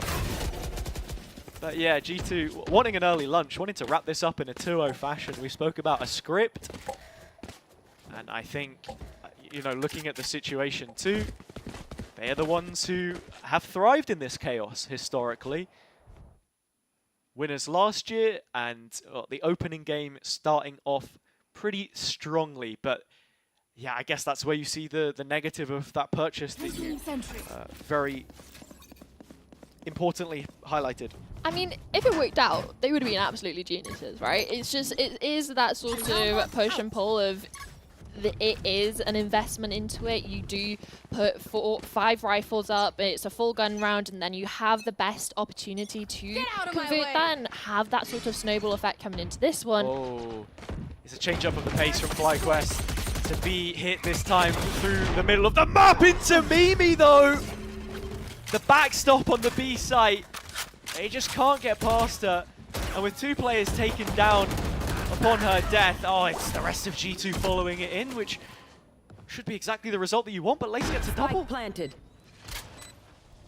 Upgrade of those weapons, and now we're looking at Sonder's repositioning over towards Snowman. It's not going to be great for the spike, but to catch G2 off guard, it could be absolutely perfect. Oh, Nello does get one back onto Ev though. Now 2-on-2, and the question for G2 is, where are those last 2 attackers? Because they just don't have info. So Sonder will send shots to the back of their heads, and Lace ties it up in a FlyQuest red-coloured bow. 9-7, and 2 rounds the lead has been restored. You don't win the full rifle, but you win the anti-eco because you invested all those full rifles. It's fine, it's fine. For FlyQuest at least, for G2 it's less than ideal, because now they're the ones that are going to be down onto this half by Sheriff, Shield, sure. You're looking at maybe Amy being able to be the spearhead in this round, the win condition for them, the fact that the showstoppers are out and are online early. Nello's, sure, if you can recover a rifle. We've seen Vanya Just feigning the position on A as there is a spring-loaded site set up on B. Long is where they look to fight, but G2 are falling like flies. Amy inside the snakebite gets one, and it would have been good if she could have disengaged. But Lace is on it like a car bonnet. That's another double kill from the ISO player. And double digits when the round is done. Again, G2 letting the lead slip through their fingers, not only in the first half, but also coming into the second. No surprise that the second timeout for G2 is going to be utilized now. This is the prime opportunity for them to have an answer back, right? It is in the full rifle rounds for both FlyQuest and G2. Akita's managed to bring this operator out and online, and then there's 4 ultimates now up and online for G2 Gozen. You have the lockdown, the showstopper, and also the reckoning. 3 major ultimates, not only for retake, but also just to stop the site takes before they happen, just to delay time. Exactly. I thought for a second that you were just going to be rallying them off. Like, No. We don't care about the Empress, really. Unless Nella has a pop-off moment, which I'm not doubting. Okay. But it's not the main thing of, like, strategically you're looking at, right? Yeah, we're one short of the full house and the 5 big booms. Question is, out of the timeout, is it boom or doom for G2? FlyQuest have done a fantastic job, as I said, at getting back into this one. Not just for the first time, as they did on Haven, but a second time now here on Icebox. The question on my mind is, how much of a difference does this timeout make? Do they continue to find value from Drew's added involvement? You have to remember, the last time G2 played Instalock, they didn't even have a coach. It was Tebow in slot. Whoa, you're gonna say Tebow can't coach? Okay, best coach in the world, sure, Hazard is undefeated, an absolute 100% doubter. record. That's a lie, man. That's a lie. In fact, they have more French in the squad than they did before now, right? Akita's joined, you got Nello as well. Maybe that's the buff that they needed. They definitely require it in this round. It's the rifle, and with Akita having the op in hand, could it be the boon to her performance that she needs? Well, not offered an olive branch here. FlyQuest are heading straight for B, and they've already made deep control. They were trying to. The hunt begins. Mimi is going to get picked off, though, with Unstable coming in and being that late presence over towards mid, but it's going to be rejoining up with her team. Reckoning and Viper's Pit. This is going to be... Wait, that's huge. No, the Reckoning comes in and it's revealed Nello's position. You're looking at it potentially casting lightning from the sky that shows up where Thea would have been, but not quite able to do it. So Nello gets taken down through the snakebite instead. Back to a 3-on-3. And when it looked like G2 were on the recovery, it's FlyQuest instead that are making it difficult for them. As you say, the Cove is up. A chance for Vanya to get on towards that defuse, and she will do it. The bullets whizzing past her face, still sticking it out here. Finally, Ev lands the killer shots, and not just for the first, but the second time. The stick's still coming in, but it's Ev with 3 to snatch away G2's dreams. Fine margins. The Cove comes out, you get the half, that's great. The Cove falls, you have the jet smokes coming in from Akita, it's sort of, it's fine, defuse. And it was so close. But again, like you say, Ev just being ever present. The ever denial over towards B, and the spike, the attempts of getting that spike fully defused, just completely denied. Wave crashing. They like their chances. They want to go B again. It's the 2024 MVP that stands between FlyQuest and a B site execute. Lockdowns will go traded, but Vanya, in many senses, is forced to fight from this position. They come into her crosshair, and only one she will collect. Mimi trying to defend that lockdown with the best of her efforts. She can't, and actually gets detained for it. Spike planted. They do have numbers, and they also have Akita on the flank. Ev going down early means this is a possibility, but they're watching for it.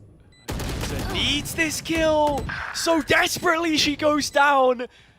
Unstable following the rest, holding the torch, and the rest following it up.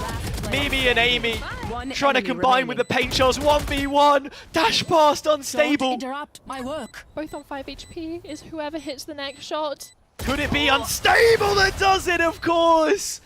They are the hero for FlyQuest once again. The conquest for the North Americans continues.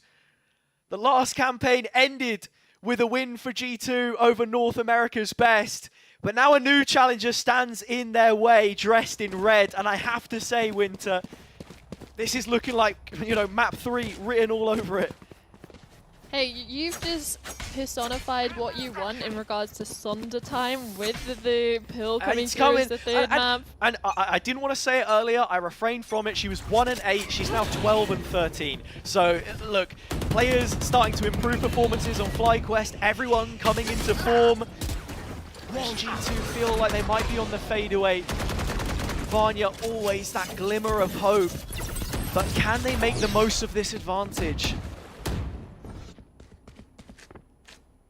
There's no sort of lurk presence from FlyQuest, so even the fact that G2 are watching for it, they've got them rattled. Yeah, no veil, no disguise. It is the A site which they'll look to hit. Vanya again. Oh, Vanya! Spike down A. Quad kill to save face and find 8.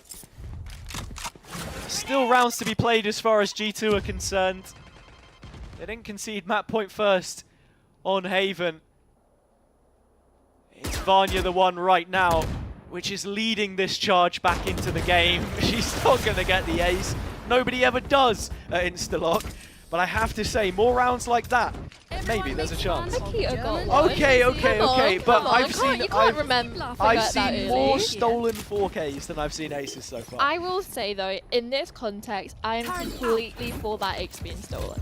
Okay. I will explain why. Explain. I'm not a Vanya here, I promise. I absolutely love aces. You got 10 seconds. Everything.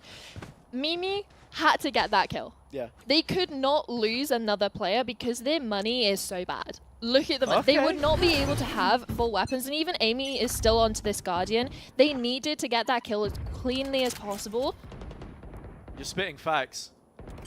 Can Nello spit some hot lava, some lead perhaps? Yep.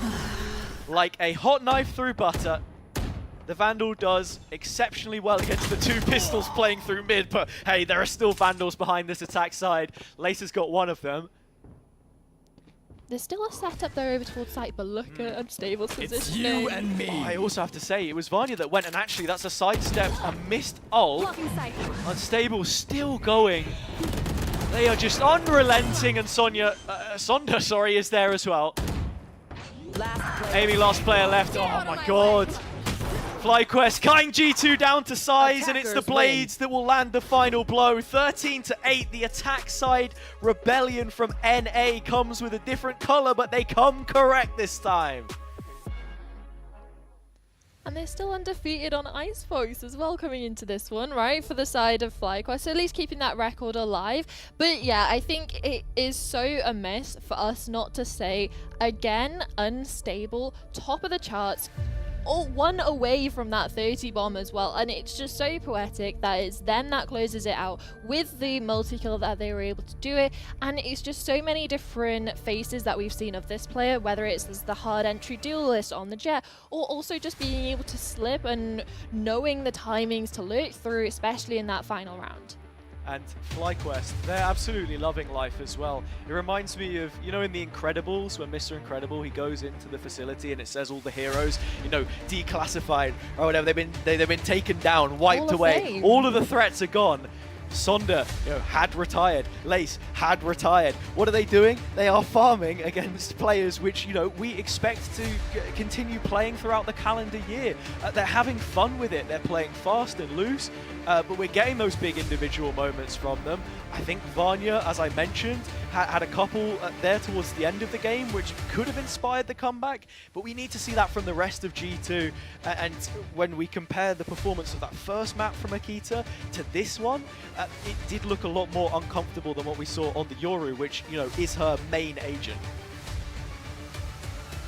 I think, yeah, it is a miss to not point out the disparity between the 2 jet players, one at the top, one at the bottom, but it is off the back of, well, FlyQuest had done so well at just shutting down any sort of opportunity We were looking more towards Mimi getting those lurk kills or the timing kills over towards mid onto player. That was where G2 were really thriving. But when it does come down to those site hits, FlyQuest were just unstoppable.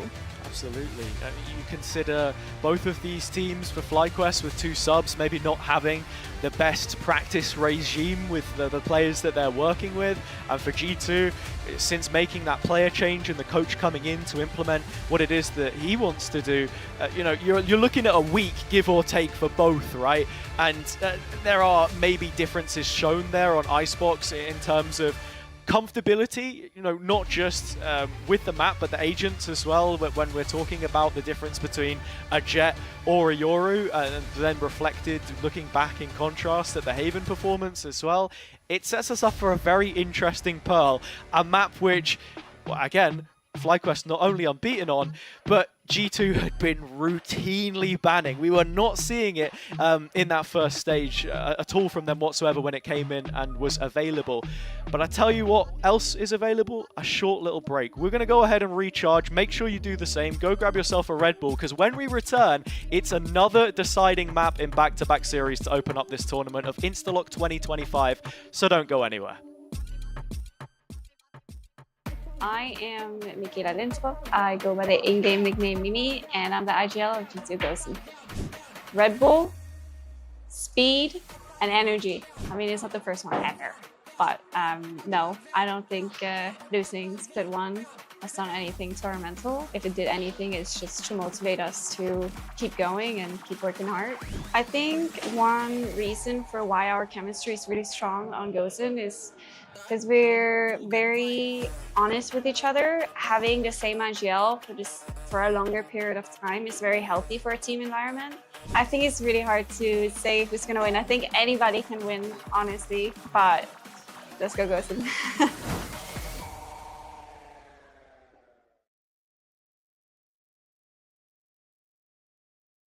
Hi, my name is Sander. I play for FlyQuest Red and Red Bull Instalock. For this tournament specifically, I think my team does feel to be a little bit of an underdog since we do have 2 subs. That's me, I'm a sub. As being an underdog, it's like you feel more loosened, you don't feel pressure, so I think that's definitely an advantage. I would definitely watch out for Falcons. Them individually, they're all very good. My playstyle is like very barbaric, so like I just go in and I'll just figure it out. So I think it very suits Instalock. I reckon my team got a real good shot at the trophy.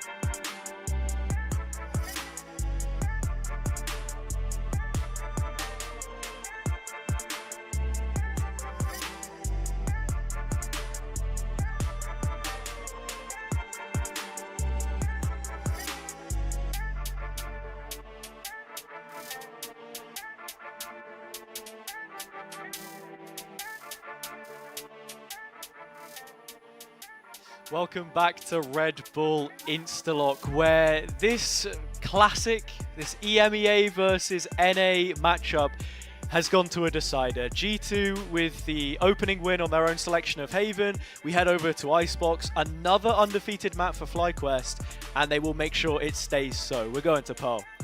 Yeah, and Pearl, I think, is going to come down to individuals. A lot of the time, with having this triple duelist, you're looking at those pop-off moments, and you have a variety of players that can do it, obviously on their role and off it on their duelist now. And I'm just so excited to see if the streak that we've seen so far continues, right? Of the ISOs being super impactful for both FlyQuest on the first map, whether it was Unstable playing it or coming into the second for Lace. But Unstable, I don't think it matters what agent they are on, they're going to dominate. And one away from hitting that 30 in the last map is just insane, especially with the fact that it didn't go into overtime. We weren't looking at a super prolonged matchup. It was a 13-8. It was relatively clean from FlyQuest as soon as we got into that second half. It also, in some ways, feels weird not seeing Vanya on the duelist when you've sort of facilitated her to do so. And that makes me wonder, is it what we get when we head over to Pearl? Or is she then going to commit to, like, this Harbor, for example? Because I think it is not a strange choice for a team to make. We already saw Falcons use it earlier on Icebox. It makes plenty of sense there, sort of as it did on Pearl in times gone by. But for me, at the moment, one of the big things I'm always thinking about is not just the duelists that have been picked, but what do you put with it? Because you have very limited options. Are you taking a Sentinel? On Icebox, we saw 2 Killjoys. That makes sense, right? But on Haven, it was a little bit split. FlyQuest wanted the extra initiator power. G2 did want that Sentinel there as well, and I think that's probably something that we continue to expect on Pearl. Yeah, and especially it does come down to what you are going to prioritize, right? Like, obviously in Icebox we saw double Sentinel come out, and then obviously the controllers as well on both of the teams. But it was more of Haven. There was 2 different approaches to it. One was to keeping the Sentinel for Nello on G2 to have a lot of space control, especially whether it was on the attack to hold down flanks and pushes that we saw FlyQuest go for quite a lot, but also on that defense, being able to lock down and put the main majority of your attacking force to be able to take some space in a particular area and not have to worry about, oh, we're going to have to do a retake with barely any information with triple duelists for this retake. It wasn't because they had the positional advantages of having Nello on that cipher. Similar, then you have the other conversation of FlyQuest when they opted to put Ev onto the Sova. It was just the 2 different ways of utilizing that. I wish you could see a wave back. Yeah. But coming into Pool, I'm just waiting to see what identity both of these teams are going to opt in for, and if it's whether it's going to be that Sentinel or the Initiator, because I don't think either of these teams will go without smokes.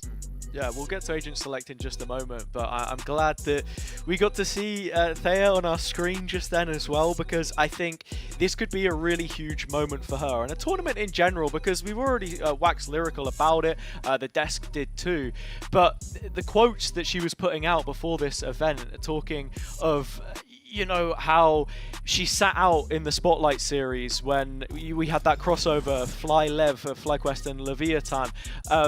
You know, the triple duelist fits the team dynamic, but that it's also a good opportunity to build later into the year when every roster at this competition here today, all 4 teams, have those aspirations of being at GCC, and every single organization was at GCC last year, whether it was direct qualification or now, you know, coming in this year. We do have an LCQ for those NA teams, and that is something which can potentially even help FlyQuest further. Yeah, I mean, it's really, really good to be up against a team that placed 3rd in that event, or at least the majority of one, when you went out in one of the earlier stages of the competition. Not without your own issues, by the way. I mean, also for Thea as well, is she got dropped from FlyQuest at the end of January to then be picked up by FlyQuest at the start of March, right? After the kickoff event concluded, was brought back onto this roster, and now it's sort of another chance for her, right? Being able to come back into this roster, an actual opportunity to play with Unstable, because Unstable was one of the ones that joined at the end of January and then left beginning of March, and now it's back again for this event. So it's very flip-floppy, but it's nice to see how well they can actually synergize in this tournament. As we have the agents coming in, it's... well, actually, G2 are the ones playing without a Sentinel. After we had spoken so much, I heard about them doubling down on it. Ev is going to bring out the Vice. Now, Vice does play a little bit more like an initiator with that Arc Rose. What are you thinking about the comps we've got here? I love FlyQuest's Red one because I'm an absolute Vice lover in the sense of I love playing her, I love seeing her in compositions. Even with the slight changes to the Thorns, sure, it minimizes the damage that's able to be done. But at the same time, when we're looking at Pearl, as this map, you're talking about the Rose as well being an initiator style ability with the flashes. There's a lot of places you can actually use this to initiate your team, whether it's over towards A main through the wall, towards or even into connector. So it is more of that focus on how Ev's going to be, again, as the initiator, how they're going to be able to initiate and be a forefront in this pack of the team, while looking at Thea to possibly be that lurk presence on the Astra.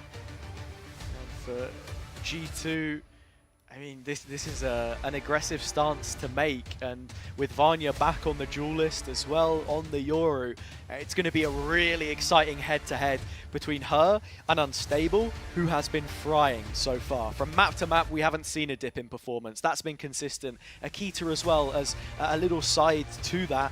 She's actually sort of given up the mantle of the Yoru for this one and is going to be back on that Jet, which we just saw on Icebox, which was a little bit underwhelming. Now, sure, I think a tournament like this is great to give you your, you know, first ground on the new team, find liftoff. There is plenty of runway here heading into the second stage.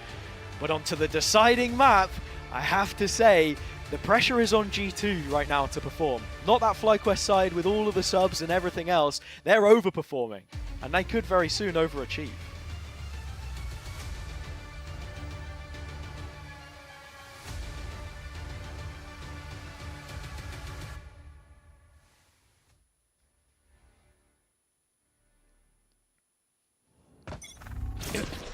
Already heavy A main aggression. It's going to be a fight between the two cores over FlyQuest and G2. But FlyQuest FlyQuest putting their foot down, and G2 don't want anything to do with it. They put a little bit of pressure and then they head straight back over towards mid. Over there. Double tap does get broken. Still looking for more. Nello gets it. Comes in the form of Ev. It's not the person that you want to be running into right now. Nobody on FlyQuest, in fact. Finally finding some form in this series as well, where they have lost both opening pistols so far, but responded in the second half. A strong start here could be a serious dent in G2's mental. And just also the momentum that FlyQuest have to be feeling coming off the back of the win on Icebox in such a fashion that they closed it out, and then coming into this third and final map. It's a nice timing from Mimi on B, but for now, focusing on Akita. Overwhelmed and overran. Forces Amy to give up the A main space, and so back to Mimi we go. Following on from her footsteps up long. Thea's going to get caught out here completely. Okay, well, Mimi's life wasn't in vain. Vanya's there for a trade. Amy needs this next kill, and she's good for it. So still game on G2. Spike planted. Spike does go down, and now another important kill. Should Amy be able to pick it up, but it's not. It's Sonda, the one that collects it, and again, down to a 1v3. Finally, FlyQuest are actually going to be able to get a good start, a pistol win coming into the third and final map, something that has eluded them in the first and second. Yeah, I sort of said it, right? We went even on pistols, both maps. We went even half, 6-6. What happens when we live in a world where FlyQuest spread their wings early and start strong? Like, that is a scary prospect. Brought to the table, Guns, little pick and mix. G2 walking the high road. It's, yeah, just classics. And the one sheriff on Akita. And again, over towards A seems to be where G2 set their sights. They were dissuaded by just a little bit of utility from FlyQuest and a smoke, not wanting to push the issue. Maybe they'll have a little bit more confidence with the full eco. Judge trying to get up close and personal. Sonda walking away with 2 kills, but even if she had have got out, there was no team left. FlyQuest crushed under G2 here, and surely this would be the round. Vanya at the very least has closed the gap to sight, and it's still the judge. Ev walks in and gets a quick reality check. A deposit of the TP, so the spike is going elsewhere. G2 start to look towards other ends of the map. Oh, Unstable hears this. They know exactly what's going on. They know exactly the plan of G2, redirecting their attentions over towards B. The spike has a long way to go, so Unstable might have an opportunity to disrupt. A chance to play off of this G2 disconnect. First shot lands. Oh, Unstable in a dangerous position again. Mimi backed into the corner. Unstable. They continue to step up in the big moments of this game, and while time is a flat circle, Summer, we've swapped the second half for the first half. It's another clutch with one player left. These anti-ecos have not been clean from FlyQuest, but they have been winning them. And it's just getting your toe over the line. That's all really you can ask for FlyQuest here, right? They are getting a good start. They're keeping this Outlaw, which is super great, especially looking at early picks over towards A, which they've been given a lot of pressure from the side of G2, but also to post up over towards B, getting a lot of information. And sure, you have the Astra star that you can use as that pickups mode to get across, but at the same time, there's so many ways you can play around that, and it is exactly what they're going to be doing over towards B, keeping Unstable as that main pressure. Another 8-main brawl. Sheriff out for Sonder. Doesn't find Nello, the target defended by that ISO shield, which will continue to prolong in their face as the pistols pose problems. This gets two, and this time she gets out. Stable is here to support. Mimi's going to have the spike, but that's about it. Oh, I'm not sure about this. Actually, never mind. Lace in support. Another thrifty FlyQuest. And what were we saying about FlyQuest starting this game Dude, off good and starting to soar their wings? This is scary. This is scary. I said it, like, this map is very much unknown territory for G2. They did not show it in the previous stage, or at least it was not a map which they had any kind of preference towards. Whereas FlyQuest here in the tournament with so many duelists, where I think the constant issue and the reason why you saw so many roster moves was it being life after Dodo Nut, as the knock-on effect from Floor making the jump up to tier 1. A replacement was required for the best that North America had to offer. FlyQuest only able to oblige. The whole point of the Red program to help try and improve these players and push them up as much as possible. This round, G2 do manage to wedge themselves between those lines of defense, and actually, that might be the best chance they get. It's an open B site. And it's a weapon for Vanya to pick up as well. So it's not just these Sheriffs anymore. There's a Vandal in the mix, and Stable is over towards Long, so that is going to go unnoted, at least for now. But the rest of FlyQuest, they're going on a little bit of a gander outside, eh? They're stuck as a pack of three. Going to be rejoining with Unstable. It's going to be sort of a site flipped on its head. The attackers are playing in spawn, and now the defenders are coming in from Long. Yeah, but look at the spike plant. I mean, it is right underneath the overhead, the heaven position of B. So this map flipped only favors G2, Nello, Vanya, each of them involved. And plenty more players to count upon as well.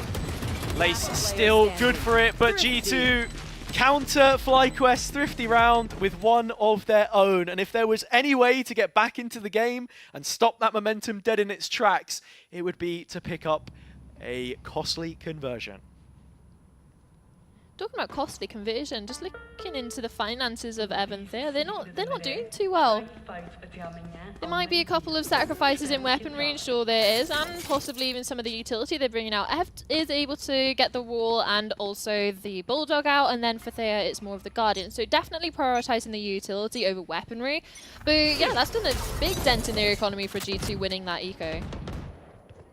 And also, in terms of the wider perspective, G2 have now started contesting mid on a lot of these rounds. FlyQuest for the first time are there to meet them, put into a communal grave.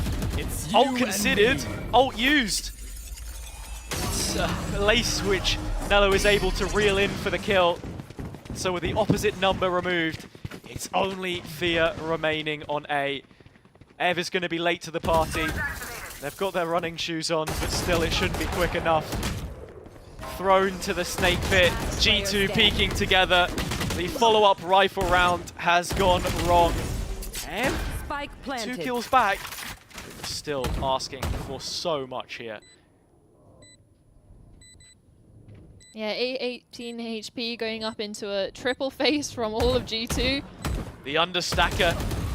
G2 understanding the situation well. As I mentioned, throughout this series, micro is so important, and I think a round like that is the perfect demonstration of how G2 are able to play off of themselves in those situations. Credit to FlyQuest for having the impetus to go for that mid-duel, I think, but the timing of the utility, yeah, it didn't really make a difference. There was a blind in there somewhere. I don't know whose blind it was, but I saw the flash on the screen. I think he was a G2 player that got blinded, but still. Too many players to deal with, really. And yeah, you're talking about the ult being used as well from Nello. An immediate shutdown in that kill contract. And it was just that speed up over towards site as well, especially when you know the 2 players remaining are the ones on the extremities, are the ones on the lower buy. And not even giving Theo an opportunity to isolate. So you get the first peek from Nello, and then 3 people follow it up. Yeah. And you can see there on the screen as well, we had Coach Joe call in the comms. I've always been a big fan of the standing desk that he has behind the FlyQuest players. Whenever they're on boot camp at the facility, like stood up behind them. Yeah, it's like in full business mode, you know, locked in. And with the hat on his head, it says, Mr. X will fix it. Can Coach Joe fix it? That's what I want to know, because these last couple of rounds, yeah, maybe just a slight shifting of the goalposts for FlyQuest and a chance for them now to refocus. Let's see what he had to say, whether it's about this one or the follow-up when they do get those rifles back out. But we've seen how costly G2 can make these eco rounds with the lesser buys. FlyQuest have an opportunity to do the same, especially since a lot of them are coming over towards B. And look at the rotates. Sonder in the corner. Could it be time? No! Oh, shot down on the same site that we saw that ace play before. Not on this round. G2 brought to pistols for a moment. That feels like an even playing field, but the Cosmic Divide has skewed the odds. Flashing in front while there's time still available. Unstable, the one that takes down Akita. Now has the upgrade, Guardian in hand, but the pushback is insane. Nello cornering the captain, Thea, the skipper sent to the spectator screen, and while Unstable continues to pry away at these G2 player numbers, they won't thin out anymore for them. 3 players left, they can play post here. Amy has the ult, but no reason to invest it. This round is rigged against Unstable, but still, they will try and give it their best goddamn go. Vanya's low, that's another bullet that maybe you could land, but into the dome piece instead. G2 have tied us up. You win the bonus, and then you lose the next 3 if you're FlyQuest. The pendulum swing, right? Maybe they've managed to actually move the script over. We're not on the same script we had for the first 2 maps, but it is more of the answer back now in this round that I'm expecting the timeout to be more useful for, more prominent, because FlyQuest in the last, they were really down on their luck in regards to money. Sure, you had Sonder's ultimate. Didn't get a chance to really come online, but it's in this one in particular that I'm really looking at how they're able to utilize this operator they brought out for Sonder. Especially against Vanya popping that ultimate early on. Could we be in for another 3-round swing? Oh my god, or are G2 just going to run all over FlyQuest here? 2 players taken out of play in the kill contract. I mean, who is it that wins that duel? It's Vanya at long last. Finding 2 kills? What? I'm so confused what happened with the ISO ult there. But G2 have found themselves in front at the end of the tunnel. It's Vanya, the shining light for G2 yet again. Their superstar has dragged FlyQuest into a black hole. G2 are all over them in these last couple. And Sonder realizes it. That operator is best saved. There is nothing left to do with this one. Positive is G2 actually don't know about this operator yet. So no shots have been fired. So there's an opportunity to have a little bit of a surprise coming into the next one, if they're able to save it over. Or could this be the ace? Or are we really going to be... There's no way, man. There's no, they don't want to see it. They don't want to see it. Talk about scripts. Where's the, you know, line 5, ace, 5 kills? Not happening today. Or at least we got it early on, and we've sort of been denied. We've been robbed of it. This is awful. I want more. We spoke about selfishness. I'm greedy, Summer. I'm greedy. But I do like that Vanya wasn't actually greedy, just to try and keep the money and just stopping the overheating, because it wasn't the best start, and now they've managed to get the lead. They want to push it even further. Yeah, but they are all filthy rich, and that was an op. So I think the big difference is here, and the ramifications of that is that they wanted to get the op out on the line. Oh, well, the operator's in there. The op's in the op. Okay, how's this going to look? That's nice from Sonda. Textbook breaks the shield. Woohoo! Sonda! That's Nello gone. And it is Sonda as well in the process. Yeah, FlyQuest not going to maybe make the most of what was some fantastic cerebral play from their Neon, as G2 now set up in post. Really up against it. Lace. Last player left now, as Unstable was trying to look for the duel with the rifle, but they couldn't get it done, and so it's onto the ISO, and it's into the stack. Oh, attack through the wall. Can we get another one of those from Lace perhaps? No. Hard pressed to do so. That is a 5th for G2, and the 3-round string. Oh my god, I can't say it somewhere. The 3-round swing continues.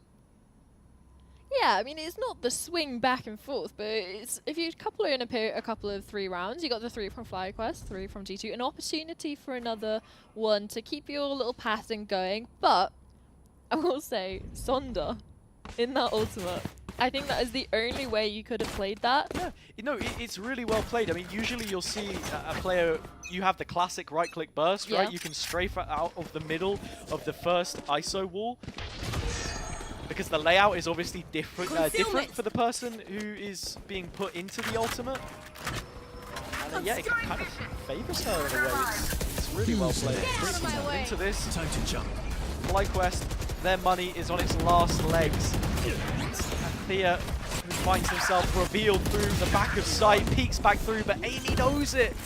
Equal to it, in fact. G2 given a moment's notice in terms of setting up for post.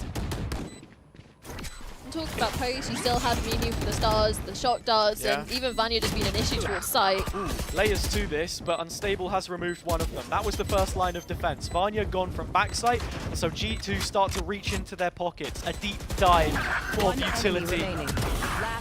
Player numbers are good enough, and the trades again. It goes down to the wire, but Mimi is at the end of the line, making sure that G2 do not miss out on further rounds. But you're also looking to how relatively clean it was for G2 to get out onto the site, utilizing Vanya's dimensional drift. And when they do settle back into that post plant, they do have the numbers game, whether it's with the 4v3 that we saw in this round. They just completely used the trade game to end out with Mimi on top because of how quick and how readily available those trades were. Playing multiple players onto that pillar position, on top of using Mimi's utility to play the defuse even more. There was just so many layers to it, and even after that, they can play the trade game still. After long last, G2 are going back to A main with renewed confidence. 6 rounds successive under their belt. There's no judge for FlyQuest this time, but there is a Lace with an ult and with a kill onto Mimi. Smoke's gone. Contract complete. The impact Mimi delivered on the previous round could not go unnoticed, but Lace here is taking matters into her own hands. 2 kills already. Lace not done yet, needs more, won't get it. Akita instead. You spoke of individuals on this deciding map, but I have to say, the rounds are being decided by them at times. Yeah, and look at Unstable's positioning. Is this going to be expected? They're going to turn around eventually, but the shot goes astray. Now they're going to be alerted. What did G2 do with this information? They start to wrap all the way around into spawn, difficult angle, push to the wall. Thea can't close it. Akita, in this round, already matching her tally of kills so far in the map. This one the most important, a chance to send G2 onto a 7th. Plant isn't so open that Unstable will spot it. There's a chance to reposition, but back to the wall. Akita turns to the top performer. Unstable is here. Can They win it again. No, it's Akita. She is the one that wins the 1v1. A stable tried their best, but they will fall. Oh, and you have to feel for them. They had the flank coming over onto A, only had a Sheriff in hand, but just the shot goes astray as the players start to change direction. And then again, over towards B-Long, is able to get an upgrade into a rifle, into that Phantom, but again, misses the first opportunity. Akita capitalized on it, repositions, redirects her attention, and just absolutely shuts down one of the top performers, not only in this map, but in this whole series. Look, you always hate to point the finger, but Akita was 3-7, now 7-7, and immediately a brand new player into the next round. She has won G2 their advantage on the half pretty much through her own individual brilliance. Someone touted for so long in the scene. A chance to continue rolling with the punches as Amy has found the next couple. It's an open A site this time. G2 can follow through on what they started just one round ago.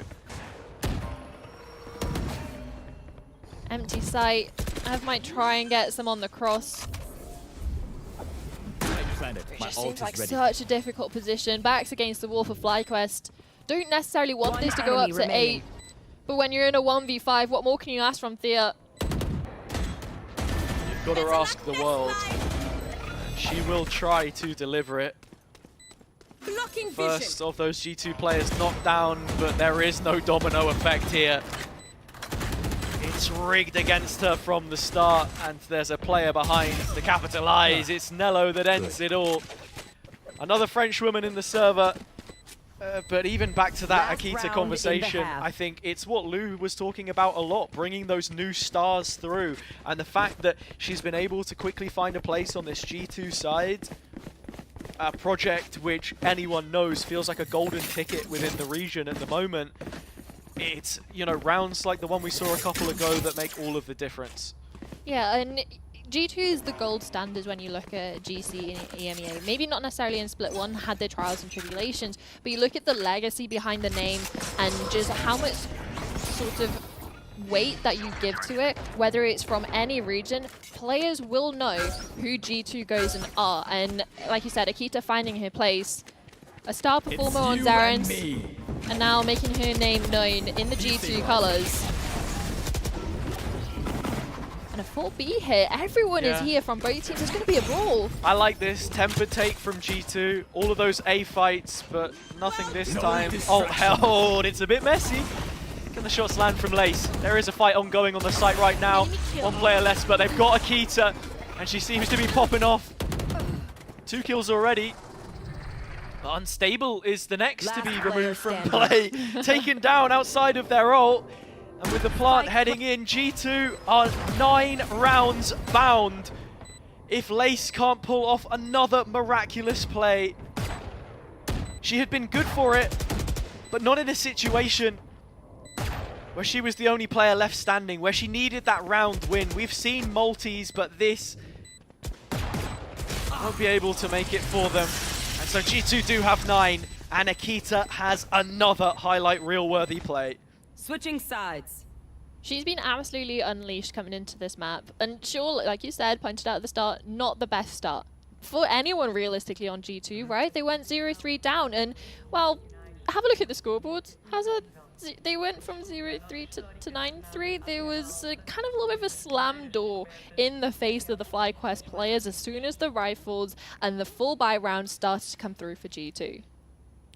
Yeah. Yeah. Look. It's a tough one. You talk it up. You talk it up. This one is definitely a tough sell, the second half for FlyQuest. Not that the rounds haven't been close. Of course. Some of them do come down to sort of clutch situations for the side of G2, or like the trade game we saw where Mimi came out on top of that last kill. It's just difficult to put in context of every single time it's G2 that came out on top. I hate to be the bearer of bad news, but we've seen each team take a pistol so far on this map. It means that G2 should be set up for this one if fate is to repeat itself, but Lace thinks differently of it. So does Akita. They are pound for pound on the pistols. The spike is picked up, and FlyQuest are heading towards B now. They weren't committed at all. You have Ev on this Luke. Yeah, but you're not going to have the numbers when the sight hit comes through. Ever's on their lonesome.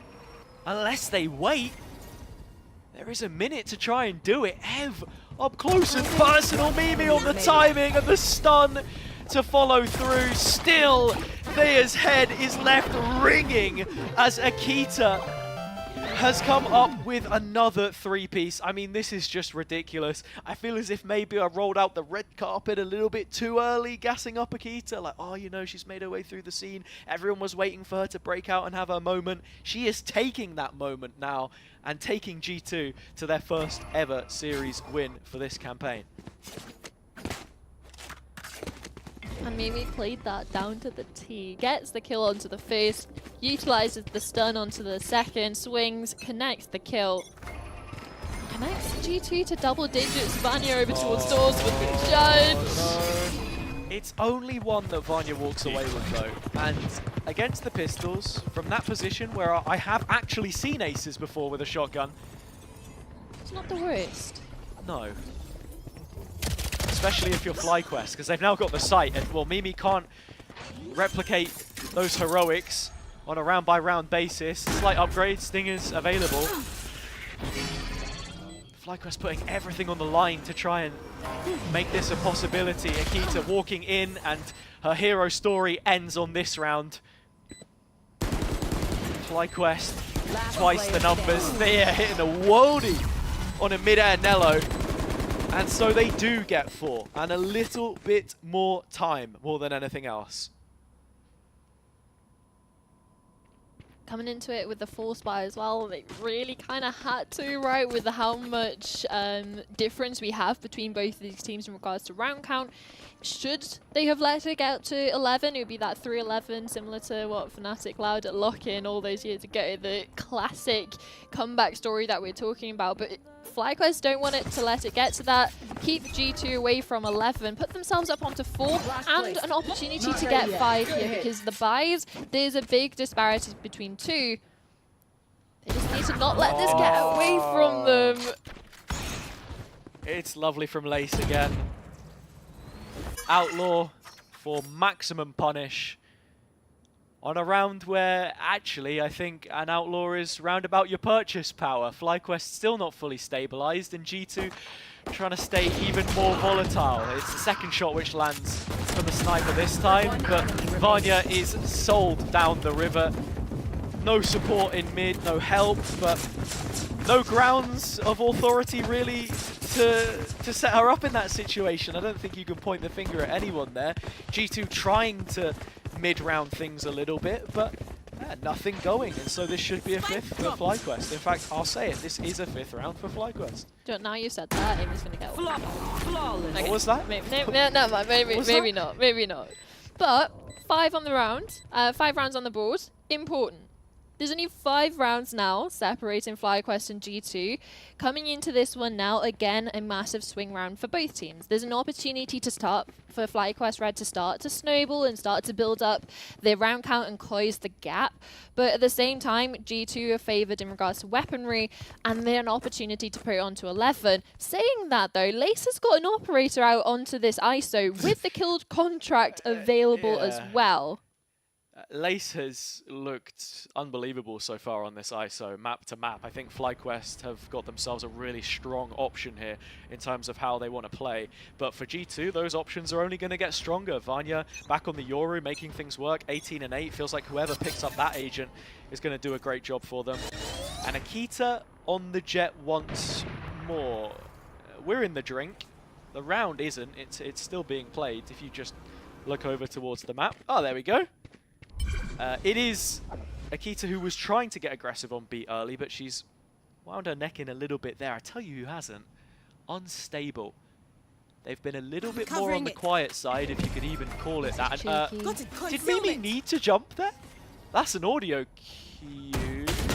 She's been overlooked. Unstable, still wrapping around. Mimi still not dead, and Unstable wants more. Yeah, they're gonna get more. Unstable. That's the site completely opened up. Some brilliant discipline shown by them in a key moment for FlyQuest on this comeback. Sticking around for more as well. And you know what? rewarded for their patience. Akita bursting onto the scene, as this G2 debut has been so far. Breaks the clone, but guesses incorrectly. This was Unstable's round, not Akita's. And so the story continues for FlyQuest. It has felt like that almost for majority of this game. It's been a player that has had a standout, and a lot of the time it's been the fight between Unstable and Lace versus Akita and the Vanya for the multi-kills, especially mid-round, when we see the pendulum swing of, oh, G2 are like so many players up, oh no, wait, FlyQuest has just gotten like 4 kills and now we're down into a 1v1 situation. And it is coming down to those fine margins. That's what it's all about. I feel like we said it might just be an individual game of things, but the question is, who's having a round? You know, who's gonna have a round of it? It's been Lace on a lot of times for FlyQuest here. I have to say, I feel like while Lace has had a lot of impact, I've seen her get like multiple 3Ks, multiple 4Ks. I don't think they've actually translated to a round win, because usually someone else is then popping up on G2 at the same time. I don't know if that's even a metric you can look at, really, like multi-kills to not winning the round. Yeah, it's really, really weird. I think the bigger picture probably is when G2 have, you know, big moments, they can then trade from there. They've been really good in the late round at getting the most out of the numbers, whereas FlyQuest, they get big openers and then sometimes they are not making the most of that, whereas previous round, Unstable, Discipline, that was probably the best example that you could give of them actually showing a little bit more patience. Vanya, an opportunity to get a kill. Gets out with a body shot onto Thea, but not much damage going to be done, and now it's going to be under fire onto the side. Good for the first. How many more? The answer, nothing. Vanya tried, but that roll of the dice. It's you and me. It's up, coming short of the 6. It's Lace in another. Oh, and Nello takes her down. No guns to be recovered from that, but G2 still frozen in place. Yet to make this retake happen as Mimi is slowly creeping in behind. Ready to take the space on long, but needs a distraction first, and that's Akita flying in overhead. Blaze Lamp for damage, but no kills. It's onto the Classic where she needs to clean up, but that duty falls on the shoulders of Mimi. Sheriff in hand, there is no post-plant utility. The Thorns going out will be FlyQuest last, but the round, absolutely not. They know that there is more to be played, and G2 do as well.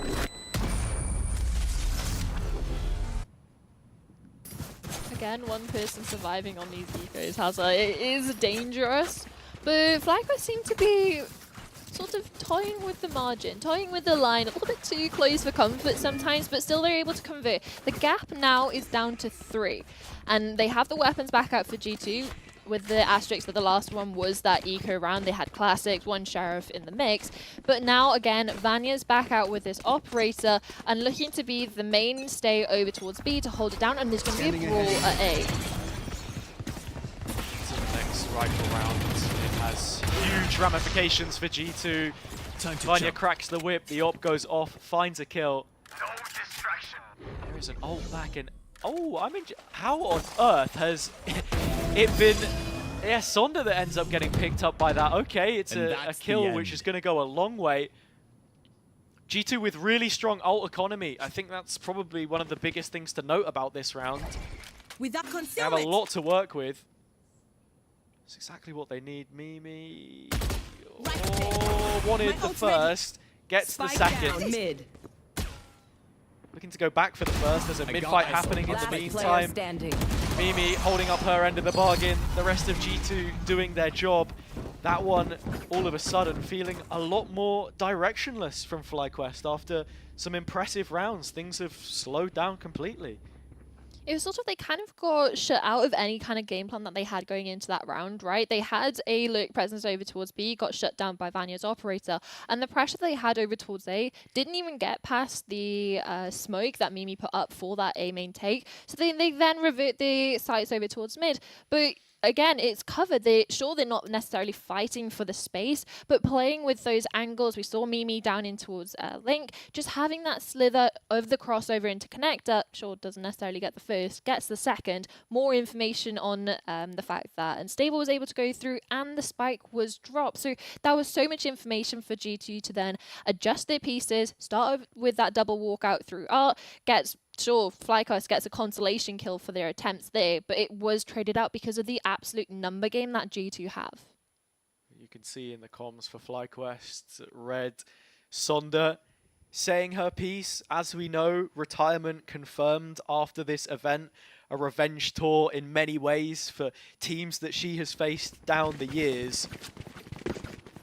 Looking at the performance here for the whole of that attacking team, there are outliers towards the top end, and that individual game that we've been pushing so much of so far, narratively, I think really needs to ease up a little bit, or it's going to be a long night for FlyQuest. Lace has returned, but swiftly dismissed. Vanya in and out as quick as lightning. And I think another thing to sort of highlight is whoever loses this has to go on to play another best of 3 after against GiantX. Yeah, it's literally the next game that we play, so no rest for the Wicked.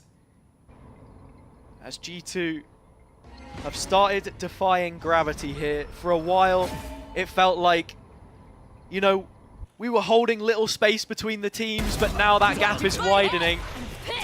Unstable trying to go up against the odds, but Nello has an equal response, an equivalent exchange.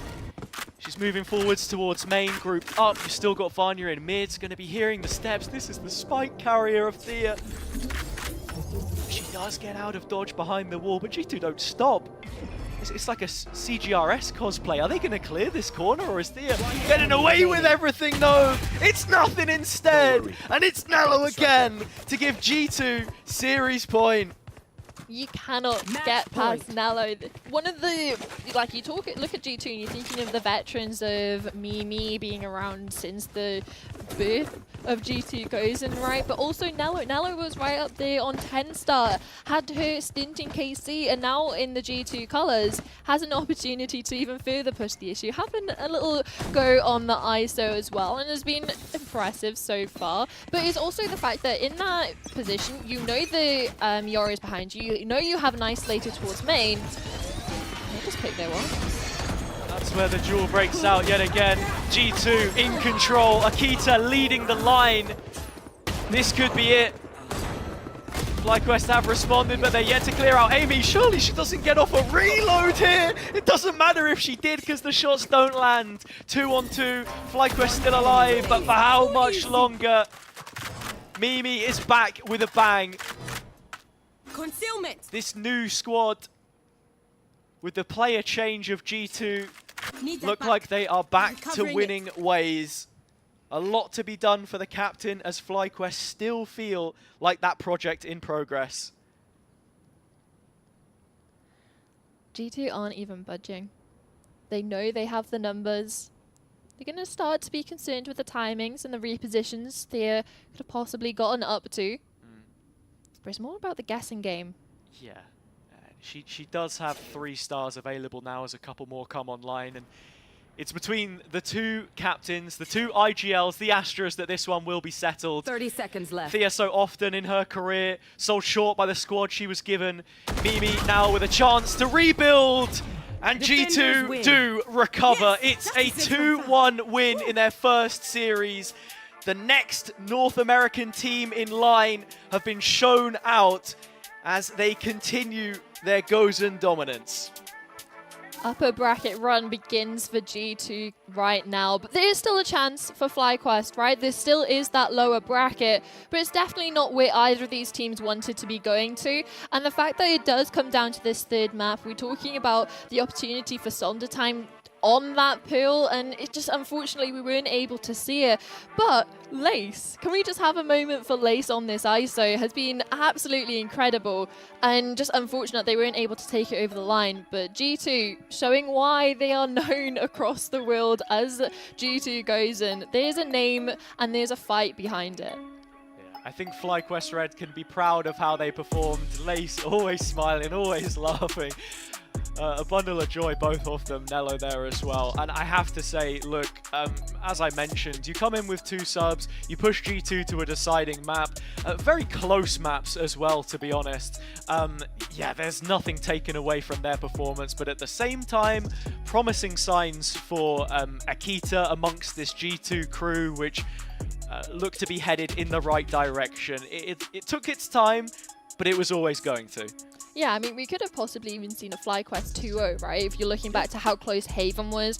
But the final sort of hurdles of trying to get Pearl over the line, that's kind of where FlyQuest faltered. And G2 really started spreading their legs in regards to getting the bigger strides of the rounds in, getting the bigger gaps. And we were at a point where there was, what, a 10-5 scoreline, and that was where we started to see a comeback. But G2 just remembered who they were, didn't want any sort of sense in the word of an overtime, something similar to map 1, and instead just closed it out in that 13-7 fashion.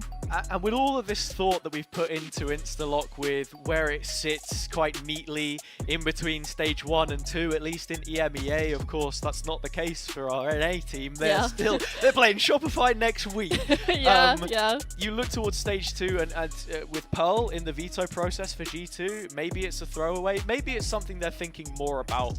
I think I'm just still very interested as to what the potential ramifications of this could be. You don't want to overdo it. You don't want to say that, yeah, they're going to be playing triple Duelist when they come back in stage 2. But, yeah, there is definitely promise there. And again, we see those telltale signs that remain evergreen regardless of what your comp is, like the micro, the protocols, the way they're playing off of each other. It does look comfy. I mean, I think for FlyQuest as well, obviously they're going to be going into a series again after this against GiantX. But you're talking about the sort of preface of going into stage 2. I'm just interested to see who they're going to be playing with, because they have so many players that they've had the opportunity, and especially on LAN as well now, to see what the vibes are within the team and sort of the synergy and sort of really correcting mistakes as quick as possible with this sort of mini boot camp, you could think of it, for them when they're going out pracking on LAN together. And sure, 3 duelists, I'm not a believer, but double duelists going into split 2 for FlyQuest, I'm kind of a believer. Yeah, a boot camp with a twist, but the twist at the end of the tail is, of course, G2 winning out the series. We have an interview ready for you. It's Sue standing by with the woman of the hour, G2's Akita. I am now joined by Akita from G2 Gozen. First of all, congratulations on your first victory with this new team. A lot of people dream of being a part of G2, winning with G2. Now you're here. I wanted to ask you, what was that like playing with your team and winning with your team on a LAN environment? Yeah, it feels really good. They're all like really, they have the firepower, they are smart. And even if I die, they can clutch. And that makes me really happy. I can do a lot of mistakes and it's fine. We didn't see a lot of mistakes from you, don't worry. I'm glad you used the word firepower, because when you first joined, when we heard about this, we were all very excited to see your firepower. But I wanted to ask you, what do you think you bring to this G2 team? I think I'm playing Duelists a lot of ranked. So like I'm naturally having Duelists play. So it's what I like. And of course, I bring some firepower as well. Congratulations on your ace, by the way. We had a lot of ace stolen today from other players, but your team, I think they wanted you to get the ace. So how does it feel to know that they're so confident in you? It feels good. A bit of pressure, but it's fine. I don't think you should have any pressure. I can see Nella over there smiling. You know, she looks so proud. She looks so proud. Now, when G2 first contacted you, when they wanted you, how did that feel? And what was the reason for you to make this decision to come to G2? When they contacted me, I feel like I maybe achieved something. And what was the other question? Why did you decide to come to G2? I mean, like I'm playing with some of the best players in EMEA and maybe in the world as well. So like I need to join them and play with them. Good opportunity. Good opportunity. And speaking of some of the best players, you'll be playing Falcons next. You know, they also have some of the best players. How are you feeling about that, going up against a team with international roster too? I feel excited to play against them because like I'm playing international, so I'm not scared. Are you gonna outfrag them? Yes. That's Nello, if you guys can hear her. And the last question, your former teammates, I just saw them enter the sphere as well. Lou's just walking around the corner with Dream. Do you guys want to just hop on and have a little reunion? Yeah, come and have a little reunion. This is what we do here at LAN events. We can have these moments. We can create these moments. Are you proud of her? Yeah, so proud of her, but she was farming on the first game, and then the jet on pearl was pretty clean, so I'm very, very proud of her. Proud mom. Love that. And I just wanted to ask you, you want to wish these two good luck as they're going to play after your game? Yeah, of course. I want to play against them, so... So you're rooting for us, right? You can say it just for this match. Of course, I'm waiting for my mates. I love that. I'm going to leave you guys for a quick reunion, but thank you so much for joining me, Akita. And we're going to send this back to Meg, standing by with even more of a special guest. Hello, everybody. Amazing interview there. And I'm going to get my moment to have an interview with the amazing Lexi Marie, who is joining us as she is here for tomorrow's show match, which is Team UK versus the rest of the world. How are you feeling, Lexi? Oh my God, I don't know where to start. I don't know where to start. About what? What in particular? Well, I mean, it's your second year, right? Because you were with us for Red Bull Instalock 2024. So Won last year's creator show match, by the way, not the whole thing. That would have been crazy. I won. So I suppose that you have a fire in your belly right now to come back and really take it home again for Team UK. Got a point to prove, especially now that it's UK. It's not even friendly fire anymore.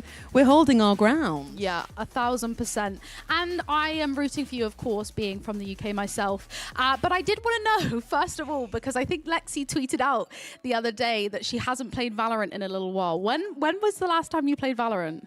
Funnily enough, in this very building, when it was the Tubbo lock-in, so maybe a month ago, which for me is good. And I mean, you were up against some absolute names, so you Lydia. kind of had your, you Terrifying. had your practice. So, I mean, listen, if you can take on Lydia, I'm sure that you will have a definite chance against the rest of the world. Have you had a chance to look at who will be playing for Team Rest of the World? So I learnt today I'm terrified. We got some really high caliber. I thought this was supposed to be the fun creator bit. Apparently I'm playing in a pro match, it feels like. So yeah, you've got some names and a half and some talent on the enemy team, I guess. Well, they'll be your enemies. I'm hoping that my rustiness will catch them off guard. You know, nothing catches an immortal player off guard more than a bronze Like 3 an iron. in the corner with a judge. So I'm thinking I can catch him off guard, maybe. I quite like that. I think the unpredictability of your gameplay will be one to be seen and feared. I don't even know what I'm Because gonna there were a do. couple of times last year that I couldn't quite believe that it was Lexi who hit the shots that she did hit. You know, so I won't be second guessing you this year. It's the Red Bull. It keeps me on edge. It does, truly. And I have to ask, are you going to take on the duelist role? You know what? We were talking a little bit about tactics today, and I feel if we're here at Instalock, we might as well do the full duelist send. So you know what? Have I ever played Yoru? No. Might I give it a try for this one? Maybe. Why not? Just pull it out the bag. I mean, Yeah. Yoru's a very simple agent, right, guys? You don't need to know much about how to play Yoru to actually play him. Sorry to my Yoru mains at home for that sentence. Have you been watching today's games, though, Lexi? Because Oh they've my been God. bangers. They've been very, very tight and close. Watching them play is how I play in my head. Like, that's how I think I'm going to play tomorrow. Yeah. And is there like a particular player that you've seen today whose energy you'll be channeling tomorrow? When I was watching Aniri, unreal, unstable. That's what I'm channeling, unstable Yoru. I mean, well, hopefully you'll have the aim too that Aniri had today. We'll have to see tomorrow when the show match is played. But for now, we're going to take you to a break before we're back for the next game.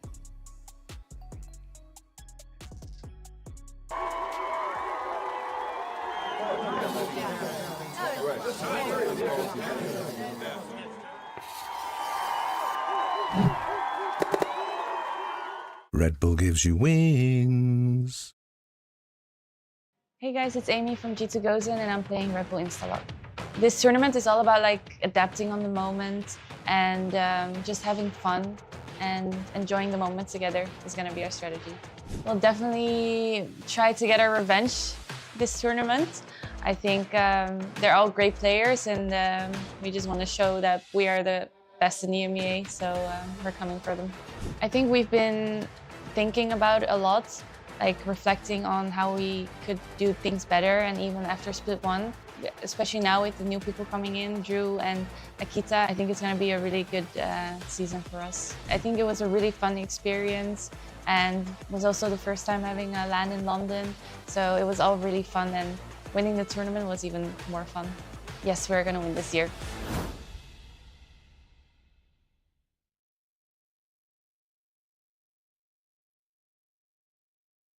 Hi, I'm Smurfette from GiantX. My whole career was playing against G2, so of course winning against them was something. But we mainly focus on ourselves and build a good team. I think like back in CS times when I was playing, I saw Zaz. She was competing in like female CS. I admired her a lot and I wanted to be like her. So yeah, she was kind of a role model for me. Our main focus is not game changers, but although we're playing game changers so we can improve. We are playing with 2 stand-ins, although they're insane players. We just want to try to enjoy the moment we have. My 3 words for Instalock: fun, chaos, and crazy.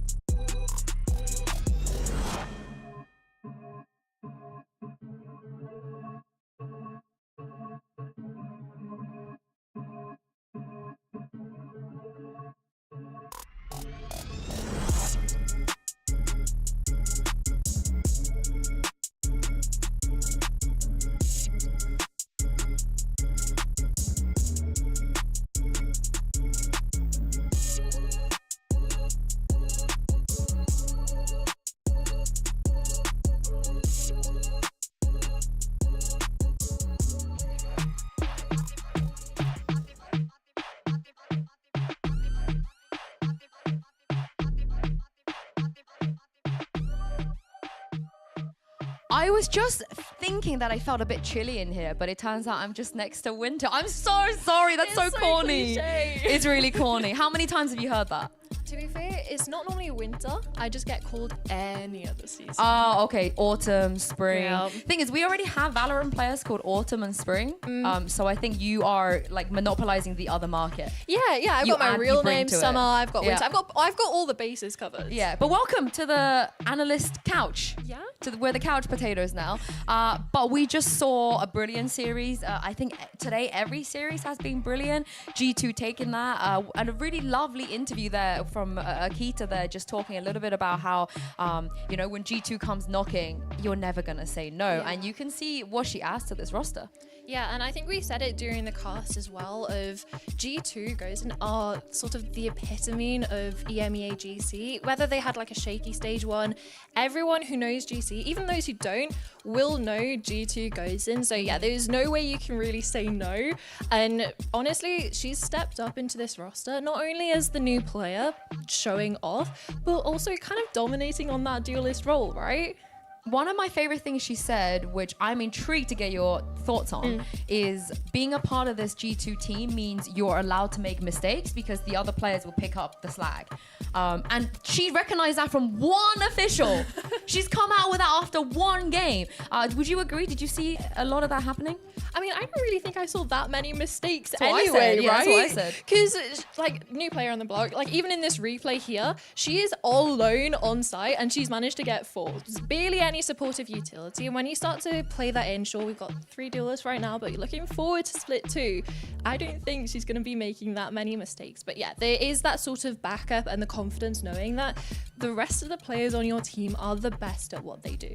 I just love the self-awareness she brings because, you know, it's very obvious for us to sit here and say, she brings a lot of firepower. Yeah. No, she obviously does. But the way that she said, well, yes, but at the same time, I like being able to, you know, mess up a little bit and knowing that one of my teammates will clutch. They'll win a 1v1, they'll win a 1v2. We definitely saw a lot of that today. But on the other side of this, I do want to talk about FlyQuest because G2 will be moving on to the next round of the upper bracket. They'll be taking on Falcons for the last game of today. But the next game is going to be FlyQuest Red versus GX. And FlyQuest are going to have to play back-to-back, which isn't easy. However, they must be warmed up.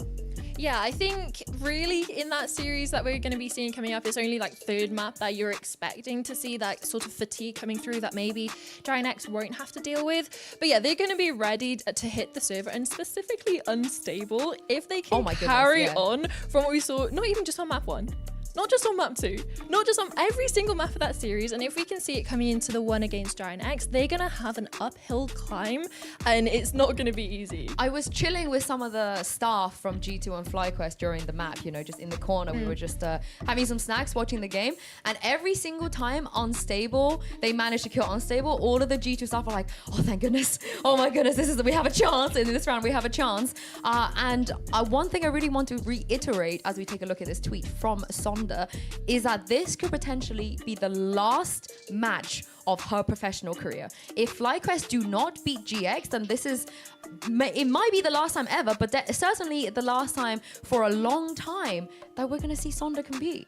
I honestly, in this last month, we've had so much sad GC news from players getting benched, to moving to different regions, to moving away from competitive, and Sonda's just sort of, I feel like, another to the list that makes us sort of yearn for the 2022-23 days. And yeah, I think going up against G2 as the first match as well, there was the reminiscence of sort of the Shopify Rebellion G2 Grand Final in Berlin, and it is kind of bittersweet, but I'm glad that similar to what Meg was saying, this is such a vibe tournament. All the girls like on LAN and sweet. Everyone's being so happy, mingling as well in between the matches, which you guys don't get to see, but I promise you everyone's getting along, and I think it's the best way to end your competitive career, at least for now. It is, but I don't want it to end today. There's another day of games tomorrow potentially if FlyQuest were able to make it through, and the thought of not having sondering time, which is one of the fondest things from my career at least, really makes me sad. But I'm also glad you mentioned the historical implications, because if those of you that have been watching Game Changers for a long time, you'll know that Sonda has also played against Smurf and Ness before, the girls on the side of GX, and in that occasion Sonda won. It was a 2-1. It was a great series. She managed to come out on top. I do wonder if maybe Smurf and Ness are more kind of on the side of looking for revenge this time. I mean, they've had the opportunity and they were feeling the revenge even in regionally in EMEA, that being sort of beaten at the post to get that victory that they've been yearning for so long, and it's always been denied. So yeah, it's their opportunity for at least a little bit of a bittersweet revenge here, like talking about those international lands as well, not always the best showing for them or their teams when they go. So this is another opportunity for them to sort of make their mark known for their continued career, right? Yeah, do it for Guild. Do it for Guild. Come on now. But let's take a look at the roster to remind you guys, because we do have a few subs coming in. We saw Lou earlier already and Dream as well, this duo from Zerons. And I have been personally incredibly impressed by Lou and Dream. I think especially Lou coming in as an IGL is really, really tough. You don't just automatically gain the respect of your teammates, you know, but I think she's definitely earned it. She's so hyper, she has so much energy in that first series, and I do think to a degree she was trying to carry them through it. Oh, for sure. It's like even having her standout moments in clutch rounds as well, with some really nice entries on like the Rays on Lotus. But also I had an opportunity to speak to her yesterday as well, and just her experience as an IGL in different regions as well, playing on a Japanese team, playing on full French, and now even having to IGL in English onto this roster.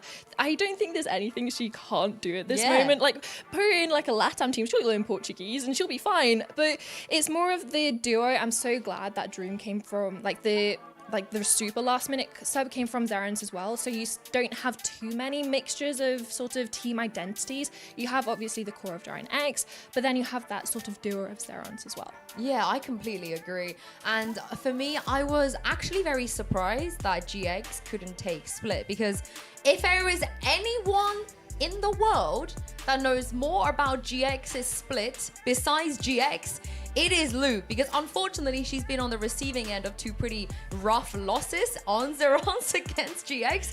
So when I was watching the game, I was thinking, oh, this must be really good for her, because she would have studied them low. She's had experience playing against them on split. Do you think though they would dare to bring out the split again, or would you rather they avoid it? I think it's not necessarily the worst thing to come out for them in regards to the map veto, but because they have had the time to sort of go away, figure out what necessarily went wrong, and it could be just those teething problems of you have sort of two groups of players coming in. They have to find that middle ground, and especially with 3 duelists, it can be a little bit more of an extra step for Lou as the IGL as well. IGLing on Duelist is another thing that she has to get over. There's so many things that has to sort of align in regards to the stars that you could see again there towards the end of the series, even moments on Lotus, but it's just if they can align them against into this next match against FlyQuest. Let's just take a look at what GX were able to do earlier, because they very nearly, you know, there was a world that GX could have done a number. Unfortunately, they didn't, but they're also a returning team. They've been here before. They were at Rebel Instalock last year. Granted, the roster looks a little bit different this time around because of the sub situation and so on and so forth. Honestly, anytime you have to show me highlights of Miori, I'm never going to say no. I miss you, Miori, just in case you're watching, because at Instalock and in many, many other tournaments we've seen her, she was outstanding. But bringing it back to this tournament here and the potential of the 3 duelists going forward, I honestly felt like Ness had such a good performance on Neon, even though she did stun herself once, but you know, who hasn't? Yeah. Who hasn't?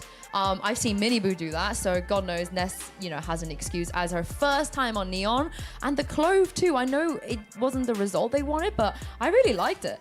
I'm kind of feeling with the Clove, similar to how people play it ranked, it's like what the Reyna Instalocks go when they can't Instalock Reyna, they go to Clove. So it is sort of that pseudo, like an extra duelist on top. You have the self-heal as well. So there's a lot of opportunities for them to be hyper-aggressive and really lean into the triple duelist with the supporting agents that they are picking up around it. And yeah, like you said, it's not necessarily the result that they wanted from it, but it is good signs for the future maps if they can get past FlyQuest. Oh, this is the $1 million question, right? If they could get past FlyQuest. And again, right now, the roster looks a little bit different from the highlights you are seeing. I think, toughest question that us and them would have to answer is, how do you stop Unstable? They 100% just sat and watched what Unstable did to G2. So what would be your, you know, what sub you in as coach? Yeah, Coach Winter, what would you do? Go kill. Honestly, it is a situation where, 5v1. yeah, and you even saw like back in the day in 2022 when tens were still playing Duelist. You find tens, you leave, right? Especially on maps like Haven, there's not that crazy sort of rotational abilities, even if they're not playing the Yoru, that you find that star player who has been so impactful round after round, map after map. Just don't go as that first sort of set your sights on that player. Make them into uncomfortable positions. Put them into a retake that, even though they're thriving on the retake as well, guys. Like you can't put them in the worst position because there's not one that they've found yet. But it is just sort of making it uncomfortable. Don't go into their crosshair, basically. I would like to see Smurf op a little bit more. I think in the first series, there was 0 ops on map 1 against Falcons, which I was incredibly shocked. I didn't, okay, maybe a question we have to get in an interview because I did not understand why Smurf didn't op at all. And then on that second map, it came out a couple times, you know, there was a Marshall, Icebox, there was an Outlaw as well, and I really liked what they were doing. So I want to see them just be able to get that op ASAP for me. At the same time, you're playing against a Yoru, an ISO possibly as well, a Neon. It's such an uncomfortable weapon in those situations as well to make it sort of fruitful time and time again.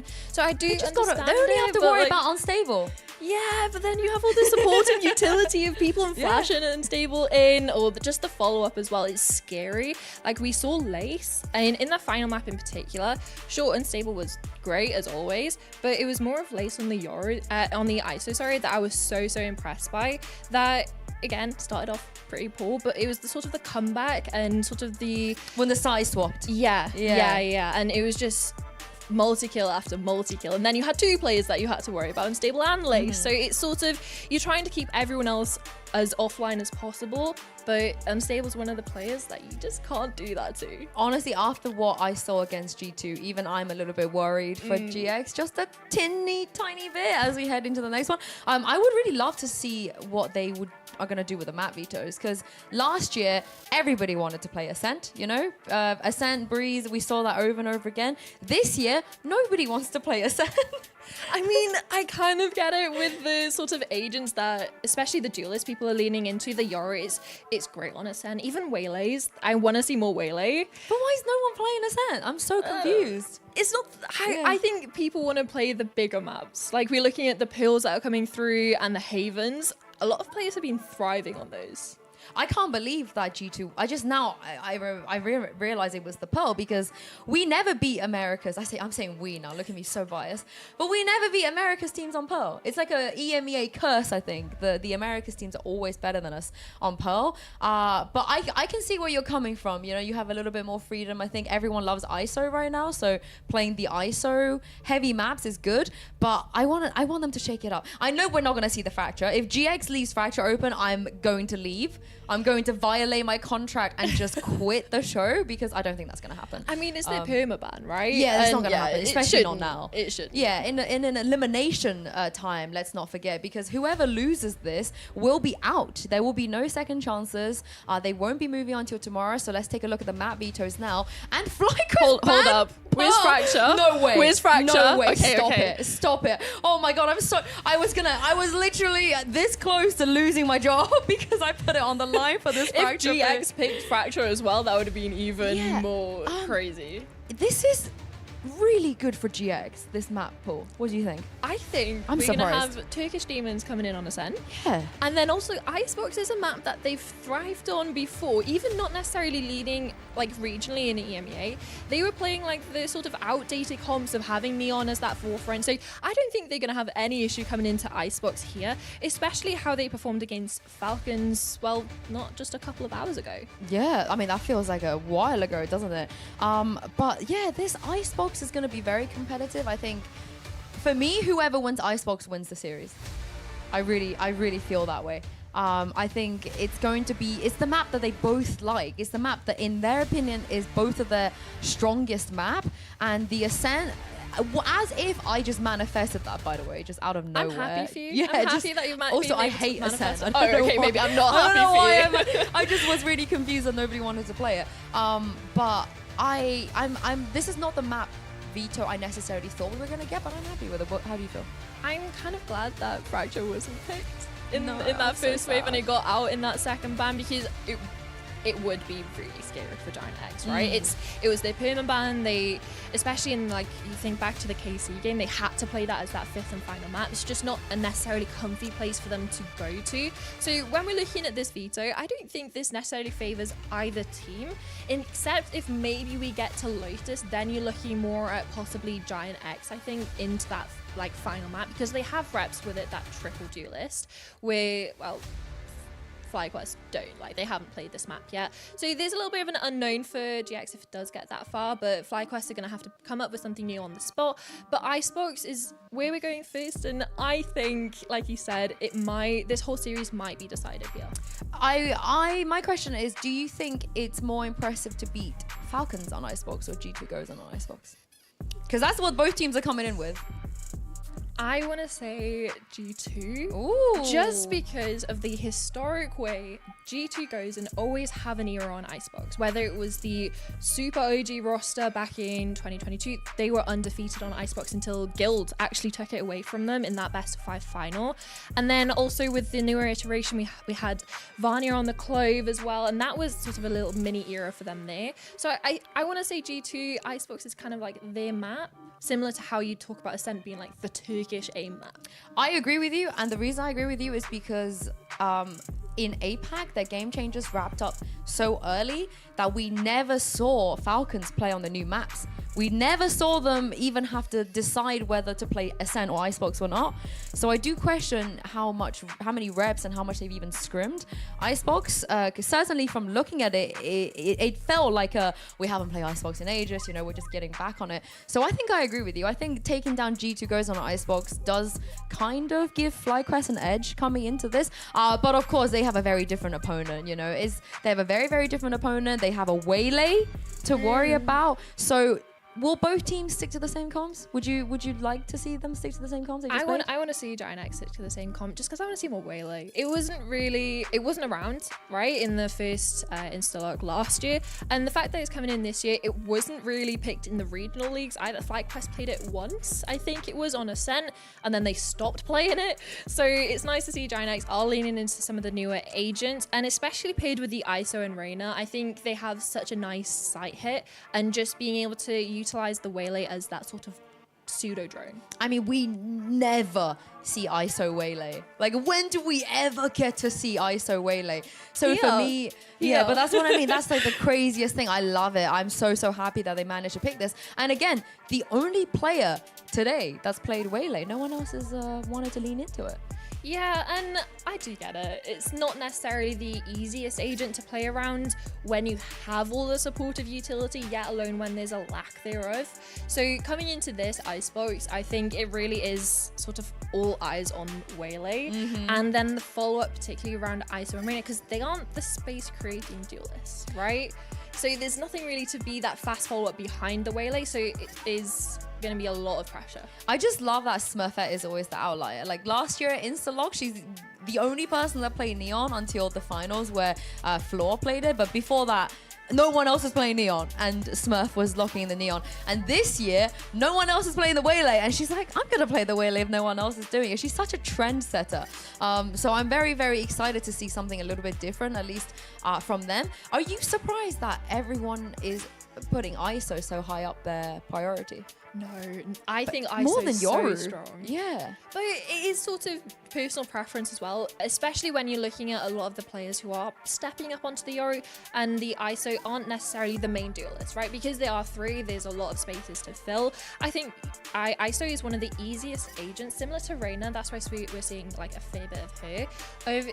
Anyone really can pick them up and do well, I think, or at least mediocre well, and it's a relatively low skill agent. I disagree. At the start. You can get very disagree. high up, but I just looking at the undercut as the main sort of utility. When players are starting to come out on site, you can shut it down with sort of like one piece of utility and neutralize a lot. So the reason I disagree with that is because I think people think anyone can be good at the ISO. Therefore, they put themselves in that position and they pick up the ISO and they think they're going to be Alpha Year or Meteor.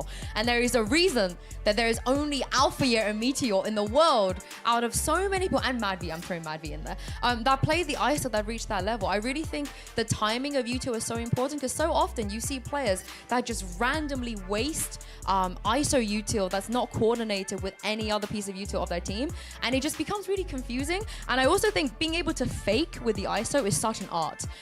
You see that with a lot of the franchise teams right now, where they use the ISO to fake. They use the ISO in the post plant. It's such like a masterful skill to pick up. I think that's why I'm more surprised that people aren't abusing the Yoru right now, because I thought that every single map we were going to see Yoru in this tournament. To be fair, I do love it when they have the ISO Yoru as a combo.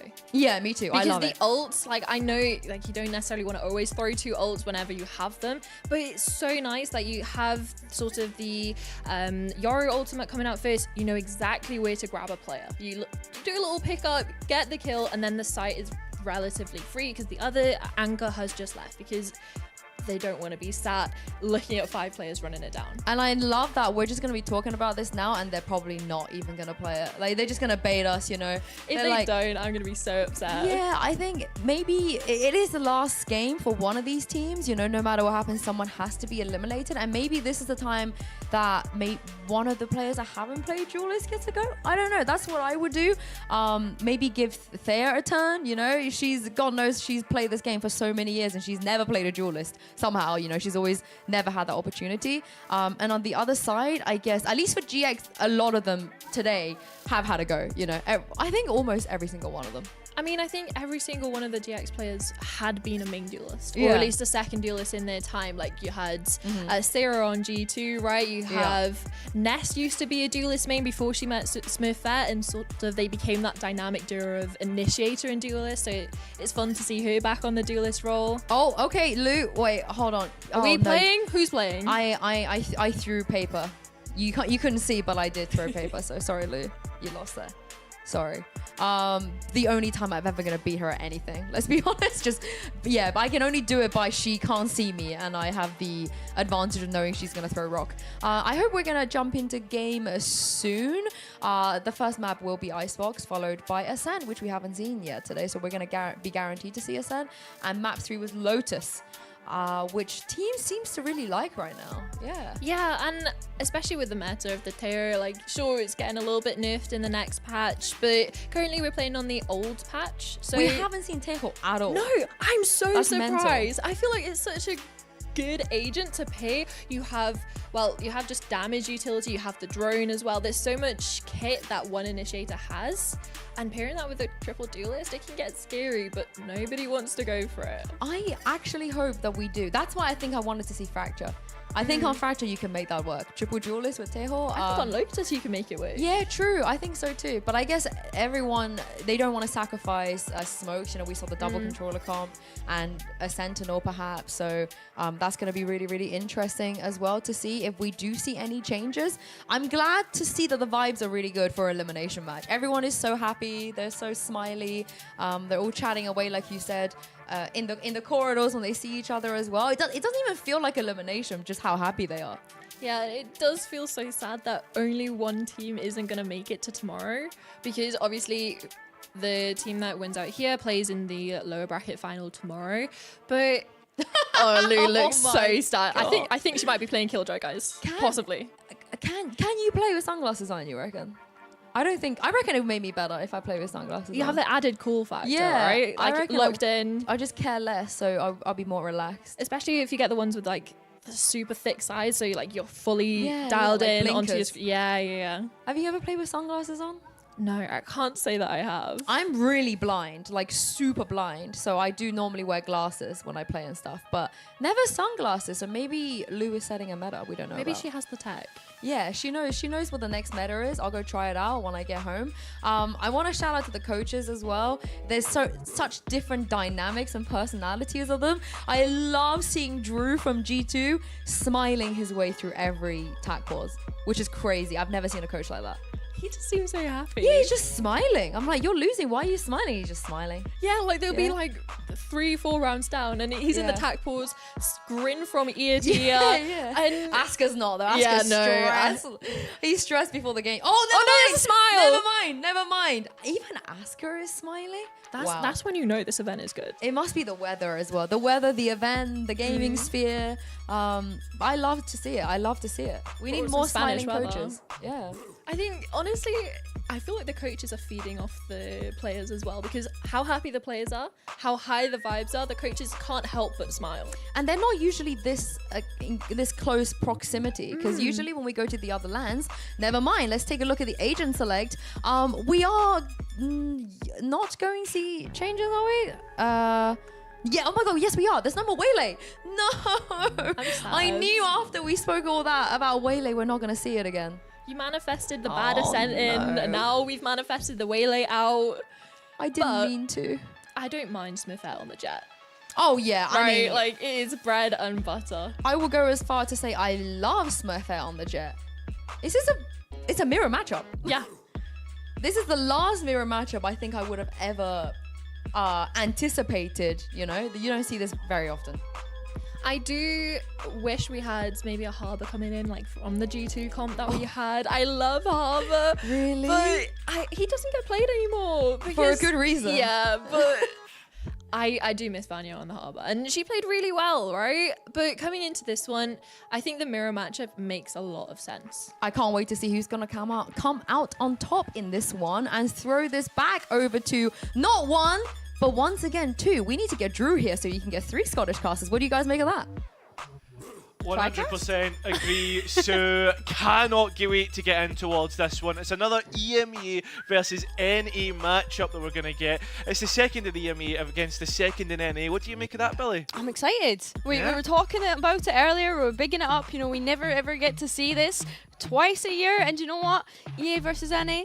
EU versus NA. Yeah, no, I'm super excited to get jumping into this one. Yeah, it's a rivalry that we talk about all throughout the year, I think. Yeah, it's the from esport to esport, right? To the end of time, EU versus NA, and obviously EU is typically the best. But let's talk about specific. No bias here, no bias yeah, here. no bias. But let's specifically talk about this. We're going into Icebox, GX versus FlyQuest. Is there anything you're picking up here as we start to head into map number 1? Well, Cairo, I think it's important that we start this off with the fact that Saunders' first international event in VCT Game Changers was in fact against Ness and Smurfette. That was 898 days ago. This could also be her last. Could be. It's the timing of the century, although Dream very close by to trade that one out. A site taken, plant down. Spike going down very quickly here for FlyQuest Red. GiantX looking to make their way back in. Contest for the most part. One enemy remaining. FlyQuest, they've already got this pistol round under lock. Unfortunately, GX just walk into a bloodbath. Yeah, very calm and controlled by FlyQuest just then. And I think looking at these compositions, like the desk was saying, you know, it's so bizarre to see a mirror matchup, not only on Icebox, but in a tournament such as this, where you are playing that 3 Duelists, of course. They highlighted that Smurfette is going to be moving off of that way lane onto the Jet, and honestly, I was hoping for maybe a Neon here, but Jet, you know, I'm not opposed to that, and maybe, like the desk was saying, we will get to see Smurfette jump onto that operator now that she's on the Jet. Yeah, 100%, I agree. Smurfette's Jet, so iconic. I mean, hearing all the audibles coming through from FlyQuest, they're just going to execute straight in towards this. The double tap at least taken offline momentarily. In fact, looking at that timer, it probably will be offline for the rest of the round. Spike still not attempted. It's the gunfights that FlyQuest want more importantly, and Lou's done brilliantly to take one of the rifles offline. Oh, this is now somewhat doable. 3 versus 2, make that 2 versus 2 now. Oh, well, everybody's just fallen to the wayside. Yeah, there you have it, Unstable, the raid boss, making that 2 for FlyQuest. And Unstable was a player that they were highlighting in the series prior to this one. Again, FlyQuest Red having to play back-to-back. We have to bring it up. Yeah. It's the energy and the vibes that's going to have to bring them through today. especially with this being that lower bracket game, right? It's go big or go home. And I think as well, when it comes to the gunfights, they look so ready for it, right? You think of like teams play their warm-up scrims, then go into match, but GX are coming in cold to this one. And going up against FlyQuest Red, who have just played a full best of 3, I mean, I wouldn't want to be in this position.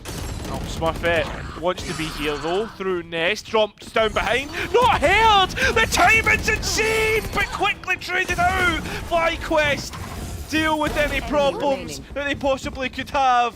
And the last problem is Nest on the flank. So unfortunate for Smurfette to only pick up one there in prime position to at least grab a few. But now it's the other half of that dynamic duo, it's Ness. Looking to see what she can get out of this one. Snake bite in pocket. Toxins fully up now, although it's the gunfights that she's going to take first. Chip damage mostly. It's not been clean at all. And Ness forced all the way back. FlyQuest, they convert the bonus round. Really nice direct approach from FlyQuest so far. And GiantX looking to make some risky plays. We saw Smurfette try and go big and bold that round. Almost getting away with quite a few there, but very quickly shut down. And I'm really interested to see this sort of jet head-to-head between Unstable and Smurfette to see who comes out on top. 5-0 so far. Ev as well, yet to be picked up by GX, which shows you how good it's going so far for NA. Maybe I've cussed this, Billy. Perhaps. I say us as if I'm part of GX, but you get that idea. Smurfette taking that first contact and calling for the support, although Ness is very close. Doesn't even realise it, neither does Thea. There they go, the opportunity taken. That's Ness got an upgrade. GiantX now with a numbers advantage, but weaponry not looking too great. Lexi going to be able to pick up the first one, and it's FlyQuest so far painting Icebox with red as they get a 4th round on the board, looking to make a dominant start into this second best of 3 for the day. Yeah, FlyQuest Red are not stopping whatsoever, and on top of that, they're now getting the ultimates in. Smurfette buying that operator up that we were talking about earlier. Yeah, I think that's the most exciting part that we were all kind of looking forward to, was seeing Smurfette potentially jumping onto that operator, which we will see going into this round. But as we look over towards FlyQuest Red and the economy of their ultimates that they're starting to build up, wait to see if a couple of these will be used. And again, it's a similar approach, Cairo, just looking to send all of this aggression in towards A. Yeah, very execute focused, and while the lockdown's been used to buy space, but Sarah tries to deny it. Unfortunately, she'll be denied. And the rest of the play of this round, FlyQuest are taking this site, and you'd imagine pretty cleanly. Yeah, Spike will go down, and look at all the utility that they have left as well to play in this post plant. You see the nano swarms go in. Placing swarm grenade. Quite comfortably play apart, but instead going to utilise that kill contract. Lace wins out. That's going to buy more delay, more time that GX have to try and rush into now, as it is getting lower and lower. That's player count and time. And as it says, a flawless round, 5-0 so far for FlyQuest Red. And let's not forget, this was FlyQuest Red's map pick, right? What a statement to make. Choosing Icebox into GiantX. We bigged GiantX up earlier with their win ratio on this map and how they're one of the best teams in Game Changers EMEA on Icebox. But for FlyQuest Red to come out, all guns swinging, 5 on the board already, it's caused GiantX to call for a timeout, which I think is fair here. Yeah, of course, 5-0 without an answer back. And I think as well for me, it's not just the rounds that they've lost, it's the manner in which they've done so. GiantX just look as if they haven't, like, they've come out cold and they're struggling to get into the series, right? Like, it's the first map. I don't think like that'll be the case moving into map number 2. FlyQuest Red, you've got to remember, have just done a full best of 3. So this 4th map, like, I mean, you feel it, Billy, me and you, when we go and play ranked. Like, that first game is always a warm-up game. there's no way you're comparing Yeah, professional players to what our ranked games are like. Yeah, We're that's only true. 5 rounds in, mate. There's no chance. Yeah, but you get that. You get what I'm trying to go for. Yeah, I hear you. I hear you. 100%. And with that being said, Asuka has had their moment to speak about how GX will turn this one around.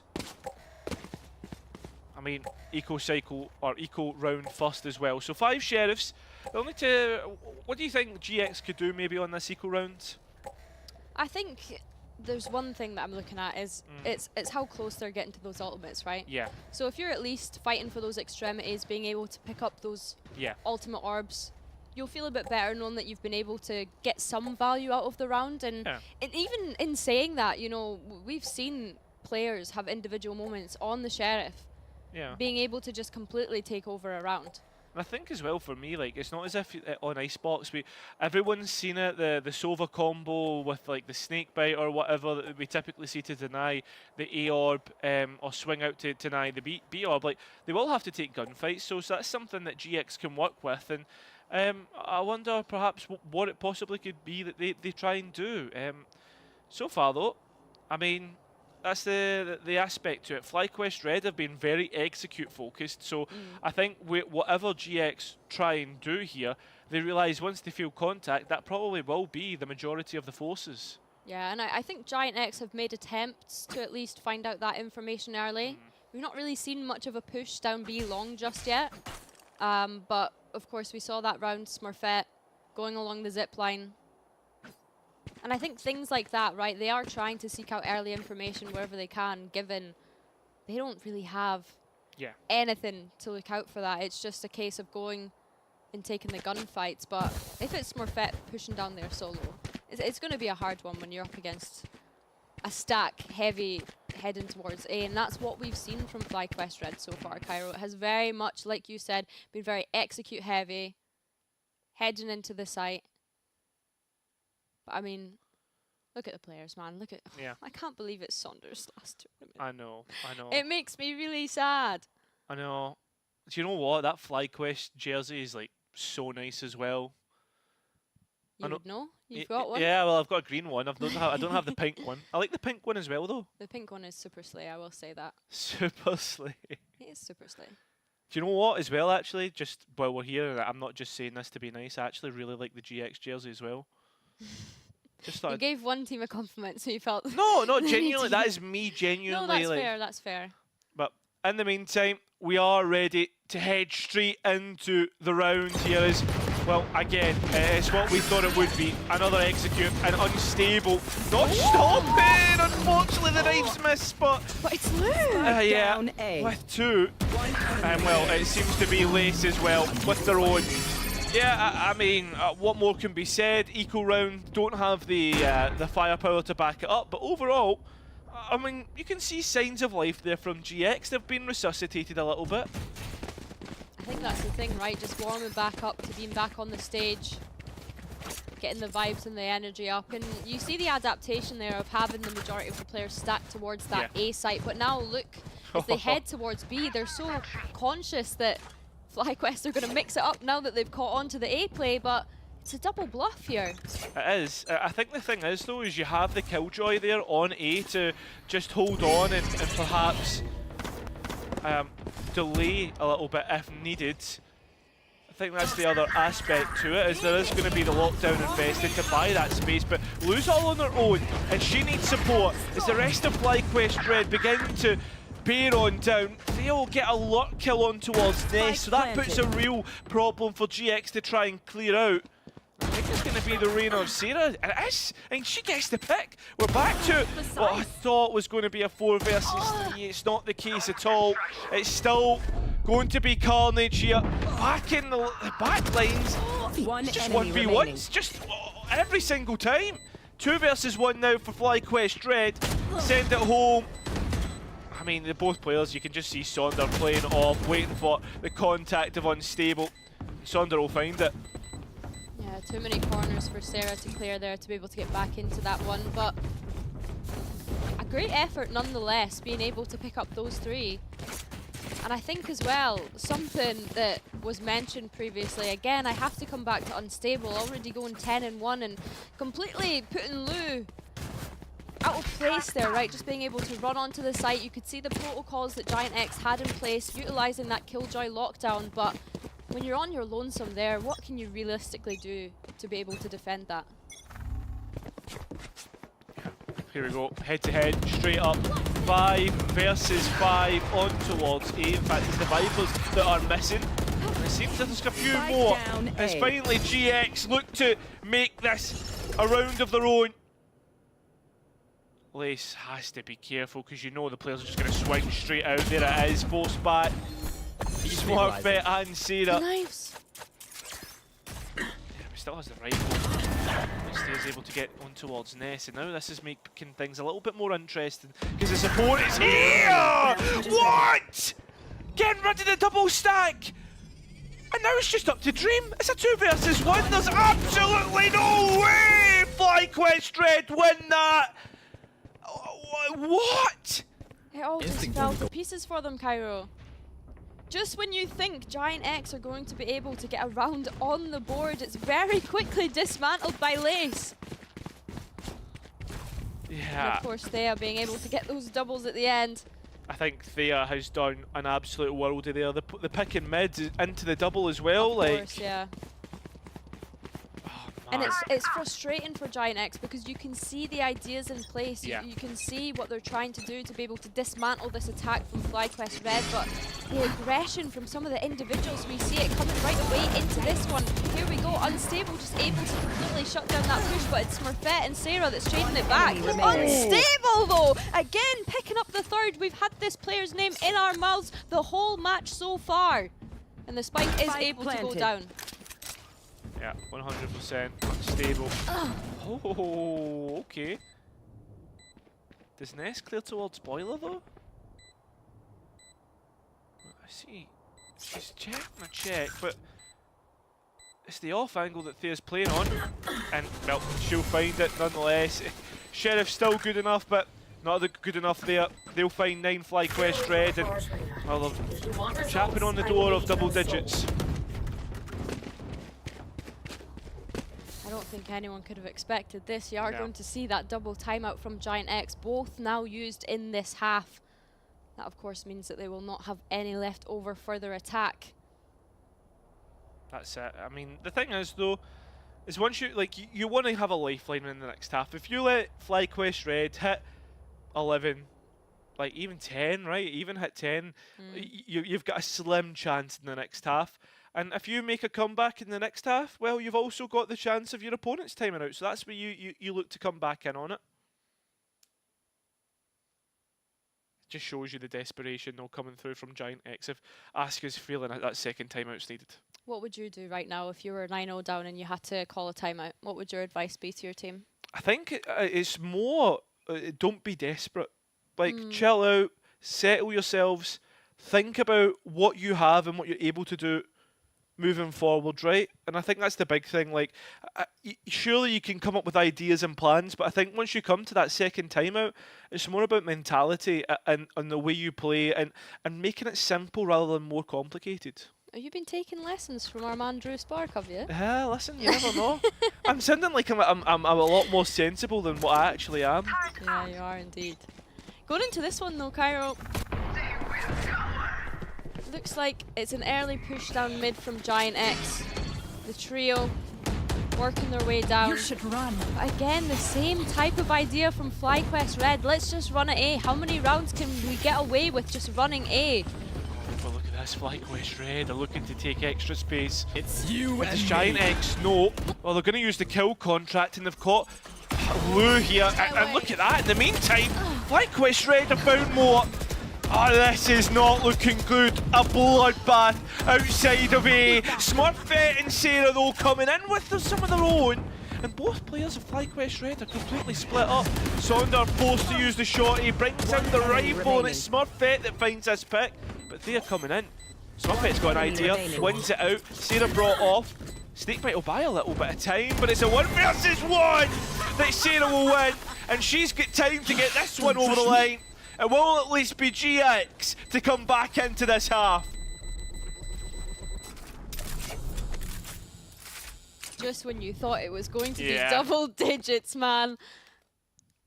And I think as well, you have to question FlyQuest Red and their decision making there. Do they decide to get overzealous? Yes, they do. And it just means that they're punished for it. I feel as if I'm back when Icebox got released. I don't know if you remember it, but it was like G2 and they just hit A for 12 rounds straight. Can you remember the last time that we saw FlyQuest on B? Gosh, it was one of the early rounds, the Yeah. first 3 rounds, I want to say. I think it was the bonus round actually, was it not? Potentially, yeah. Poison orb emitted. Coming into this one though, strategy still very much the same. Early aggression towards A. But this time we've got the Viper wall over towards A to kind of help slow anything down. But again, it's a solo anchor, Cairo. Toxins It is, going and up. it's Ness. Does have the Viper's pit. Don't know if you want to use it just yet. That's the entry pick though. Welcome to An advantage my world. towards Spike plant. the Spanish UK org. And it's the Viper's pit on the other side that's decided to come into play here, and unstable perhaps, looking to get a couple of hills here before GiantX start to work their way back in. Yeah, Smurfette has got one back. Tapping the spike initiates the spam, but at the same time, you've still got that Viper's Pit to work with. In fact, you've got the Defender's Viper's Pit coming back through as well. Kill contract, ultimates invested. This is a heavy one. Spike is being worked on, and well, it looks like it's all done. As Smurfette gets a knife onto the last player. I mean, I don't even know. I mean, I'm overwhelmed watching the amount of ultimates that were invested into that round, the kills going back and forth. I mean, the fact that GiantX invest that Viper's Pit when you're already running so low on time, Yeah. again, it's just the confidence that's needed to be able to make these risky plays, potentially looking now for a 9-3 half. And what a comeback that would be, right, for GX to have a lifeline in towards the next one. Moving on to the attack as well. That's the half you want to be on with a triple duelist. And again, an A push from FlyQuest Red, but it's actually unstable that's dipping in and getting that spike down instantly. The rest of the team just heading towards main. What have they got here for this post plan? Sonda has used the Empress. Has been brought forward last round for any ultimates to be used, and well, the kills coming through are all FlyQuest Red as they look to finally get double digits. What was promised to them is what they'll finally get. A flawless round to grab 10. And moving into the next half, a pistol round could decide this full map. And I think this dominance coming out from FlyQuest Red so far, like we said before, it really is a statement. You look at the amount of reps that this team's been able to get. You know, they're playing in that Swiss stage of VCT NA Game Changers right now. In fact, have their round 4 matches on Monday. Potentially their most important match so far. Of course, against the double Game Changers winners in Shopify Rebellion Gold. But no, just decide to come to London for the weekend before probably one of the more important matches. Yeah, it's a warm-up for probably arguably one of the hardest matches. In fact, in all of Game Changers, right? Of course, double champs. Last year's Instalock runners-up as well, of course. Of course. Oh, Sonda, very nice dismiss away. Obviously, the increased speed that was buffed ages ago will help her out there. FlyQuest, though, the rest of the players looking to help out Sonda as they are playing this on the front foot. 11 now, that pistol round, when you look at the anti-eco, could force GX onto map number 2. And I think as well, we do have to start considering map number 2, especially when we look at a scoreline such as this. You see GiantX, they're feeling that scoreline. Yeah. A couple of Stingers looking to be purchased up here, and I know you're a big fan of the Stinger, Cairo. Oh, I love a good Stinger. But is the EMEA Stinger better than the NA Stinger? That's the question I'm asking. Well, we're not going to find out because they've decided to actually sell them. Yeah, of course. That's always what happens. It's the caster curse. Of course. I'm glad you're getting to finally experience it. Thank you very much. At the same time, up close and personal, unstable with the judge. Well, the NA Stinger's going to be so much better. In fact, NA in general so far dominating this fixture. Looking for revenge after G2 beat them out. It's like a shooting. It's like a shooting drill or something. An aim drill. At the same time, it will be map point for FlyQuest Red. I'm laughing at that little drive-by by Thea there. It's funny. That made me laugh so much, the little jump drive-by. I love to see the players having fun and getting a little bit silly with it. Of course, it makes us laugh as well on the cast. Yeah, 100%. Remember, whoever wins this full series will go on to play tomorrow in the lower bracket final against whoever loses in our next best of 3. As for now though, we have to finish out map number 1 in this best of 3. Thea unfortunately denied by the Leah. Didn't actually, caught Smurfette, but that's about the size of it so far, as she's pushed all the way back to Snowman. 6 HP on Smurfette here though. This could be detrimental. The primary duelist of this GiantX side. Yeah, 5 dash in. It's going to be minimal damage needed. And not only that, Ness feeling it as well. The pressure beginning to build on GX.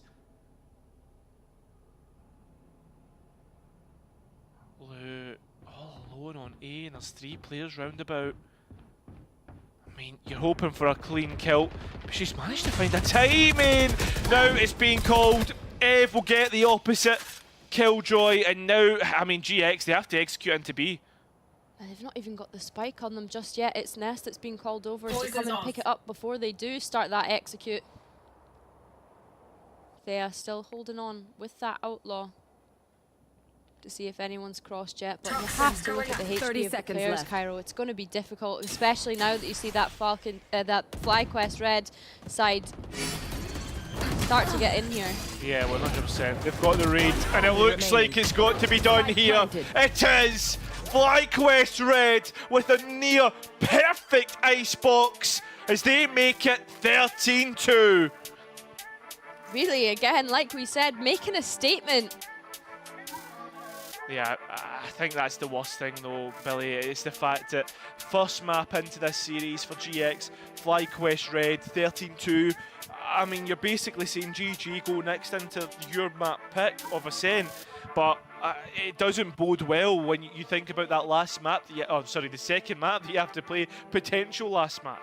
Yeah, I mean, I guess it's not too bad because, of course, this Icebox was FlyQuest Red's pick. Yeah. So I think going ahead and looking into Ascent, it's not overly bad. But I want to touch on this Icebox before we start to think about Ascent, Cairo, because we have to say, FlyQuest being able to start on that attack side, it just felt so dominant, and we were looking for answers from GiantX all throughout. Yeah, I have to agree with you, Billy. And I think as well, like, when you allow a team to just continuously execute like FlyQuest Red actually did, it just feels really bad for the confidence, right? Because the doubt on the defensive reads, what you want to do, GiantX, like, I feel as if you're damned if you do and you're damned if you don't. Yeah, I have to agree. I think as well, like we saw so many times, just a solo anchor on that A site. You need to be looking to adapt, especially on the fly in tournaments like this. You don't know what you're going to be coming up against. You don't have any footage, no VOD review, no anti-strats, no nothing like that. It is very much an on-the-fly type of tournament, and it really tests, you know, the best of the best, I think, of the IGLs and how creative they can get. So yeah, of course, we do have Ascent to look forward to, though. How are we feeling about that one? I think if there's any map that you would want to come up next after that, I think it would be Ascent, because it comes back to fundamentals, right? It's the most fundamentally intense map that it can possibly be, but when you think about the triple duelist and how that looks, I mean, that's the kind of like, I guess, the problem, right? Yeah, I think as well, like, we have to consider the subs that are coming in for both teams. Ascent is a really good map to test both of them, but I mean, enough of us waffling on. We'll get to Ascent right after this quick break.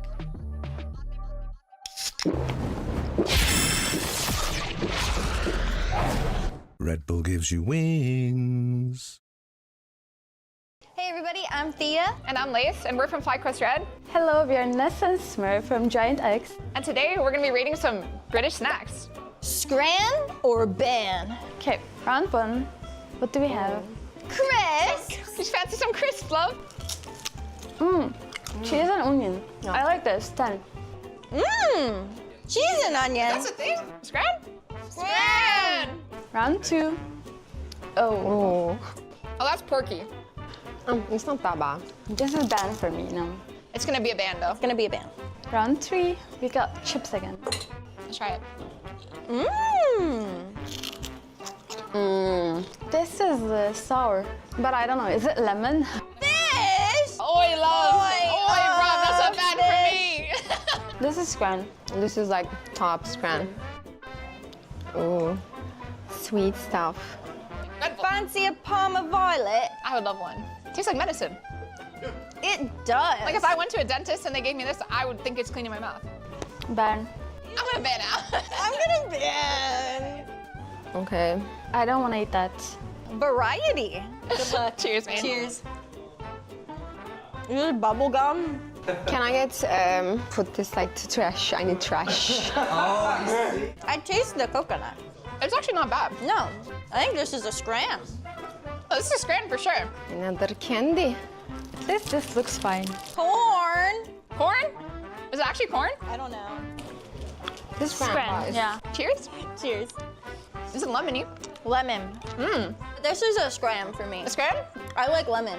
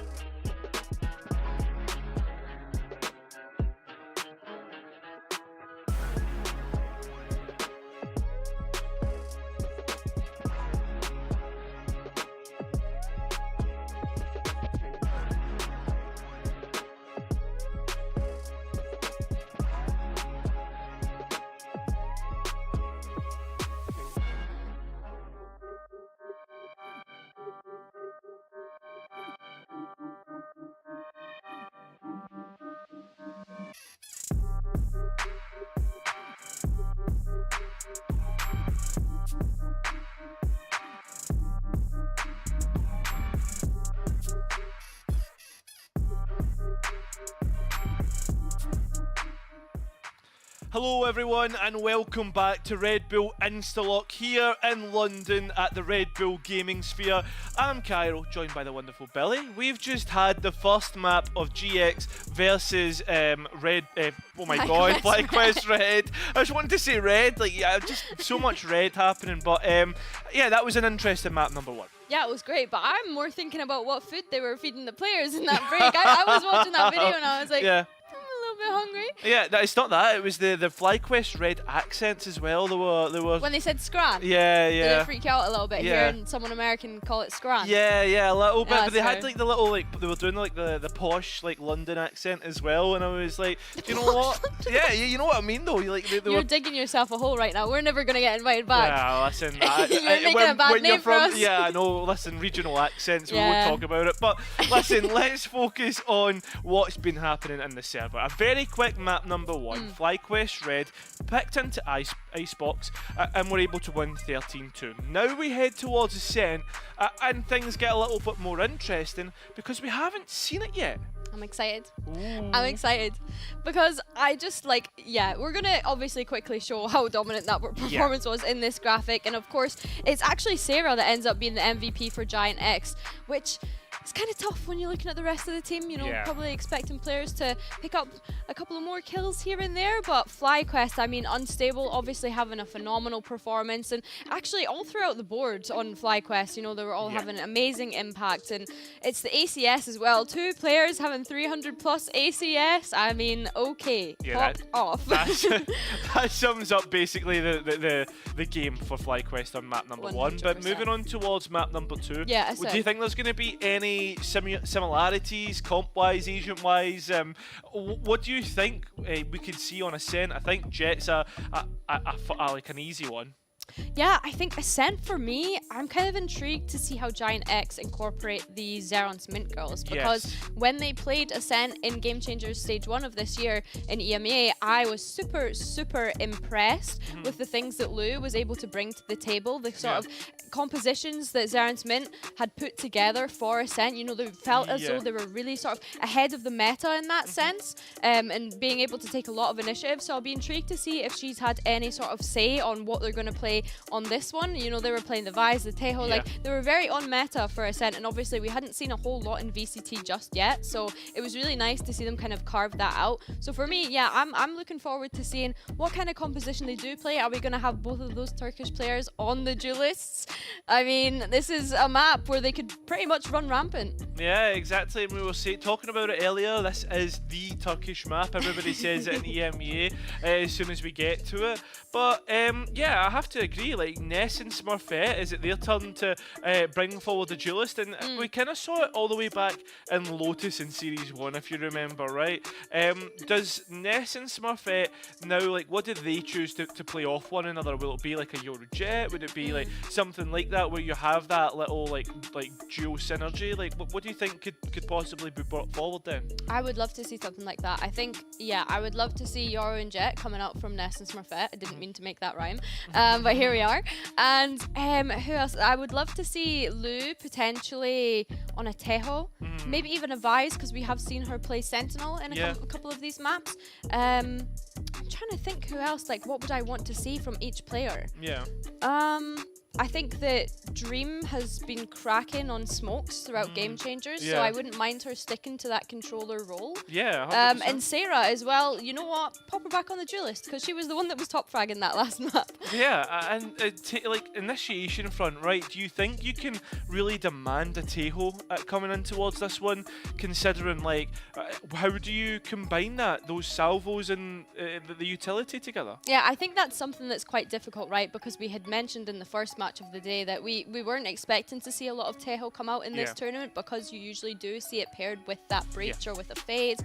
So if you're running two initiators, you're then obviously sacrificing everything else because of the format of this being a triple duelist type of tournament. I almost said initiator because you've been saying that all day, but yeah, of course this is a triple duelist tournament. So yeah, you're sacrificing a lot if you're deciding to play Tejo, because then you're either forced to play that in a single initiator capacity, or you need someone to be able to back it up. So yeah, I think it's very, very difficult, but I mean the players here looking ready to jump in, waves and hearts going onto the camera. It's so nice that we get to have this event here in person, and I think as well another thing that I'm looking forward to before we continue theory crafting with the agent compositions is the difference in playstyle on Ascent, because like you said, it's such a fundamentals kind of puggy map. You know, how do NA play on it versus how do EMEA approach it? I think that could be an interesting thing. And I think as well, on top of that is how does NA respond to how good the Turkish players are on it as well, right? Because that's not You're really hitting home on this one. I know, but I get that. But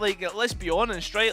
A very few American players would have got the chance to play up against a Turkish Jet. Like the amount of times you sit there after someone swings you on 60 ping and you're sitting where did I couldn't even see them. You know what I mean? So. I mean, that's not going to be the case here. This is purely on LAN, the only international women's LAN outside of Game Changers World Championship as well. So, yeah. Yeah, I'm excited. It's great. It's great that we had to have everyone here. And yeah, I think that's why I'm saying a big thing for me is looking at what is the different sort of play style, how do they react to that, how are they able to adapt to that, because I think something that we saw in that first map was struggling to adapt, but we're going to get Agent Select coming up right now, Cairo, and it is actually both sides that decide to play the Tejo. What do you make of this? Yeah, I'm wondering how this is going to be combined, whether they're just going to lock each other in towards a fight here, because realistically, you're not going to combine a lot. It's more for clearing space, I would say, but in a much more oppressive way. And the thing for me as well is FlyQuest Red have picked into a Phoenix, which honestly, we never really spoke much about this Duelist, but I really like that they've picked it on Ascent. You do? Yeah. Can you tell me why? Because we have seen it a few times being used as a replacement for KO. Okay, okay. I see what you're saying. I see what you're saying. Yeah, on the defense, kind of keeping that in control. I mean, you think of the geometry of the map. Here we go again. Oh, okay. But there's a lot of 90-degree angles and a lot of ways that you can use those curveballs, which are, just to let you all know, the fastest pop time of any Flash in Valorant. So I think that's like a very good way of challenging your opponents. Damn, he studied maths hard and he studied his Valorant classes hard. Thank you very much. Impressed. Thank you very much. Very good work, mate. But yeah, no, I think looking at these compositions, it's interesting to see that FlyQuest Red have decided to go for that ISO and Phoenix pick alongside their Jet, whereas on GiantX they've opted for a Reyna and Yoru pick alongside their Jet. So other than these two duelists on each side, it's a mirror matchup, which is nice to see. I think that the Omen supporting the Tejo is a bit interesting on both sides. So it'll be nice to see how they utilize both sorts of utility that they have with these. But I think as well, looking at Ness on the Jet, you see her on our screen right now. I cannot wait. It's what we talked about earlier. Ness and Smurfette maybe playing alongside each other, and Smurfette's on the Yoru and Ness is on the Jet. So maybe they two like kind of play together in that aspect. But for me, another thing that we've not spoken about is a return to normality for Lou here on Ascent. Oh yeah, of course. I mean, we kind of said it coming into this. Like, does she play that Vise? You know, she usually has a Sentinel of Vise. Like, she's been playing Sentinel throughout this tournament, but of course, on Zaren's Mint, they have a Vise in their composition for this. But nope, instead has decided to opt for the Tejo, which is what she would usually play. So I imagine that she's going to be contributing to a lot of the calls that's being made throughout this attack side. So yeah, it's really nice to see her be able to help dictate the pace of the game as well, being on that Tejo and being able to help support the rest of her team. Yeah, exactly. And I think like it's comfort, right? It's something that we spoke about earlier. Comfortability is maybe what you need when you try to come back into a series. And I think as well, like you look at this, like Dream, I mean, how many times have we seen them play the Omen? They've been comfortable, as it has been Lou again on towards the tail. Smurfette, Yoru's a comfortable one. And with that all being said, Billy, it looks as if we are about ready to head into map number 2, which is GiantX's pick of Ascent. Yeah, I can't wait to get stuck into this one. The players as well, looking focused, looking ready.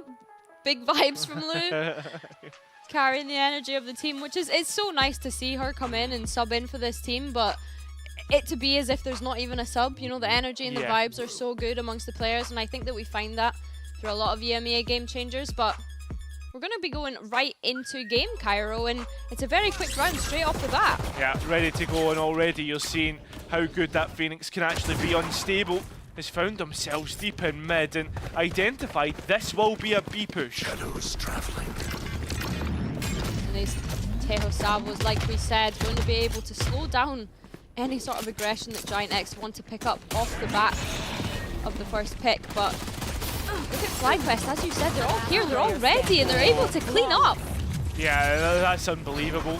From the get-go, you're seeing the Blaze Wall doing what it's good at, the Phoenix Firewall, and then on top of that, I think it all comes from Unstable and their aggression through mid.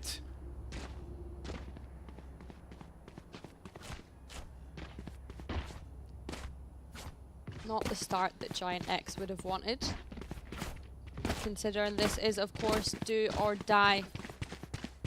Reminder that it is, of course, a lower bracket game, so whichever team loses this best of 3 will be going home, unfortunately. All missiles away.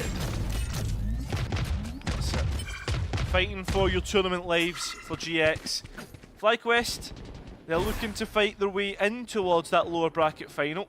GX, when we do go into map number 3, as FlyQuest Red on the defense, are really starting to push this issue home. As you see how far Unstable's got, this is really testing the boundaries. But look at the players around. If they even decide to go for some sort of triple swing here.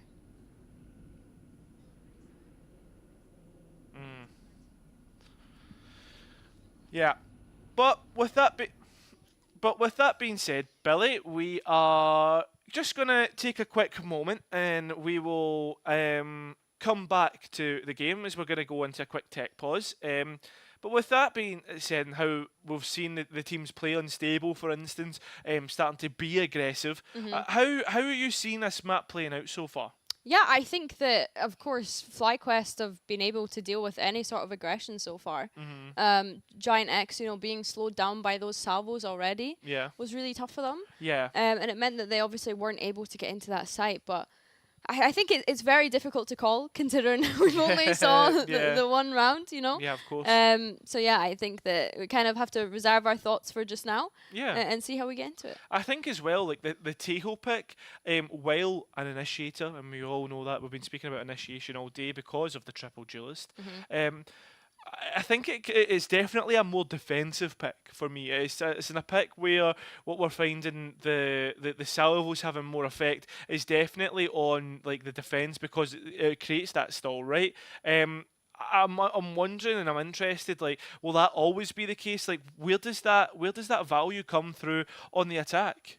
Yeah, I have to agree. It's, but I mean, in saying that though, like they both have the Tejo, right? Yeah, so of course. That's when you can start, you know, having a look at who's being able to utilize it best, and of course who's being able to play around those salvos and not being punished by them. But we are actually going to be rolling back around. We're not sitting here and waffling for no reason. I was just making sure that we were safe to air this, but a player PC has crashed. And no damage was done, so we will be rolling back around. Oh, okay, that's good stuff then, right? That's what you're looking for. Obviously the admin's spot on as always, but yeah, I guess like we just restart that. I was thinking that when the players were just standing still, Yeah, I was exactly. like, are they gonna go for a triple swing? Yeah, But yeah, it makes that, sense now. Yeah, it was the fact that Unstable had moved up so far, and I was like, guys, like, hold on a you're second. in a little bit of a spot here, because like this is a jet that can dash away. You know what I mean? Yeah, I know, but only 2 bullets in the outlaw. That's why I was like, 3 of them, 2 bullets. Yeah, I mean, I did This that could math get a bit before, and dicey. it never even worked out like that. So. Scottish maths, guys. Either way, though, we will be getting into game just shortly. The players are just getting ready. Yeah. And we can get the ball rolling again. Yeah, I feel exactly. like the excitement got cut short very quickly. We were ready to go, ready to go. Yeah, exactly. We're missing out on all the action, right? And it's unfortunate that it comes in on round number 1 as well, because you're just getting like, it's like, do you know what it's like? It's like when you go to bite into your dinner, right? You've made a pizza, you bite into your pizza, and then you're like, oh, that's not cooked thoroughly. You need to take it away and put it back in the oven again to go and get heat it up. I didn't know where you were going with that. I got really scared. What was scared? No, I just never know like where you're going with like these analogies sometimes, and I'm just like. I feel as if I get this all the time, but my brain works in a special way. Yeah, I think it's your brain working in mysterious ways. Like it makes sense, but that's okay. I'm sure someone in Twitch chat will completely understand. There will be people out there. It's funny because like I speak to obviously we speak to other all the talent and stuff like that, and after a cast, like I remember Bea turning around or Kukuka turning around and being like, Cairo, do you know something? You make me laugh every time you talk. And I was like, thanks, Kukuka. Like, just because of the way that's crazy. Just the way like I talk, and I was like, that's such a nice compliment. I think you do get quite a lot of comments about your accent, though, don't you? Yeah, I do. I enjoy them thoroughly. Clove impersonator, yeah, I think, is a common one. Yeah. I don't get it near as much as you do. Yeah, it's crazy because your accent is so much closer to Clove's than what mine is. Yeah, because Clove's accent is East Coast, whereas you're West Coast. I'm West Coast. This has gone beyond. Yeah, I mean, we're still keeping it Valorant related. Yeah, somewhat. It's become an educational broadcast now. We're educating people on Scotland. What else would you like to tell them about Scotland? What would I like to tell you about Scotland? Yeah. I think we saved that for potentially another pause, because it looks as though the players are getting ready to jump back into game. It seems as if that is the case, yeah. It looks as if there's mouses being moved and players starting to get themselves ready to go. And now we head towards round number 2 after that rollback reset, and it looks like GX, they're looking to change up their approach to the round as they're sending it towards B. Plenty of pings and only one player, Ev, to hold on to this site. Special delivery used, trying to create some delay, but they walked into the smoke, and it's the Stinger that's worked out here. Get your eco frags, FlyQuest, because that is as easy as it's going to be. I don't know why it made me laugh when you said get your eco frags, FlyQuest. It was just gold. Absolute cinema, mate. Cinema. Absolute cinema. Yeah, I mean, not much you can expect from GiantX in that round. Especially not when you have a stinger in close proximity such as that. Yeah. Even being able to pull out the ghost as well. A couple of style points are due for that one. That's ridiculous, by the way, the fact that they were able to get the stinger out, the ghost and out. pull the ghost out after getting a couple, Yeah, that's crazy. Style points, that's what I'm saying. But coming into this one, full buy for GiantX now. And it's a similar approach again. Looking to walk up B, and it's actually Lou that's able to get a salvos kill on A. I wonder if Thea was stuck in her smokes there. Yeah, I'm confused by that one. The other thing to note as well here, there's a few players that were close to the outlaw, but it's the Sheriffs instead. GiantX have fallen apart. This is not what you want to see at all. Sarah at least is able to get one back, but Unstable's outlaw gets rid of Sarah. Now just one player all alone. Dream tries to jump up, but was forced to go towards the knife for the extra movement. That's a bonus converted for the defense. And it's GiantX just trying to be so explosive on that B site. Of course, getting that first pick over towards A with the salvos. I'm going to presume Thea was in her smokes at that point. Yeah. But the rest of FlyQuest kind of staggered towards that B, expecting that quick aggression to come in from GiantX. Yeah. And it's just shut down so quickly. 100%, and not only that, right, you've got the Armageddon ready on Ev to use, which makes things so much worse because the clearing you at ultimate can be used so well. Oh my god, do we just need to have GX on Sheriffs? The spike ready to be picked up and execute towards B. Yeah, it's looking like it's going to go into a B split here, but the issue is, look at that mid push from FlyQuest here. I mean, Lou, she needs to be able to cross safely here with this spike, and she's going to be stopped. Spike drop now, and look at the positions of GiantX. They need to re-clear this space, but by the time they get there, FlyQuest Red, they're already guarding it, Cairo. They are, and it's the three duelists of FlyQuest Red. This is turning into a death match, you know it is, and it's still working out. GX need to take a moment. You can already see they're waiting for Unstable to swing. Two more to find. It's Lace and Sonder, and that curveball spot on. It's back to 2v2. Make it just all alone up to Dream. It's not. I can't believe this has happened. In a position where GiantX should have won, they end up losing because Lou gets caught with a spike. And it's just the Giga Chat move from Sonder to just be throwing curveballs. Not even round corners, just out in the air. Oh man, and it was so unfortunate to and you rely on Lou to pick up that spike and to bring it to sight. 100%. Like I said, like Lou gets caught in transition, right? But it's the fact they leave Lou all alone to pick up the spike that was towards A and then get it all the way to B with nobody to protect her, even get a trade. Now GiantX, well, they're finally back on their rifle round, but I mean, look at this, FlyQuest Red, they're playing on the front foot. And this is how we kind of expected the Phoenix and the Omen to be playing on A main on the defense, like you alluded to, Cairo, with Phoenix being utilized in a similar sense that the KO would be. But look how much GiantX have been able to contact up. Position's now noted, but it's Nest that's actually going to be able to get the first pick onto Thea. In fact, picks up a second on Lace, and Unstable has an answer back. We're seeing the ultimate being used by the tail. Ev's already found one, but Smurfette at least there to trade. Still advantage towards the EMEA side. Sonder is actually re-clearing towards Tree. Unstable needs to be careful as well, because GiantX could find themselves very, very close. This is topsy-turvy, and you can see the timing starting to work out. Sonder knows, swings at the right time, but the smoke dropping right when it's needed, and the round collected when it's needed. Is GiantX finally answer back? The awareness and the experience of playing controller coming out from Dream there to drop that smoke. Just knowing that there was a chance that Sonder could be behind them. And I think as well, GiantX just being able to get up short so quickly and so easily there. Lou's obviously called to the rest of the team, hey guys, I have a Phoenix and an Omen pushing up A main. Take short fast, and they're able to do so, and it allows them to get that A split eventually. I think as well, this could be a real turn of fortune for GiantX, as they've got 4 ultimates here to be used. Well, already we're seeing some early ones being used, and one of them is the dimensional trip. Nest denies the roll at the run it back, and also doubles down by getting Sonder as well. So already GiantX looking good for this round. Stopping fire. Such a nice round from GiantX so far, and it's forcing FlyQuest Red into a retake now that that spike has gone down. But Ev gets 2! What? From where? Heaven, it seems. Unstable now, looking to be played in, and that door's shut, so Ness needs to be quick on their rotation and on that flag, although Unstable's on site. I mean, you can see Ness is trying to get up close, trying to support, the blade's being used, a right click, now 1 versus 1. A tap of the spike, in fact she's holding it, she wants at least, they want at least half.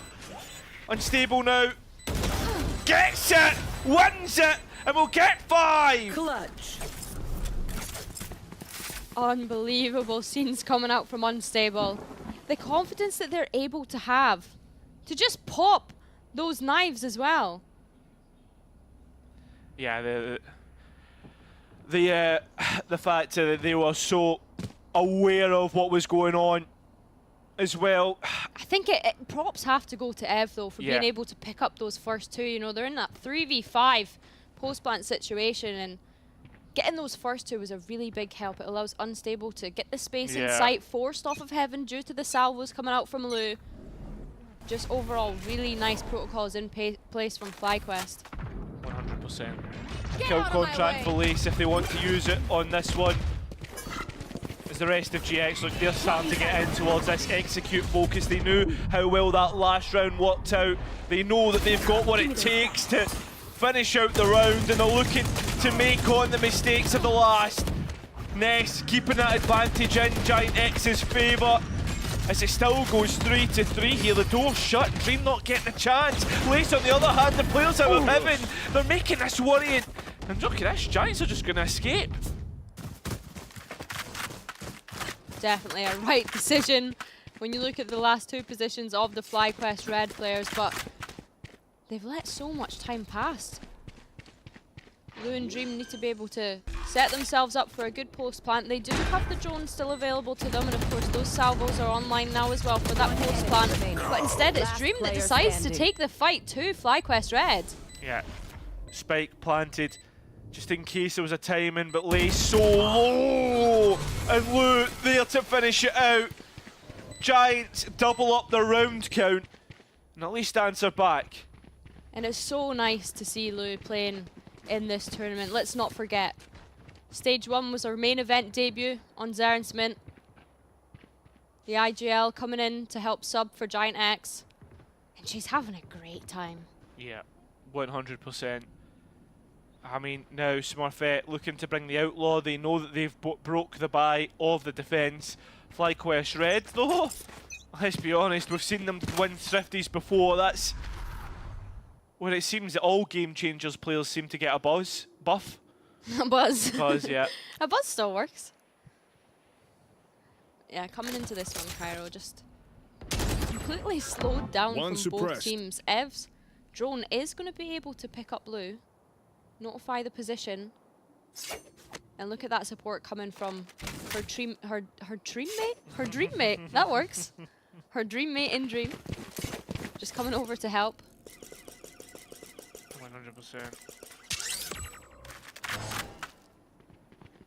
Ev not caught. That's a worrying sign, because we've seen this spot before. Salvos can be used to try and buy a little bit of time for the players to come and support, but Dreams in towards the back side. There was a flash there that's worked out. It was a blindside, but Ev still wins that duel. They've been so good. 2 curveballs from Sonder, and you're just worried for a little bit that Ev's still not been found. A 2 versus 3. Armageddon used. And now 3 has to try and come in from main. GiantX well. They'll get that one over the line, even though it started to get dicey. Come in, let's go. Great answer back from GiantX there. And it's like we said, that position of Ev going unnoticed. Yeah. And Dream just TPing to the back of the site. I mean, fair play. Timeout being called. Coach Joe looking to introduce themselves into this match and talk about how the fact that GiantX now are starting to get a little bit of momentum, right? And I think that's the big thing. They're being very execute focused. We're seeing FlyQuest Red taking a couple of chances and maybe wants to talk about how these sites look. I think as well, we need to look at FlyQuest Red's composition and, you know, as much as we say teams, they want to start on the attack being in a 3 duelist tournament, but when we look at their composition and what they're able to offer to that defense, there's no reason that they can't swing a lot of rounds on the board with the kits that they have available. Sure, attack is going to be explosive. We can expect that. But it's like you said earlier, Cairo, when you were comparing that Phoenix to the KO. I mean, we look at the utility available to them. We look at the ults starting to come online as well. We look at Unstable with an op in hand. Yeah, and I think that's the big thing that's going to be really good for how you play defense as triple duelist, as the operator. Because like you got to control mid, you've got to have information there. That's a key part of the map that the GiantX haven't really made the use of just yet, and they're looking to do it here, and they've got rid of the operator straight away. Although Sonda looking to try and help out, won't work in their favour.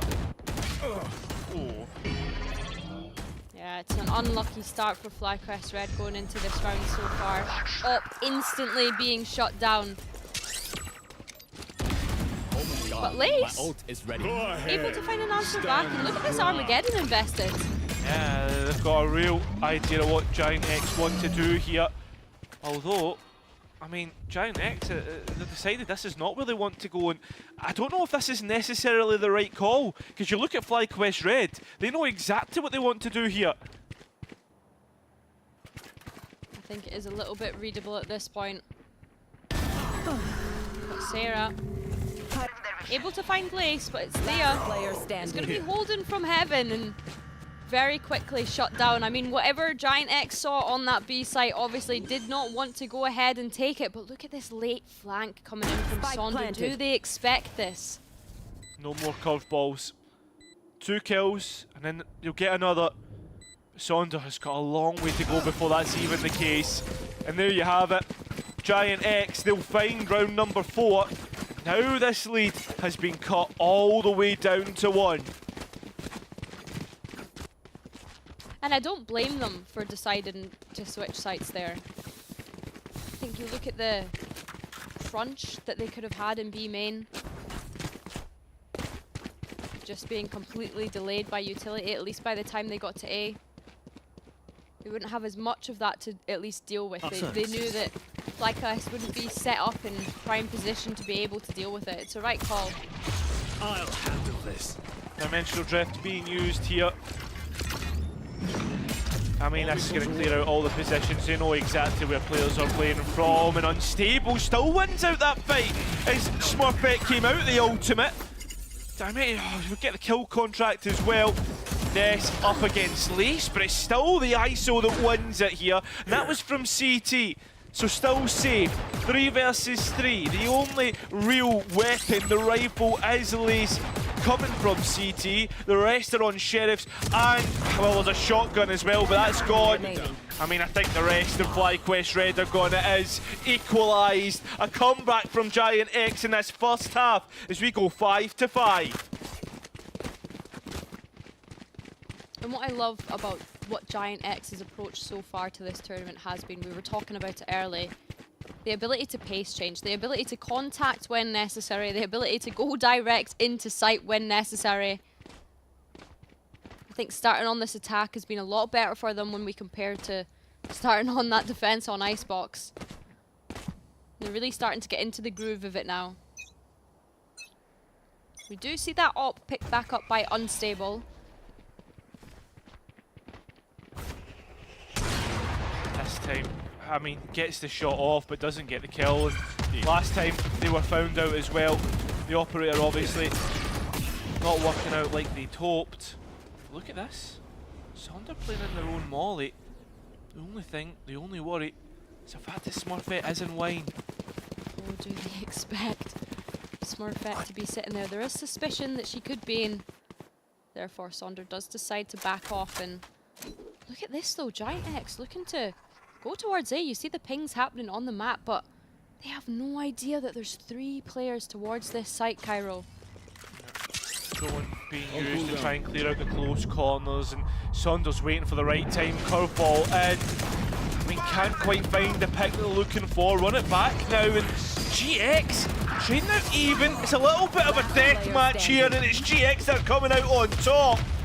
Now though, still Ev, the only one up and available. No way! And Dream stunned up, had no way of swinging on to this one. It's doable. Ev looking to make it 6. Dream looking to hold on, and Ev knows! A third on the round! FlyQuest Red will make it at least even on the next half. Ev had no right. No right. No right winning that. Round in the A 1v3. 2 players holding them. And it's all left on Dream. Unfortunate position to be in, but still Ev had no right winning that. No right. No right whatsoever. And now we head into this last round. I mean, so many ultimates on the last one, right? And you can look at what could be available. You thought last round was a deathmatch. Yeah, exactly. It's about to get tasty, baby. And straight away, the first ultimates are being used. That's Armageddon and Empress. There's actually a little bit of a denial here as GX are struggling to get out. I think that this is going to be a bit of a problem. Dream still survives on 20 HP. This Blaze Wall could be enough. Maybe even the Molly. Out they go! What? Ridiculous from Sonder! And look at this. Doesn't have the spike. Has no way back in. And FlyQuest, they'll demand an advantage on the second half. Switching sides. Sonder just reminding Ness and Smurfette of who she is. Does she really want to go? Does she? She has another split in her, come on. Come on. I think as well, right, like when we think about duelists and game changers, I feel like sometimes it can be so hard to come by such an S-tier top class duelist. Yeah. In the game changer scene. You say that though, but like, you think of like duelists that are here, right? That are like legendary, Smurfette, of course, yeah. Like all these players, and we've not even like scratched the surface. Like Floor, Dodo Nut, who we've not even seen. Like, there's so many. It's still sad to be saying goodbye to one. Yeah, exactly. I get your point here. And well, Unstable could be another. As again, that Blaze Wall being used to ferry the spike towards the back of site. Sonder looking to take space with that flash, able to support Unstable in baby, able to find those 4 picks. Are they on for the ace? They're looking for it, they're gunning for it, but do they expect Sarah to be coming in from main on this flank? That's the question, right? I mean, they've definitely identified it, trying to set up Unstable, and they will! It will be for FlyQuest Red, and an ace for Unstable! Okay, we know the drill. Stick to your roles and we'll crush it. Second ace of the tournament, that, no? Think so, yeah. Second one. First one was from Gozen. Yeah. Love to see it. But with that being said though, like, I mean that upper bracket match, actually our upper bracket final becomes a lot more interesting because who wants to go up against FlyQuest Red tomorrow with the form that they're starting to find? I know, it is nice to see them find their footing, but in saying that, GiantX aren't quite out yet, Cairo. That's true. Let's see what they can bring into this equal round. I mean, you see that. The way in which FlyQuest Red are running at GiantX doesn't fill you with a lot of hope at the minute as they look to make it a flawless. It is again, getting close to those double digits, and that bonus round becomes so much more scarier as FlyQuest Red's attack gets even more scary. Oh, Cairo, I'm getting a little bit scared. Yeah? Is this a go A for 10 rounds in a row kind of strat again? Could be. Look at the players. Heading towards A. I think this is something that we perhaps need to keep an eye on throughout FlyQuest Red's attack here. But you see the pings and the plans coming out from GiantX as well, looking to come up with some sort of crunch. And it's actually Ness that picks one up. Yeah, oh, the players, they did get paranoid. Still though, I mean, the execute's coming in, the flashes are there, and actually, GiantX have the right response. They know exactly what they want to do. A little bit too cheeky from FlyQuest Red, and GiantX will punish that. I got your backs. Just, you know, from the front. Yeah, they remembered the trauma from Icebox and thought, you guys aren't getting to go A for free every single round. Not on this map. Not on this map. And of course, we do see FlyQuest Red now start to set up towards B, but I mean, look at the read from GiantX. Look at this crunch that we're about to see over towards tiles. Or at least that's what it looks as though they're planning to do. Intrigued to see what utility they have to support this. You call it a crunch. I call it vision strikers. The player's already close by, but the main push has been disconnected from that of mid. Although you say disconnected, they're doing their own, they're holding their own as they look to hold on to B, hold on to this map. The spike lost, but the site won. 9-7. GiantX, they've responded in kind.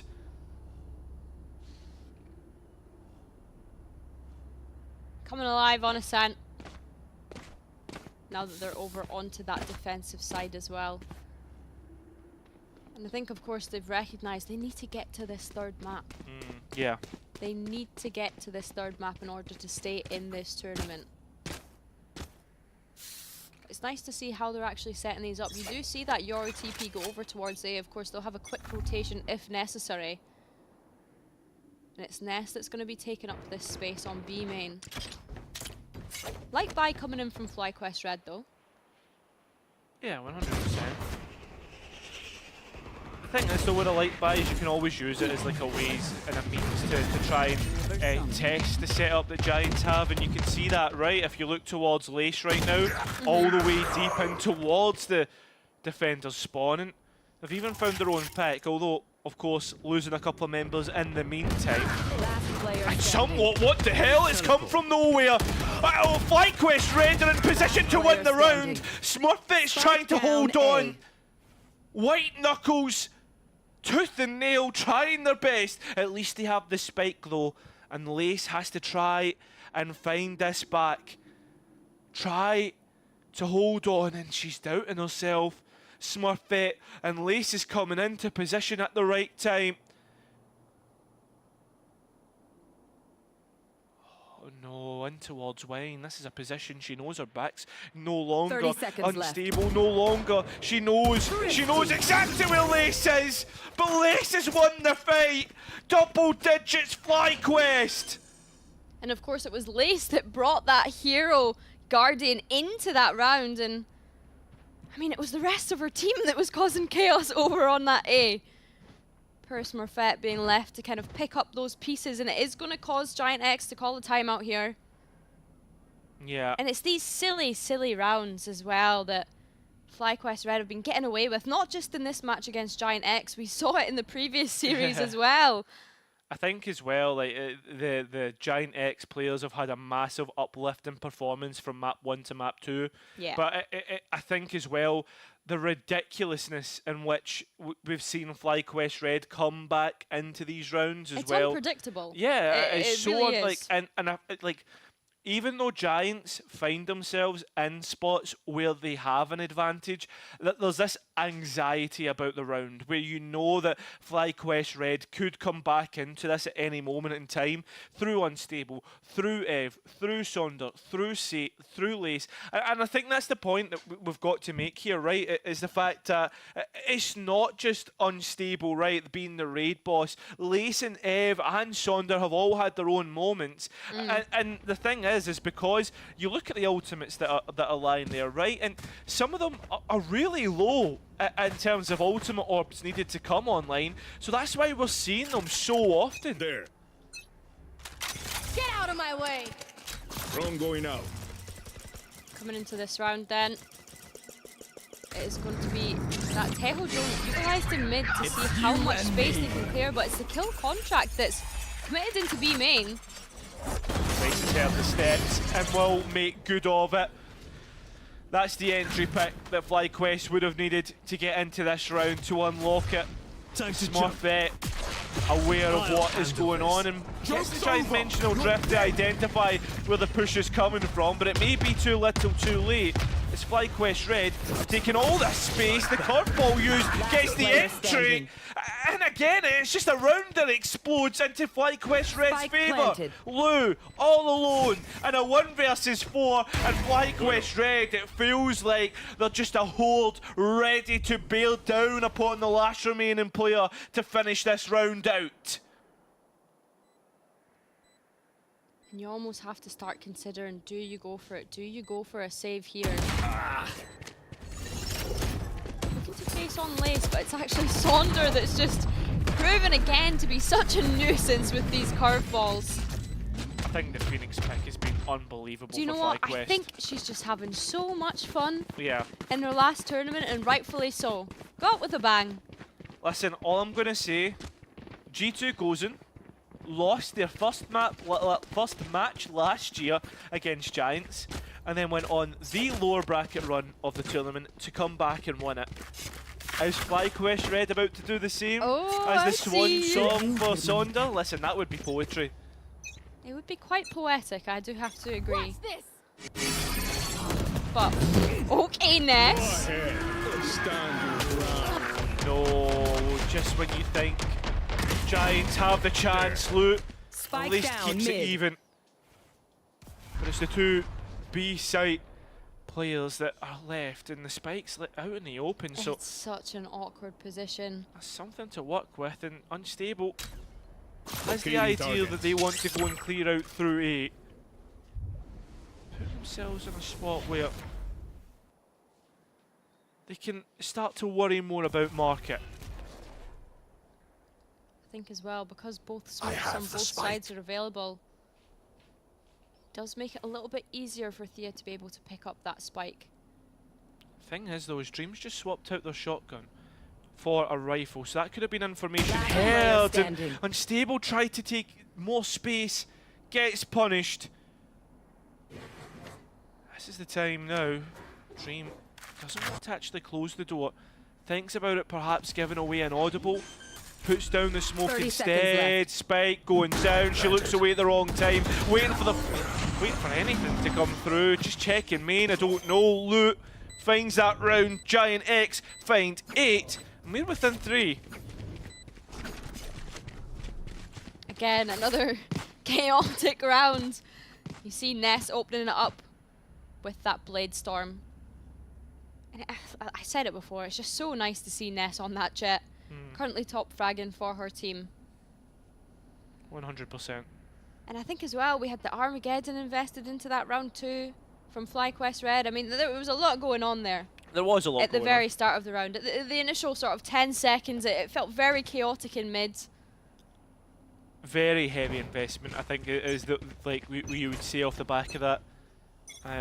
Not one where you feel FlyQuest Red came out the better of, not only because they lost the round, but because they also lost ultimates that would be key in terms of winning out a round. Door closed at the right time, and now FlyQuest Red, they've completely sold this fake, and you can see that the fact that they've got the site for free, this is A big round, but Dream, oh my god, comes in the right time! A hero for GiantX! This is exactly what they needed. Spike fell to the ground. And 5 players to hold on to this. Lace through mid will win that fight. Now Thea as well. From the shadows available here, Cairo, looking to just group up with Lace and maybe head towards that B site. I mean, Giants, I think they're ready to leave this Spike alone. You look at the 3 it. players ready to exit the site. Yeah, they're fully aware, recognize that Thea does have that Omen ultimate available to her, but I wouldn't be surprised here if FlyQuest 30 Red go seconds for some left. sort of pick to get any sort of numbers advantage back in their favor. I like this though, because you look at what Giants are doing. They've decided, right, we've cleared out all of mid. Let's now go and clear main and make sure that we don't get caught off guard. Lou even using the salvos as well to clear out towards CT. Yeah, this is what you call dotting your I's and crossing your T's. Paying attention to the small details. Scrutinising what could be a very difficult round. And it's well dealt with by Giants. And I think, again, to bring back that word of complacent. Yes. You know, not being too complacent. Still being able to stick together as a team. And it is that push down mid, like you said, Cairo. Sticking together as a 3, sticking together as a pack. Not giving away any of those ones, which we have seen in some rounds. You look at FlyQuest Red's buy. It's not looking too hot. Nothing to write home about. Oh, maybe for the next round, apologies. They do have 4 rifles and 1 Stinger, and we've seen the Stinger somewhat work extremely well. Maybe that's what Thea needs to get herself closer to her teammates. The Giants now look to hit this site straight up. Another execute focus round as FlyQuest Red. They're not making any mistakes about this one, or perhaps the mistake's been made on the fact they've not identified Nest. No, it's the other way about. FlyQuest Red get the site and they look to send it home. Look to get 12 and make this a 2-0. I mean, you can look at this. Sonder now looking to retreat, and Sarah trying to come out of market, and it's an exchange of rounds. Back up to 12. This is looking fantastic from the NA side. FlyQuest well and truly painting the kill feed red in that round. Just the explosiveness, almost overwhelming Ness on that B site. It got so awkward and so tricky for her to be able to get out of that one. And we are going to see a timeout come in here from GiantX. And what does Asuka say, right? Especially in a position like this, in a spot where you could be uncomfortable playing the triple duelist, right? You think of like Ness, I mean Sarah, they've not played duelist for time. Sure, you play it in ranked, but it's a completely different scenario when you're in an organised environment. Like, where do you even go? Do you focus on fundamentals? Is there any strategy that could be involved here? Well, I think the fortunate thing for GiantX is that almost all of them have played duelist, and in fact, Dream had her debut on Duelist today. Yeah. But every other player up until just now had that experience, have played Duelist before. Of course, Sarah has been a primary Duelist in teams before. Ness before joining up with Smurfette.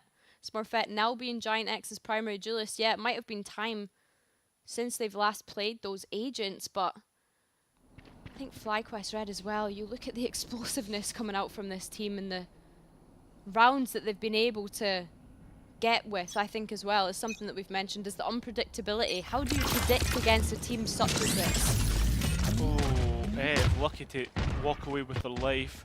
Giants buy not looking too good, and it's coming to a head right here in mid as they look to finish this one out. FlyQuest Red, 3 to the good. It's you and Smurfette and Dream have to try and find anything up close and personal. This bucky is exactly where you want it to be, but it's gone. Dream now, the sub from Zeron's Mint, has to try and rescue GiantX from the impossible. Come here. It's a big ask for Spike planted. The young gunner coming in. That's it. FlyQuest Red. They've been up against EMEA's finest, but the second seed from EMEA are the first ones to go out. It's 2-0 for FlyQuest Red. I mean, like I said, Kyra, what a statement. From coming into this one and picking GiantX's best map to then being able to clean it out in a 2-0 fashion. They didn't want to go back to NA. Not today. No, not they today. definitely Not yet. I know NA is known for being called near airport, right, or whatever it is, but for the most part, I think we can see that GiantX, they felt the miss of Ness and Ava. I feel as if like while Nami and Ava, yeah. like Lou and Dream have done a fantastic performance and being subs and done excellently, but Nami and Ava, sorry, but the point being is the fact that it's just not worked out for GiantX. They're not. It's just been a tough tournament. Yeah, I think as well though, like you have to look at the break that they've had in between the EMEA Game Changers before coming into this event. Again, as well, another team that are trying to qualify in the VCL and DAC. Like, it's nice to see them kind of trying to put their best foot forward, but they're come up against a team that is in the middle of their Swiss stage, right? They're coming off the back of playing in these games, you know, they're coming in hot.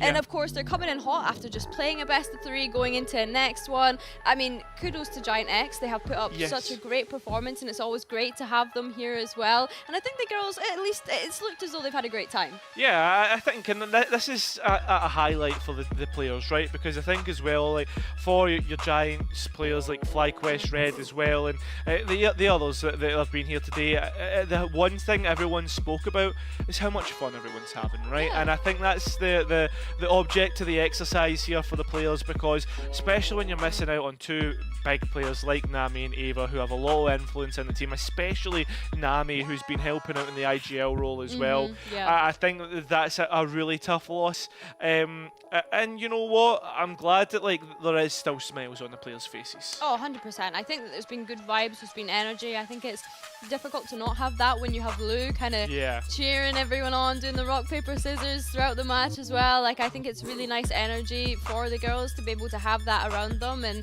I mean, now we have to look at FlyQuest Red. They are going to be going up against whoever wins this next best of 3. It's all heating up. That's it, and it is heating up, right? That's the other thing.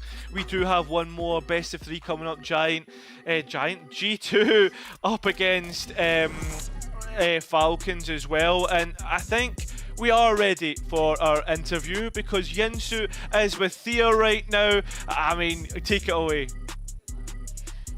Thank you very, very much, casters. That was an electrifying series. I have to just go in there and ask you instantaneously, could you hear the BMing coming from the other side? Did you hear any of it? No, I thought it was just us.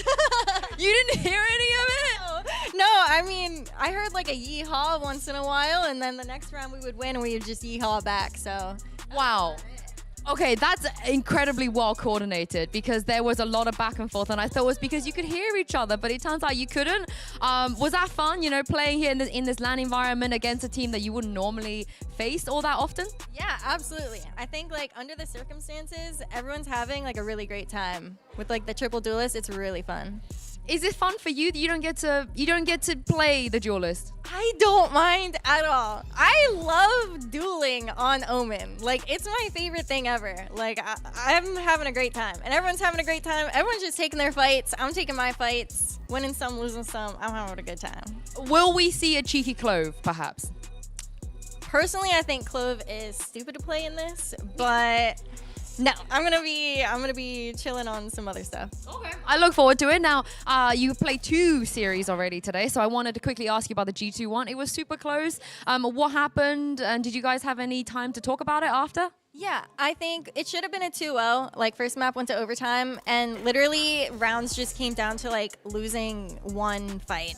Like one of us like making a whiff each round. But yeah, totally feel confident if we play them again. And yeah, we're chilling.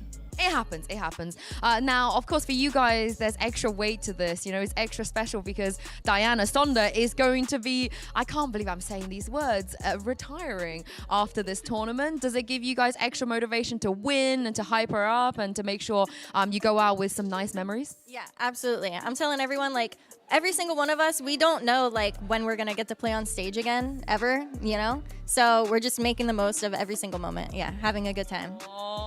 I can see Sonda on her phone over there, but is this a hello?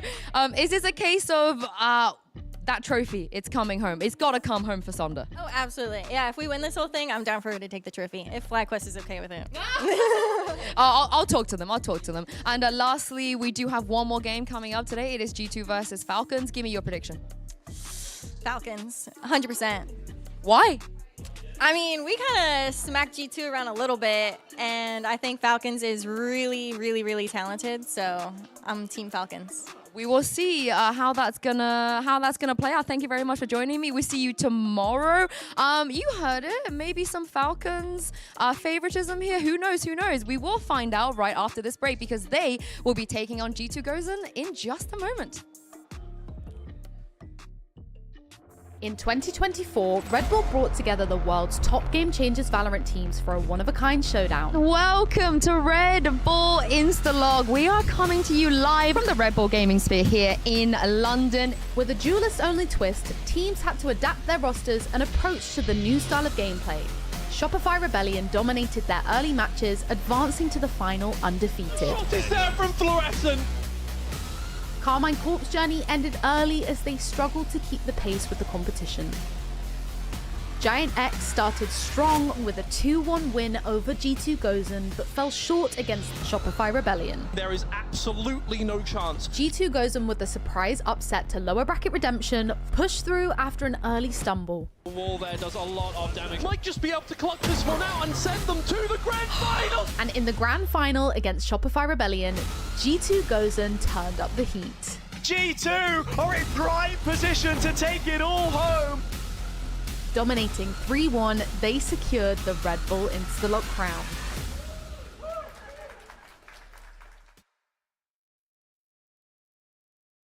Hi, my name is Sonder. I play for FlyQuest Red in the Red Bull Instalock. For this tournament specifically, I think my team does feel to be a little bit of an underdog since we do have 2 subs. That's me, I'm a sub. As being an underdog, it's like you feel more loosened, you don't feel pressure, so I think that's definitely an advantage. I would definitely watch out for Falcons. Them individually, they're all very good. My playstyle is like very barbaric, so like I just go in and I'll just figure it out. So I think it very suits Instalock. I reckon my team got a real good shot at the trophy.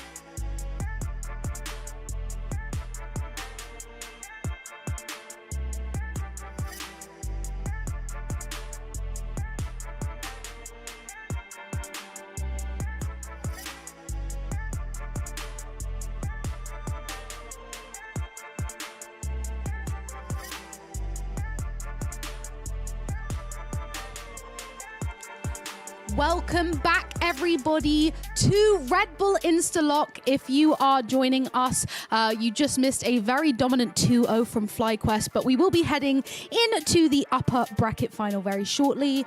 I just wanted to give a very special thank you to our official monitor partner, Aegon by AOC. Returning to Red Bull Instalock for the second year in a row.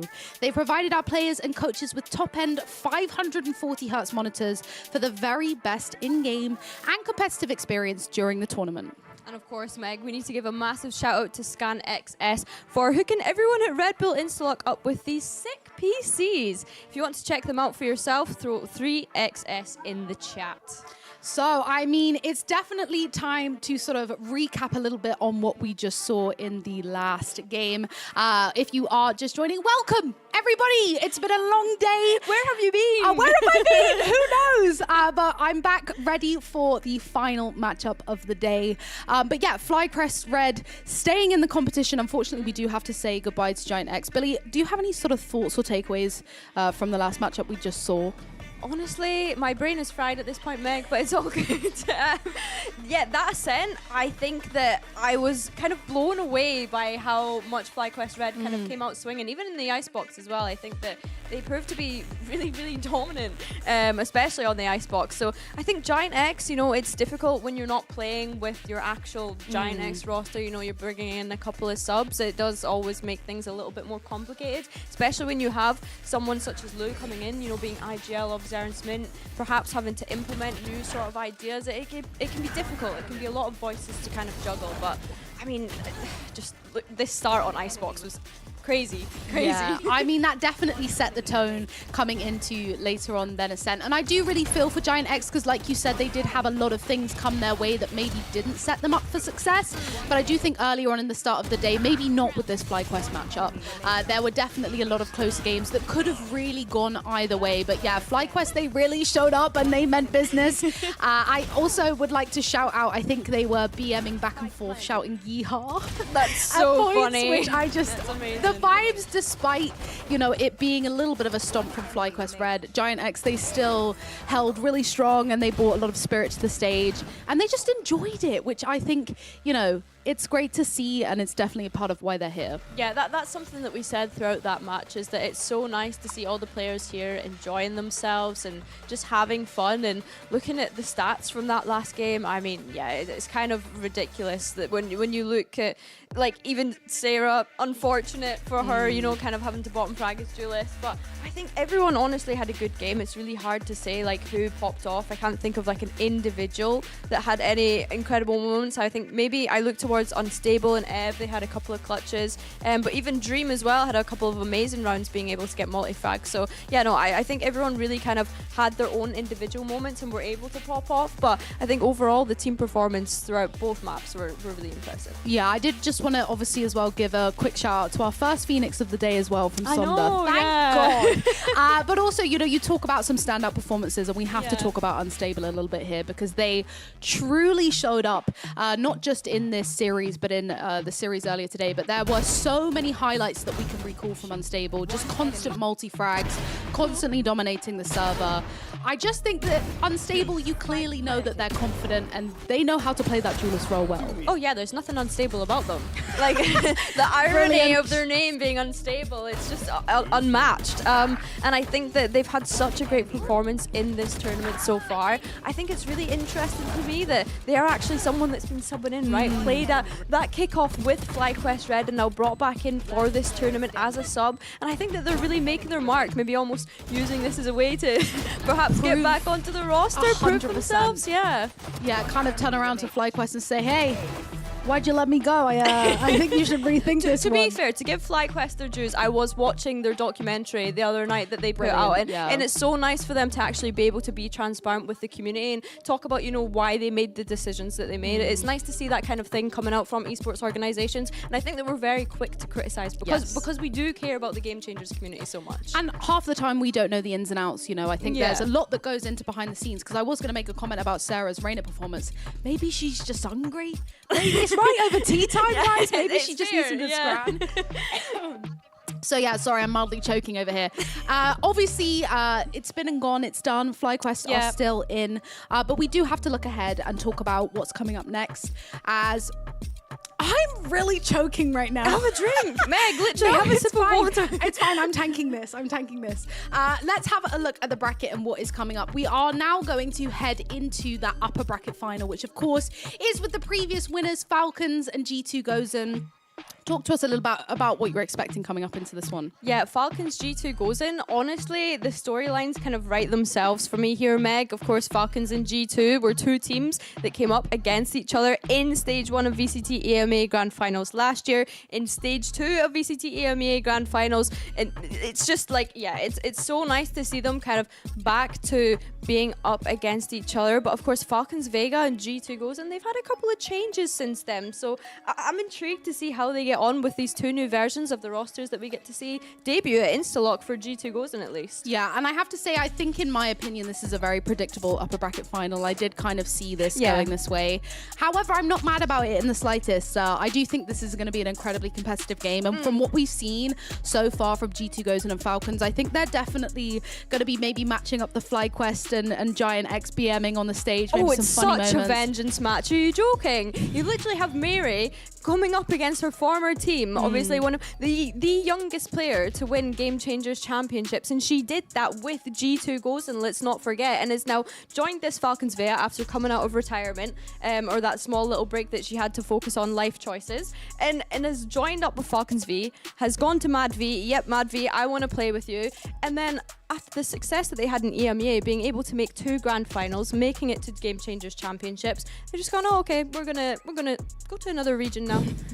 See you later, Give this EMEA. one a go. Yeah, and then pick up, of course, the Zipto core that we have. So yeah, no, it's really nice to see how these players are getting on, and yeah, like I say, the main storyline here for me has to be Mary going up against her former team. Yeah, Mary actually said to Yinsu the other day when we were together, she was like, how does it feel to have watched me like literally grown up in the scene? And I think that's the thing, like Mary has been in the scene for quite a while, but she's done a lot of growing up, and I think that's going to be shown on stage today. I also am very, very, very excited to see them matched up, because again, we're bringing back in that old SMG and Zipto girly, and I'm still rooting for maybe the 4 duelists to come out potentially in this one, as we haven't seen that yet. They're sticking to the 3 duelists. Do you think we potentially might see that come through? This kind of format was literally made for Falcons Vega, and we said that at the very start of the tournament, that they are kind of the front runners that we would be expecting to win. But coming into map vetoes, Meg, Ascent and Haven going to be taken right away, and Icebox, it's a map that quite a lot of teams have been deciding to play throughout this tournament so far. Yeah, I think the Icebox potentially is a good pick, because it's a small map, right? It's a skinny legend map. Like, there's not as much that you can kind of do, or as much space you can take. I do have to say, I think it's definitely... Did Falcons run... They haven't played Icebox yet, have they? Or am I tripping? My brain... Our brain is a little bit frazzled here. Sorry. They have? Maybe the Did they run a Sentinel, Hazard, and Winter? Great question. Let us know in the chat. Did they run a Sentinel? Do you know what? I don't think they did, because I was going to say, I feel like this is definitely something that G2... Oh, sorry. It was the Reyna ISO comp with the Mad V, Mary playing Reyna, ISO.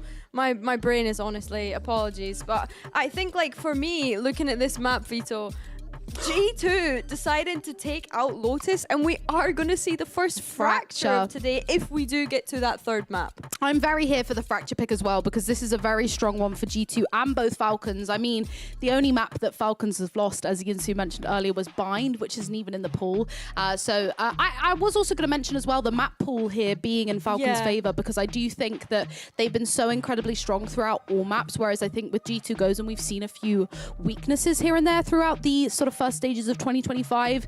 So who would you say, in your opinion, this map pool favors?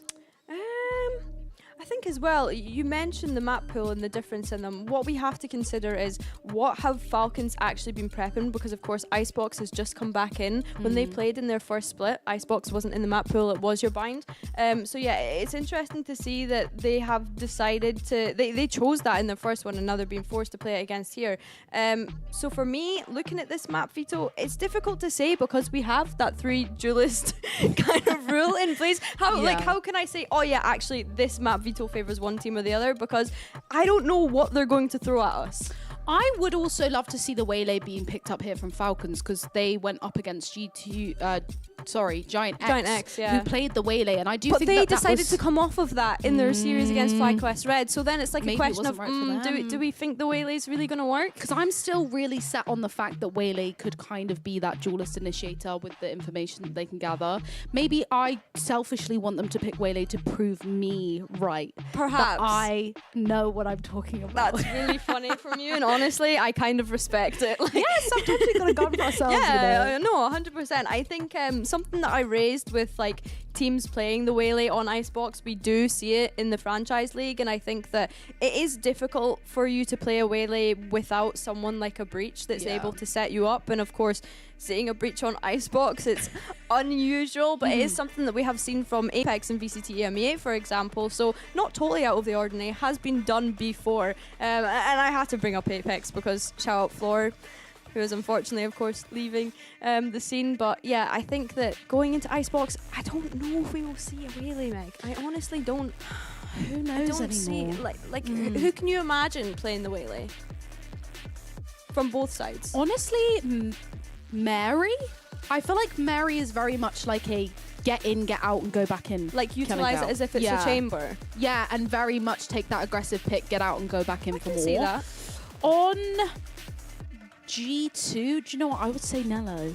Oh, really? I would. I feel like so weird. It is weird, but I feel like Nello almost would do it as an ego pick. Like, okay, nobody's expecting this. Let me pull this one out the bag. Bro, I think I'd be so scared if I saw Nello on Waylay. Like Arena, like fair enough. I would expect something like that to come up from Nello, but like a Waylay. I feel like I'm just here to make edgy, controversial picks Honestly, and I rage love bait that the from you. chat. No, but like it doesn't matter because anything can go. Like it's a 3 duelist tournament. We don't know what they're gonna play. They could switch things up. We did see some of the teams doing that, where some members were getting to play duelist and then they would swap it around for another map. Like, I'm not saying that they're using this as a way to experiment, but it's nice for them to be able to have that creativity and be able to, like, you know, have a little bit of fun with it and give everyone else like the kind of opportunity to play it should they want to. Yeah, and I do think there's going to be a lot of people at home, especially us here, who want to see this go the whole hog.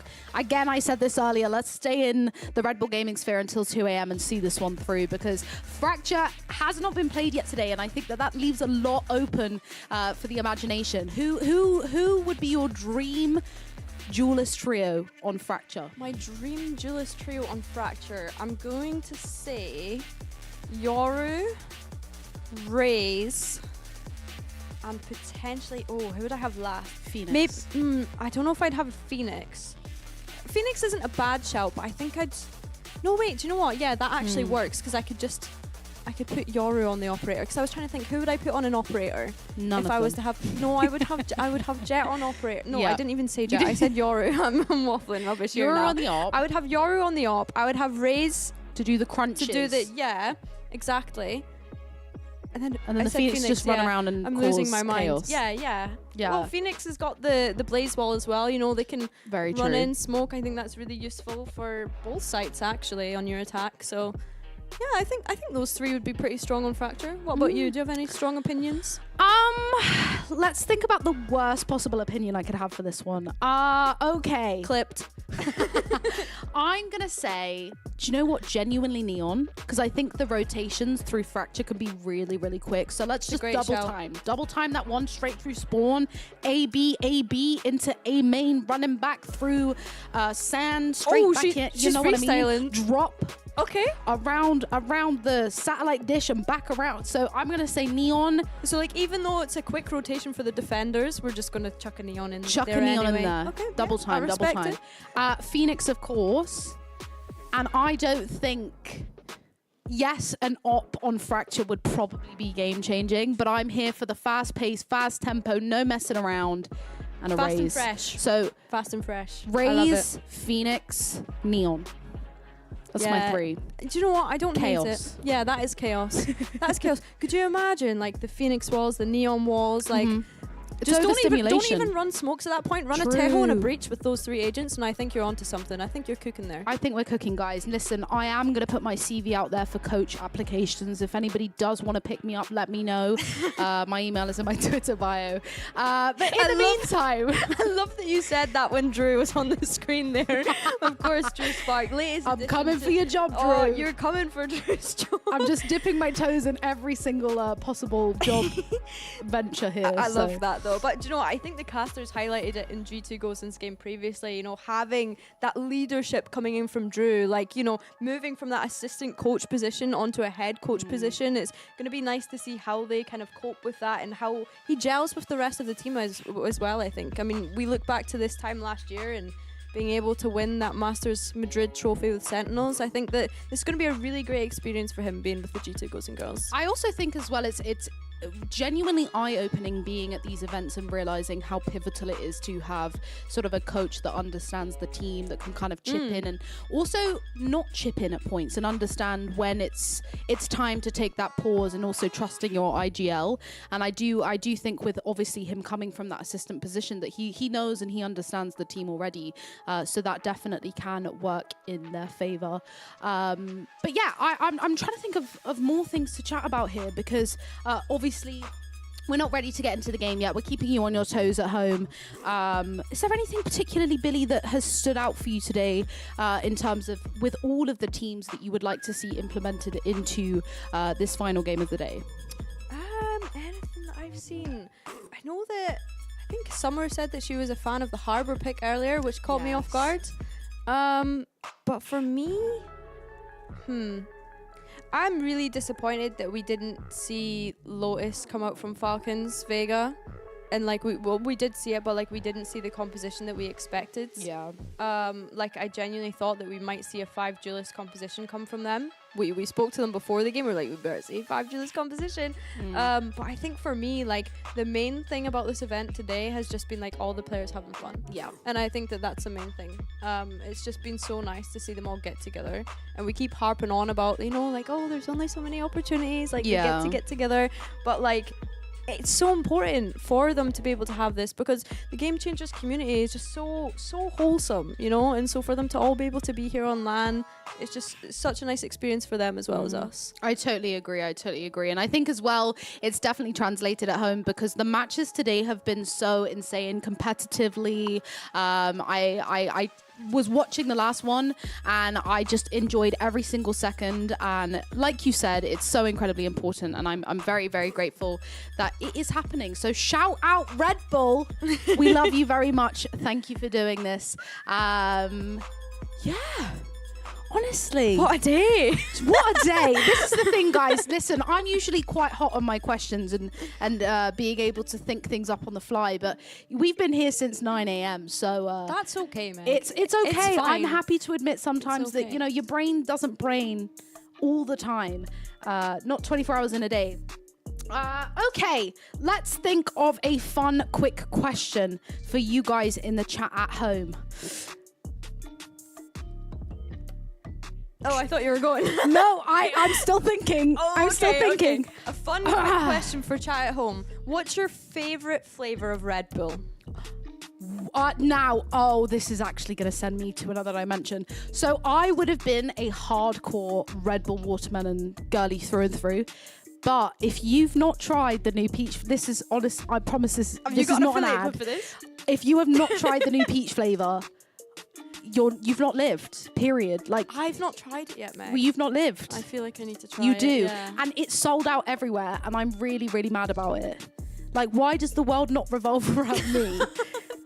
And why does things go out of stock when I want them? I love the watermelon one too. That was probably one of my favorite ones. I like the coconut one as well. So maybe I do need to try the peach one, because it's like peach iced tea, no? Yeah, it literally is. And do you know what? I've just thought of what I was going to say earlier. I would like to put out a statement that the first team to run more than 3 duelists, I'll PayPal a tenner.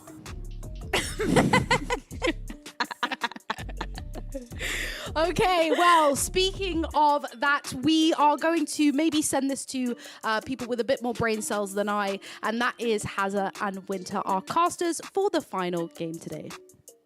Thank you, Meg. I don't know if that was a maybe send it to us or maybe more brain cells, but it's pretty fried at this point. The egg is fried. The egg is well and truly fried. But we've got an upper bracket final game to bring to you, Winter, and a banger at that. Yeah, I think this is like Meg was saying earlier, the upper bracket finals that everybody was expecting. But I will say, it took them a while to get here. Both of the matches were 2-1, and they actually could have gone the other way. So I think the level of competition is definitely improving year on year. So I'm excited to see what possibly is in the future. But the upper bracket final, it is going to be a banger. It's sort of this grudge match, or I say grudge, they are so friends, but for us, for the storyline, it's a grudge match of Falcons, of Mary coming back, and also MadV coming back to EMEA, playing against G2, and also the fact that they've found so much success in this new Falcons roster. Okay, picture this. Okay. 20 series they've played. How many do you think they've won? Well, they've won all of them. All 20. Yeah. How many maps do you think they've lost? Well, they've lost one. Well, no. They've lost some in Southeast Asia in the EMEA League, but I think they've lost about 7 maps in total across multiple BO3s, multiple BO5s. This team is on a tear. I was confused for a second there, Yeah, right? no, it's not just one. No, It's no, no, like, no. come Look, on. I did the research. I got some stats as well. I think it's interesting. To me, this event in some ways feels kind of like what we have in Challenges EMEA, where you have lots of separate regions and then they only come together at the end of the year. We sort of knew what to expect from Mary and MadV from their time in EMEA, but now it's very different with this core. And I think the big question for me is, like, you know, is it a regional thing that they're like that dominant? Because it feels like, you know, they are the main signed roster within SEA at the moment. And then, like, you know, do they come over here and do they look as dominant? And is that going to be what we come to expect for GCC as well? Because what you're talking about, and like the margin of rounds, you look at the Swiss stage that they played up to qualify for that playoff, or the qualifier, I should say. The difference between them and the second place team was a matter of 50 rounds. So they were plus 107 for round difference, and the next team was plus 57. Which is a chasm. And as well, you then average that out over the games that they played. They were winning by a difference of 9 rounds on average for every map that they played, which is just insane. So yeah, I don't know. I'm not expecting that today at all. I mean, I will say, it's also they are playing in 2 different regions, and this was something that I noted coming into this one, is they actually play with 2 different rosters.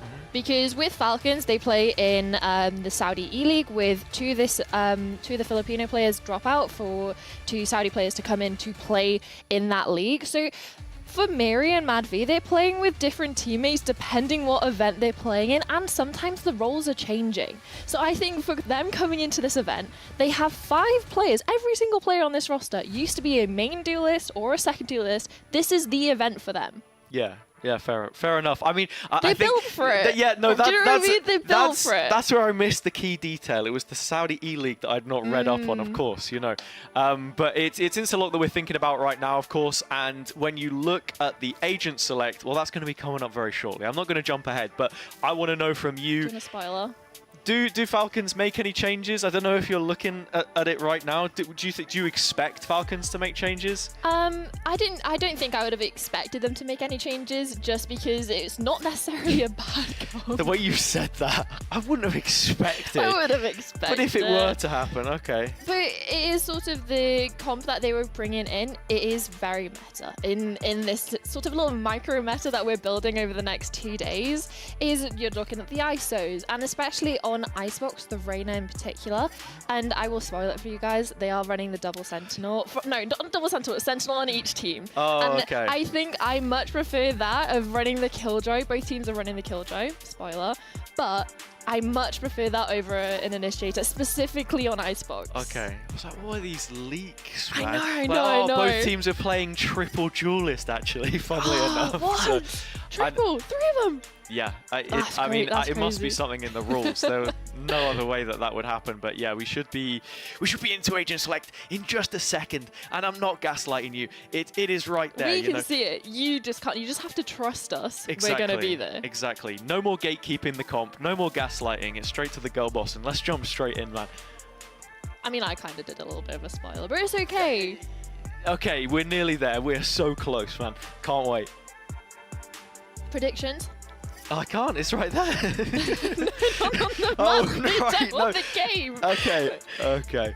No, do you not, don't look. Predictions on the map, Vito. Yeah, I think coming into this map, for me at least, we saw how G2 played on Icebox against FlyQuest. That was a difficult one for them. Similar situation when you think of Falcons. So, yeah, I mean, the comp change-up, basically, what are you thinking about that? I want the Harbor back. You want the Harbor back? Yeah, and I know it's not the best pick and that Viper's miles above it, but it is a composition where you get to have a little bit more fun. And yeah, I think changing the Gecko out for the Killjoy is definitely an improvement for me, at least, in the sense of you have a lot more control across the map, both on attack and defense sided, and you can focus a lot towards mid. And the mid pressure we saw, especially in the game earlier that we were casting on with FlyQuest, I think the mid pressure was super important for them. Oh, absolutely. This is something that we've spoken about a lot. Like, comp is one thing. People who watch this tournament straight away, they'll be like, oh, right, okay, it's all about the duelists. It's all about, you know, who's having crazy pop-off rounds. And sometimes that is the main focus of the conversation. But I think you don't take any value away from the fact that these are professionals. They are both signed to two of the biggest organizations that Game Changers had. You're expecting to see them there at the end of the gauntlet come, you know, November time in 2025 when they're back on that stage. It's a duel which we've seen many times before in EMEA, but for the first time, Falcons Vega flying in from a different region, seeing if they've made the improvements necessary for Mary to notch her first win against her former team. 5 times they've exchanged maps, but only 1 win for the current Falcons duelist. As things kick off on Icebox, it's an A take, which Falcons will be going for. They're given the time of day, but there's a flank coming in. Yeah, but the flank is going to get noted out. That's the change. That's the adaptation that they're bringing in of this Killjoy. Tariq gets a heads up, but it's the duels going down on site right now. Aneri with a double. It's all Raiders in the feed. Vanya one back, and now Falcons on the offensive. Starting to push that envelope towards spawn side, but Amy holds on. Killjoy doing their job on both sides of the server. Finally getting taken out, but G2 are in position. 2 players boost down on site. Lexi from the back. Oh my lord, Lexi! Double headshot and 3 kills on the round to secure Falcons the pistol. I miss Alexi on Duelist as well, getting to cast her. I want to note that Alexi on the Raze in the other matchup was absolutely lights out, and the fact that we're seeing her on the Jet as well, similar to Inari was the one playing Jet before, and already in the pistol round. You get a multi-kill, cool, calm, and collected in the 1v2. And it does put them onto a good start, right? And especially for both of these teams, they are coming in with a break from this one, so you haven't got necessarily the conversation of FlyQuest coming straight in and having already been warmed up into this. It's the benefit, but I mean, look, no rest in this round. G2 are right up in it. Fights from pipes, and G2 win them. It's only Camus left. Does take one on the fadeaway, and sets up the 2 versus 1 now. G2 with the advantage, but Camus has the weaponry, and there is a void between those 2 defenders. This just becomes so awkward for Camus, right? Because of the defenders are split up, you also have loads of guns dropped over towards A, and you have now a lack of information of where the final A player has gone. Vanya's absolutely legged it away. They're playing super reserved. It's like night at the museum, you know? You're going to make sure that no one's stealing the artifacts right now. As you know, G2 are going to be good for it as the round drags on. You can see the reposition from the defenders towards B. And right now I would have said outside audible range, but I think the penny has dropped. Vanya the closest to it. Mimi closing in from the other end of the map. It's 2 1 versus 1s that Camille has been offered here. Opportunity to isolate, but as time ticks forward, they're going to be enclosing onto her in a position.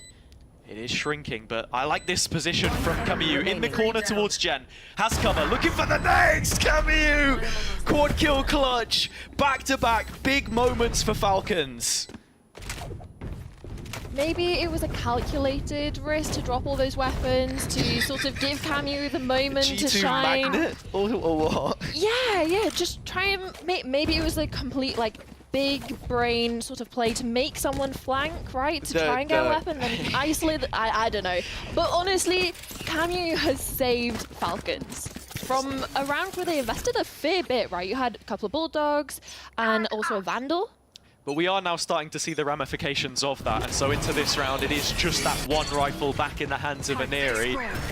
Opened up the pistol, but into the full buy, or at least the best buy that Falcons can get. It's through the middle of the map they go, towards B. Mimi is here, and locking things down as usual. Back on the Omen, but the anchor stands tall. Paranoia out the pocket, just to go checking, but she won't over-aggress from this position, not until support arrives. Here. Just reminds me of the Grim on Icebox days. What?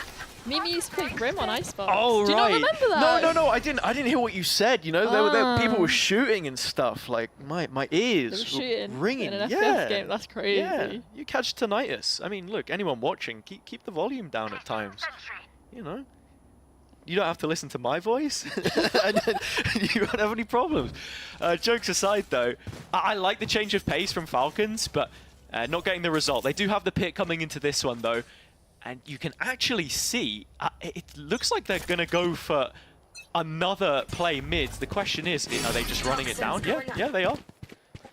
Possibly, but the spike isn't committed, and you also have these extremity lurks on both B and A. But Madfi might have an opportunity to catch Kita in the side, although she is so away. Yeah, Kita finds herself in jail, but you're locked in there with her. It isn't the other way around. Don't get it twisted. G2 mid-rounding a little bit here. Nice fight from mid. Nello wins it. Aneri gone. And Falcons down to their last two players. Two players which will not get a look at each other. Akita is unrelenting on this A push. We eventually get the Falcons full buy, but it's going to fall short of the first hurdle. It's flawless from G2 to side the scoreline right back up. And the difference in that round is they've just walked into crosshairs. There was, like, I know that you have a lack of utility in regards to initiation, and it can be a struggle sometimes on the attacking half, but especially with the setup that they were going for, they want to put pressure towards mid, those three players. You have one, like, containing B, and, well, you had a player just exploring over towards A. And the fact that you lose your A presence so early on to Akita, who then repositions again onto A, so any sort of re-clear with the information that they had of Jail, like, I guess spotted her. Jail, she's already repositioned to a completely different height. And Speaking that's of, one thing, is it's just so hard to continually trade unless you're walking around in those packs. No, absolutely. I was about to say, speaking of height, it was Akita on the elevated angle on B, but you can already see those G2 bodies are starting to move over A side.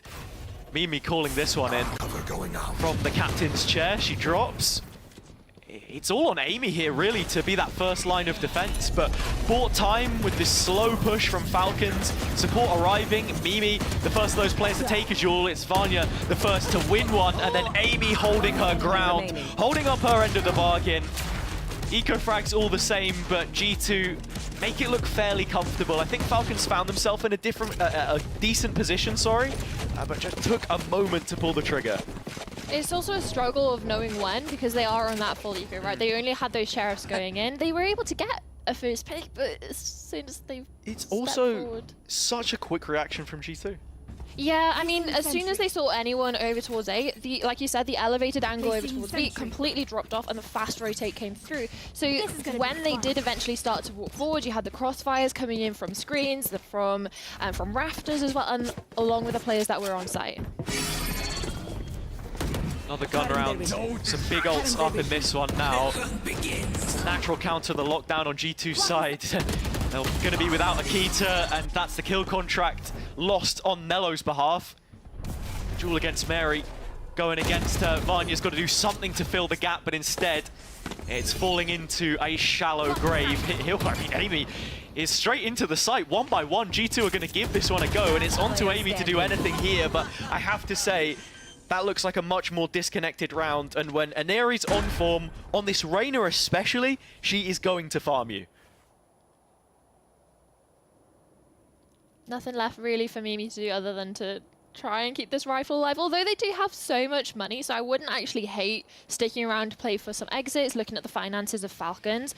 But yeah, I completely agree, especially after getting the initial kill, and then the follow-up coming in from Mary beating out Nello in the kill contract. It just furthered the lead in regards to the advantage of numbers. Cause I was just saying into the round, like, we're coming into a huge ult cycle here. I mean, this was an important gun round for Falcons to win in the first place. You look at the money, everyone is sub 1K, but they have, you know, a full house now to work with. And I think that's going to make a huge difference, especially when, you know, you've just seen Nello invest her ult, not get value from it, and you don't really have heavy hitters on this defender's side. I mean, also for Falcons, nobody actually took a shot. So there's the only reinvestment for them coming into this round is going to be utility. And for the side of G2, they're going to have to reinvest everything, even actually investing up into Akita's operator, which can really shine on Icebox in particular. We've seen her take angles over towards A, but also her presence over towards B can be crucial for those fast rotations that we've seen G2 love to go for. Yeah, and it's rinse and repeat as far as the Viper Orb is concerned. Everyone knows the lineup at this point. Just trying to fake out any presence in middle. Pose a question mark that G2 are forced to address. It comes through the op and with support of Amy. It's the A team in middle, but it's the A site where the fight goes down, and it's Falcons yet again that find the opening picks. Double entry, and with this lockdown in play, it must be respected. Here. But, I mean, Lexi's using this to her advantage already on the prowl. Drops down into the site. No, still up there. Finally removed from the bird's nest by Mimi. Their own lockdown in play. How do Falcons react? Well, Falcons want to try and fight forward, but Akita's on that line with the operator, now stuck over towards jail. They have a lot to do, and Akita, the updraft shot. It's brilliant. Camu just had absolutely no idea where to expect those blades coming in from. Plant is open. Madvi's still in with a chance. Don't think for a second that she can't go ahead and win this. Not until that defuse comes all the way through. Mimi using her own smoke to support, and Akita signing on the dotted line. I think she had a brilliant round there with the op. I also think for the side of G2, they knew exactly what Falcons wanted to do with that lockdown. I wish it worked out better for them because they had such a nice trap setup, right? You had the paranoia, also Nello's uppercut, and then you had Vanya flashing and then peeking with it just to try and do damage. It's just the trades didn't go their favor. That's also the value of getting the extra reps with the team, because Akita on those blades knows that there's going to be a pocket where a player has to stand if they don't want to get caught in the ult. So it's a really easy pre-fire.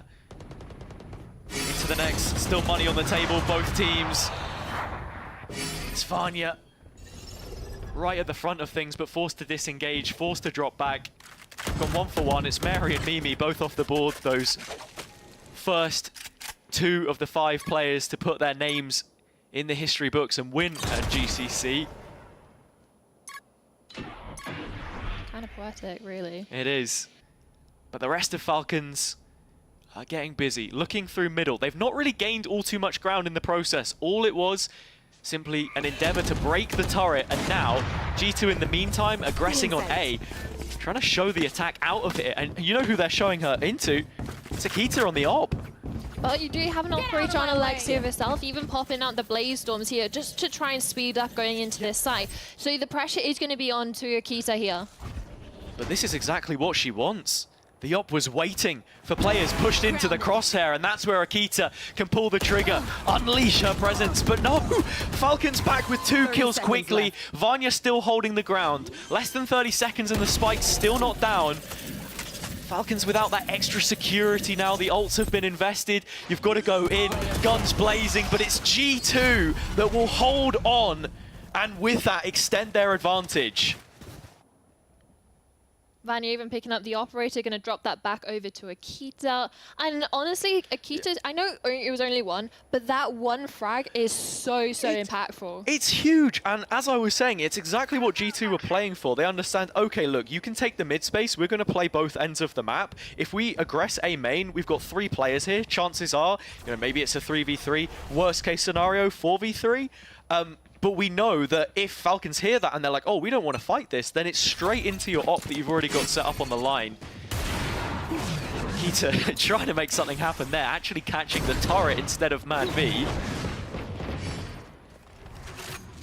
They've not actually managed to destroy the turret though up into kitchen, so that's at least a little bit of pocket of safety for G2. It's a huge win for G2 because this is the kind of control that Falcons want to take away from you in a round where you do just have sheriffs, where you want to create chaos. Again, they're going to be walking back over into the operator of Akita, especially through a one-way now. Mimi throws up.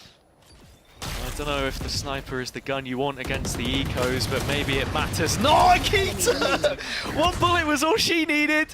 Straight through the middle. They're skewered. It's flawless. Don't know if it's enough. No. Hey, look, don't put words in my this? mouth. All I'm saying is, Words in your mouth? I'm just repeating what you said. I'm just repeating what you against said. sheriffs, when you're like holding an angle, it sucks. But Akita says, you know what? I'm actually just peeking, and then into a pack of players, that's a different story. That's a different story. Yeah, timeout coming in from Falcons. Better late than never. There's still an opportunity to at least regain some sort of control into this half, right? G2 is at least secured an equal, if not better, because they're going to want to continue to push this forward. But for the side of Falcons, they need to get around on the board relatively soon to make it a little bit more viable when they switch over onto that defensive half. And specifically, I'm looking over at Cameo, right? With that Viper's picked up online, if they can get onto site, which I'll admit, I think that's been the main struggle for Falcons right now, is getting past that sort of threshold into the site and getting the spike down initially, because the pressure from G2 seems to be consistent and constant. Whenever they try and get that spike down, you have the players rotated in, and they're just having the read right now on the game, because Falcons, they're struggling at the moment trying to stop those rotations happening so quickly, because the first bloods aren't necessarily going in favor. No, very well put. I think the best way to describe this tournament, this format as a whole, is it is a stress test for your structure. You take away, an agent or two here that you want to try and play. Does the foundation hold? Has what you've built got enough strength by itself, just on ethos alone, to provide for the whole of your team? Akita, this is a one-man army. It was an attempted fight there, but shut down immediately. But they were waiting for it. They know, they're reading into it. They were ready this time, and that's the evolution of the tournament as it goes along. It's like, oh, what, Akita? I know what's going to happen this time, because they've not played her before, or at least, Akita on her time on Zeron, she wasn't in main event at that point. And I tell you who was. Aneri, top performer on Falcons so far for ACS in this event. Not even the main duelist player, and I tell you who isn't either. Camille, still rocking the Viper, but still stripping back at G2 and running it down. I do concur with the death saying I want sort of that Zipdo for Duelist. Well, you see, this is the thing, right? Whoever came up with this, devious plan for the 3 duelists, I bet they tuned into GCC and they were like, oh, 4 duelists, right? Like, they saw this is the going rate, right? Let's just do that for the whole. It would be awful if Falcons lose here and go up against FlyQuest tomorrow, and Thea on that team, who was one of the EG players that lost to the 4 duelists. Let's not go there. Let's not go there. We'll cross that bridge when we get to it. Right now it's G2 holding their own. Falcons just responding in the round prior, but the follow-up, it falls flat immediately. Lexi, the only remaining player with a rifle in hand, but that grip is loosened before Falcons can really try and wrangle one back. G2 have an advantage for the first half. And what a way to do it as well, just completely flawless, right? They faltered, regrouped, got the operator back out and just ran with it, really. It's not the first time we've seen them win a flawless round so far in this map as well. Like, the context of which these rounds are being won is the reason why they haven't had to have taken an eco, why they've had guns every round, why Akita has been given the op, where we know she plays best on the jet. We saw the rifle wasn't the best for her before, but with this scoped weapon in hand, it's galvanized the defense, and Vanya continues to offend those players exactly. Just gets right up in their face. Akita, not good for it this time. So Falcons given a moment's notice to just set up with this ult. And it's going to be respected, right? You have no one sticking around longer than they should. No one's picked Sova, so how are you supposed to deny it? You know, it's like the first time we actually see these ults getting respect. And with Amy's lockdown absent, there's no natural counter to this pit. Falcons have the perfect tools to play around with, and they will continue to do so. Some of these situations where you see them get the opening pick is when G2 all of a sudden start to look that little bit more disconnected. And now here, in the 4 versus 2, it feels like a formality. Madvi does get spotted towards the pipes. Amy just trying to drop in amongst the fumes, but choked out by Aneri. Falcons are not going to give up without a duel here. They keep things very competitive. Just 2 rounds in it at the half. Switching sides. And honestly, looking at the leaderboard, it isn't necessarily any top heavy, but specifically Akita and Amy, I want to highlight not only Akita for the entries and also the operator kills, but also Amy. They're both playing on those sort of extremities in the sense of we've had Akita being the solo B anchor, we've had Amy anchoring over towards A as well, and I think I love how they've been able to do that, like you said, like the stress test of the foundation, but also for me it's the extremities of the compositions, because the pack itself is a lot weaker, so then you're looking towards those extremities to have a little bit of a pushback when they do come into question. Exactly. Both fulfilling different roles, but doing them to a high standard. The double A's, the batteries in G2's back right now, giving them very much needed energy. You can see Falcons stacked up on A, but quiet and covert about this. They don't want to reveal their hand just yet. That undercut that Mary holds on to is valuable. Suppression, double damage, that's the tool to engage, but G2 are the ones that are doing the fights right now. They will end on A, not unless Lexi puts them to rest first, and Madvi is there as well. 2 on 2, and all of a sudden, Falcons are right back in it. Vanya does have the heal, but they're both still vulnerable to this single shot headshot from both of the ghosts that are coming out. With that Sheriff in the hands of Amy, it's only going to take 1 bullet to release Madvi from the round. She's the first player in. Camus by her side, not quite spotting out the shoulder of Amy as she's dipping side to side. She'll go down. Vanya with 2 more targets, 2 more chances. Maybe she doesn't need it. Waltzing around the wall. It's kept close. Camus needs to try and get half here as time is played against her as things stand, and the positioning of Vanya is exquisite. Camus has no idea.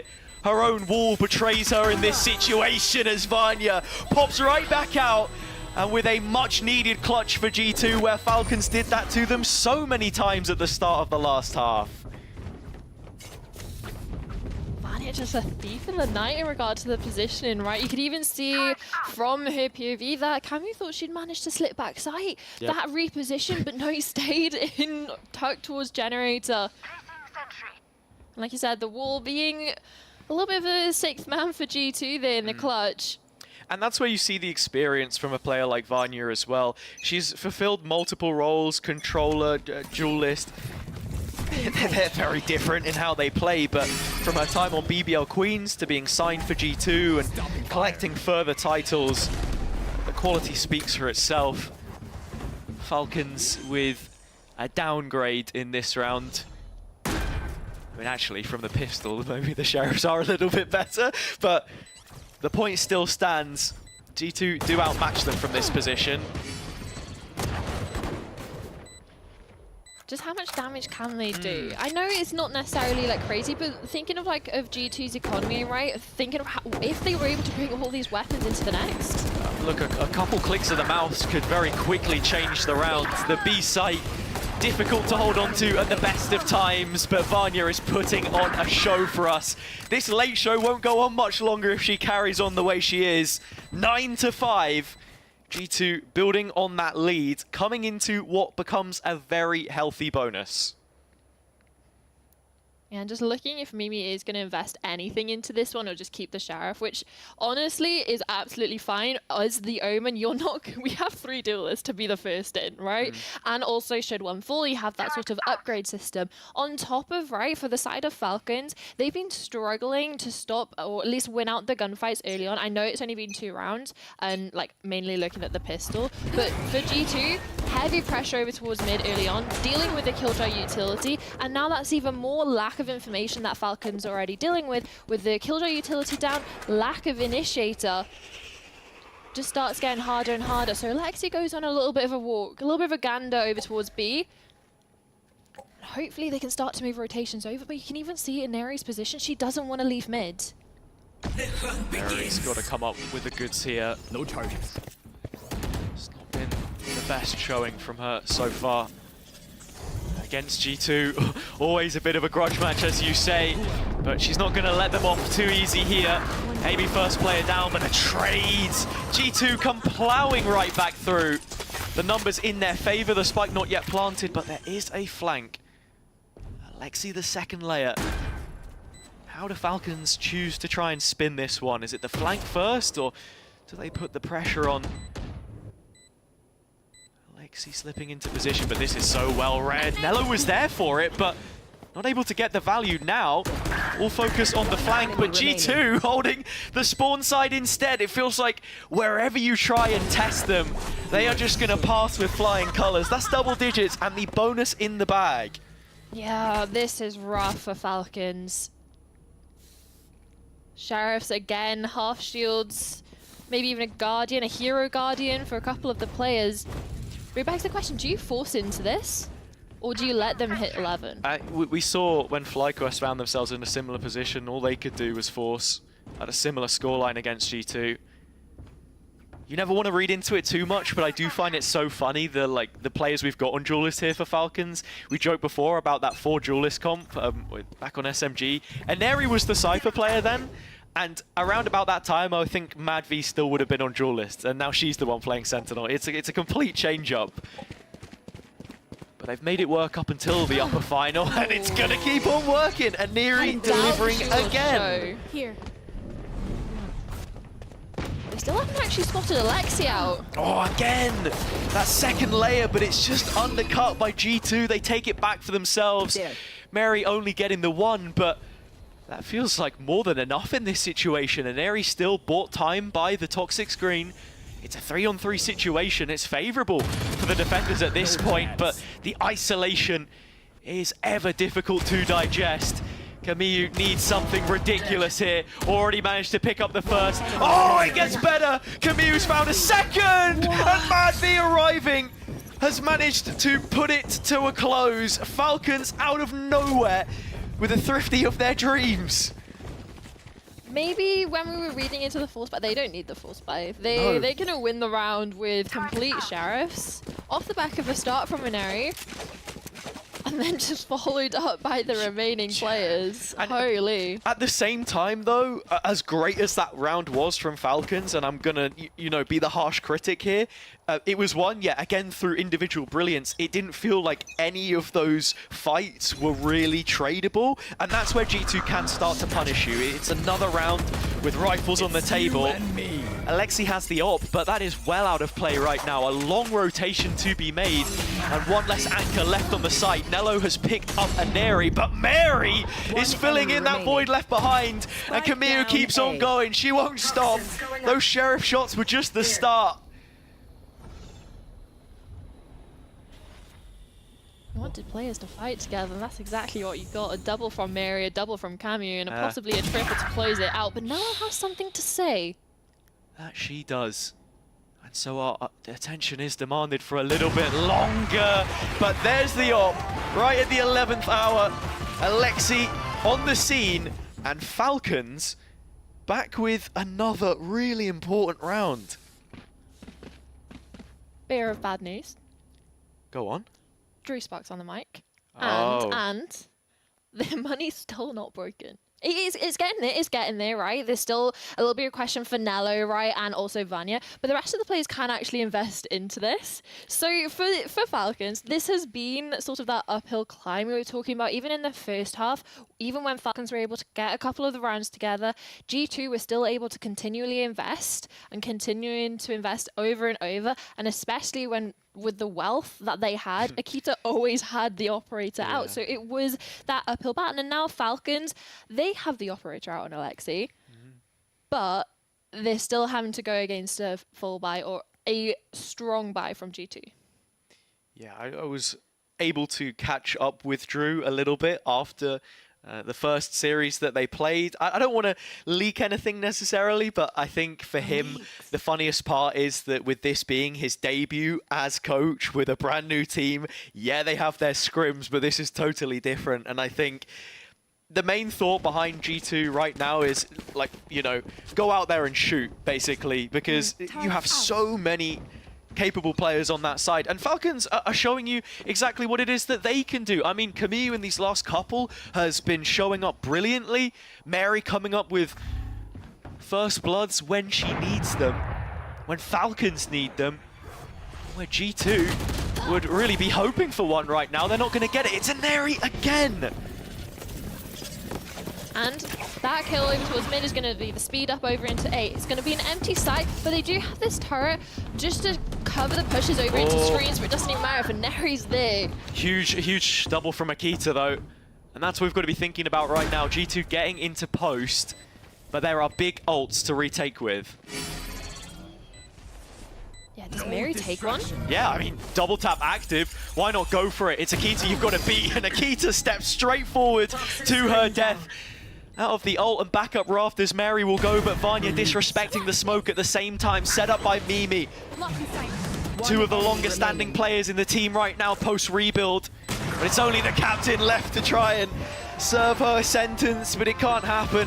Not with Alexi about. Falcons finding 8. They keep on moving that needle. We are getting closer and closer to a tight scoreline. It's just closing of the gap, right? It is, even when you're talking about being in some crazy deficit, you've got like a 12.5 or even like a 10-2, right? It is just having to take it round by round, and especially in that one, with them using 2 ultimates over into it. Sorry, I just had a flashback there. Haven. Carry on. Even using the 2 ultimates, it doesn't matter what you use as long as you're getting these rounds on the board and just closing the gap step by step, and they have an opportunity to put it in between 1.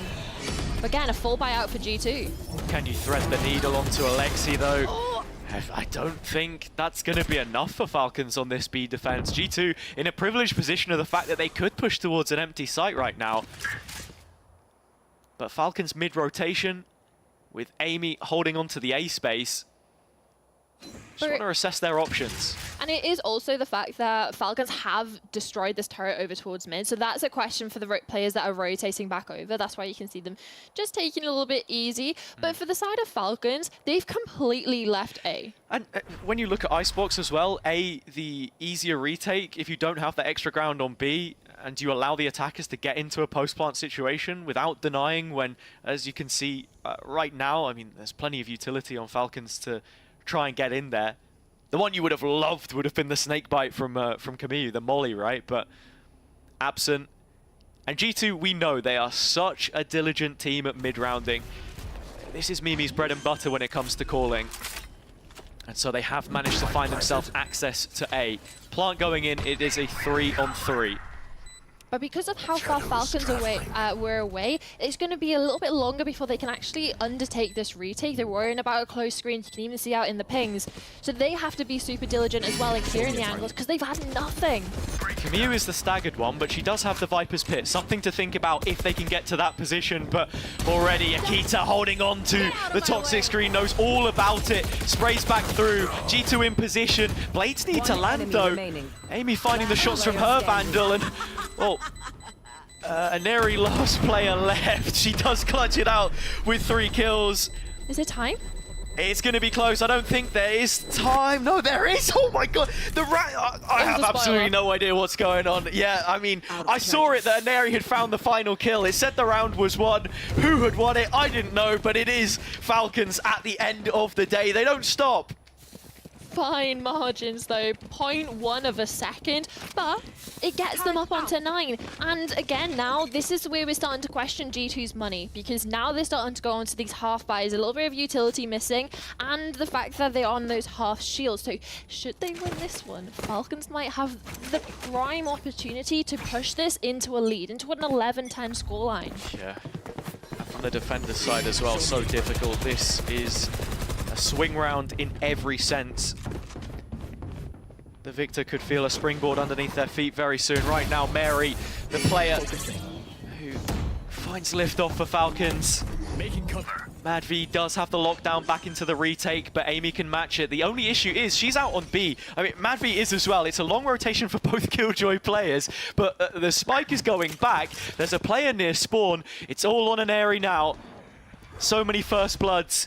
The TP across from Mimi, but do they expect a player to be here? Vanya able to find the duel regardless. And now Amy setting up on the site has found a better use for that lockdown. Plenty of time left to spare. G2 in a fantastic position, but Nello goes early and loses her life for the cause. Yeah, that deeper lockdown pushes them back so far that they do catch off Nello's look through A, but still they've gained so much space. And again, because of how far away and detached from the retake Falcons are, it's going to take them so long to clear close sights, to clear close angles before they even start considering Yellow. Camus is caught as that sole player back in yet again. Allows Amy to set up the turret, still has the nano to try and play post. From the corner, she's keeping away from the rest as Falcon are trying to make their way in, and Lexi again finding value from this operator. She has to defend Mary with her life, but goes down before the half stick comes through.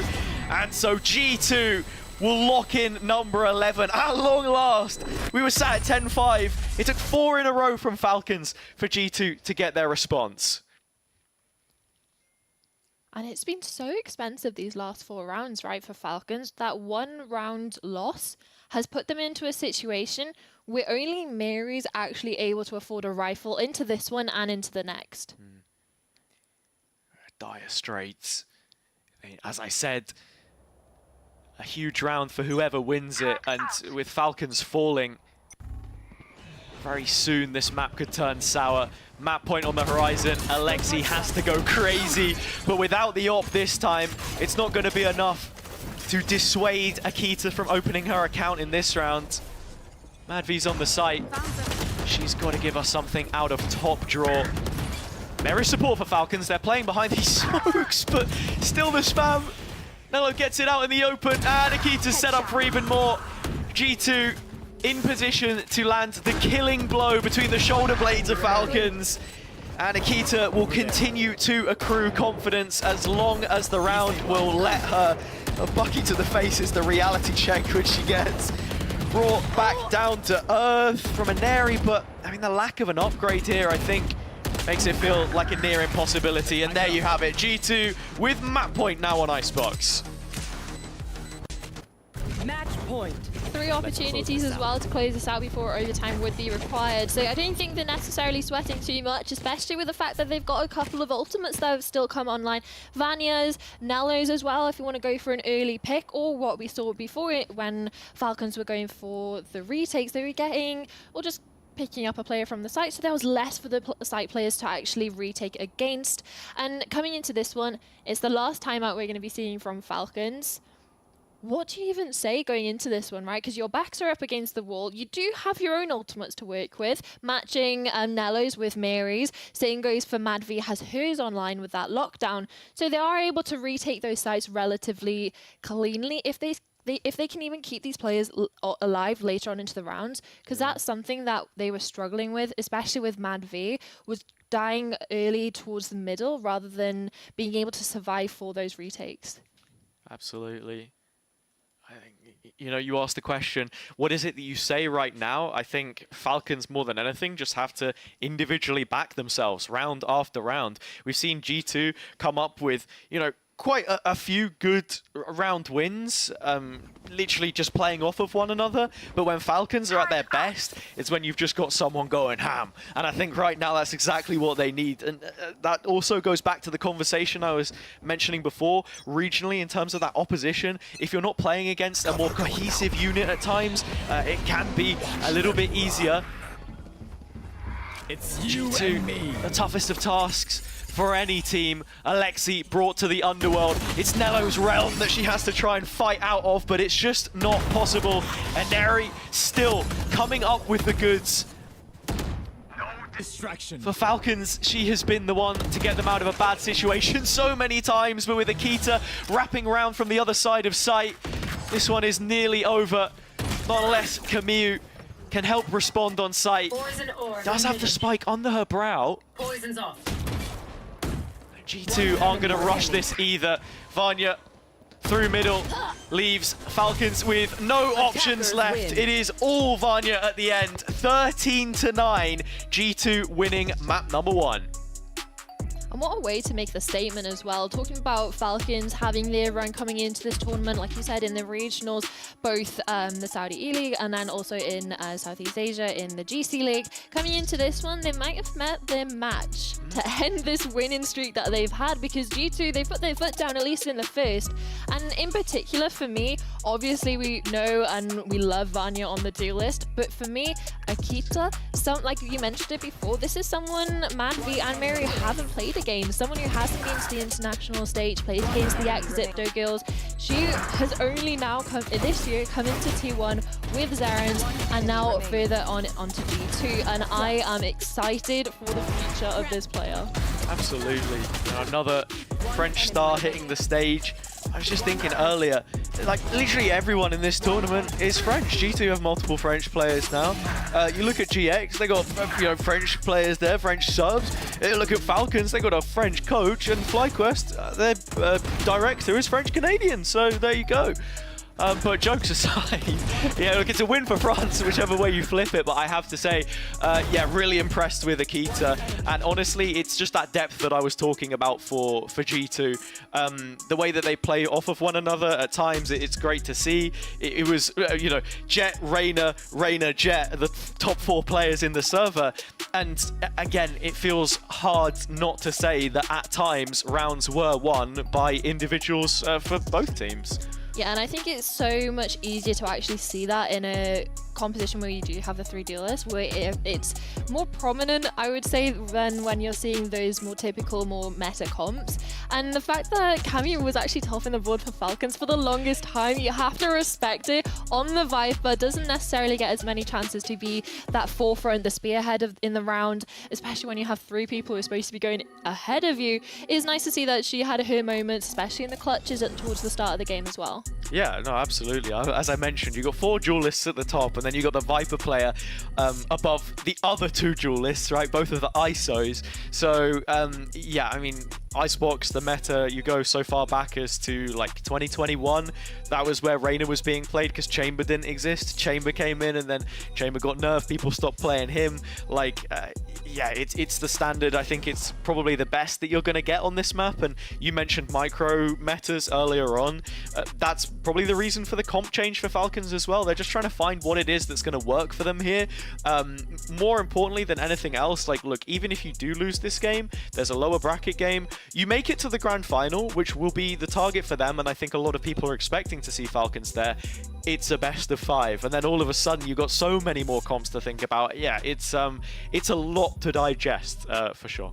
And it's something that a lot of these players and these teams aren't used to, right? This isn't normal to run 3 duelists, and that's why I kind of love this event, that it puts players out of their comfort zone, but also puts coaches out of their comfort zone, right? We were talking earlier about this being sort of the debut for Drew Spark, right? Coming in, obviously very experienced as a coach and as an analyst, but coming into this being your debut, a lot of this has been adapting on the fly, right? Because you're not necessarily gonna have that much prac against comps that have these 3 duelists, and specifically players that are coming in from different regions.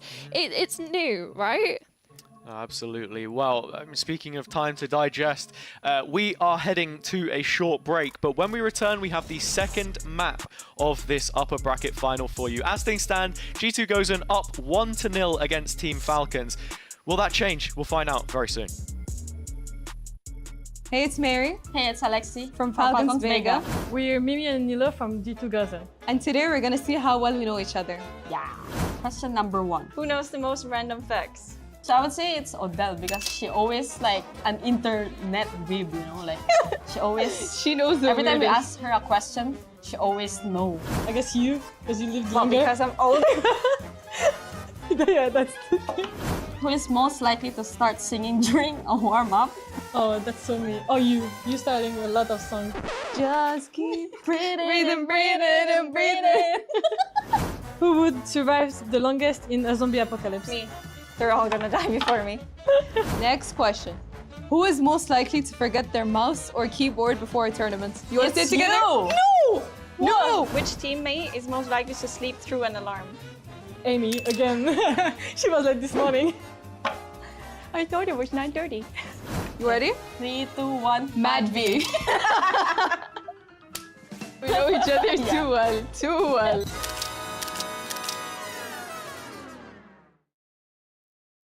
Hi everybody, I am Thea and I'm from FlyQuest Red Valorant. Honestly, it's super easy to have good energy when you're like friends with your team. I think my team is a bunch of firepower. I am super confident with us.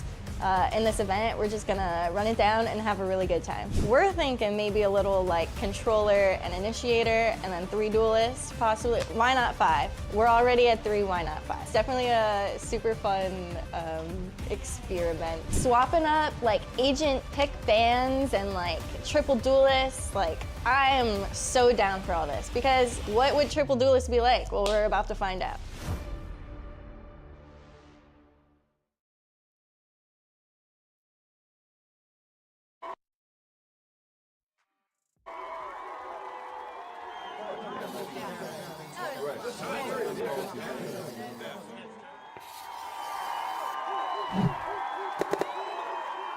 Red Bull gives you wings.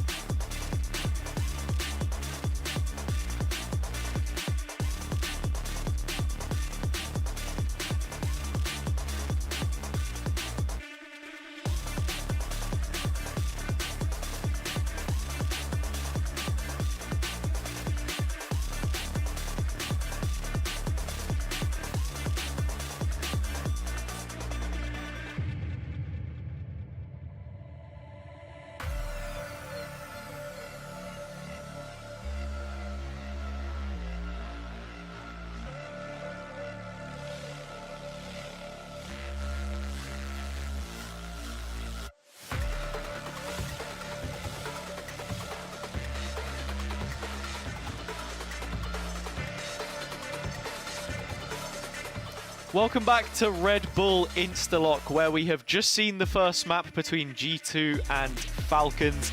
It's been an exciting one so far, Summer, but there's plenty more excitement coming up because it's not just Red Bull Instalock, which is happening this weekend. No, the Wings for Life World Run is back on this Sunday, 4th of May. It is a global charity run with a powerful mission, which is raising funds to help find a cure for spinal cord injury. So Here's the twist, there is no finish line. Instead, runners try to stay ahead of a virtual catcher car. Just grab your mates, download the Wings for Life World Run app, and get involved. Every entry fee and donation goes directly to spinal cord injury research. So not only are you exercising, it's towards a brilliant cause.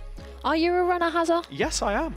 Do you know what? I Mate, am get me absolutely added on the awful at Strava. running. I ran 9k the last like Do you know 3 what? days I did before. see that, yeah.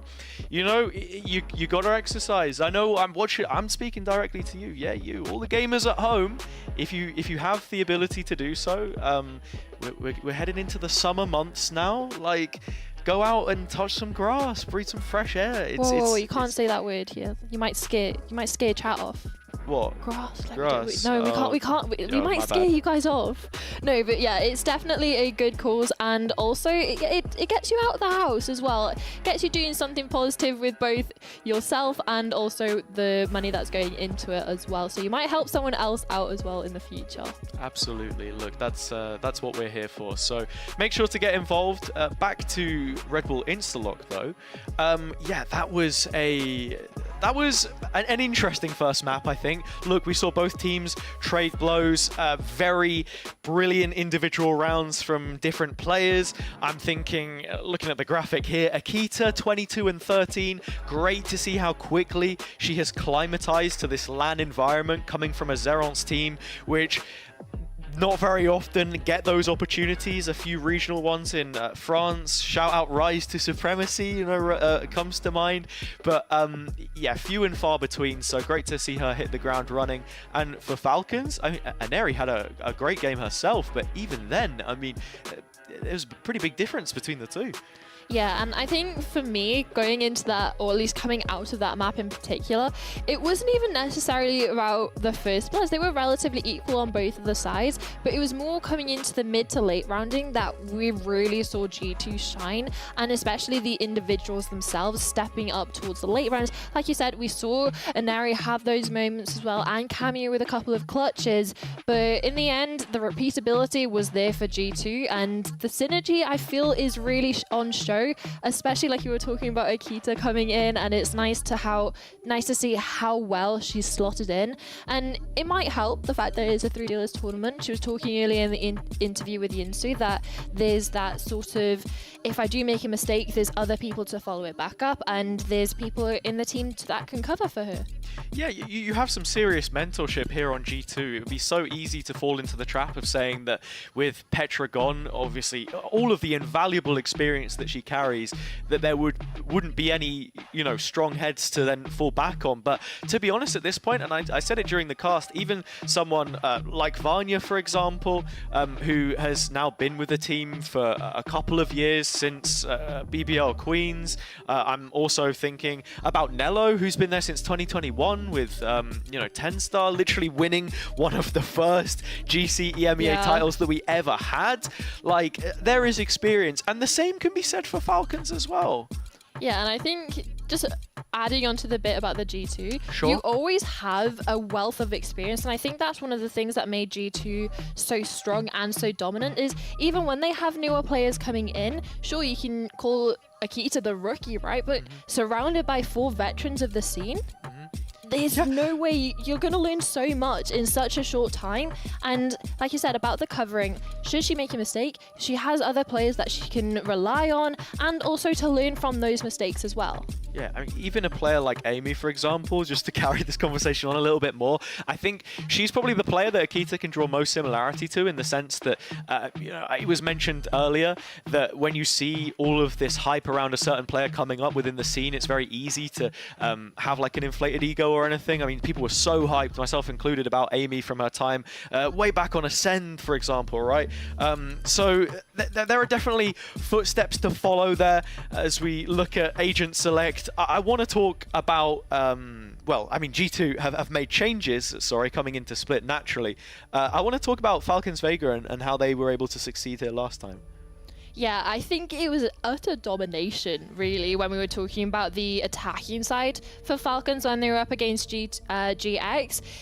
GX got the pistol, they converted, and that was about it for their defensive half, right? Falcons absolutely tore a hole through their defense and dominated. Sure, it got a little bit like a little bit more contested going into the second, but the margin that they were able to build so early on that attacking half was super impressive that we didn't necessarily get to see any of their defense really. So I'm excited to see that Falcons are starting on that defense so we can actually see what they've cooked up with this comp on Split and how they can make this triple duelist work. As you mentioned, a 10-2 half in their favor on the attack, but only 6 rounds played of the second half where they were on the defense. 3-1, 3 lost. Feels like a much more even game. Are they able to get an advantage early here, or are G2 going to make them work for it? Because I have to say that coming off the back of that previous map, now one up onto Split, where we have only seen G2 fall just a couple of times against GX exactly, in fact, in the main event of EMEA, then with it literally being the only map that was repeated within those 2 series, yeah, there's a lot at play here in terms of history, but right now all focus on the 2 teams in the server and Falcons mounting a defense. I will say Falcons have struggled with pistols, so if they can start this map off to a good foot with a pistol... Oh. It's not going to start with a Lexi though, I'll tell you that for free. Akita double satcheling up mid through Mail, and now the first point of contact on site. You've got a flashback through this smoke. What? Akita for a second thought might have found a pocket of safety. Camille getting a double kill as she's so often known to be able to on site. Her anchoring has been excellent. Yet it's a house of cards which quickly falls. Aneri knows about the default player, but can't follow it up in the 2v1 against Amy. G2 with another pistol round win, so the attack gets off to a brilliant start. And it's the perfect way to carry on for the momentum, right? Not only from the first map, but from the tail end of it, it just felt like G2 up until the end. Sure, there's a little bit of a mounted comeback by Falcons, but snuffed out early on by the Gozen girls. And coming into Split, starting off with a pistol, they're historically known in EMEA to be struggle putting those pistols on the board to make the games closer. Against Falcons, it's not going to be an issue. But it is now both attack side pistols, which G2 have converted. Important to note. Falcons would have loved that on Split. Got a fun fact for you while we have a bit of time. Split is the only map in the pool, or at least it was, it's always changing, I forget, that is biased towards defenders for pistol round statistics. Every other map, attackers usually win more pistols, but on Split, that's the small win for the defenders. So big props to G2 is what you're trying to say? No bias. No bias, no, okay. Not at all, not at all. I think, look, even in this round, minute left on the clock, G2 have spent the... This could get messy though, there's 4 players for Falcons here. First 40 seconds or so, having a look on A, not fully depositing Nello towards ramp. It's a slow reclear which she goes for. I like this from Mimi. Selfless, she drops a weapon to a teammate so the flashes can follow through, and onto the site. The kills are decent. Neri able to get a couple back for Falcons here and stay on the round with her life as well. It's a 3 versus 2 situation. Spike plant still not in with 25 seconds, but this is where Nello comes into play. That setup on A at the start, finally reaping the reward. As the backstab means it's only Mad V left. Last couple shots land through the corner of the box. She will take down Nello, but it does evade them here. Brilliant damage from Falcons, but ultimately the round evades them. Felt like they were in the perfect position as well to disrupt that site hit. But G2 with the utility laid on top of each other in the sense you have 2 agents with flashes, you have the paint shells as well coming in from Akita, and there's just a lot of utility that can just get dumped over towards site that separates a large portion of the Falcons players into those isolated 1v1s. And Ari Shaw is able to get a couple of kills before she inevitably goes down, but again, it's only a pistol. Spike down. Yeah, but look, this is the bonus. This is the huge opportunity for G2 to move forward and extend their lead, and already Falcons are making it difficult for them. And Neri for Ram tries to fight onto Amy. It's another 1v1, but Amy wins it with the Guardian. G2 set up to re-aggress Heaven, as you can see Akita just waiting in the window with a judge of all guns. And the reposition, they don't know where Amy's gotten to. Main control goes back to the defenders, but in the meantime, G2 have taken extra liberties towards defender spawn side and screens as they set up here for the post plant. It's an open one at that, but Falcons trying to close up this round here. Little time left in the situation. Nello at the double, but still needs 2 more to win this. Has the kill contract, but elects not to use it. Lexi up close was the blockade between her and a round win. Falcons getting there first. Losing 3, though, to get it over the line. You were talking about those isolated 1v1s. Amy coming up on top with the Guardian has already been a good showing for her in this map. Currently 5-1 on the controller. And it was something that we were talking and praising Cameo for, being able to keep up with the Duelist right on Icebox as the supportive agents, which can get lost, especially at this tournament when you're seeing triple Duelist stacking up to the top of the board. So it's nice to see the supportive cast gets an opportunity to shine. I still miss the Amy Brim though. It feels like we haven't seen him in so long. You know, Brimulus with the stimulus, where could he possibly be? Not in the server right now. Nello neither, removed. Madvi opening pick inside the ult. Not the aggressor, but the one who wins it. This post plant, a lot more restricted for G2 this time around as well. Spike planted. This is a cheeky position coming in from Amy, but I don't know if they're going to be coming from ramp. It's a nice read to the situation if Falcons did want to path the same way, but this time it's right in through elbow instead. Flash, 2 players blinded inside the side, but unperturbed by the situation. G2 mount the rallying cry. Falcons falling 1 by 1, either side of the smoke. It's so well manipulated from the attack side. A variation in the setup, but they look the more prepared. Yeah, they even managed to bypass Amy's like sort of cheese position over towards ramp, but the fact that they go into elbow and they just go into a 2-player just holding down mouse 1 over towards that close quarter engagement, there's no chance they could get away with it. It was good cheese though, right? Like it had been fermenting there for a while. She was ready for it, like vintage. Exactly. If Falcons did want to go for the A main play, it's a difficult clear to make, a brilliant off angle. It's little things like that, I think, that make all the difference. If you're talking about, you know, just taking straight up 1v1s, that's what gives you the edge. It's a difficult clear when you have usual initiators, yet alone when you've already lost your Sky early on. There's nothing to necessarily drone Trailblazer the angles out. The drone with legs from the dog. The service dog. That Sky utility being used, coming out the woodwork to take mid-space, and it seems like Nello is on another lurk again. I mean, she's usually the Sentinel player, the Cypher that does it. A fight about to go down in Garage, though. Falcons the ones who want to bring this duel to the doorstep of G2. The Dimensional Drift will make sure that not a single corner is left uncleared. Anya supported by the Raze utility. The spam through the smoke is so smart. Shouldn't be a chance for anyone to live on there, but still, they've not cleared the Nebula right in the middle of this. Surely not. Cameo is low, 21 points of HP, but do you discipline him? I mean, oh my god, Cameo still looking if she can load up on more kills. It's only 1 that she gets away with. Not quite going to be enough right now. Still 3 players left on Falcons, but they are so far away from B. Lexi as well, coming into this with a shorty from heaven. It's not the best gun for the situation. Yeah, but both blast packs, right? See, here comes the dog. What do we get off the dog? Anything? No? Okay, Lexi just chancing it. So straight out of the sky, those wings are clipped by Akita. Madvi, first kill. We've seen this story before. Sheriff shot through the wall, but it is just the one as always. You can say the same for the round count. Falcons just haven't been able to find their feet so far. G2 extending their advantage with that eco win. With the Asterix, though, they've actually only lost 1 rifle round, right? In the sense of they lost the pistol, the follow-up, and it sort of just spiraled out of control from there.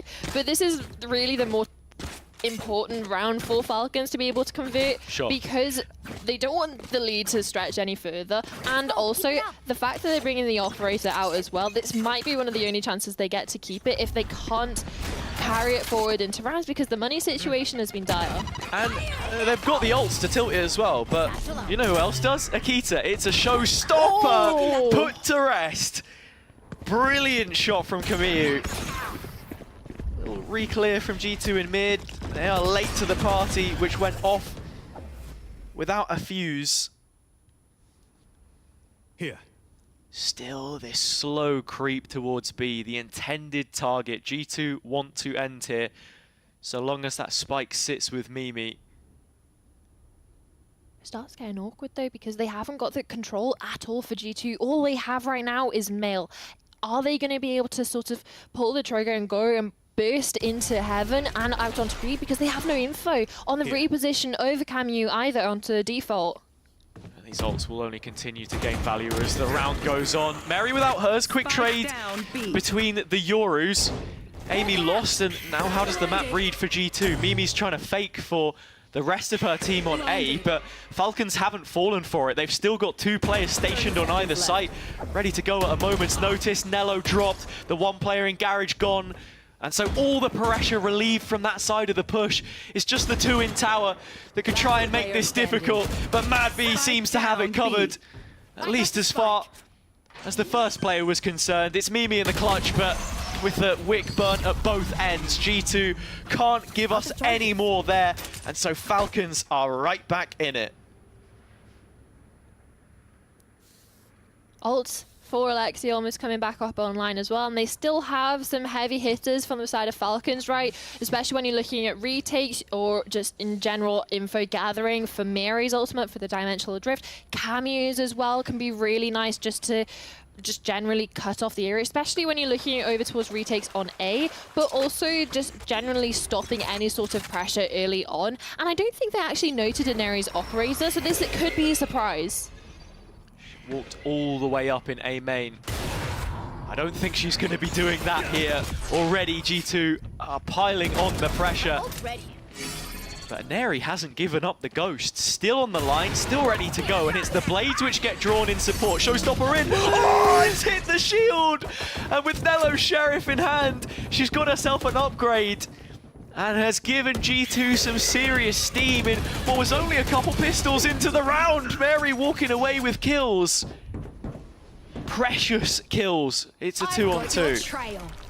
Ultimate as well coming out from Mimi. It's going to note the last 2 players, especially Cameo having to break hers early on. They know an area's over towards site, so they're going to hightail it over towards B. Only issue is Cameo is going to be there on time.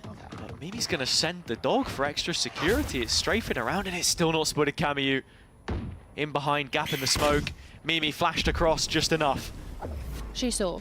No chance for an open plant for Nello here, and oh, Mimi's just going to hold on to the angle. Spike planted. Still an area with blades. Needs to step up here seriously. Has already been the shining light for Falcons from that first map. But so much more required. Can she stand up to the task? Mimi is in a brilliant position right now towards spawn. And that is the cross held. G2 right back in it with yet another round.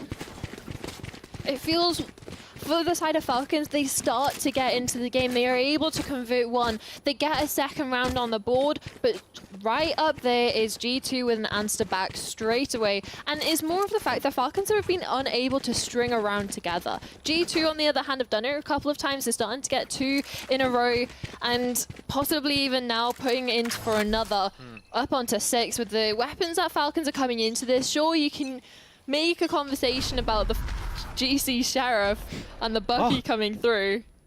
I swear, how many maps did it take for the GC Sheriff to get mentioned? I had to say it. I felt as if I'd almost forgotten. It might be the last map of the day. You can't have a game changer event without at least one comment on it. Don't say that. Meg told us she wanted every map played, every decider, every OT. Scout destroyed. What has the Sheriff got in store? It's only Mad B on A. It's only going to be. G2 are bearing on down at a serious rate of knots, and so Amy is the one which will add another feather to her cap. These post plants here of them, have looked pretty decent so far. There are tools for Falcons to retake if they want to, but this doesn't feel like the round. At what point do they go for exits, try and do as much damage as possible? Keeping as many players of G2 towards the side, there's not really much economical damage they can do, but looking further into the half. flash from Mary, perhaps. Okay. No, doesn't yet come in. Camille there. One enemy remaining. It's just a couple of kills, really. Water off a duck's back. A drop in the ocean. G2 with round number 6 from the attack side. And look, as they keep putting one foot in front of the other, there gets to a point where it feels like Falcons will seriously begin to struggle. Now, look, I think we spoke about it on the desk. They had a 10-2 offensive half and attack side against GX. That looks really good, and that could still be the banker for them. However, my biggest concern is you have to pick up at least a couple more. I'm thinking like 4 rounds as a minimum here, or I would be seriously concerned. Yeah, and also you don't want to be going into possibly for Falcons, the last map of the day, being knocked down into the lower bracket, being in such a deficit, switching over, especially after having such a good performance on this map. Not a couple of hours ago, sure, a different team and a different composition that GX were playing in it, but still, they have the reps on this map as this triple duelist composition in an official, and it's something that G2 have come out with a surprise. Similar comps as well, to know that they are still going for that similar sort of the sky to support the duelist, which is lovely to see. And yeah, Falcons timeout, an opportunity to get the coach onto the mic. Let's see if the conversions are as confident and as clean as the ones that we've seen from G2 after we've had Drew back on the mic. Yeah. The Drew stocks, man, they're through the roof. The guys hopped in, 3 duelists, happy days. Falcons here, funny purchase. Couple judge. There's an operator there for a Neri.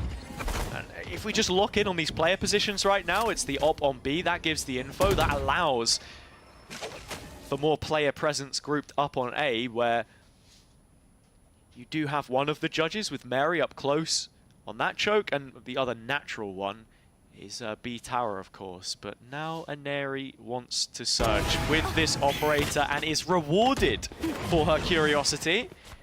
And also spots out Mimi with that flash. So that's an extra piece of information. But Miri has not budged with this judge. She gets the first, but he's going to get traded out by Akita. So there's still an opportunity for G2 in this round, but they need to win out these fights over towards Heaven. They do. And these are the rifles for Falcons as well. They've got brilliant lane control through the judge that they had set up there from Mary. The one which currently pins middle together on Camille. Now she's realized that Mimi is soon to reapproach it. Do the shots look good? Absolutely. Camille with another kill. Falcons putting G2 through their paces with a real choice of different guns. It's gun game. It is. And Falcons are liking that twist right now, more than the 3 duelists perhaps. They do have a player advantage. That's when things get interesting. G2 forced to scramble and search. Akita, oh my god! Just one away from the A switches, ever evasive we found out today. It would have been her second in a G2 jersey, but it is stamped out by Camille. The point of authority in this round, Falcons right back on track. It would have been only the 3rd ace of the day. And she would have 2 of them. Yeah. Absolute scenes. Cinema. But ever elusive, like we were talking about, it's 4K that never turns into the ace, but it's a round on the board for Falcons. An opportunity to push this into a 4th, but again, it's sort of, you're talking about that weird buy. You don't have the luxury of the operator coming out into this one. You still have a judge on Camille, which is not necessarily the worst. But G2, you can already tell from the barrier, this is a flat 5-player execute straight into the B site, up the guts. It's only Camille here as things stand. Oh, they've removed an area as well, but the judge is still able to stand the test. Vanya's managed to get behind that first line of the firefight. Flash coming in, can't support the rest of G2 just yet. Falcons backed up towards the pillar. They're all stuck in this position. G2 looking to try and hunt it, finding a couple of kills, but a couple go back. Still a 2-on-2. It's getting a bit shaky, but that's where Camille's gonna thrive. The judge doesn't stop. It won't stop until Falcons have their 4th. And even Mary picking a kill up from the Dimensional Drift into the shorty. The shotguns live in that round. It's all they need. I don't know. Yeah, this is perfect timeout territory. If you're Drew, it's like, guys, we've gone for the fast play, we've gone for the slow play. I just wish we had a Sova drone. No, but they did have a drone. They have the dog, okay. No, they had Vanya. Vanya ulted in. Well, that is also true. But that's this, like, no hate, because it is really difficult, and Cammy has been playing really well around her own smokes. But that's the second time they've gone for a B hit, and the second night that Cammy's been able to hide in these smokes, whether it's behind the box in main itself, or just playing just sort of in and out of the smokes further onto site, and again she's rewarded for it. First time it was 1 and done. This time she gets 3 with the judge and is able to help pull the round over the finish line for Falcons to get them up to 4. And this is what we were saying, Falcons are tried and tested on this attacking side. They had a 10-2 half against GiantX. They're going to be confident if they're able to net even possibly a 5th now and get her up to maybe even a 5-7 or a 6-6 half. They're going to be so confident going into the next one. Absolutely. I was just trying to have a look back as well at when G2 did last play this. It was the final map in their main event campaign in that lower final when they lost to GX, and work out, you know, are they better on the attack or the defense? It's negligible, honestly, at this point. That map obviously going to overtime, and with the very few rounds in this one, we could be heading in a similar direction. I don't want to call it in too early. He's still got the judge. Absolutely. Why not? Look, if it ain't broke. Mary's even picking it up for herself. I know Coach Joe had the hat that said that, you know, he was going to be fixing things. That's, you know, in the lower final, of course, for FlyQuest, whoever it is that falls short here. But right now, with an execute coming in, G2, not the best of guns. That was the only rifle they had. The Phantom in the hands of Akita is now gone. Mimi trying to do her best reconnaissance mission on A, see if she can maybe set up the other end of this push, which is still hold up in middle. But for, you know, Falcons know all about this. The rotation's coming in. They've already got a dog there to try and set up a stun. Blinded. 2 players spring-loaded in backside as well, playing around elbow. It's more of the same. More judges coming out, but Mary only getting 1 kill. Quick trades for G2, not the worst position to be in, as Aneri still not capitalizing on the TP from Amy. It's all a bit chaotic, it's all a bit wonky, but Falcons have been enjoying that style of play. Yeah, they honestly they thrive in it. And to be fair, I say that, it was pretty controlled from them in terms of the rotations and actually reading that being a fake. And also the fact that not only they kept 1 player over towards A site itself, but they were able to get a second player rotated in, so they had a double up to hold that sort of elbow position, and as they tried to come through site, you had the judge on that sort of close angle, and even when 1 fell, you had another judge jumping out from CT, right? That's exactly the kind of style that you want for the side of Falcons to be playing with those judges, of being able to play off of each other, and that's something part of the synergy that we're seeing. Are we seeing anything? Everyone is full blind, but it doesn't matter because Akita's showstopper has the kill. The light in the dark for what has been diminishing returns for G2 on the last couple of rounds. They will find an uptick in stock though. Nello adding to hers. A double entry, A inclined. The paint shells stop the flood out from spawn. The spike can go down and they are looking comfy with it. Ooh, at least they were. Falcons want a very quick reprisal. Bursting onto the scene, Mad B and Lexi put to rest with all of the rest. G2 doing exactly what they needed to there to net that advantage, but it comes very late in the half. Yeah, a very slim advantage as well at that, right? We were making the conversation of if Falcons could get maybe 4 or 5 rounds, that they'd have a little bit more confidence, a little bit more leeway coming into this attacking half. And yeah, thanks the lucky stars for G2, they were able to pull her across the line towards the end, towards the last round of the half, right? They were finally able to get the 7th that eluded them for so long. And not from under fire or under question, right? Falcons had an opportunity. We got one of our viewers in the server here. You know, everyone's so excited for this game. I know you just stopped talking. I was like, and you just pointing at the screen with a face of awe. It is indeed, and oh, that's all you can do when an air is in the server. Honestly, some of these rounds built off her very back. The rest of Falcons just following this one up. Spike plant can come in. G2 aren't too quick to make the retake happen. The dog Spike planted. does collect some initial information. Still waiting for this paranoia, and you've got Camu now starting to prowl the backlines. It's a quick double for her. And I couldn't really tell there whether G2 wanted the quick retake or they wanted to steady themselves for a second. They were almost caught in two minds, and Camu gets maximum punishment for it.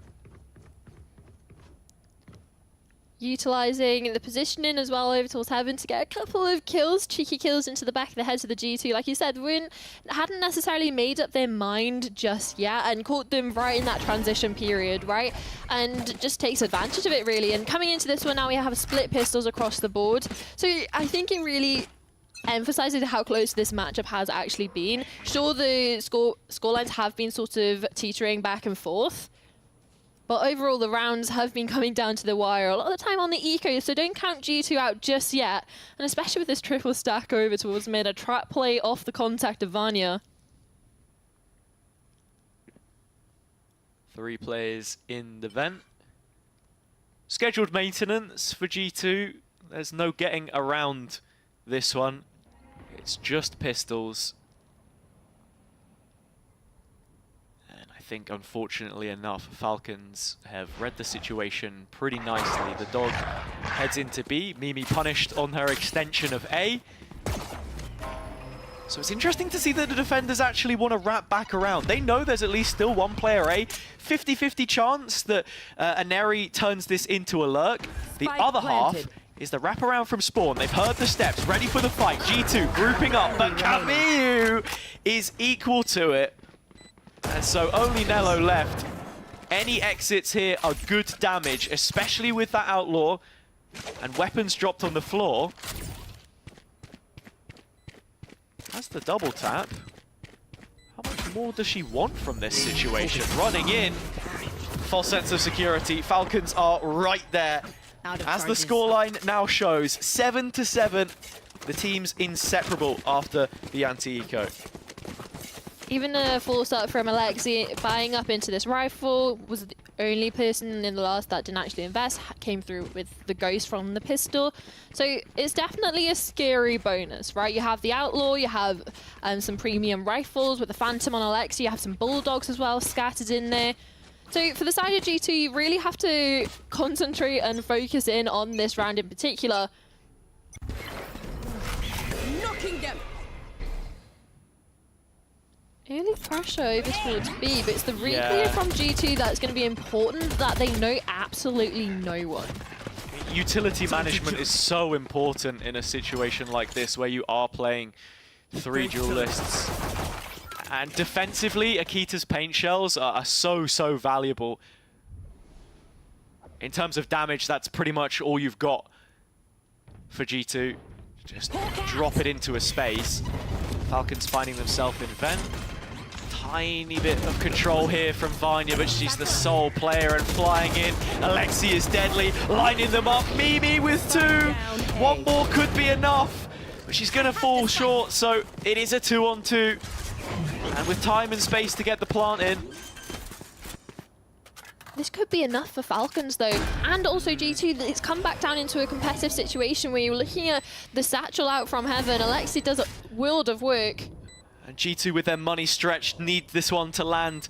First rifle round, they're onto the site, but it's Camu again! A living nightmare for G2. The Astra steps up when required and does it all solo.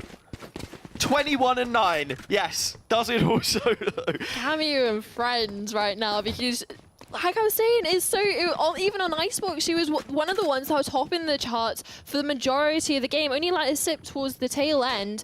And now we're seeing, again, this player stepping up when it's really needed, and how close this game has been. And she's up there with 21-9. She's got almost double the kills of anyone in the server right now. It's just ridiculous.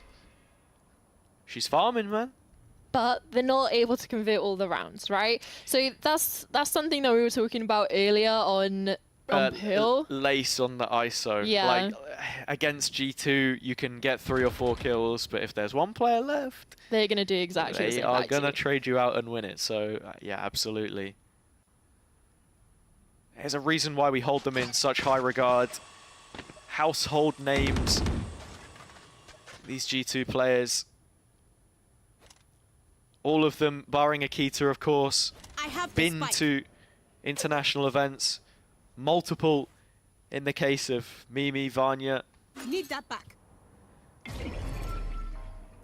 But still, in this one, you have to be looking towards Falcons. And it's the exact same, right? They've all been to multiple of those as well. Every single player has played at multiple Game Changer Championships. You are divided. And really made their mark known, right? You have like the legacy of the SMG, Zipto girls. And maybe that's the difference, right? Just at least in terms of individuals, Falcons have so much firepower. So many said that this style would be suited to them in terms of the flexibility, what they can offer us. Pistols, not much of that for G2 here. In fact, oh my god, he's just jumping right down the throat of Camus, and with the right click, it's the one player that you'd want to find. The only issue is everybody else is still alive. So Falcons have number 9. It was a slow round, but a very well executed one. Yeah, and I think that's something that Falcons have been really well disciplined on, specifically in this match in particular. Whenever G2 are on the eco or on the half buys, they're well aware of the trap plays that can be run. We've seen before, whether it was on the second round, they had 3 players over towards Ven, with Vanya taking contact in B Heaven.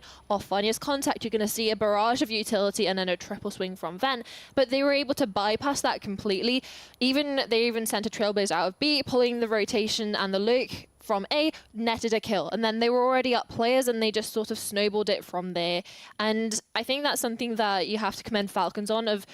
In this map only, I will say Icebox got a little bit scarier on those ecos, but they've definitely sort of cleaned up around the edges in regards to that point. Yeah.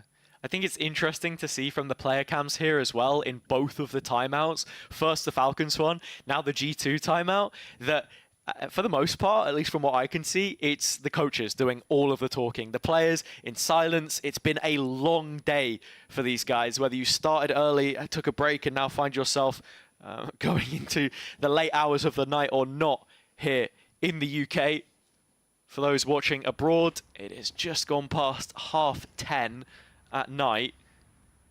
And whoever ends up losing this has to do it all again tomorrow in about 12 hours time or less. So yeah, there is a lot put on this one. G2 understand it as well. They just needed a moment, but into the next round, Falcons put their foot down. This is a very aggressive play. No distraction. Head tower. Oh, well, actually, now they've caught a low HP target, but there's a chance to heal back up for Mary. She's going to come out of this, you know, much better off with the fact that managed to pick one up. G2 still hanging around in garage, so this is where they can plant their feet, a bit of an island to work from, but Mimi and Vanya dig themselves out of trouble. It is brilliant work between the two. And oh, I don't know what Camus was thinking. She thought there was safety back sight. There was not. CT is in question. But the only issue is, where is this fight going to go? Main's compromised, CT's compromised. The only space that they still have is over towards Heaven. So she's going to rejoin with her teammate, with Miri. Maybe explore and they're back probably gonna go A. Yeah, I mean, the way that you put it, it's like, okay, you can't go main, you can't go spawn, you can go site, but you're gonna get shot. So just go A, and that's exactly what they're doing. G2 understanding they hold on to all the map material right now. Best to just keep where they're at and play for this as a true retake 4 versus 2. Lexi has the spike, right? Once this gets planted, she's going to be one away from the showstopper. And sure, you're making the conversation if she can get the first kill, but it can be a massive equalizer in this 4v2. It's an open plant as well, so as soon as G2 get visual on that, the expectation is a player is lurking somewhere towards Heaven so that they can play for it late. See if time is on their side. Already a lot of it bought. It's Mary against her former team, but it's the Duelist on the other side of the server. The opposite number, Vanya, who is able to remove her. This is the expectation I was talking about. Lexi with the wraparound from spawn, but Amy sees in front ahead of time. G2 with the round win, which makes it a 1-round game. Again. Again. Yes. And it is so close that it feels sort of at the point of you cannot separate these guys, and especially now we're in one singular round again, an opportunity for Falcons to extend it, to get back up onto double digits, but also for G2 to equalize. And as I said before, you know, just moments ago, it's whoever wins this has such a big advantage coming into tomorrow as well, through the upper bracket. They can wait for that lower game to finish. They get an earlier night's sleep. I can see the post-match interviews right now. It's definitely going to be a topic of discussion. We'll cross that bridge when we get to it. For now, they've got to get past Amy. She's the keystone to the site hold. Vanya can't do quite enough. I'll handle this.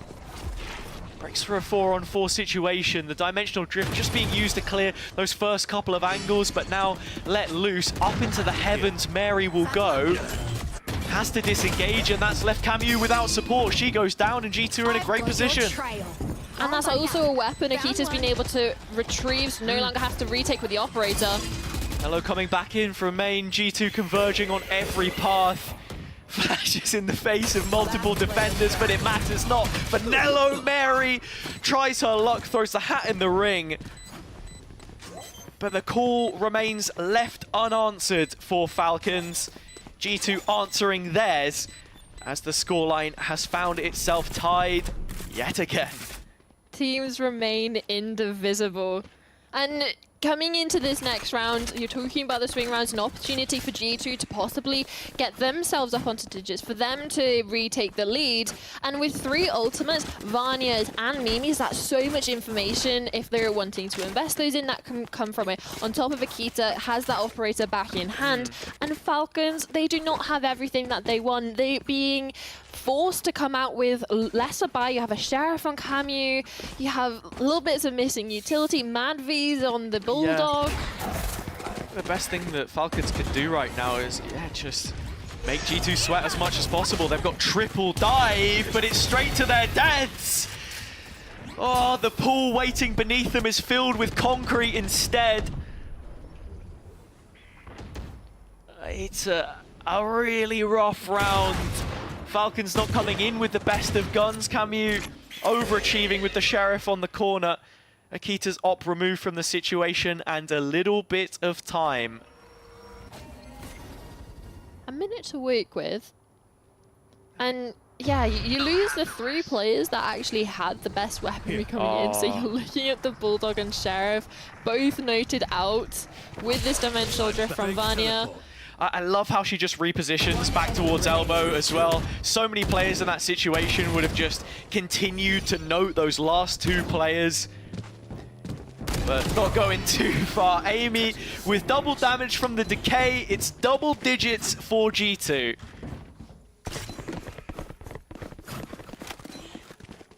And with how Falcons approached the previous of sort of making that gamble, going all in, wanting to be hyper-aggressive over towards, they just send that sort of triple dive you were talking about, instantly get shut down. Amy stepping up for a team. We were talking about how Camus was going 20 and 10, being almost double the kills of anyone. Now it's Amy. Amy's meta there.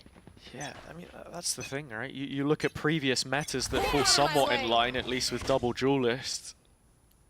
Loud 2023 comes to mind. I mean, this year we've seen a resurgence in Pacific with T1, but just trying to find a way to make the pieces fit. It's not going to happen. It's Akita instead. Falcons, with the guns that they have, trying to put a square in the circle hole. It's just not happening. That's also the Blade Storms offline. That was one of the main win conditions. You can talk about Mary as well with this Guardian being sort of a lurk opportunity over towards A that the rest of the team can regain and regroup. If there's no space gathered, what are they going to be walking into? It is a free site right now, but there's players in the close vicinity that can pounce.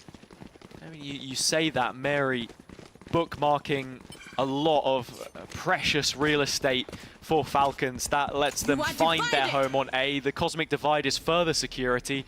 Extra measures put in place. But Akita to this retake still has an ult of her own. The showstopper to open up the A site. Mary finding that jewel split up through screens. Nicely played, but still no upgrades for this attack side. They are sold short in many senses, and there's the rocket straight out from Akita. A belting shot which lands Lexi one back, sorry, but Vanya immediately the equalizer. Open plant here, but G2 have every avenue covered. I mean, you look to peek this from main or heaven, it's just not happening. The round is already done. Actually, Nello came off the defuse for just a second. But G2 have done their job and then some. Pull too late to deny the half. Pick something nice to kill them with. It's the least we can do. Just get straight back on it for G2 and converting this one. But again, something that Falcons have been struggling with of getting those back-to-back rounds, whether it was in the first half and even coming into this one a little bit there.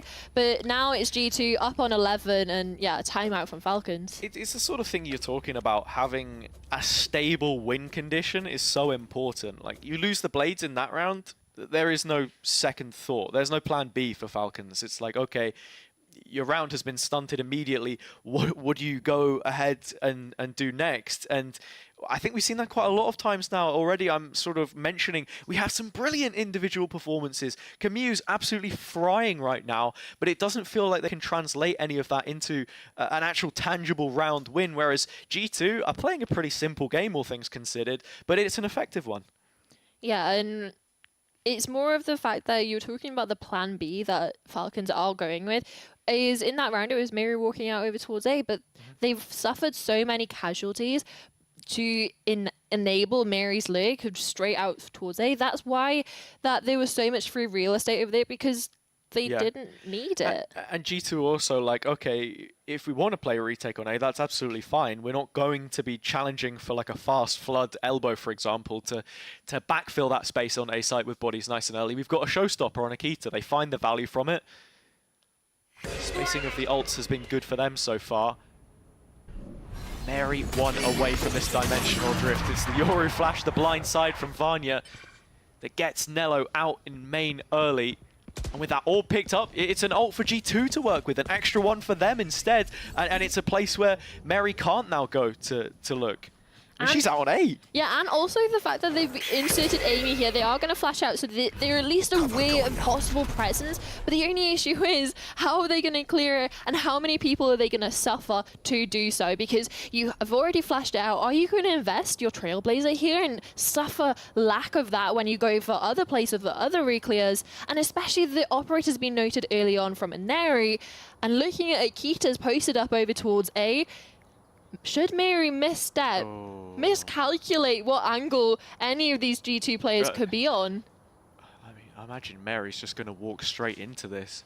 Surely you don't expect this from Akita. She has been so Digilous to hold the angle. It's only a leg shot, but that lays up Mimi. Quick double from her. Less than 30 seconds. Panic stations, Falcons.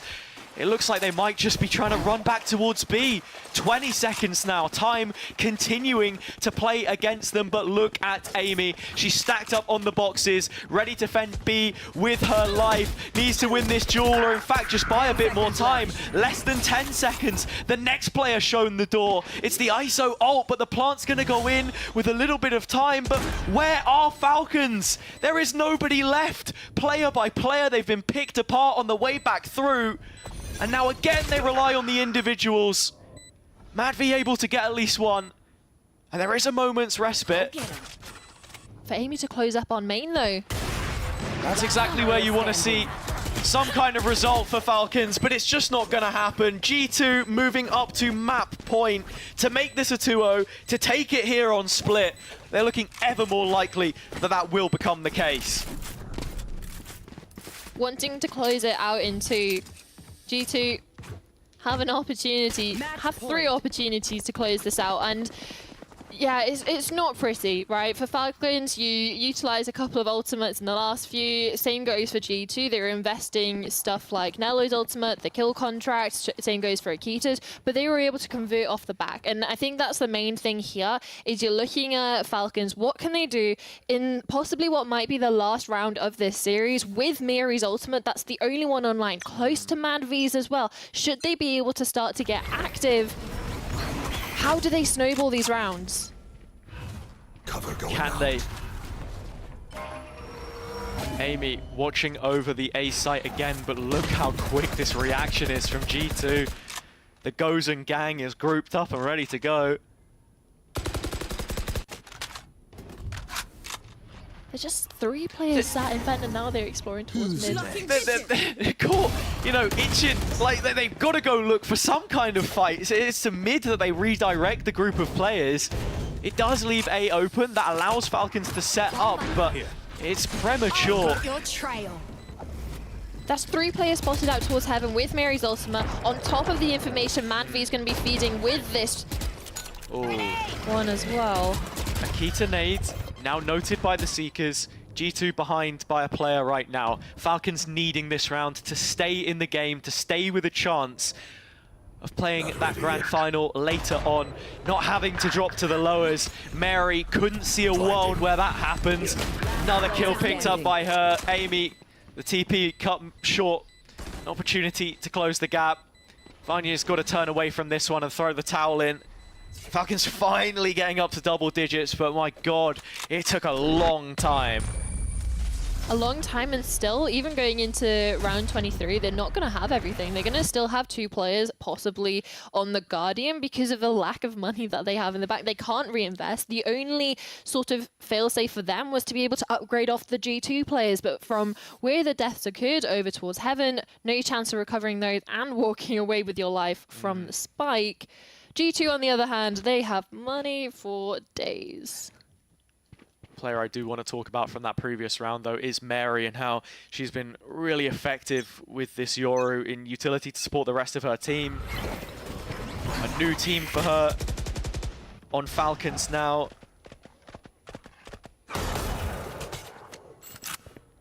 It's a fight in middle. This is so brazen. Yeah. G2, like you said in the last, they're just itching to do something because they explored over towards B in the last, then they just went for a walk in mid, caught off by Cameo in the last, but this time they're not going to lose a player to it, but they also been starved of information. Oh, Keita, this could get awkward. Another leg shot, but this time she has the shorty, the satchel, and will survive. Mary forced to back off with pain shells, and Akita just fights forward. Oh, yeah, filling the gap. Akita doing brilliant work there, 2 kills. And now Mary seeing if she can best the efforts of the current G2 duelist. A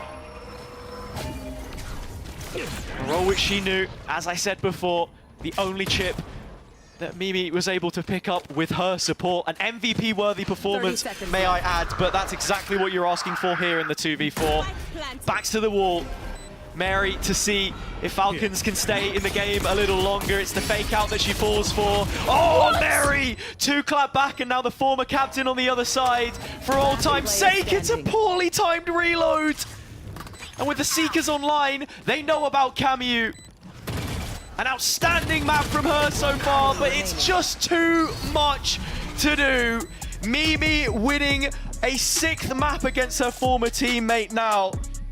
In all the times that they've clashed against each other, it's always G2. And I think that just goes to show why G2 Gozen have the name and the sort of reputation that they do, not only in the region that they are in EMEA, but also at international events. It wasn't the quickest 2-0 in the world, but I think G2 will be happy how clean they kept a few of the rounds there. It was a professional performance. A lot of the time, as I said, when things got shaky, when you had players on Falcons stepping up massively, credit to Mary. We saw a real bounce back from her there in the latter stages of Split, but still not enough. Cameo did a brilliant job on the controller from map to map, like of all the agents that she could have had. Honestly, I think her combined ACS across the 2, if you even it out between all of the players, would probably be top. I would, you know, put my money on it. So. Yeah, I mean, even if not across both maps, definitely on Split, right? This is a player that was going like 26 and 17 on the Astra when you have 6 duelists in the lobby. And again, it felt like similar to what we were seeing before of you get a triple kill, you get a quadra kill, but the only issue is there's another 5 players that you're against that can do exactly exactly the same right back at you from G2, and it's something that we sort of unable to convert a lot of these multi-frag and multi-kill rounds because, well, there's players that can do exactly the same right back. Yeah, I mean, I have to say, it was a brilliant exhibition of the talent that we have here in Game Changers, in the MEA as well, right? You think of the two MENA representatives, the flag bearers for that Falcons side, Madvi and Mary. They're not going to take that one lightly, you know? They go into that FlyQuest Red game now, and even if you're FlyQuest and you get a slightly earlier end to the night, it's still going to be a pretty grueling game tomorrow morning. The best of 3, of course, and then the best of 5 for whoever ends up booking their slot in the grand final. So look, plenty more action coming up, but I have to say, very impressed with how G2 were up to the task today. Yeah, absolutely. And we were talking about going ahead, looking forward to the grand finals. G2 are going to get an earlier night's sleep and a later wake-up call, right, tomorrow. They don't have to be up and bright and early to play that lower bracket final. Falcons are. Yeah. No, they are. Look, and I think at the very least, it doesn't then go to, it's going to sound weird, but it doesn't go to the deciding map and then you lose. I think if you wanted to lose, which you obviously don't, like, the mental gymnastics here, it would be a 2-0 because at the very least, like, the game is done now, you know, pending no tech issue or whatever. You're not going to bed at 1 AM, basically, is the point that I'm trying to get to. There is a little bit of time now to reset and refocus going into tomorrow. Falcons, I can't see them going back and looking at the tape, but at the very least, I think they've kind of figured out what is working for them, what isn't working for them. They'll want to highlight that. I think you saw it reflected in how they changed the Icebox comp to try and facilitate a few more of those strengths as well. So those are the things that you've got to be thinking about if you're them. And if you're G2, you know, you're the defending champions. You won it once already. You're in the grand final again. I don't know, man. I'm not the one to ask. I'm not the one to ask. You're talking about who to ask. I think we have the perfect person to ask. Meg has an interview standing by with Nello. So let us into their secrets. How is this a G2-0? Thank you, Winter. I am joined by the G2 Nello to sort of celebrate the victory. How are you feeling after your win? I feel amazing. Like, it's so nice to win, of course, and we're having so much fun. So yeah. And you were actually the first team this year to, what's the word? For Falcons to lose to. Defeat. Yes. First to defeat Falcons. Thank you for doing my job for me, Nello. How does that feel? Is that even better for the win? Yeah, I mean, of course, like, it's a team that not used to lose, I guess, so they like experiment this, and for us it's like always nice to come from the upper brackets, win and be confident and just enjoy it again. And you are a sort of Game Changers veteran, and you were here last year as well with Carmine Corp, and you did get knocked out quite early on. How does it feel to sort of flip that around and this time make it to the grand finals? Well, it's amazing. I got to play another day this time. And yeah, I mean, I'm enjoying this so much. Winning is the best feeling again. And I know that the Sentinel role is sort of your comfort role, your most played role. Is there much difference playing a Sentinel against 3 duelists as to sort of a normal comp, or is it quite similar? Well, it depends on how they decide to play, but it's very easier, like, because they have less things to break. Like, I mean, I have less things to worry about, like Sova, Shock Dot and stuff, because depending if they play it or not, but I have more space to work on. There is a lot of gap to play on, so it's really easy. So you can kind of chill. You're like, I'll just sit here on site and not worry about, you know, silly Sova Darts coming in. So that's quite nice. I did also want to kind of point out that Jet on your stats is actually your most played duelist. Fun fact, I mean, you've not played many. It's 6 times. ISO's going to get there soon. But I wanted to know, will we be seeing the Jet in the grand final? Because so far it's just been ISO and Marina, right?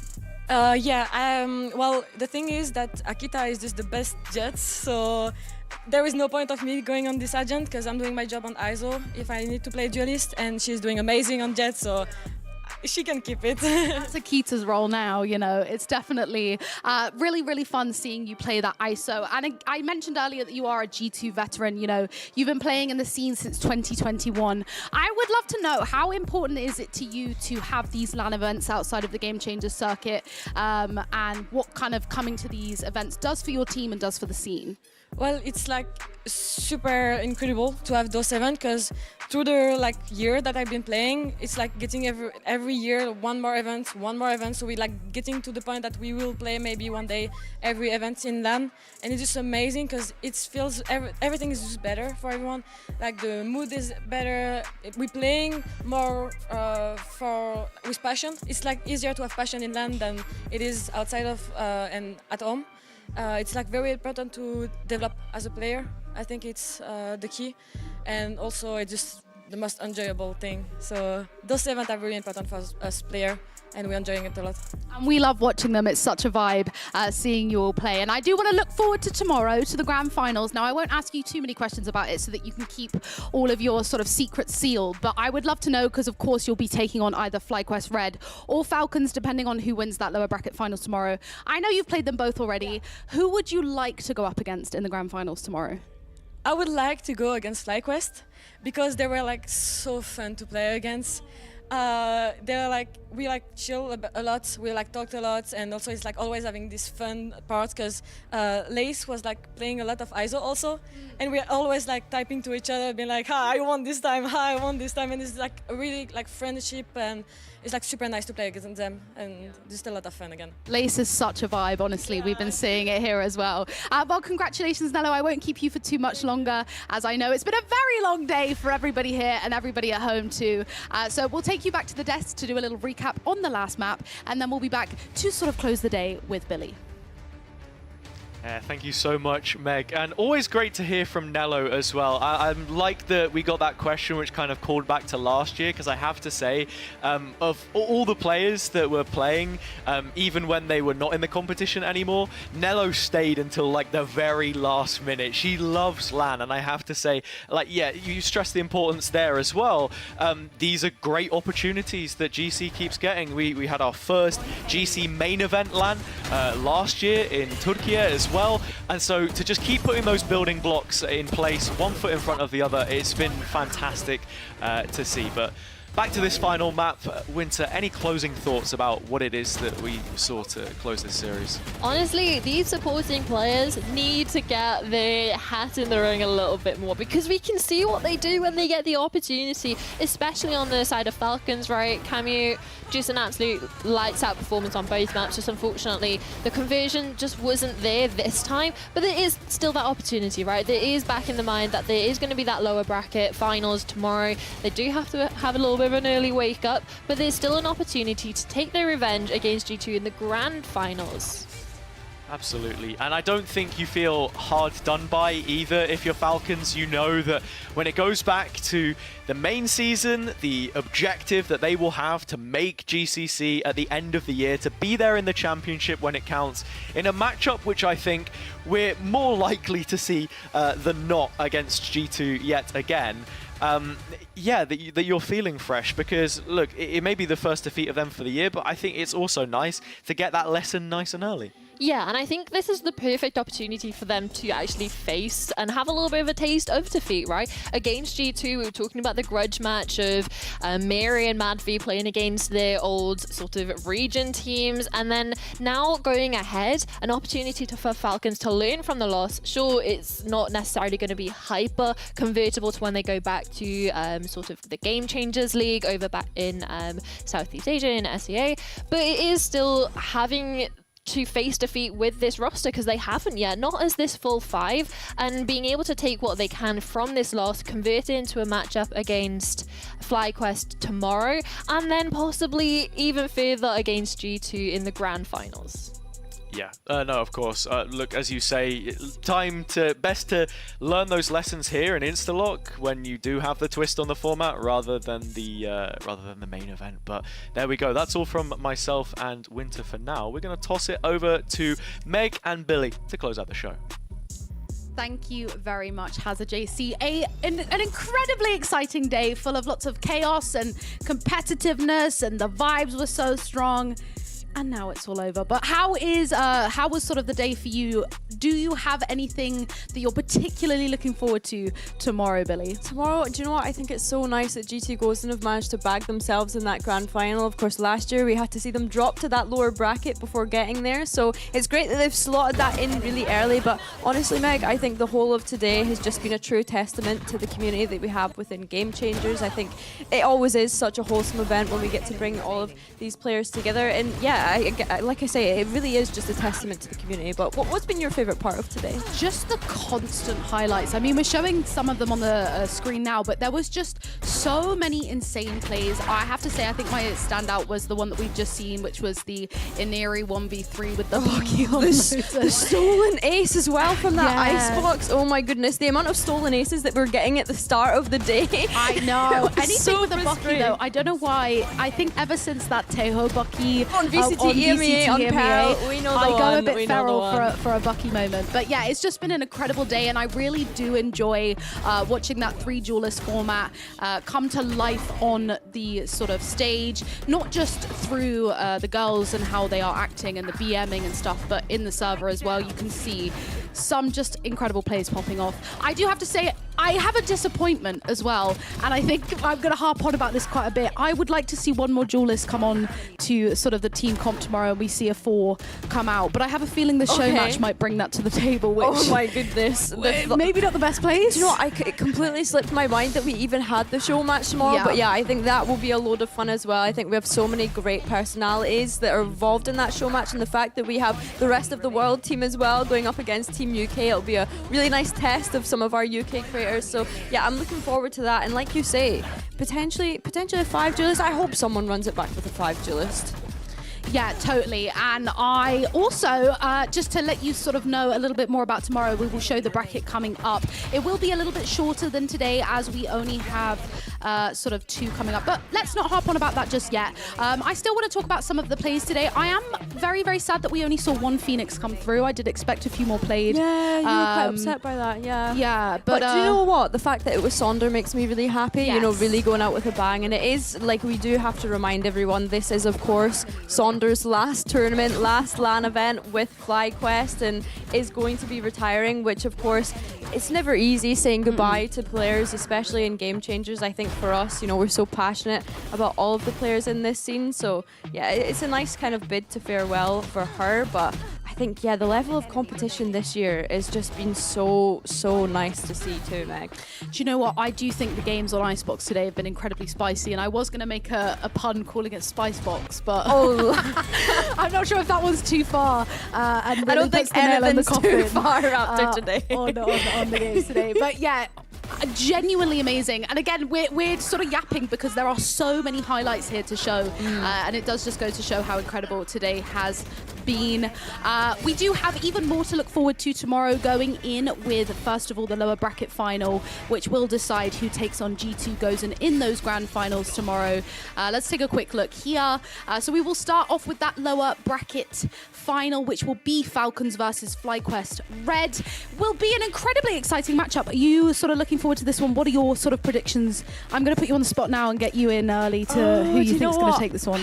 I'm so excited to have this matchup because, of course, again, NA versus MENA, like, it's just going to be so exciting. And I think for me, I kind of had Falcons Vega being like the winners of this event, and I feel as though the story is almost telling itself, right? We had G2 Gozen drop into that lower bracket final and then go on to have a revenge arc and win that grand final, and I'm starting to think, you know, could this be the start of the same, you know, a repeat of last year? Now, this does feel a little bit scripted because I'm not being a silly sausage. We haven't seen them go up against each other yet. No, not yet. Yeah, so this feels like the perfect way to sort of get the grand final winner up against the G2 decided. But then, of course, yes, we do have the best of 5 grand finals with G2, who will have that map advantage, obviously, coming into this today. Do you think that's going to work in their favor, choosing out the maps and potentially be sort of the deciding factor in swaying them to take the Red Bull Instalock crown for the second year running? Yeah, definitely. I think when you have that kind of control over being able to kind of get rid of those first 2 maps and kind of dictate, you know, what maps are going to be played in that best of 5, of course, they have control over the order that they're played in. But yeah, I think it's a great advantage going into that grand final, one that they didn't have last year, of course, having to come through that lower. But yeah, I think for me as well, my eyes do gravitate towards that Falcons FlyQuest, because something that we had said was, you know, having to play a best of 3 and then going into another one. Tomorrow it's a best of of 3 and then going into a best of 5, which today FlyQuest Red proved that wasn't an issue for them. So I think that Falcons and FlyQuest Red is going to be a really competitive match, and yeah, I'm excited to see whoever faces off G2 Gozen in the finals. Yeah, and just to clarify for those watching at home, it is a veto advantage, not a map advantage. So advantage. That's my bad. But It's just to all make good. sure that everybody is understanding and no one comes into it tomorrow is like, Meg said it was a map advantage. And I'll be like, that's not me. So just to clarify, and everyone's on the same page, but we do also have the show match as well going ahead tomorrow. If you don't know much about that, we have an incredible bunch of creators, some who have flown over from afar, as we have rest of the world going up against Team UK. So you definitely want to make sure that you tune in for that one, as that will be in between the lower brackets and the upper bracket finals. I do hope Team UK takes it, but I'm going to be totally honest with you, I'm not sure. The talent coming up on the rest of the world team is quite something. Tough, yeah, it's tough, and I think as well that I don't know how mouthy it's going to get. You know, I think Lexi was playing in it last year. She's playing in it again this year, and she was giving it. So I'm excited to see that going across the stage of people shouting at each other. It's incredible the ego that woman has as a bronze player. Truly, I'm here for it. I'm obsessed with it. Yeah. However, we will not keep you for too much longer. We will be back tomorrow, same time, about 11:30. We shall be live, so make sure you're here. You won't want to miss it.